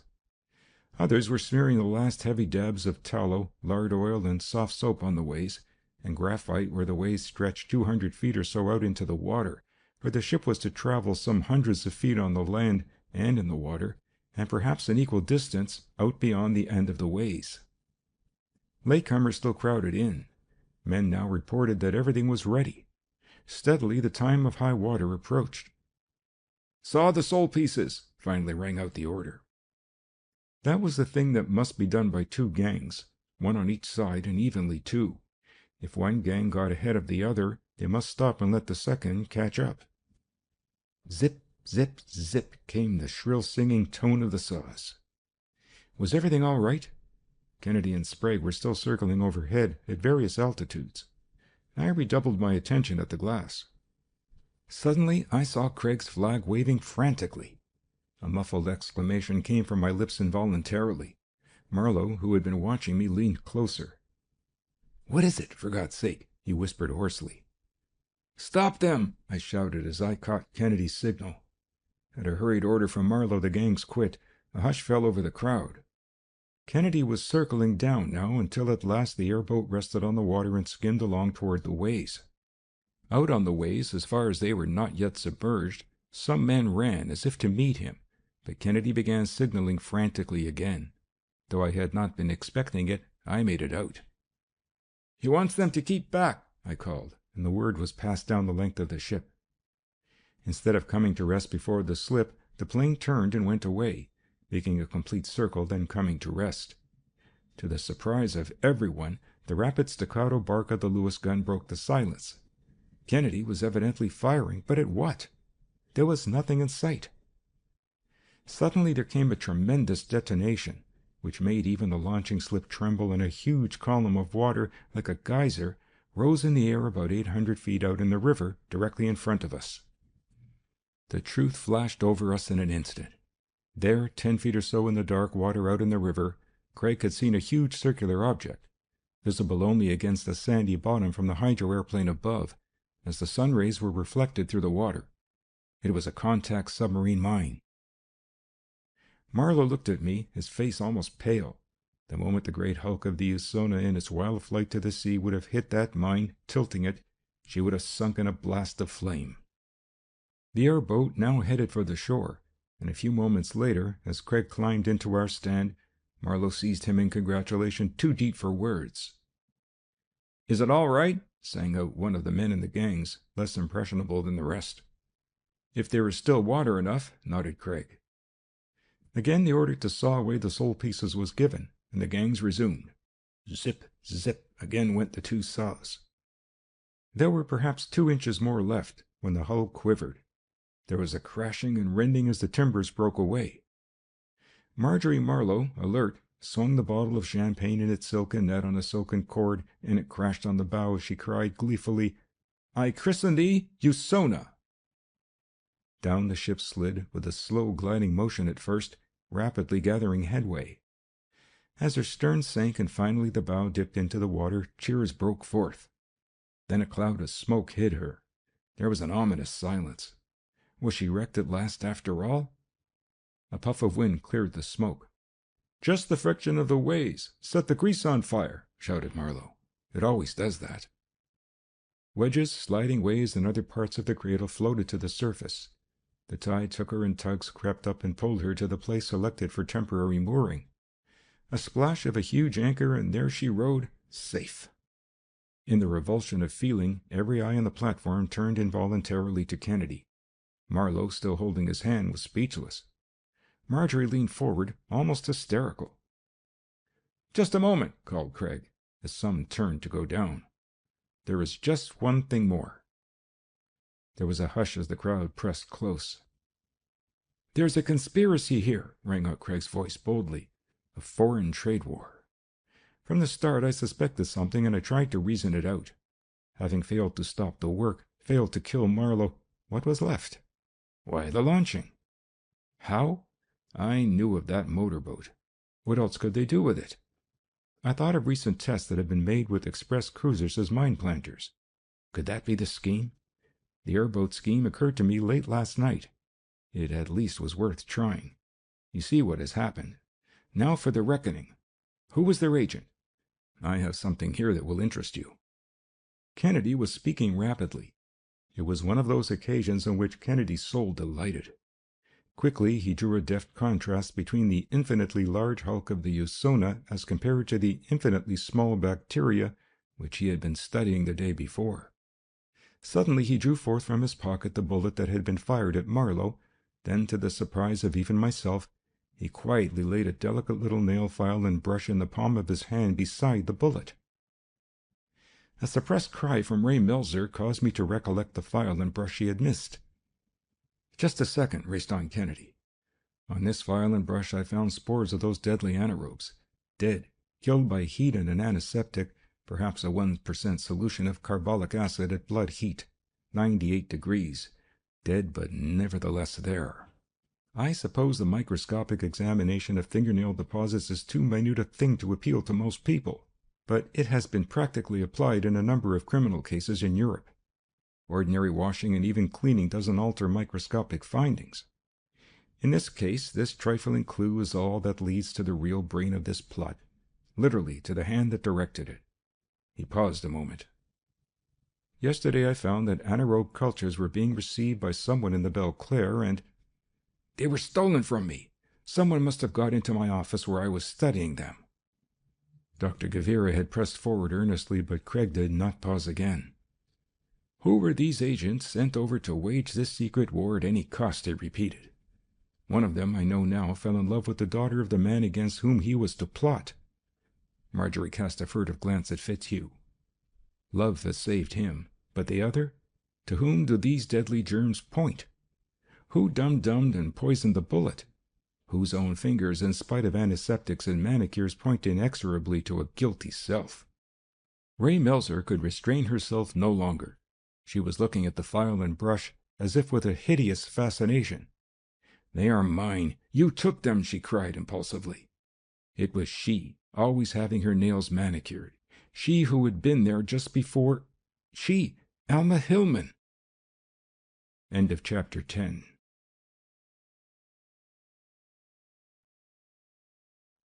Chapter 11 of The Treasure Train by Arthur B. Reeve. The Gunrunner. With the treaty ratified, if the deal goes through, we'll all be rich.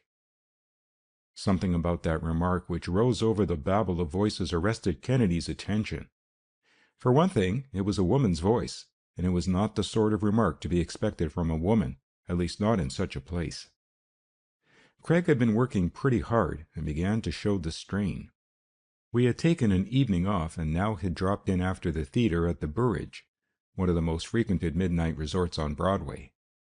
At the table next to us, and the tables at the Burridge were so close that one almost rubbed elbows with those at the next, sat a party of 4, 2 ladies in evening gowns and 2 men in immaculate black and white. "I hope you are right, Leontine," returned one of the men with an English accent. "The natural place for the islands is under the American flag, anyway." "Yes," put in the other, "the people have voted for it before. They want it."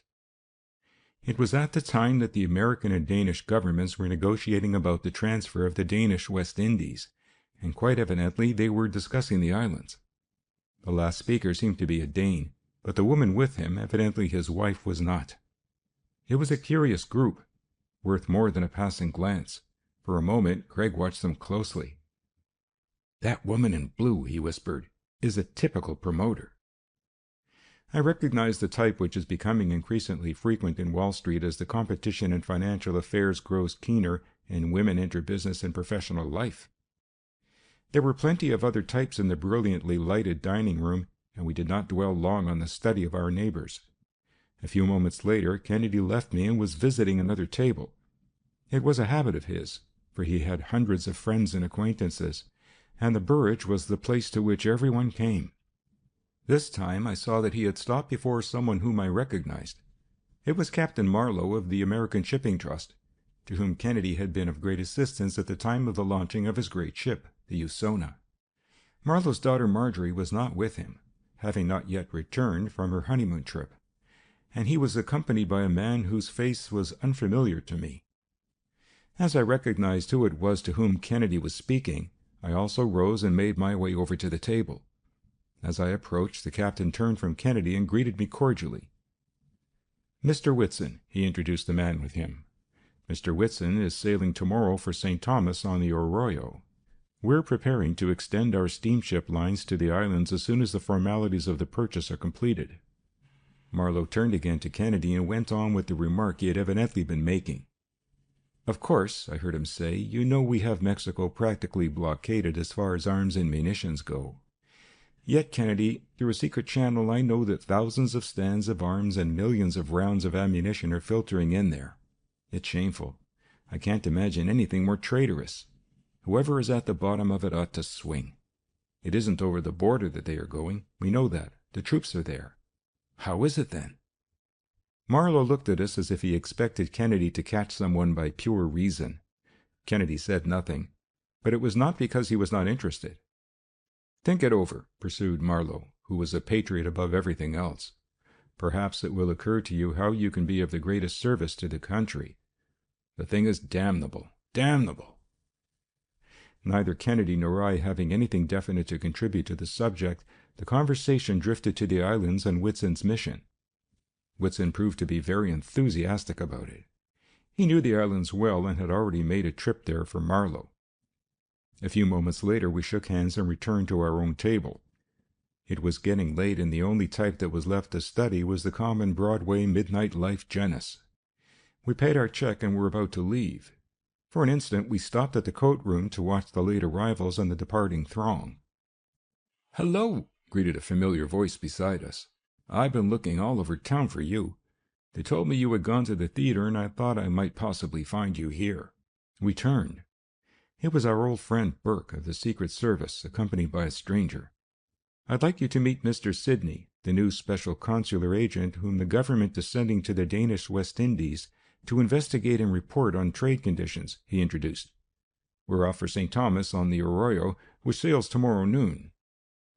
"Great Scott!" ejaculated Kennedy. "Is everybody daffy over those little islands? What takes you down there, Burke?"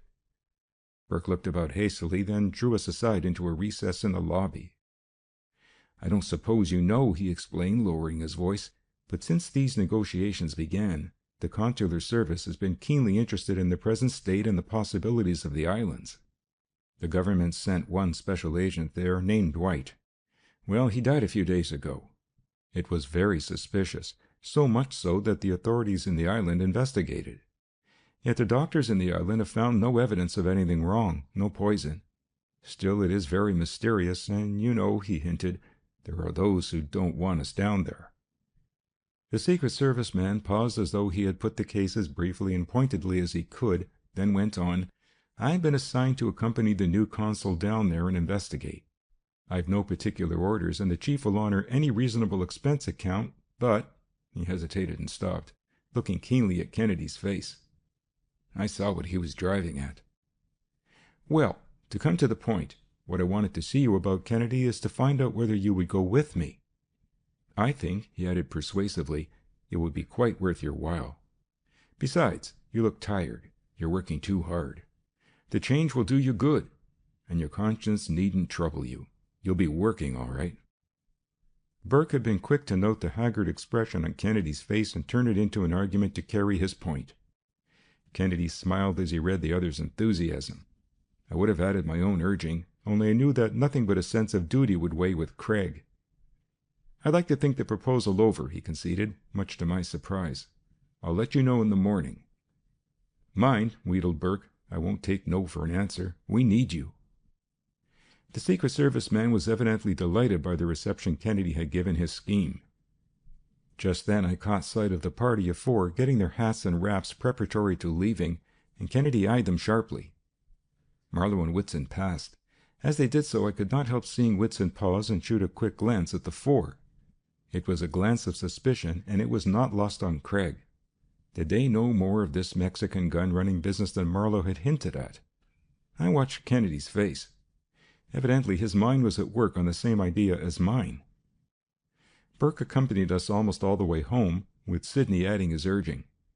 I could tell that the whole combination of circumstances at the Burridge had an effect on Kennedy. I went to bed, tired, but through the night I knew Craig was engaged on some work about which he seemed to be somewhat secretive.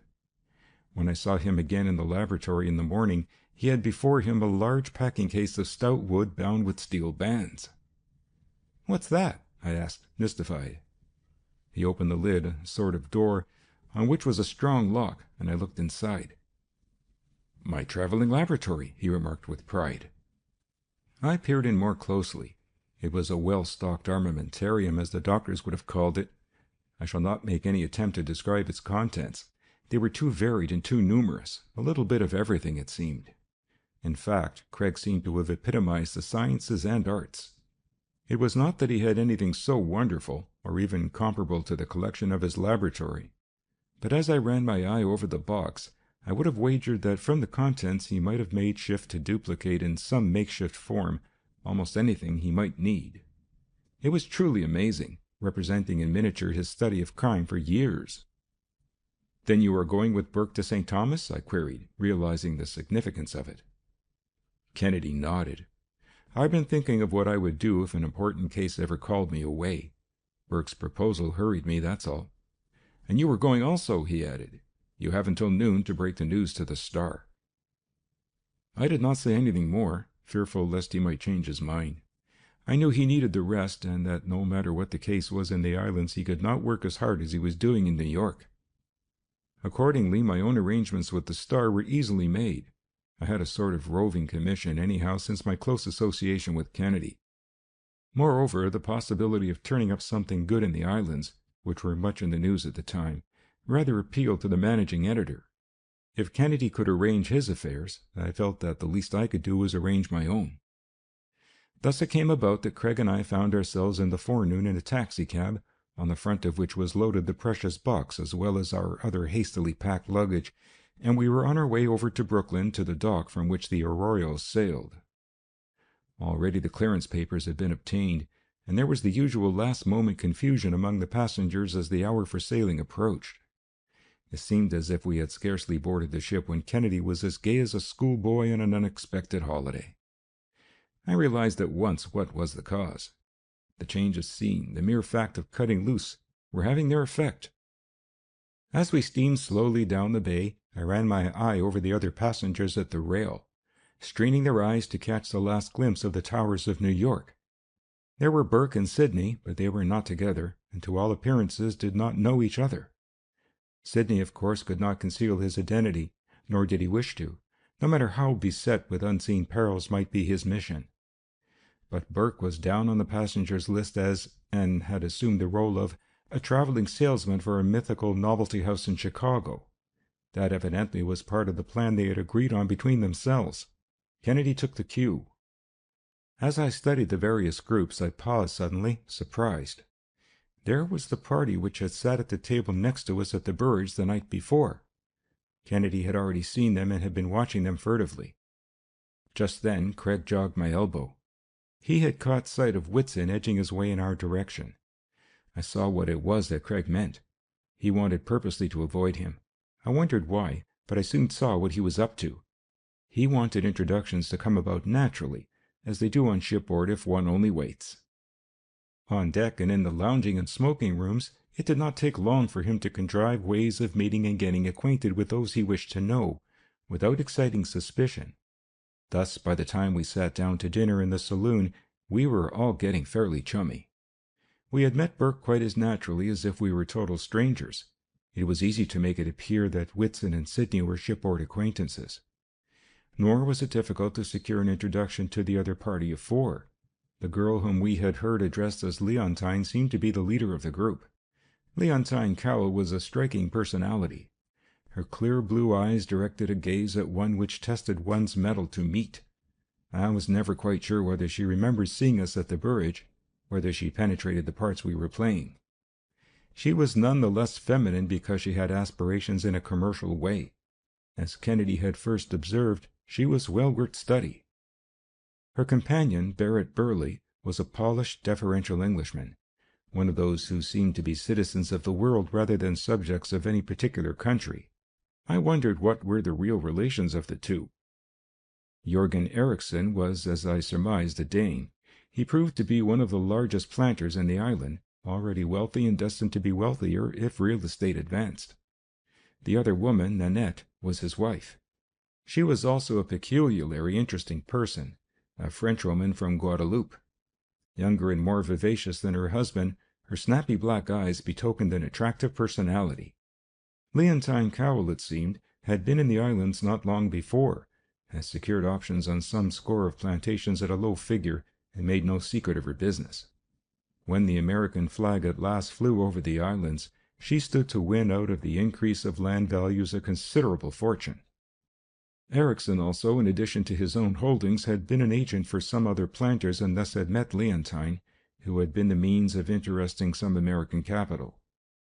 As for Burleigh, it seemed that he had made the acquaintance of Leontine in Wall Street. He had been in the Caribbean, and the impending changes in the Danish West Indies had attracted his notice. Whether he had some money to invest in the speculation or hoped to profit by commissions derived from sales did not appear. But at any rate some common bond had thrown the quartet together. I need not dwell on the little incidents of life on ship. It must have been the second day out that I observed Leontine and Sidney together on the promenade deck. They seemed to be quite interested in each other, though I felt sure that Leontine was making a play for him. At any rate, Burleigh was jealous. Whatever might be the scheme, it was apparent that the young Englishman was head over heels in love with her. What did it mean? Was she playing with Sidney, seeking to secure his influence to further her schemes? Or did it mask some deeper, more sinister motive? From what I had seen of Sidney, I could not think that he was the man to take such an affair seriously. I felt that he must be merely amusing himself. Busy with my speculations, I was astonished soon after to realize that the triangle had become a hexagon, so to speak.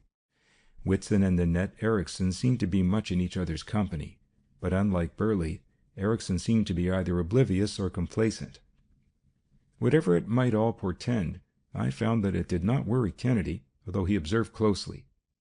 Burke, however, was considerably excited, and even went so far as to speak to Sidney, over whom he felt a sort of guardianship.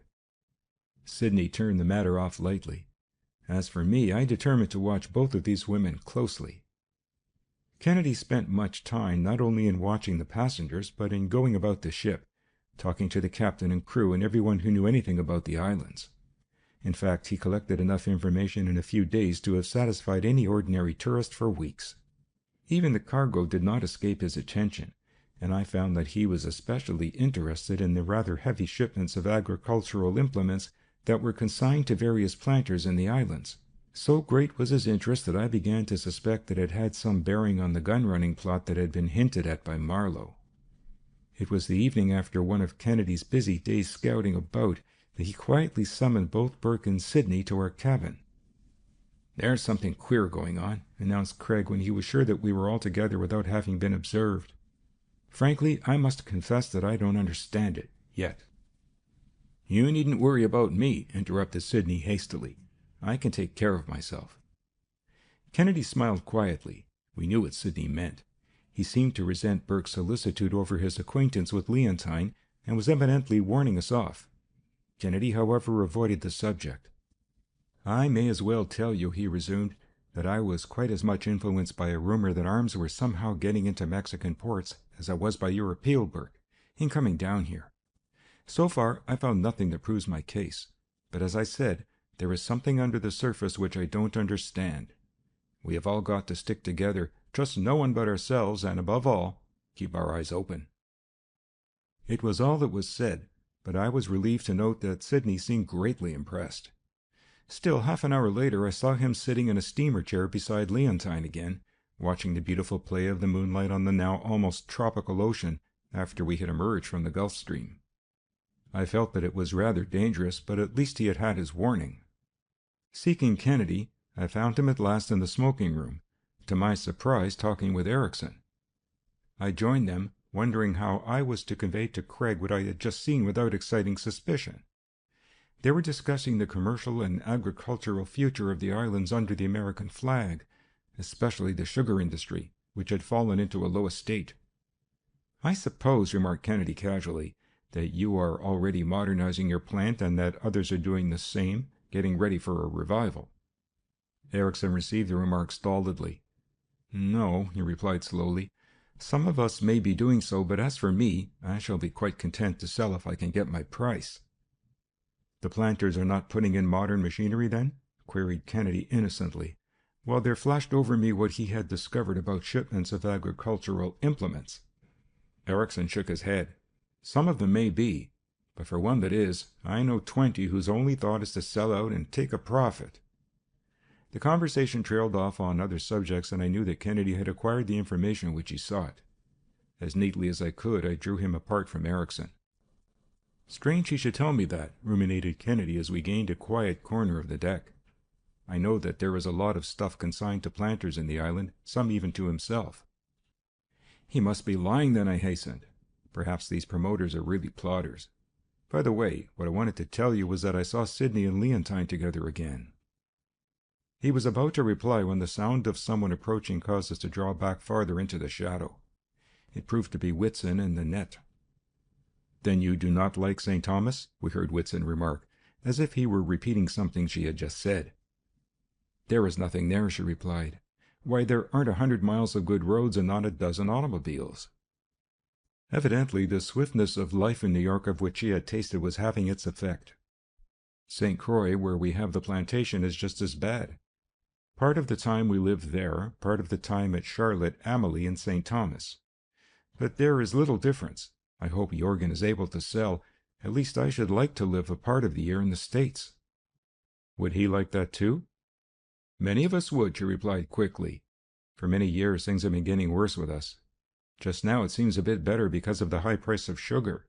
But who knows how long that will last? Oh, I wish something would happen soon, so that we might make enough money to live as I want to live. Think, here the best years of life are slipping away. Unless we do something soon, it will be too late. We must make our money soon." There was an air of impatience in her tone, of restless dissatisfaction. I felt also that there was an element of danger, too, in a woman just passing from youth making a confidant of another man. It was a mixed situation with the quartet whom we were watching. One thing was sufficiently evident.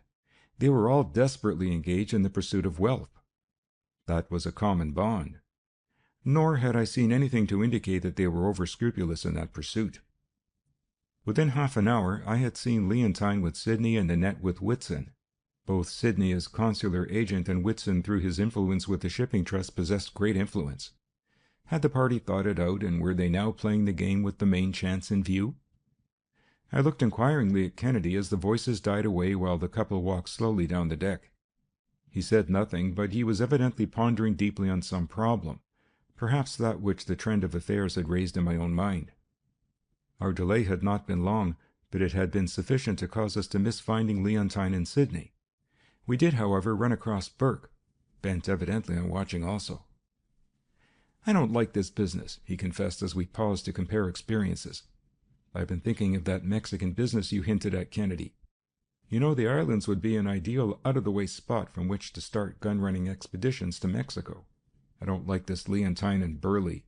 They want to make money too bad." Kennedy smiled. "Burley doesn't seem to approve of everything, though," he remarked. "Perhaps not. That's one reason why I think it may be more dangerous for Sidney than he realizes. I know she's a fascinating girl, all the more reason to watch out for her, but I can't talk to Sidney," he sighed. It was an enigma, and I had not solved it, though I felt much as Burke did.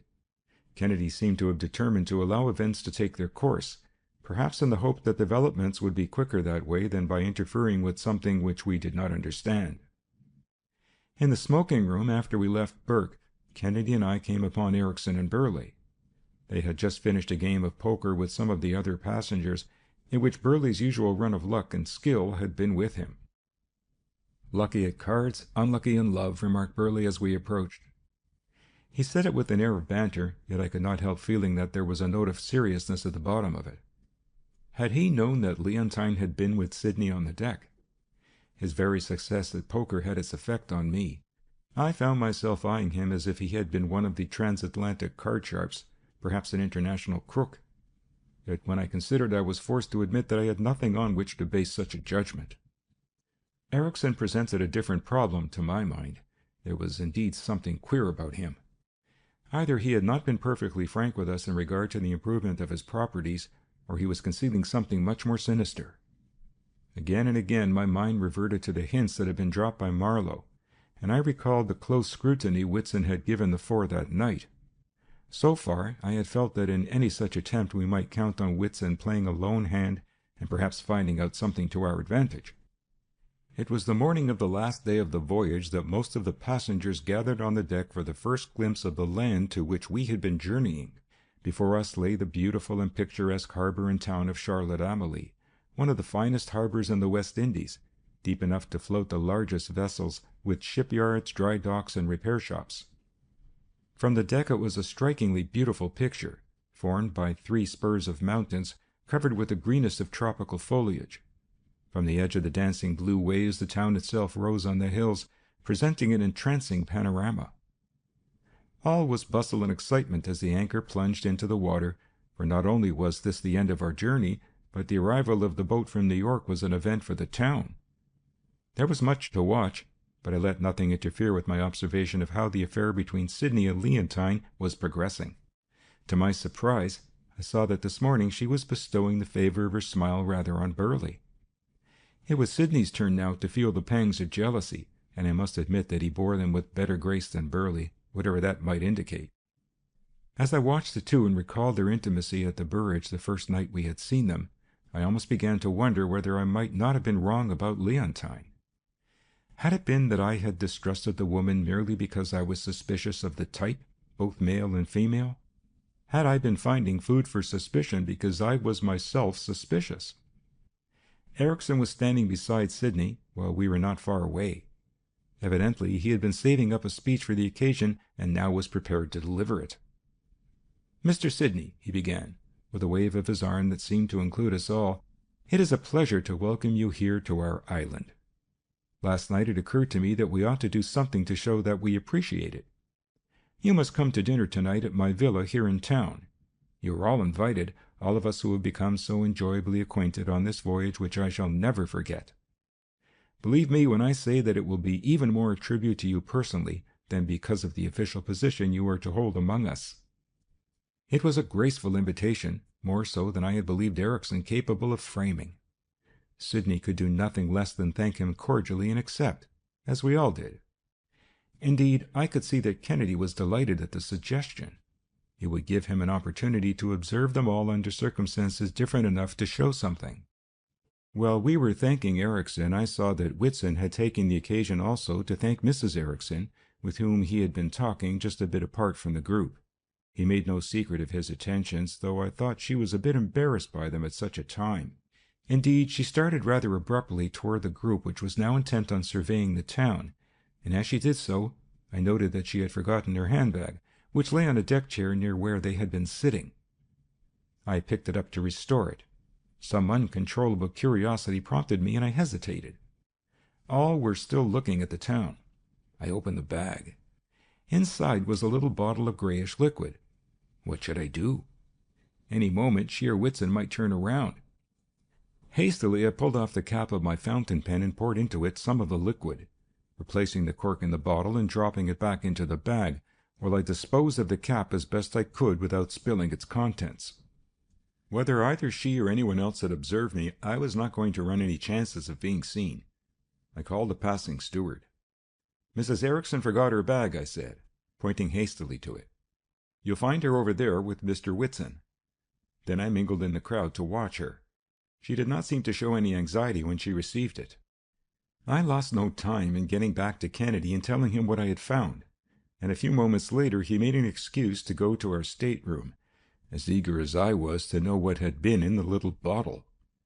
First he poured out a drop of the liquid from the cap of my fountain pen in some water. It did not dissolve. Successively he tried alcohol, ether, then pepsin. None of them had any effect on it. Finally, however, he managed to dissolve it in ammonia. "Relatively high amount of sulfur," he muttered, after a few moments more of study. "Keratin, I believe." "A poison?" I asked. Kennedy shook his head. "No, harmless." "Then what is it for?" He shrugged his shoulders.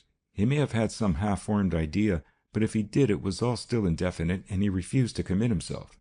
Instead, he placed the sample in his traveling laboratory, closed and locked it, and with our luggage, the box was ready to be taken ashore. Nearly everyone had gone ashore by the time we returned to the deck. Whitson was there yet, talking to the captain, for the shipping at the port interested him. I wondered whether he, too, might be suspicious of those cases consigned to Erikson and others. If so, he said nothing of it. By this time, several vessels that looked as if they might be lighters, though fairly large, had pulled up. It seemed that they had been engaged to carry shipments of goods to the other islands of St. John and St. Croix. Kennedy seemed eager now to get ashore, and we went, accompanied by Whitson, and after some difficulty established ourselves in a small hotel. Most of the tourists were sightseeing, and while we had no time for that, still we could not help doing so in going about the town. Charlotte Amalie, I may say, proved to be one of the most picturesque towns in the Windward Islands. The walls of the houses were mostly of a dazzling whiteness, though some were yellow, others gray, orange, blue. But the roofs were all of a generous bright red, which showed up very effectively among the clumps of trees. Indeed, the town seemed to be one of gaily tinted villas and palaces. There were no factories, no slums. Nature had provided against that, and man had not violated the provision. The people whom we met on the streets were mostly Negroes, though there was a fair sprinkling of whites. What pleased us most was that nearly everywhere we went English was spoken. I had half expected Danish. But there was even very little Spanish spoken. Burke was waiting for us, and in spite of his playing the role of traveling salesman, managed to direct us about so that we might as quickly as possible pick up the thread of the mysterious death of Dwight. It did not take long to gather such meager information as there was about the autopsy that had followed the strange death of Sidney's predecessor. We were able to find out little from either the authorities or the doctor who had investigated the case. Under the stress of suspicion, both the stomach and the contents of the stomach of the unfortunate men had been examined. No trace of anything out of the way had been found, and there the matter had rested, except for suspicion. One of our first visits was to the American consulate. There Sidney, by virtue of his special commission, had with characteristic energy established himself with the consul. Naturally, he too had been making inquiries, but they had led nowhere. There seemed to be no clue to the mysterious death of Dwight, not even a hint as to the cause. All that we were able to discover, after some hours of patient inquiry, was that Dwight had suffered from great prostration, marked cyanosis, convulsions, and coma. Whether it was the result of some strange disease or of a poison, no one, not even the doctor, was prepared to say. All that was known was that the blow, if blow it had been, was swift, sudden, sure. We ran across Whitson once or twice during the day, busily engaged renewing acquaintance with merchants and planters whom he had known before, but I do not recall having seen either Burleigh or Leontine, which at the time I thought rather strange, for the town was small and strangers were few. The more I thought of it, the more firmly convinced I was that Dwight had discovered some secret which it was extremely inconvenient for someone to have known. What was it? Was it connected with the rumors we had heard of gun running to Mexico? Erickson had invited us to come late in the afternoon to the dinner, and we did not delay in getting there. His house proved to be a veritable palace on the side of one of the hills rising abruptly back of the shore. Flights of massive stone steps, quaint walls covered with creepers, balustrades overlooking charming gardens, arcades from which one looked out on splendid vistas and shady terraces, combined to make it a veritable paradise, such as can be found only in tropical and subtropical lands. Most wonderful of all was the picture of the other hills unfolded, especially of the two ruined pirates' castles belonging to semi-mythical personages, Bluebeard and Blackbeard. The Ericksons were proud of their home, as well they might be, in spite of the complaints we had heard and Ned utter and the efforts of Erickson to sell his holdings. Mrs. Erickson proved to be a charming hostess, and the host extended a hospitality such as one rarely meets. It quite made me uncomfortable to accept it at the same time that I knew we must view it all with suspicion. Nor did it make matters any better, but rather worse, to feel that there was some color of excuse for the suspicion. Burleigh arrived proudly with Leontine, followed closely by Sidney. At once the game was on again, Leontine pitting one against the other. Whitson came, his attentions to Mrs. Erickson a trifle restrained but still obvious. Burke and ourselves completed the party. To the repeated urging of Erickson, we made ourselves quite as much at home as we politely could. Kennedy and Burke, acting under his instructions, seemed to be ubiquitous. Yet, beyond the continuation of the drama that had been unfolded on the ship, it did not seem to me at first that we were getting anywhere. Kennedy and I were passing alone along a colonnade that opened off from the large dining hall, when Craig paused and looked in through an open door at the massive table set for the dinner. A servant had just completed setting out cocktails at the various places, pouring them from a huge tankard, for the purpose which had been standing on a sideboard. Guests had been walking past through the colonnade ever since we arrived, but at the moment there was no one about, and even the servant had disappeared. Kennedy stepped lightly into the dining hall and looked about sharply. Instinctively I stepped to a window where I could hear anyone approaching. Out of the corner of my eye, I saw him narrowly scrutinizing the table. Finally, he pulled from his pocket a clean linen handkerchief.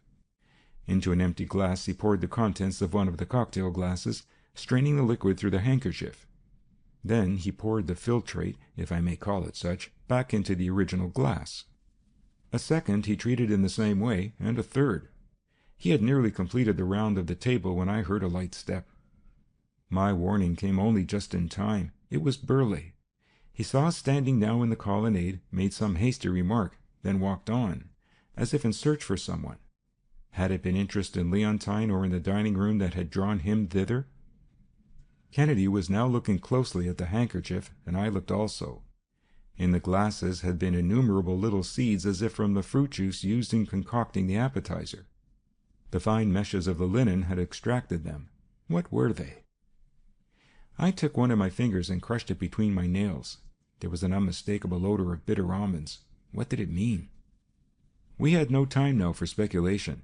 Our prolonged absence might be noticed, and we hastened to join the other guests after finishing the round of glasses in which he had been interrupted. How, in my suppressed excitement, I managed to get through that dinner, I do not know. It was a brilliant affair, yet I found that I had completely lost my appetite, as well one might after having observed Kennedy's sleuthing.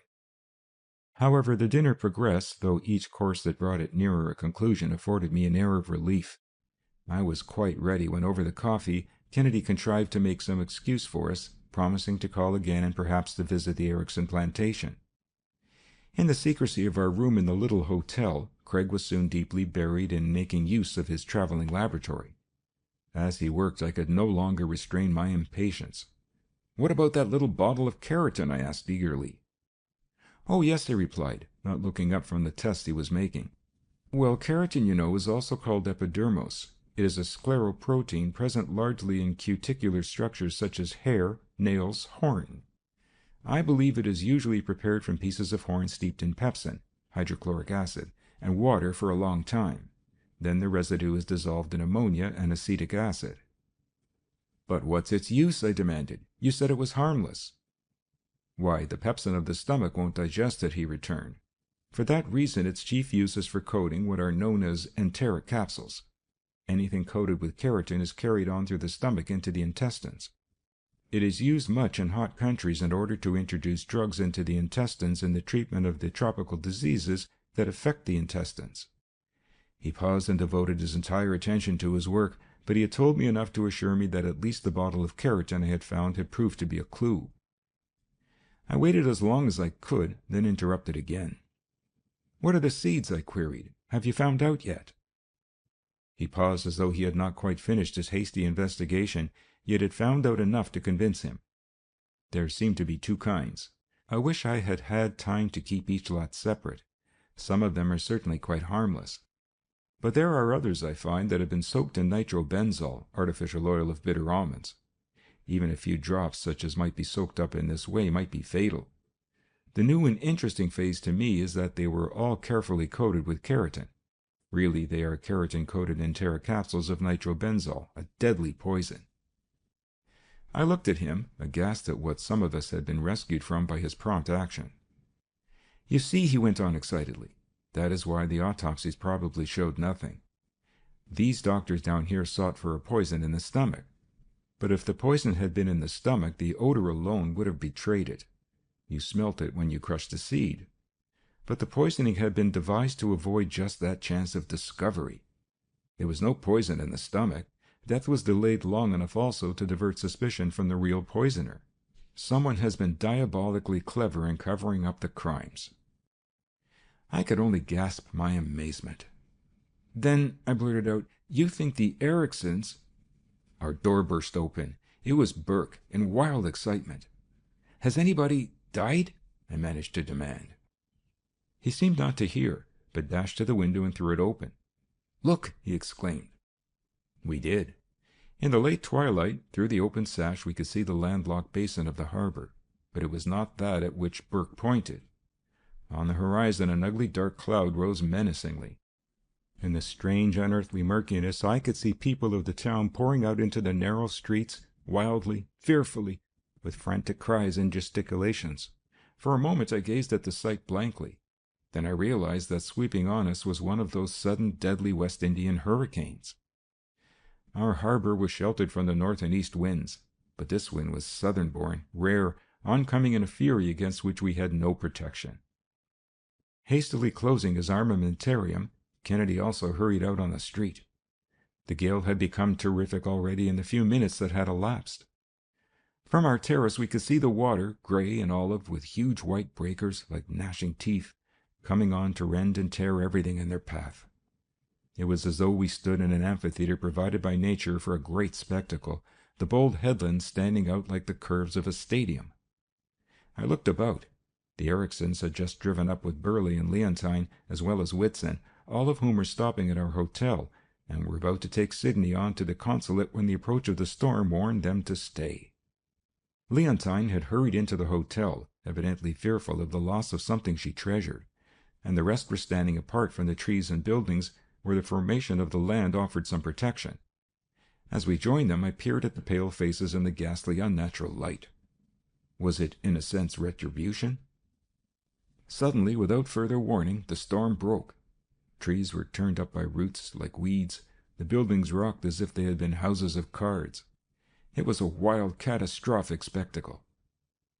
"Leontine," I heard a voice mutter by my side as a form catapulted itself past through the murkiness into the crazily swaying hotel. It was Burleigh. I turned to speak to Kennedy. He was gone. Where to find him I had no idea. The force of the wind was such that search was impossible.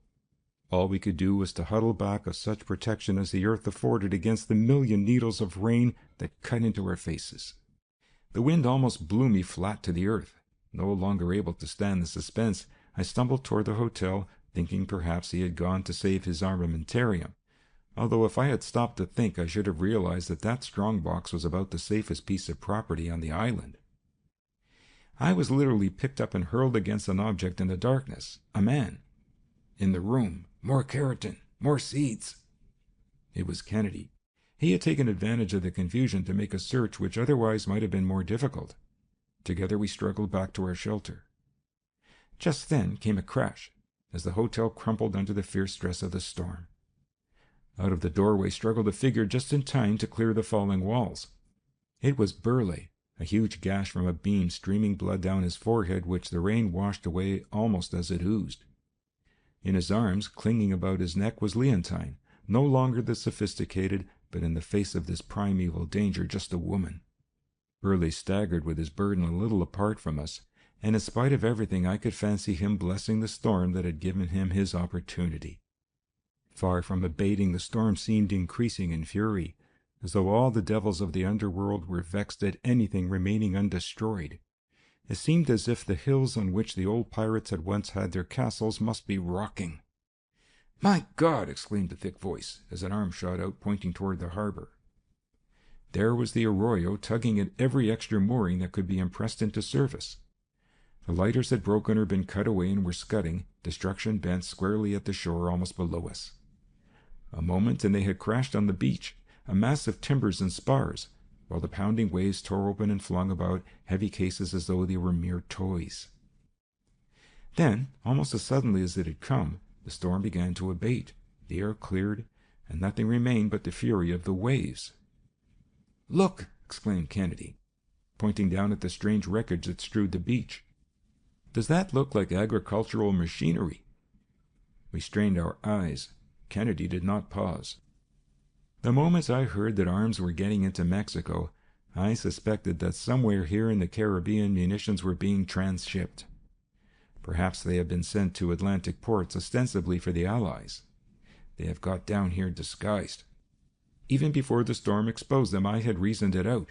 From this port, the key to the vast sweep of mainland, I reasoned that they were being taken over to secret points on the coast, where big ships could not safely go. It was here that blockade runners were refitted in our Civil War. It is here that this new gun-running plot has been laid. He turned quickly to Sydney. The only obstacle between the transfer of arms and success was the activity of an American consulate. Those lighters were not to carry goods to other islands. They were really destined for Mexico. It was profitable. And the scheme for removing opposition was evidently safe. Kennedy was holding up another bottle of keratin and some fruit seeds. "I found these in a room in the hotel," he added. I did not comprehend. "But," I cut in, "the handbag, the dinner, what of them?" A plant, a despicable trespass on hospitality, all part of a scheme to throw the guilt on someone else, worthy of a renegade and traitor. Kennedy wheeled suddenly, then added with an incisive gesture, "I suppose you know that there is reputed to have been on one of these hills the headquarters of the old pirate Teach, the mildest-mannered man that ever scuttled ship or cut a throat." Kennedy paused, then added quickly, "In respect to covering up your gun-running, Whitson, you are superior even to Teach." End of chapter 11. Chapter 12 of The Treasure Train by Arthur B. Reeve. The Sunken Treasure. Get story. Everson and Bride Yacht Belle Adventure seeking treasure sunk Gulf liner Antilles. Kennedy and I had proceeded after a few leisurely days in St. Thomas to Puerto Rico. We had no particular destination, and San Juan rather appealed to us as an objective point because it was American. It was there that I found waiting for me the above message by wireless from the Star in New York. San Juan was, as we had anticipated, a thoroughly Americanized town, and I lost no time in getting around at once to the office of the leading newspaper, the Colonial News. The editor, Kenmore, proved to be a former New York reporter who had come out in answer to an advertisement by the proprietors of the paper. "What's the big story here now?" I asked by way of preface, expecting to find that colonial newspapermen were provincial. "What's the big story?" repeated Kenmore, impatiently pushing aside a long leader on native politics and regarding me thoughtfully. "Well, I'm not superstitious, but a honeymoon spent trying to break into Davy Jones' locker for sunken treasure, I guess that's a good story, isn't it?" I showed him my message, and he smiled. "You see, I was right," he exclaimed. "They're searching now at the Quai d'Or, the Golden Key, one of the southernmost of the Bahamas, I suppose you would call it. I wish I was like you. I'd like to get away from this political stuff long enough to get the story." He puffed absently on a fragrant native cigar. "I met them all when they were here, before they started," he resumed reminiscently. "It was certainly a picturesque outfit. 3 college chums, one of them on his honeymoon, and the couple chaperoning the bride's sister. There was one of the college boys, a fellow named Gage, who fairly made news." "How was that?" inquired Kennedy, who had accompanied me, full of zest at the prospect of mixing in a story so romantic. "Oh, I don't know that it was his fault, altogether," replied Kenmore. "There's a young lady here in the city, the daughter of a pilot, Dolores Gutierrez. She had been a friend of someone in the expedition, I believe. I suppose that's how Gage met her. I don't think either of them really cared for each other. Perhaps she was a bit jealous of the ladies of the party. I don't know anything much about it, only I remember one night in the cafe of the Palace Hotel, I thought Gage and another fellow would fight a duel, almost, until Everson dropped in and patched the affair up, and the next day his yacht left for the Golden Key. I wish I'd been here to go with them, I considered. How do you suppose I'll be able to get out there now?" "You might be able to hire a tug," shrugged Kenmore. "The only one I know is that of Captain Gutierrez. He's the father of this Dolores I told you about." The suggestion seemed good, and after a few moments more of conversation, absorbing what little Kenmore knew, we threaded our way across the city to the home of the redoubtable Gutierrez and his pretty daughter. Gutierrez proved to be a man of about 50, a sturdy, muscular fellow, his face bronzed by the tropical sun. I had scarcely broached the purpose of my visit when his restless brown eyes seemed literally to flash. "No, sir," he exclaimed emphatically. "You cannot get me to go on any such expedition. Mr. Everson came here first and tried to hire my tug. I wouldn't do it. No, sir. He had to get one from Havana. Why, the whole thing is unlucky. Hoodooed, you call it. I will not touch it." "But," I remonstrated, surprised at his unexpected vehemence, "I am not asking you to join the expedition. We are only going to—" "No, no," he interrupted. "I will not consider it. He cut short his remarks as a young woman, radiant in her Latin American beauty, opened the door, hesitated at the sight of us, then entered at a nod from him. We did not need to be told that this was the Dolores whom Kenmore's rumor had credited with almost wrecking Everson's expedition at the start. She was a striking type, her face full of animation and fire, betraying more of passion than of intellect. A keen glance of inquiry from her wonderful eyes at her father was followed by a momentary faraway look, and she remained silent, while Gutierrez paused as if considering something.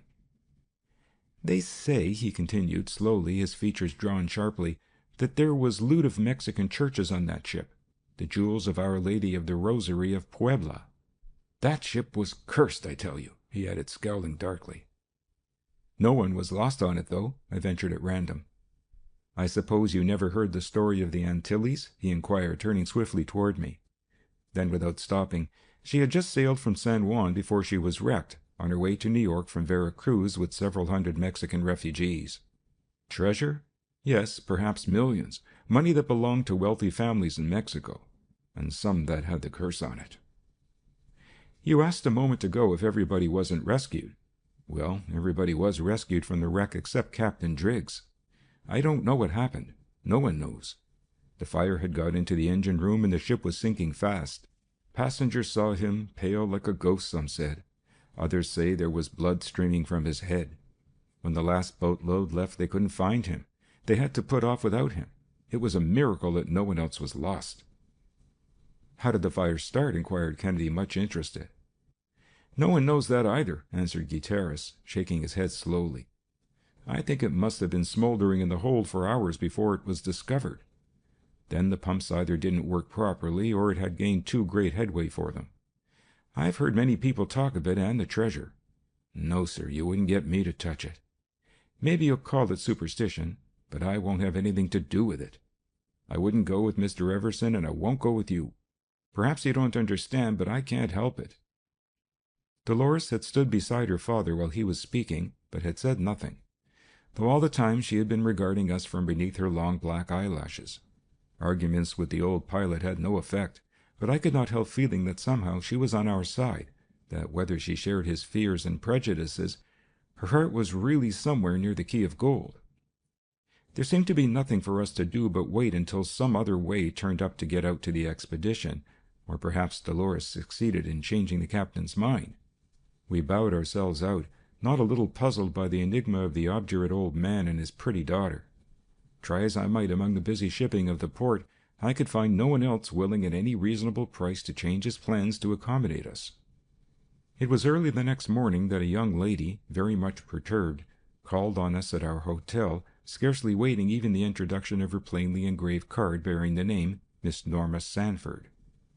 Perhaps you know of my sister, Asta Sanford, Mrs. Orrin Everson, she began, speaking very rapidly as if under stress. We're down here on Asta's honeymoon in Orrin's yacht, the Belle Adventure. Craig and I exchanged glances, but she did not give us a chance to interrupt. It all seems so sudden, so terrible, she cried, in a burst of wild, incoherent feeling. Yesterday Bertram Traynor died, and we put back to San Juan with his body. I'm so worried for Orrin and my sister. I heard you were here, Professor Kennedy, and I couldn't rest until I saw you. She was looking anxiously at Craig. I wondered whether she had heard of our visit to the Gutierrezes and what she knew about that other woman. I don't quite understand, interposed Kennedy, with an effort to calm her. Why do you fear for your sister and Mr. Everson? Was there something suspicious about the death of Mr. Traynor? Indeed, I think there was, she replied quickly. None of us has any idea how it happened. Let me tell you about our party. You see, there are 3 college chums, Orrin and 2 friends, Bertram Traynor and Donald Gage. They were all on a cruise down here last winter, the year after they graduated. It was in San Juan that Orrin first met Mr. Dominic, who was the purser on the Antilles, you know, that big steamer of the Gulf Line that was burned last year and went down with $7 million aboard. Kennedy nodded to the implied query, and she went on. Mr. Dominic was among those saved, but Captain Driggs was lost with his ship. Mr. Dominic had been trying to interest someone here in seeking the treasure. They knew about where the Antilles went down, and the first thing he wanted to do was to locate the wreck exactly. After that was done, of course, Mr. Dominic knew about the location of the ship's strong room and all that. That, of course, was common knowledge to anyone interested enough to find out, though, suggested Kennedy. Of course, she agreed. Well, a few months later, Orrin met Mr. Dominic again in New York. In the meantime, he had been talking the thing over with various people, and had become acquainted with a man who had once been a diver for the Interocean Marine Insurance Company, Owen Kinsale. Anyhow, so the scheme grew. They incorporated a company, the Deep Sea Engineering Company, to search for the treasure. That is how Orrin started. They are using his yacht, and Mr. Dominic is really in command, though Mr. Kinsale has the actual technical knowledge. She paused, but again her feelings seemed to get the better of her. Oh, she cried, I've been afraid all along lately. It's dangerous work. And then the stories that have been told of the ship and the treasure. It seems ill-fated. Professor Kennedy, she appealed, I wish you would come and see us. We're not on the yacht just now. We came ashore as soon as we arrived back, and Asta and Orrin are at the Palace Hotel now. Perhaps Orrin can tell you more. If you can do nothing more than quiet my fears. Her eyes finished the sentence. Norma Sanford was one of those girls who impress you as quite capable of taking care of themselves. But in the presence of the tragedy and a danger which she felt but could not seem to define, she felt the need of outside assistance and did not hesitate to ask it. Nor was Kennedy slow in responding. He seemed to welcome a chance to help someone in distress. We found Everson and his young wife at the hotel, quite different now from the carefree adventurers who had set out only a few days before to wrest a fortune from chance. I had often seen portraits of the two Sanford sisters in the society pages of the papers in the States, and knew that the courtship of Orrin Everson and Asta Sanford had been a true bit of modern romance. Asta Everson was a unique type of girl. She had begun by running fast motor cars and boats. That had not satisfied her, and she had taken up aviation. Once even she had tried deep-sea diving herself. It seemed as if she had been born with the spirit of adventure. To win her, Everson had done about everything from Arctic exploration one summer when he was in college to big game hunting in Africa and mountain climbing in the Andes. Odd though the romance might seem to be, one could not help feeling that the young couple were splendidly matched in their tastes. Each had that spirit of restlessness which at least sent them out playing at pioneering. Everson had organized the expedition quite as much in the spirit of revolt against the prosaic life of society at home as for gain. It had appealed strongly to Asta. She had insisted that nothing so much as a treasure hunt would be appropriate for their wedding trip, and they had agreed on the unconventional. Accordingly, she and her sister had joined Everson and his party, Norma, though a year younger, being quite like her sister in her taste for excitement. "Of course you understand," explained Everson, as he hurriedly tried to give us some idea of what had happened. "We knew that the Antilles had sunk somewhere off the Quai d'Or. It was first a question of locating her. That was all that we had been doing when Bertram died. It is terrible, terrible. I can't believe it. I can't understand it." In spite of his iron nerve, the tragedy seemed to have shaken Everson profoundly. "You had done nothing that might have been dangerous?" asked Kennedy pointedly. "Nothing," emphasized Everson. "You see, we located the wreck in a way somewhat similar to the manner in which they sweep the seas for mines and submarines. It was really very simple, though it took us some time. All we did was to drag a wire at a fixed depth between the yacht and the tug, or rather I suppose you'd almost call it a trawler, which I chartered from Havana. What we were looking for was to have the wire catch on some obstruction. It did too, not once, but many times, due to the unevenness of the ocean bed. Once we located a wreck, but it was in shallow water, a small boat, not the one we were looking for." "But you succeeded finally?" "Yes, only day before yesterday we located her. We marked the spot with a buoy and were getting ready for real work. It was just after that Bertram was taken ill and died so suddenly. We've left Dominic, Kinsale, Gage, and the rest on the trawler there, while I came here with Trainor's body. God, but it was awful to have to send the news back to New York. I don't know what to think or what to do." "How did he die?" asked Kennedy, endeavoring to gain the confidence of young Everson. "Do you recall any of his symptoms?"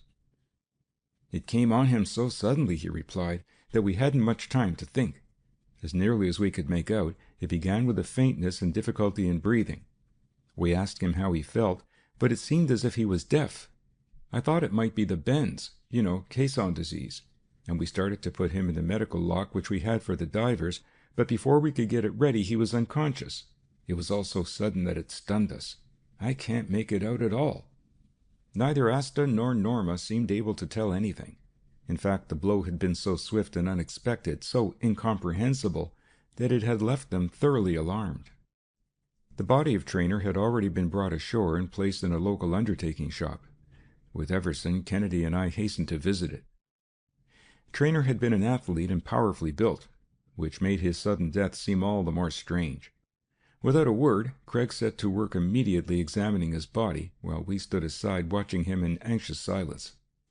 Kennedy consumed the greater part of the morning in his careful investigation, and after some time Everson began to get restless, wondering how his wife and sister-in-law were getting on in his absence. To keep him company, I returned to the hotel with him, leaving Kennedy to pursue his work alone.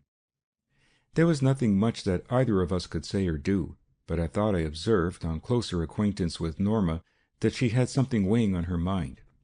Was it a suspicion of which she had not told us? Evidently she was not prepared to say anything yet, but I determined, rather than try to quiz her, to tell Kennedy, in the hope that she might confide in him what she would not breathe to anyone else. It was perhaps an hour or more later that we returned to Craig. He was still at work, though from his manner it was evident that his investigations had begun to show something, however slight. "Have you found anything?" asked Everson eagerly. "I think I have," returned Craig, measuring his words carefully. "Of course you know the dangers of diving and the view now accepted regarding the rapid effervescence of the gases which are absorbed in the body fluids during an exposure to pressure. I think you know that experiment has proved that when the pressure is suddenly relieved, the gas is liberated in bubbles within the body.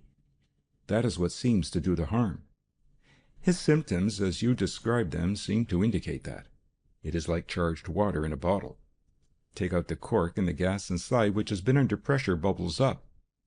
In the human body, air and particularly the nitrogen in the air, literally form death bubbles." Everson said nothing as he regarded Kennedy's face searchingly, and Craig went on, "Set free in the spinal cord, for instance, such bubbles may cause partial paralysis, or in the heart may lead to stoppage of the circulation. In this case I am quite sure that what I have found indicates air in the arteries, the heart, and the blood vessels of the brain. It must have been a case of air embolism, insufflation." Though Everson seemed all along to have suspected something of the sort, Kennedy's judgment left him quite as much at a loss for an explanation. Kennedy seemed to understand as he went on. "I have tried to consider all the ways such a thing could have happened," he considered. "It is possible that air might have been introduced into the veins by a hypodermic needle or other instrument, but I find no puncture of the skin or other evidence that would support that theory. I have looked for a lesion of the lungs, but find none. Then how could it have occurred? Had he done any real deep diving?" Everson shook his head slowly. "No," he replied. "As I said, it wouldn't have been so incomprehensible if he had. Besides, if we had been diving, we should have been on the lookout. No, Bertram had only tested the apparatus once, after we located the wreck. He didn't much more than go under the surface, nothing like the practice dives we all made up in the Long Island Sound before we came down here. He was only testing the pumps and other things to see whether they had stood the voyage. Why, it was nothing at all. I don't see how it could have given anyone the bends, much less a fellow like Traynor. Why, I think he could have stood more than Kinsale with a little practice. Kennedy, I can't get it out of my mind that there's something about this that isn't right." Craig regarded Everson gravely. "Frankly," he confessed, "I must say that I don't understand it myself, at this distance." "Would you come out to the quay with me?" hastened Everson, as though grasping at a possible solution. "I shall be delighted to help you in any manner that I can," returned Craig heartily. Everson could not find words to express his gratitude as we hurried back to the hotel. In the excitement I had completely forgotten the dispatch from the Star, but now I suddenly realized that here, ready to hand, was the only way of getting out to the Key of Gold and securing the story. Asta, Everson, and Norma especially were overjoyed at the news that Kennedy had consented to accompany them back to the wreck. Evidently they had great faith in him from what they had heard at home. Accordingly, Everson lost no time in preparing to return to the yacht. Nothing more now could be done for poor Traynor, and delay might mean much in clearing up the mystery, if mystery it should prove. We were well on our way toward the landing place before I realized that we were going over much the same route that Kennedy and I had taken the day before to reach the home of Gutierrez. I was just about to say something about it to Kennedy, and of the impression that Norma had made on me, when suddenly a figure darted from around a corner and confronted us. We stopped in surprise. It was no other than Dolores herself, not the quiet, subdued Dolores we had seen the day before, but an almost wild, passionate creature. What it was that had transformed her I could not imagine. It was not ourselves that she seemed to seek, nor yet the Eversons. She did not pause until she had come close to Norma herself. For a moment the two women, so different in type, faced each other, Dolores fiery with the ardent beauty of her race, Norma pulsating with life and vigor, yet always mistress of herself. "I warn you!" cried Dolores, unable to restrain herself. You thought the other was yours, and he was not. Do not seek revenge. He is mine. Mine, I tell you. Win your own back again. I was only making sport of him, but mine. Beware." For a moment Norma gazed at her, then without a word turned aside and walked on. Another instant, and Dolores was gone as suddenly as she had appeared. Vasta looked inquiringly, but Norma made no attempt at explanation. What did it mean? Had it anything to do with the dispute in the hotel which Kenmore had witnessed? At the landing we parted for a time with Everson to return to our hotel and get what little we needed, including Kennedy's traveling laboratory, while Everson prepared quarters for our reception on the yacht. "What do you make of that Dolores incident?" I hastened to ask the moment we were alone. "I don't know," he replied, "except that I feel it has an important bearing on the case. There is something that Norma hasn't told us, I fear." While we waited for a wagon to transfer our goods to the dock, Kennedy took a moment to call up Kenmore on the news. As he turned to me from the telephone, I saw that what he had learned had not helped him much in his idea of the case. "It was the Inter-Ocean Company which had insured the Antilles," was all he said. Instantly I thought of Kinsale and his former connection. Was he secretly working with them still? Was there a plot to frustrate Everson's plans? At least the best thing to do was to get out to the wreck and answer our many questions at first hand. The Belle Adventure was a trim yacht of perhaps 70 feet, low, slim, and graceful, driven by a powerful gas engine and capable of going almost anywhere. An hour later we were aboard and settled in a handsomely appointed room, where Craig lost no time in establishing his temporary traveling crime clinic. It was quite late before we were able to start, for Everson had a number of commissions to attend to on this his first visit to port since he had set out so blithely. Finally, however, we had taken aboard all that he needed, and we slipped out quietly past the castle on the point guarding the entrance to the harbor. All night we plowed ahead over the brilliant, starry tropical sea, making splendid time, for the yacht was one of the fastest that had ever been turned out by the builders. Now and then I could see that Kennedy was furtively watching Norma, in the hope that she might betray whatever secret it was she was guarding so jealously. Though she betrayed nothing, I felt sure that it had to do with some member of the expedition, and that it was a more than ordinarily complicated affair of the heart. The ladies had retired, leaving us with Everson in the easy wicker chairs on the afterdeck. "I can't seem to get out of my mind, Everson, that meeting with the Spanish girl in the street," suddenly remarked Kennedy in the hope of getting something by surprise. "You see, I had already heard of a little unpleasantness in the hotel cafe before the expedition started. Somehow I feel that there must be some connection." For a moment Everson regarded Kennedy under the soft rays of the electric light under the awning as it swayed in the gentle air, then looked out over the easy swell of the summer sea. "I don't understand it myself," he remarked at length, lowering his voice. "When we came down here, Dominic knew that girl, Dolores, and of course Kinsale met her right away too. I thought Gage was head over ears in love with Norma, and I guess he is. Only that night in the cafe I just didn't like the way he proposed a toast to Dolores. He must have met her that day. Maybe he was a bit excited. What she said today might mean that it was her fault. I don't know.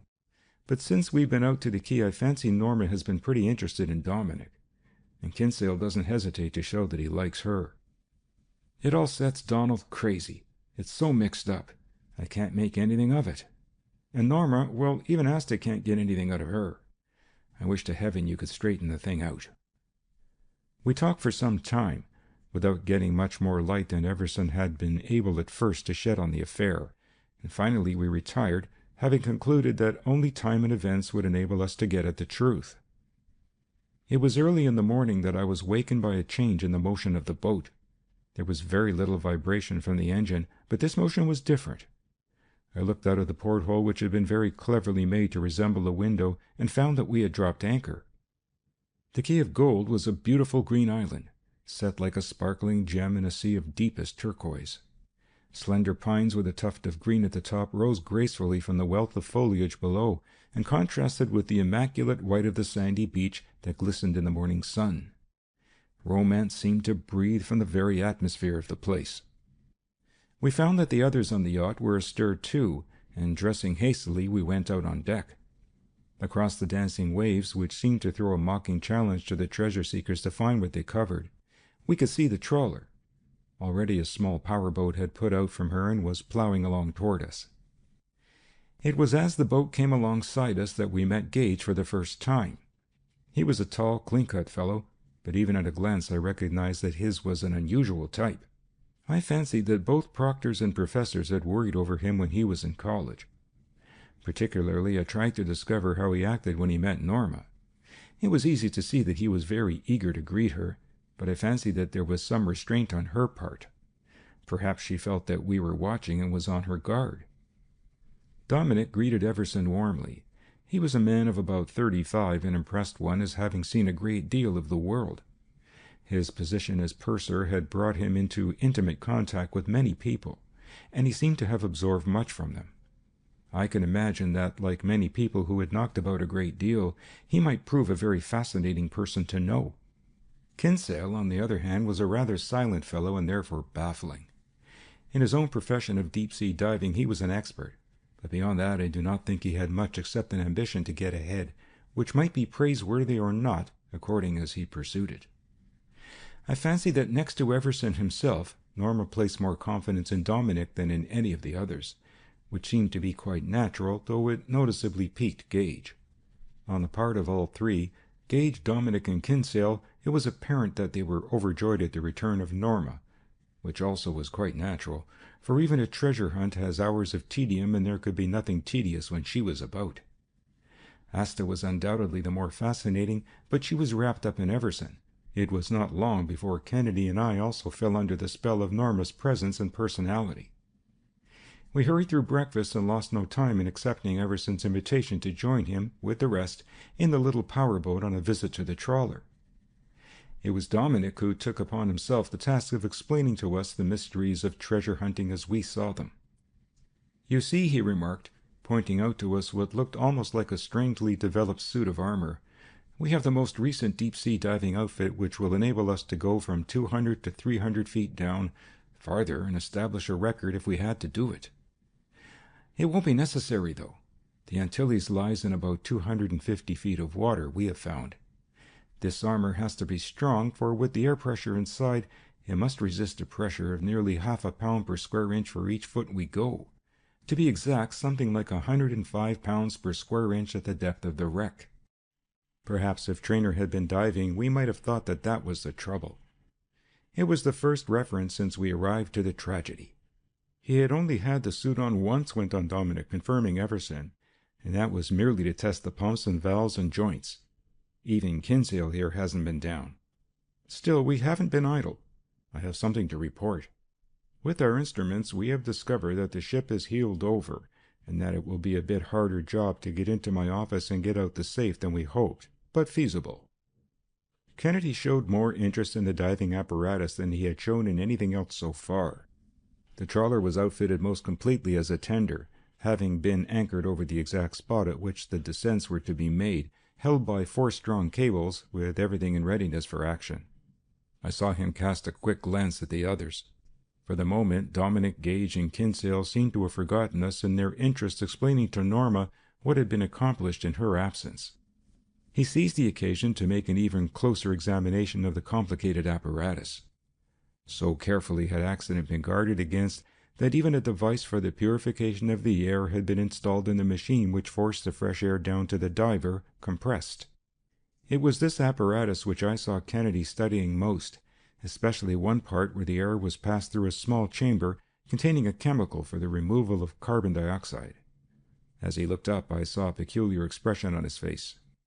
Quickly he removed the chemical, leaving the tube through which the air passed empty.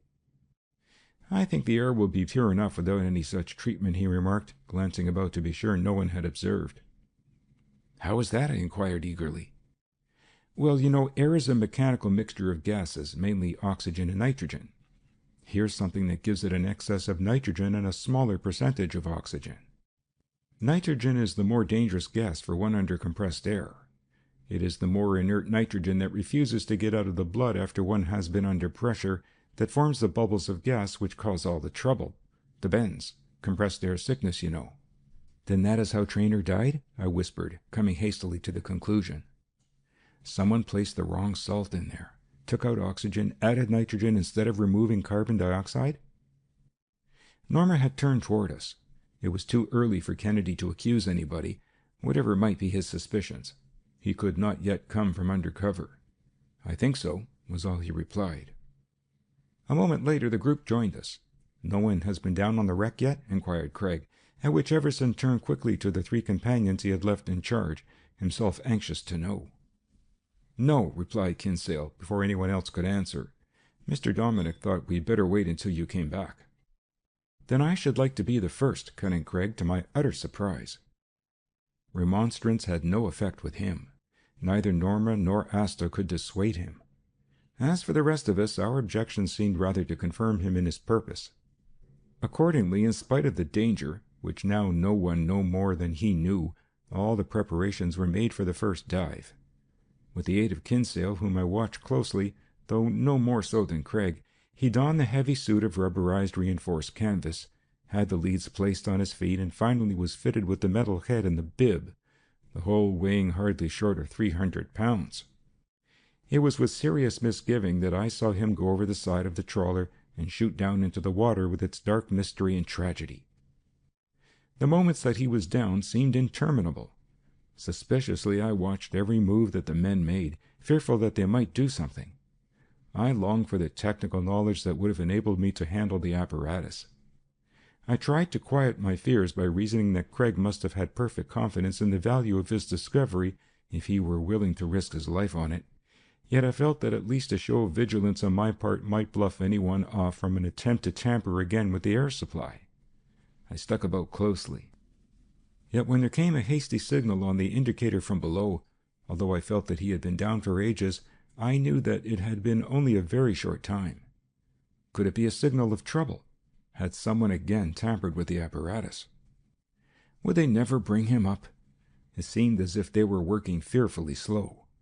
I remembered how quickly he had shot down. What had seemed then only a matter of seconds and minutes now seemed hours.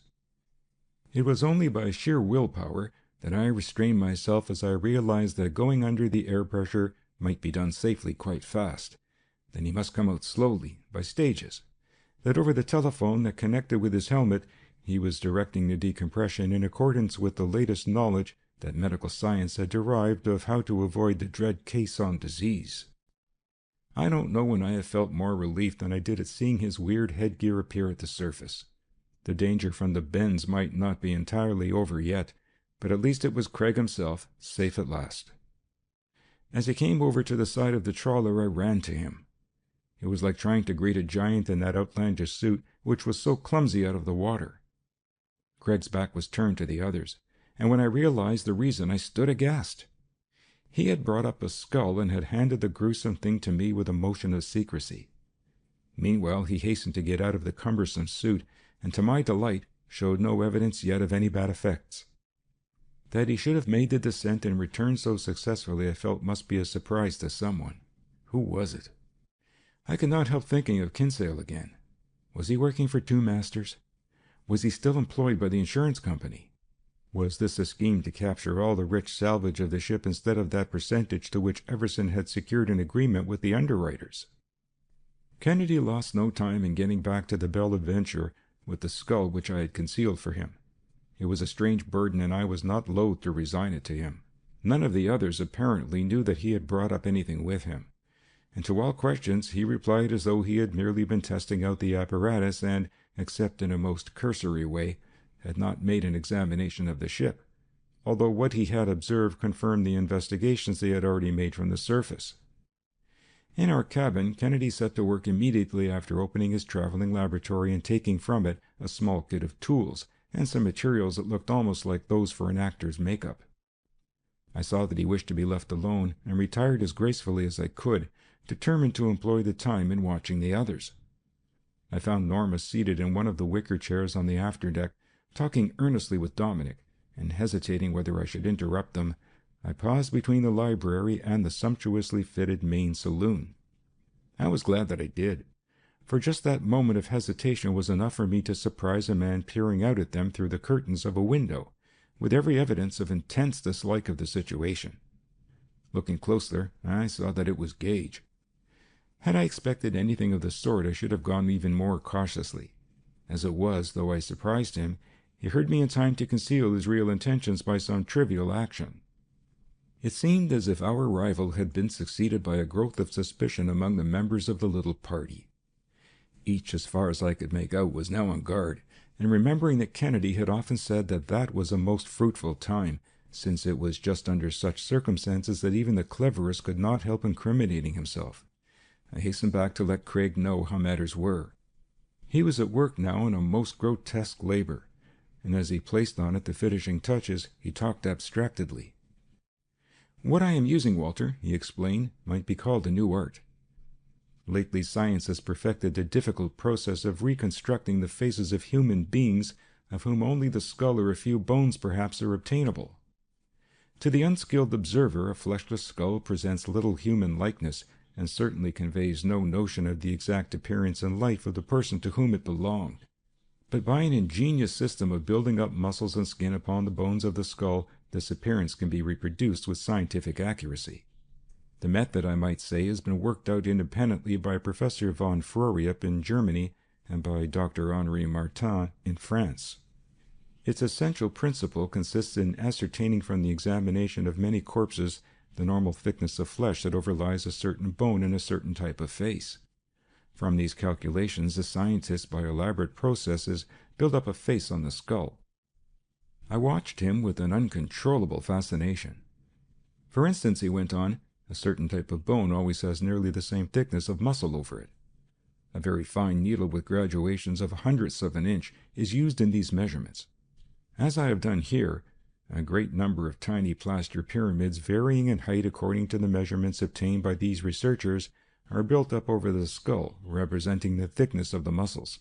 The next step will be to connect them together by a layer of clay, the surface of which is flush with the tips of the pyramids. Then wax and grease paint and a little hair will complete it. You see, it is really scientific restoration of the face. I must finish it. Meanwhile, I wish you would watch Norma. I'll join you in a short time." Norma was not on deck when I returned, nor did I see anyone else for some time. I walked forward and paused at the door to the little wireless room on the yacht, intending to ask the operator if he had seen her. "Where's Mr. Kennedy?" he inquired, before I had a chance to put my own question. "Someone has been in this wireless room this morning and must have been sending messages. Things aren't as I left them. I think he ought to know." Just then Everson himself came up from below, his face almost as white as the paint on the sides of the yacht.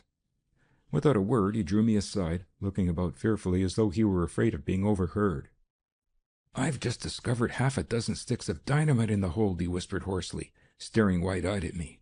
"There was a timing device set for tonight. I've severed it. Where's Kennedy?" "Your wireless has been tampered with too," I blurted out, telling what I had just learned. We looked at each other blankly. Clearly, someone had plotted to blow up the yacht and all of us on board. Without another word, I took his arm and we walked toward our stateroom where Kennedy was at work. As we entered the narrow passage to it, I heard low voices. Someone was there before us. Kennedy had shut the door and was talking in the hall. As we turned the corner, I saw that it was Norma, whom I had forgotten in the surprise of the two discoveries that had been so suddenly made. As we approached, she glanced significantly at Kennedy, as if appealing to him to tell something. Before he could speak, Everson himself interrupted, telling of his discovery of the dynamite and of what the wireless operator had found. There was a low exclamation from Norma. "It's a plot to kidnap me," she cried in a smothered voice. "Professor Kennedy, I told you I thought so." Everson and I could only look our inquiries at the startling new turn of events. "Miss Sanford has just been to her stateroom," hastily explained Craig. There she found that someone had carefully packed up a number of her things and hidden them, as if waiting a chance to get them off safely. I think her intuition is correct. There would be no motive for robbery here. Vainly I tried to reason it out. As I thought, I recalled that Gage had seemed insanely jealous of both Dominic and Kinsale whenever he saw either with Norma. Did Gage know more about these mysterious happenings than appeared? Why had he so persistently sought her? Had Norma instinctively fled from his attentions? "Where are the others?" asked Craig quickly. I turned to Everson. I had not yet had time to find out. "Gone back to the trawler," he replied. "Signal them to come aboard here directly," ordered Craig. It seemed an interminable time as the message was broken out in flags to the trawler, which was not equipped with the wireless. Even the hasty explanation which Kennedy had to give to Aston Everson as she came out of her cabin, wondering where Orrin had gone, served only to increase the suspense. It was as though we were living over a powder magazine that threatened to explode at any moment. What did the treachery of one member of the expedition mean? Above all, who was it?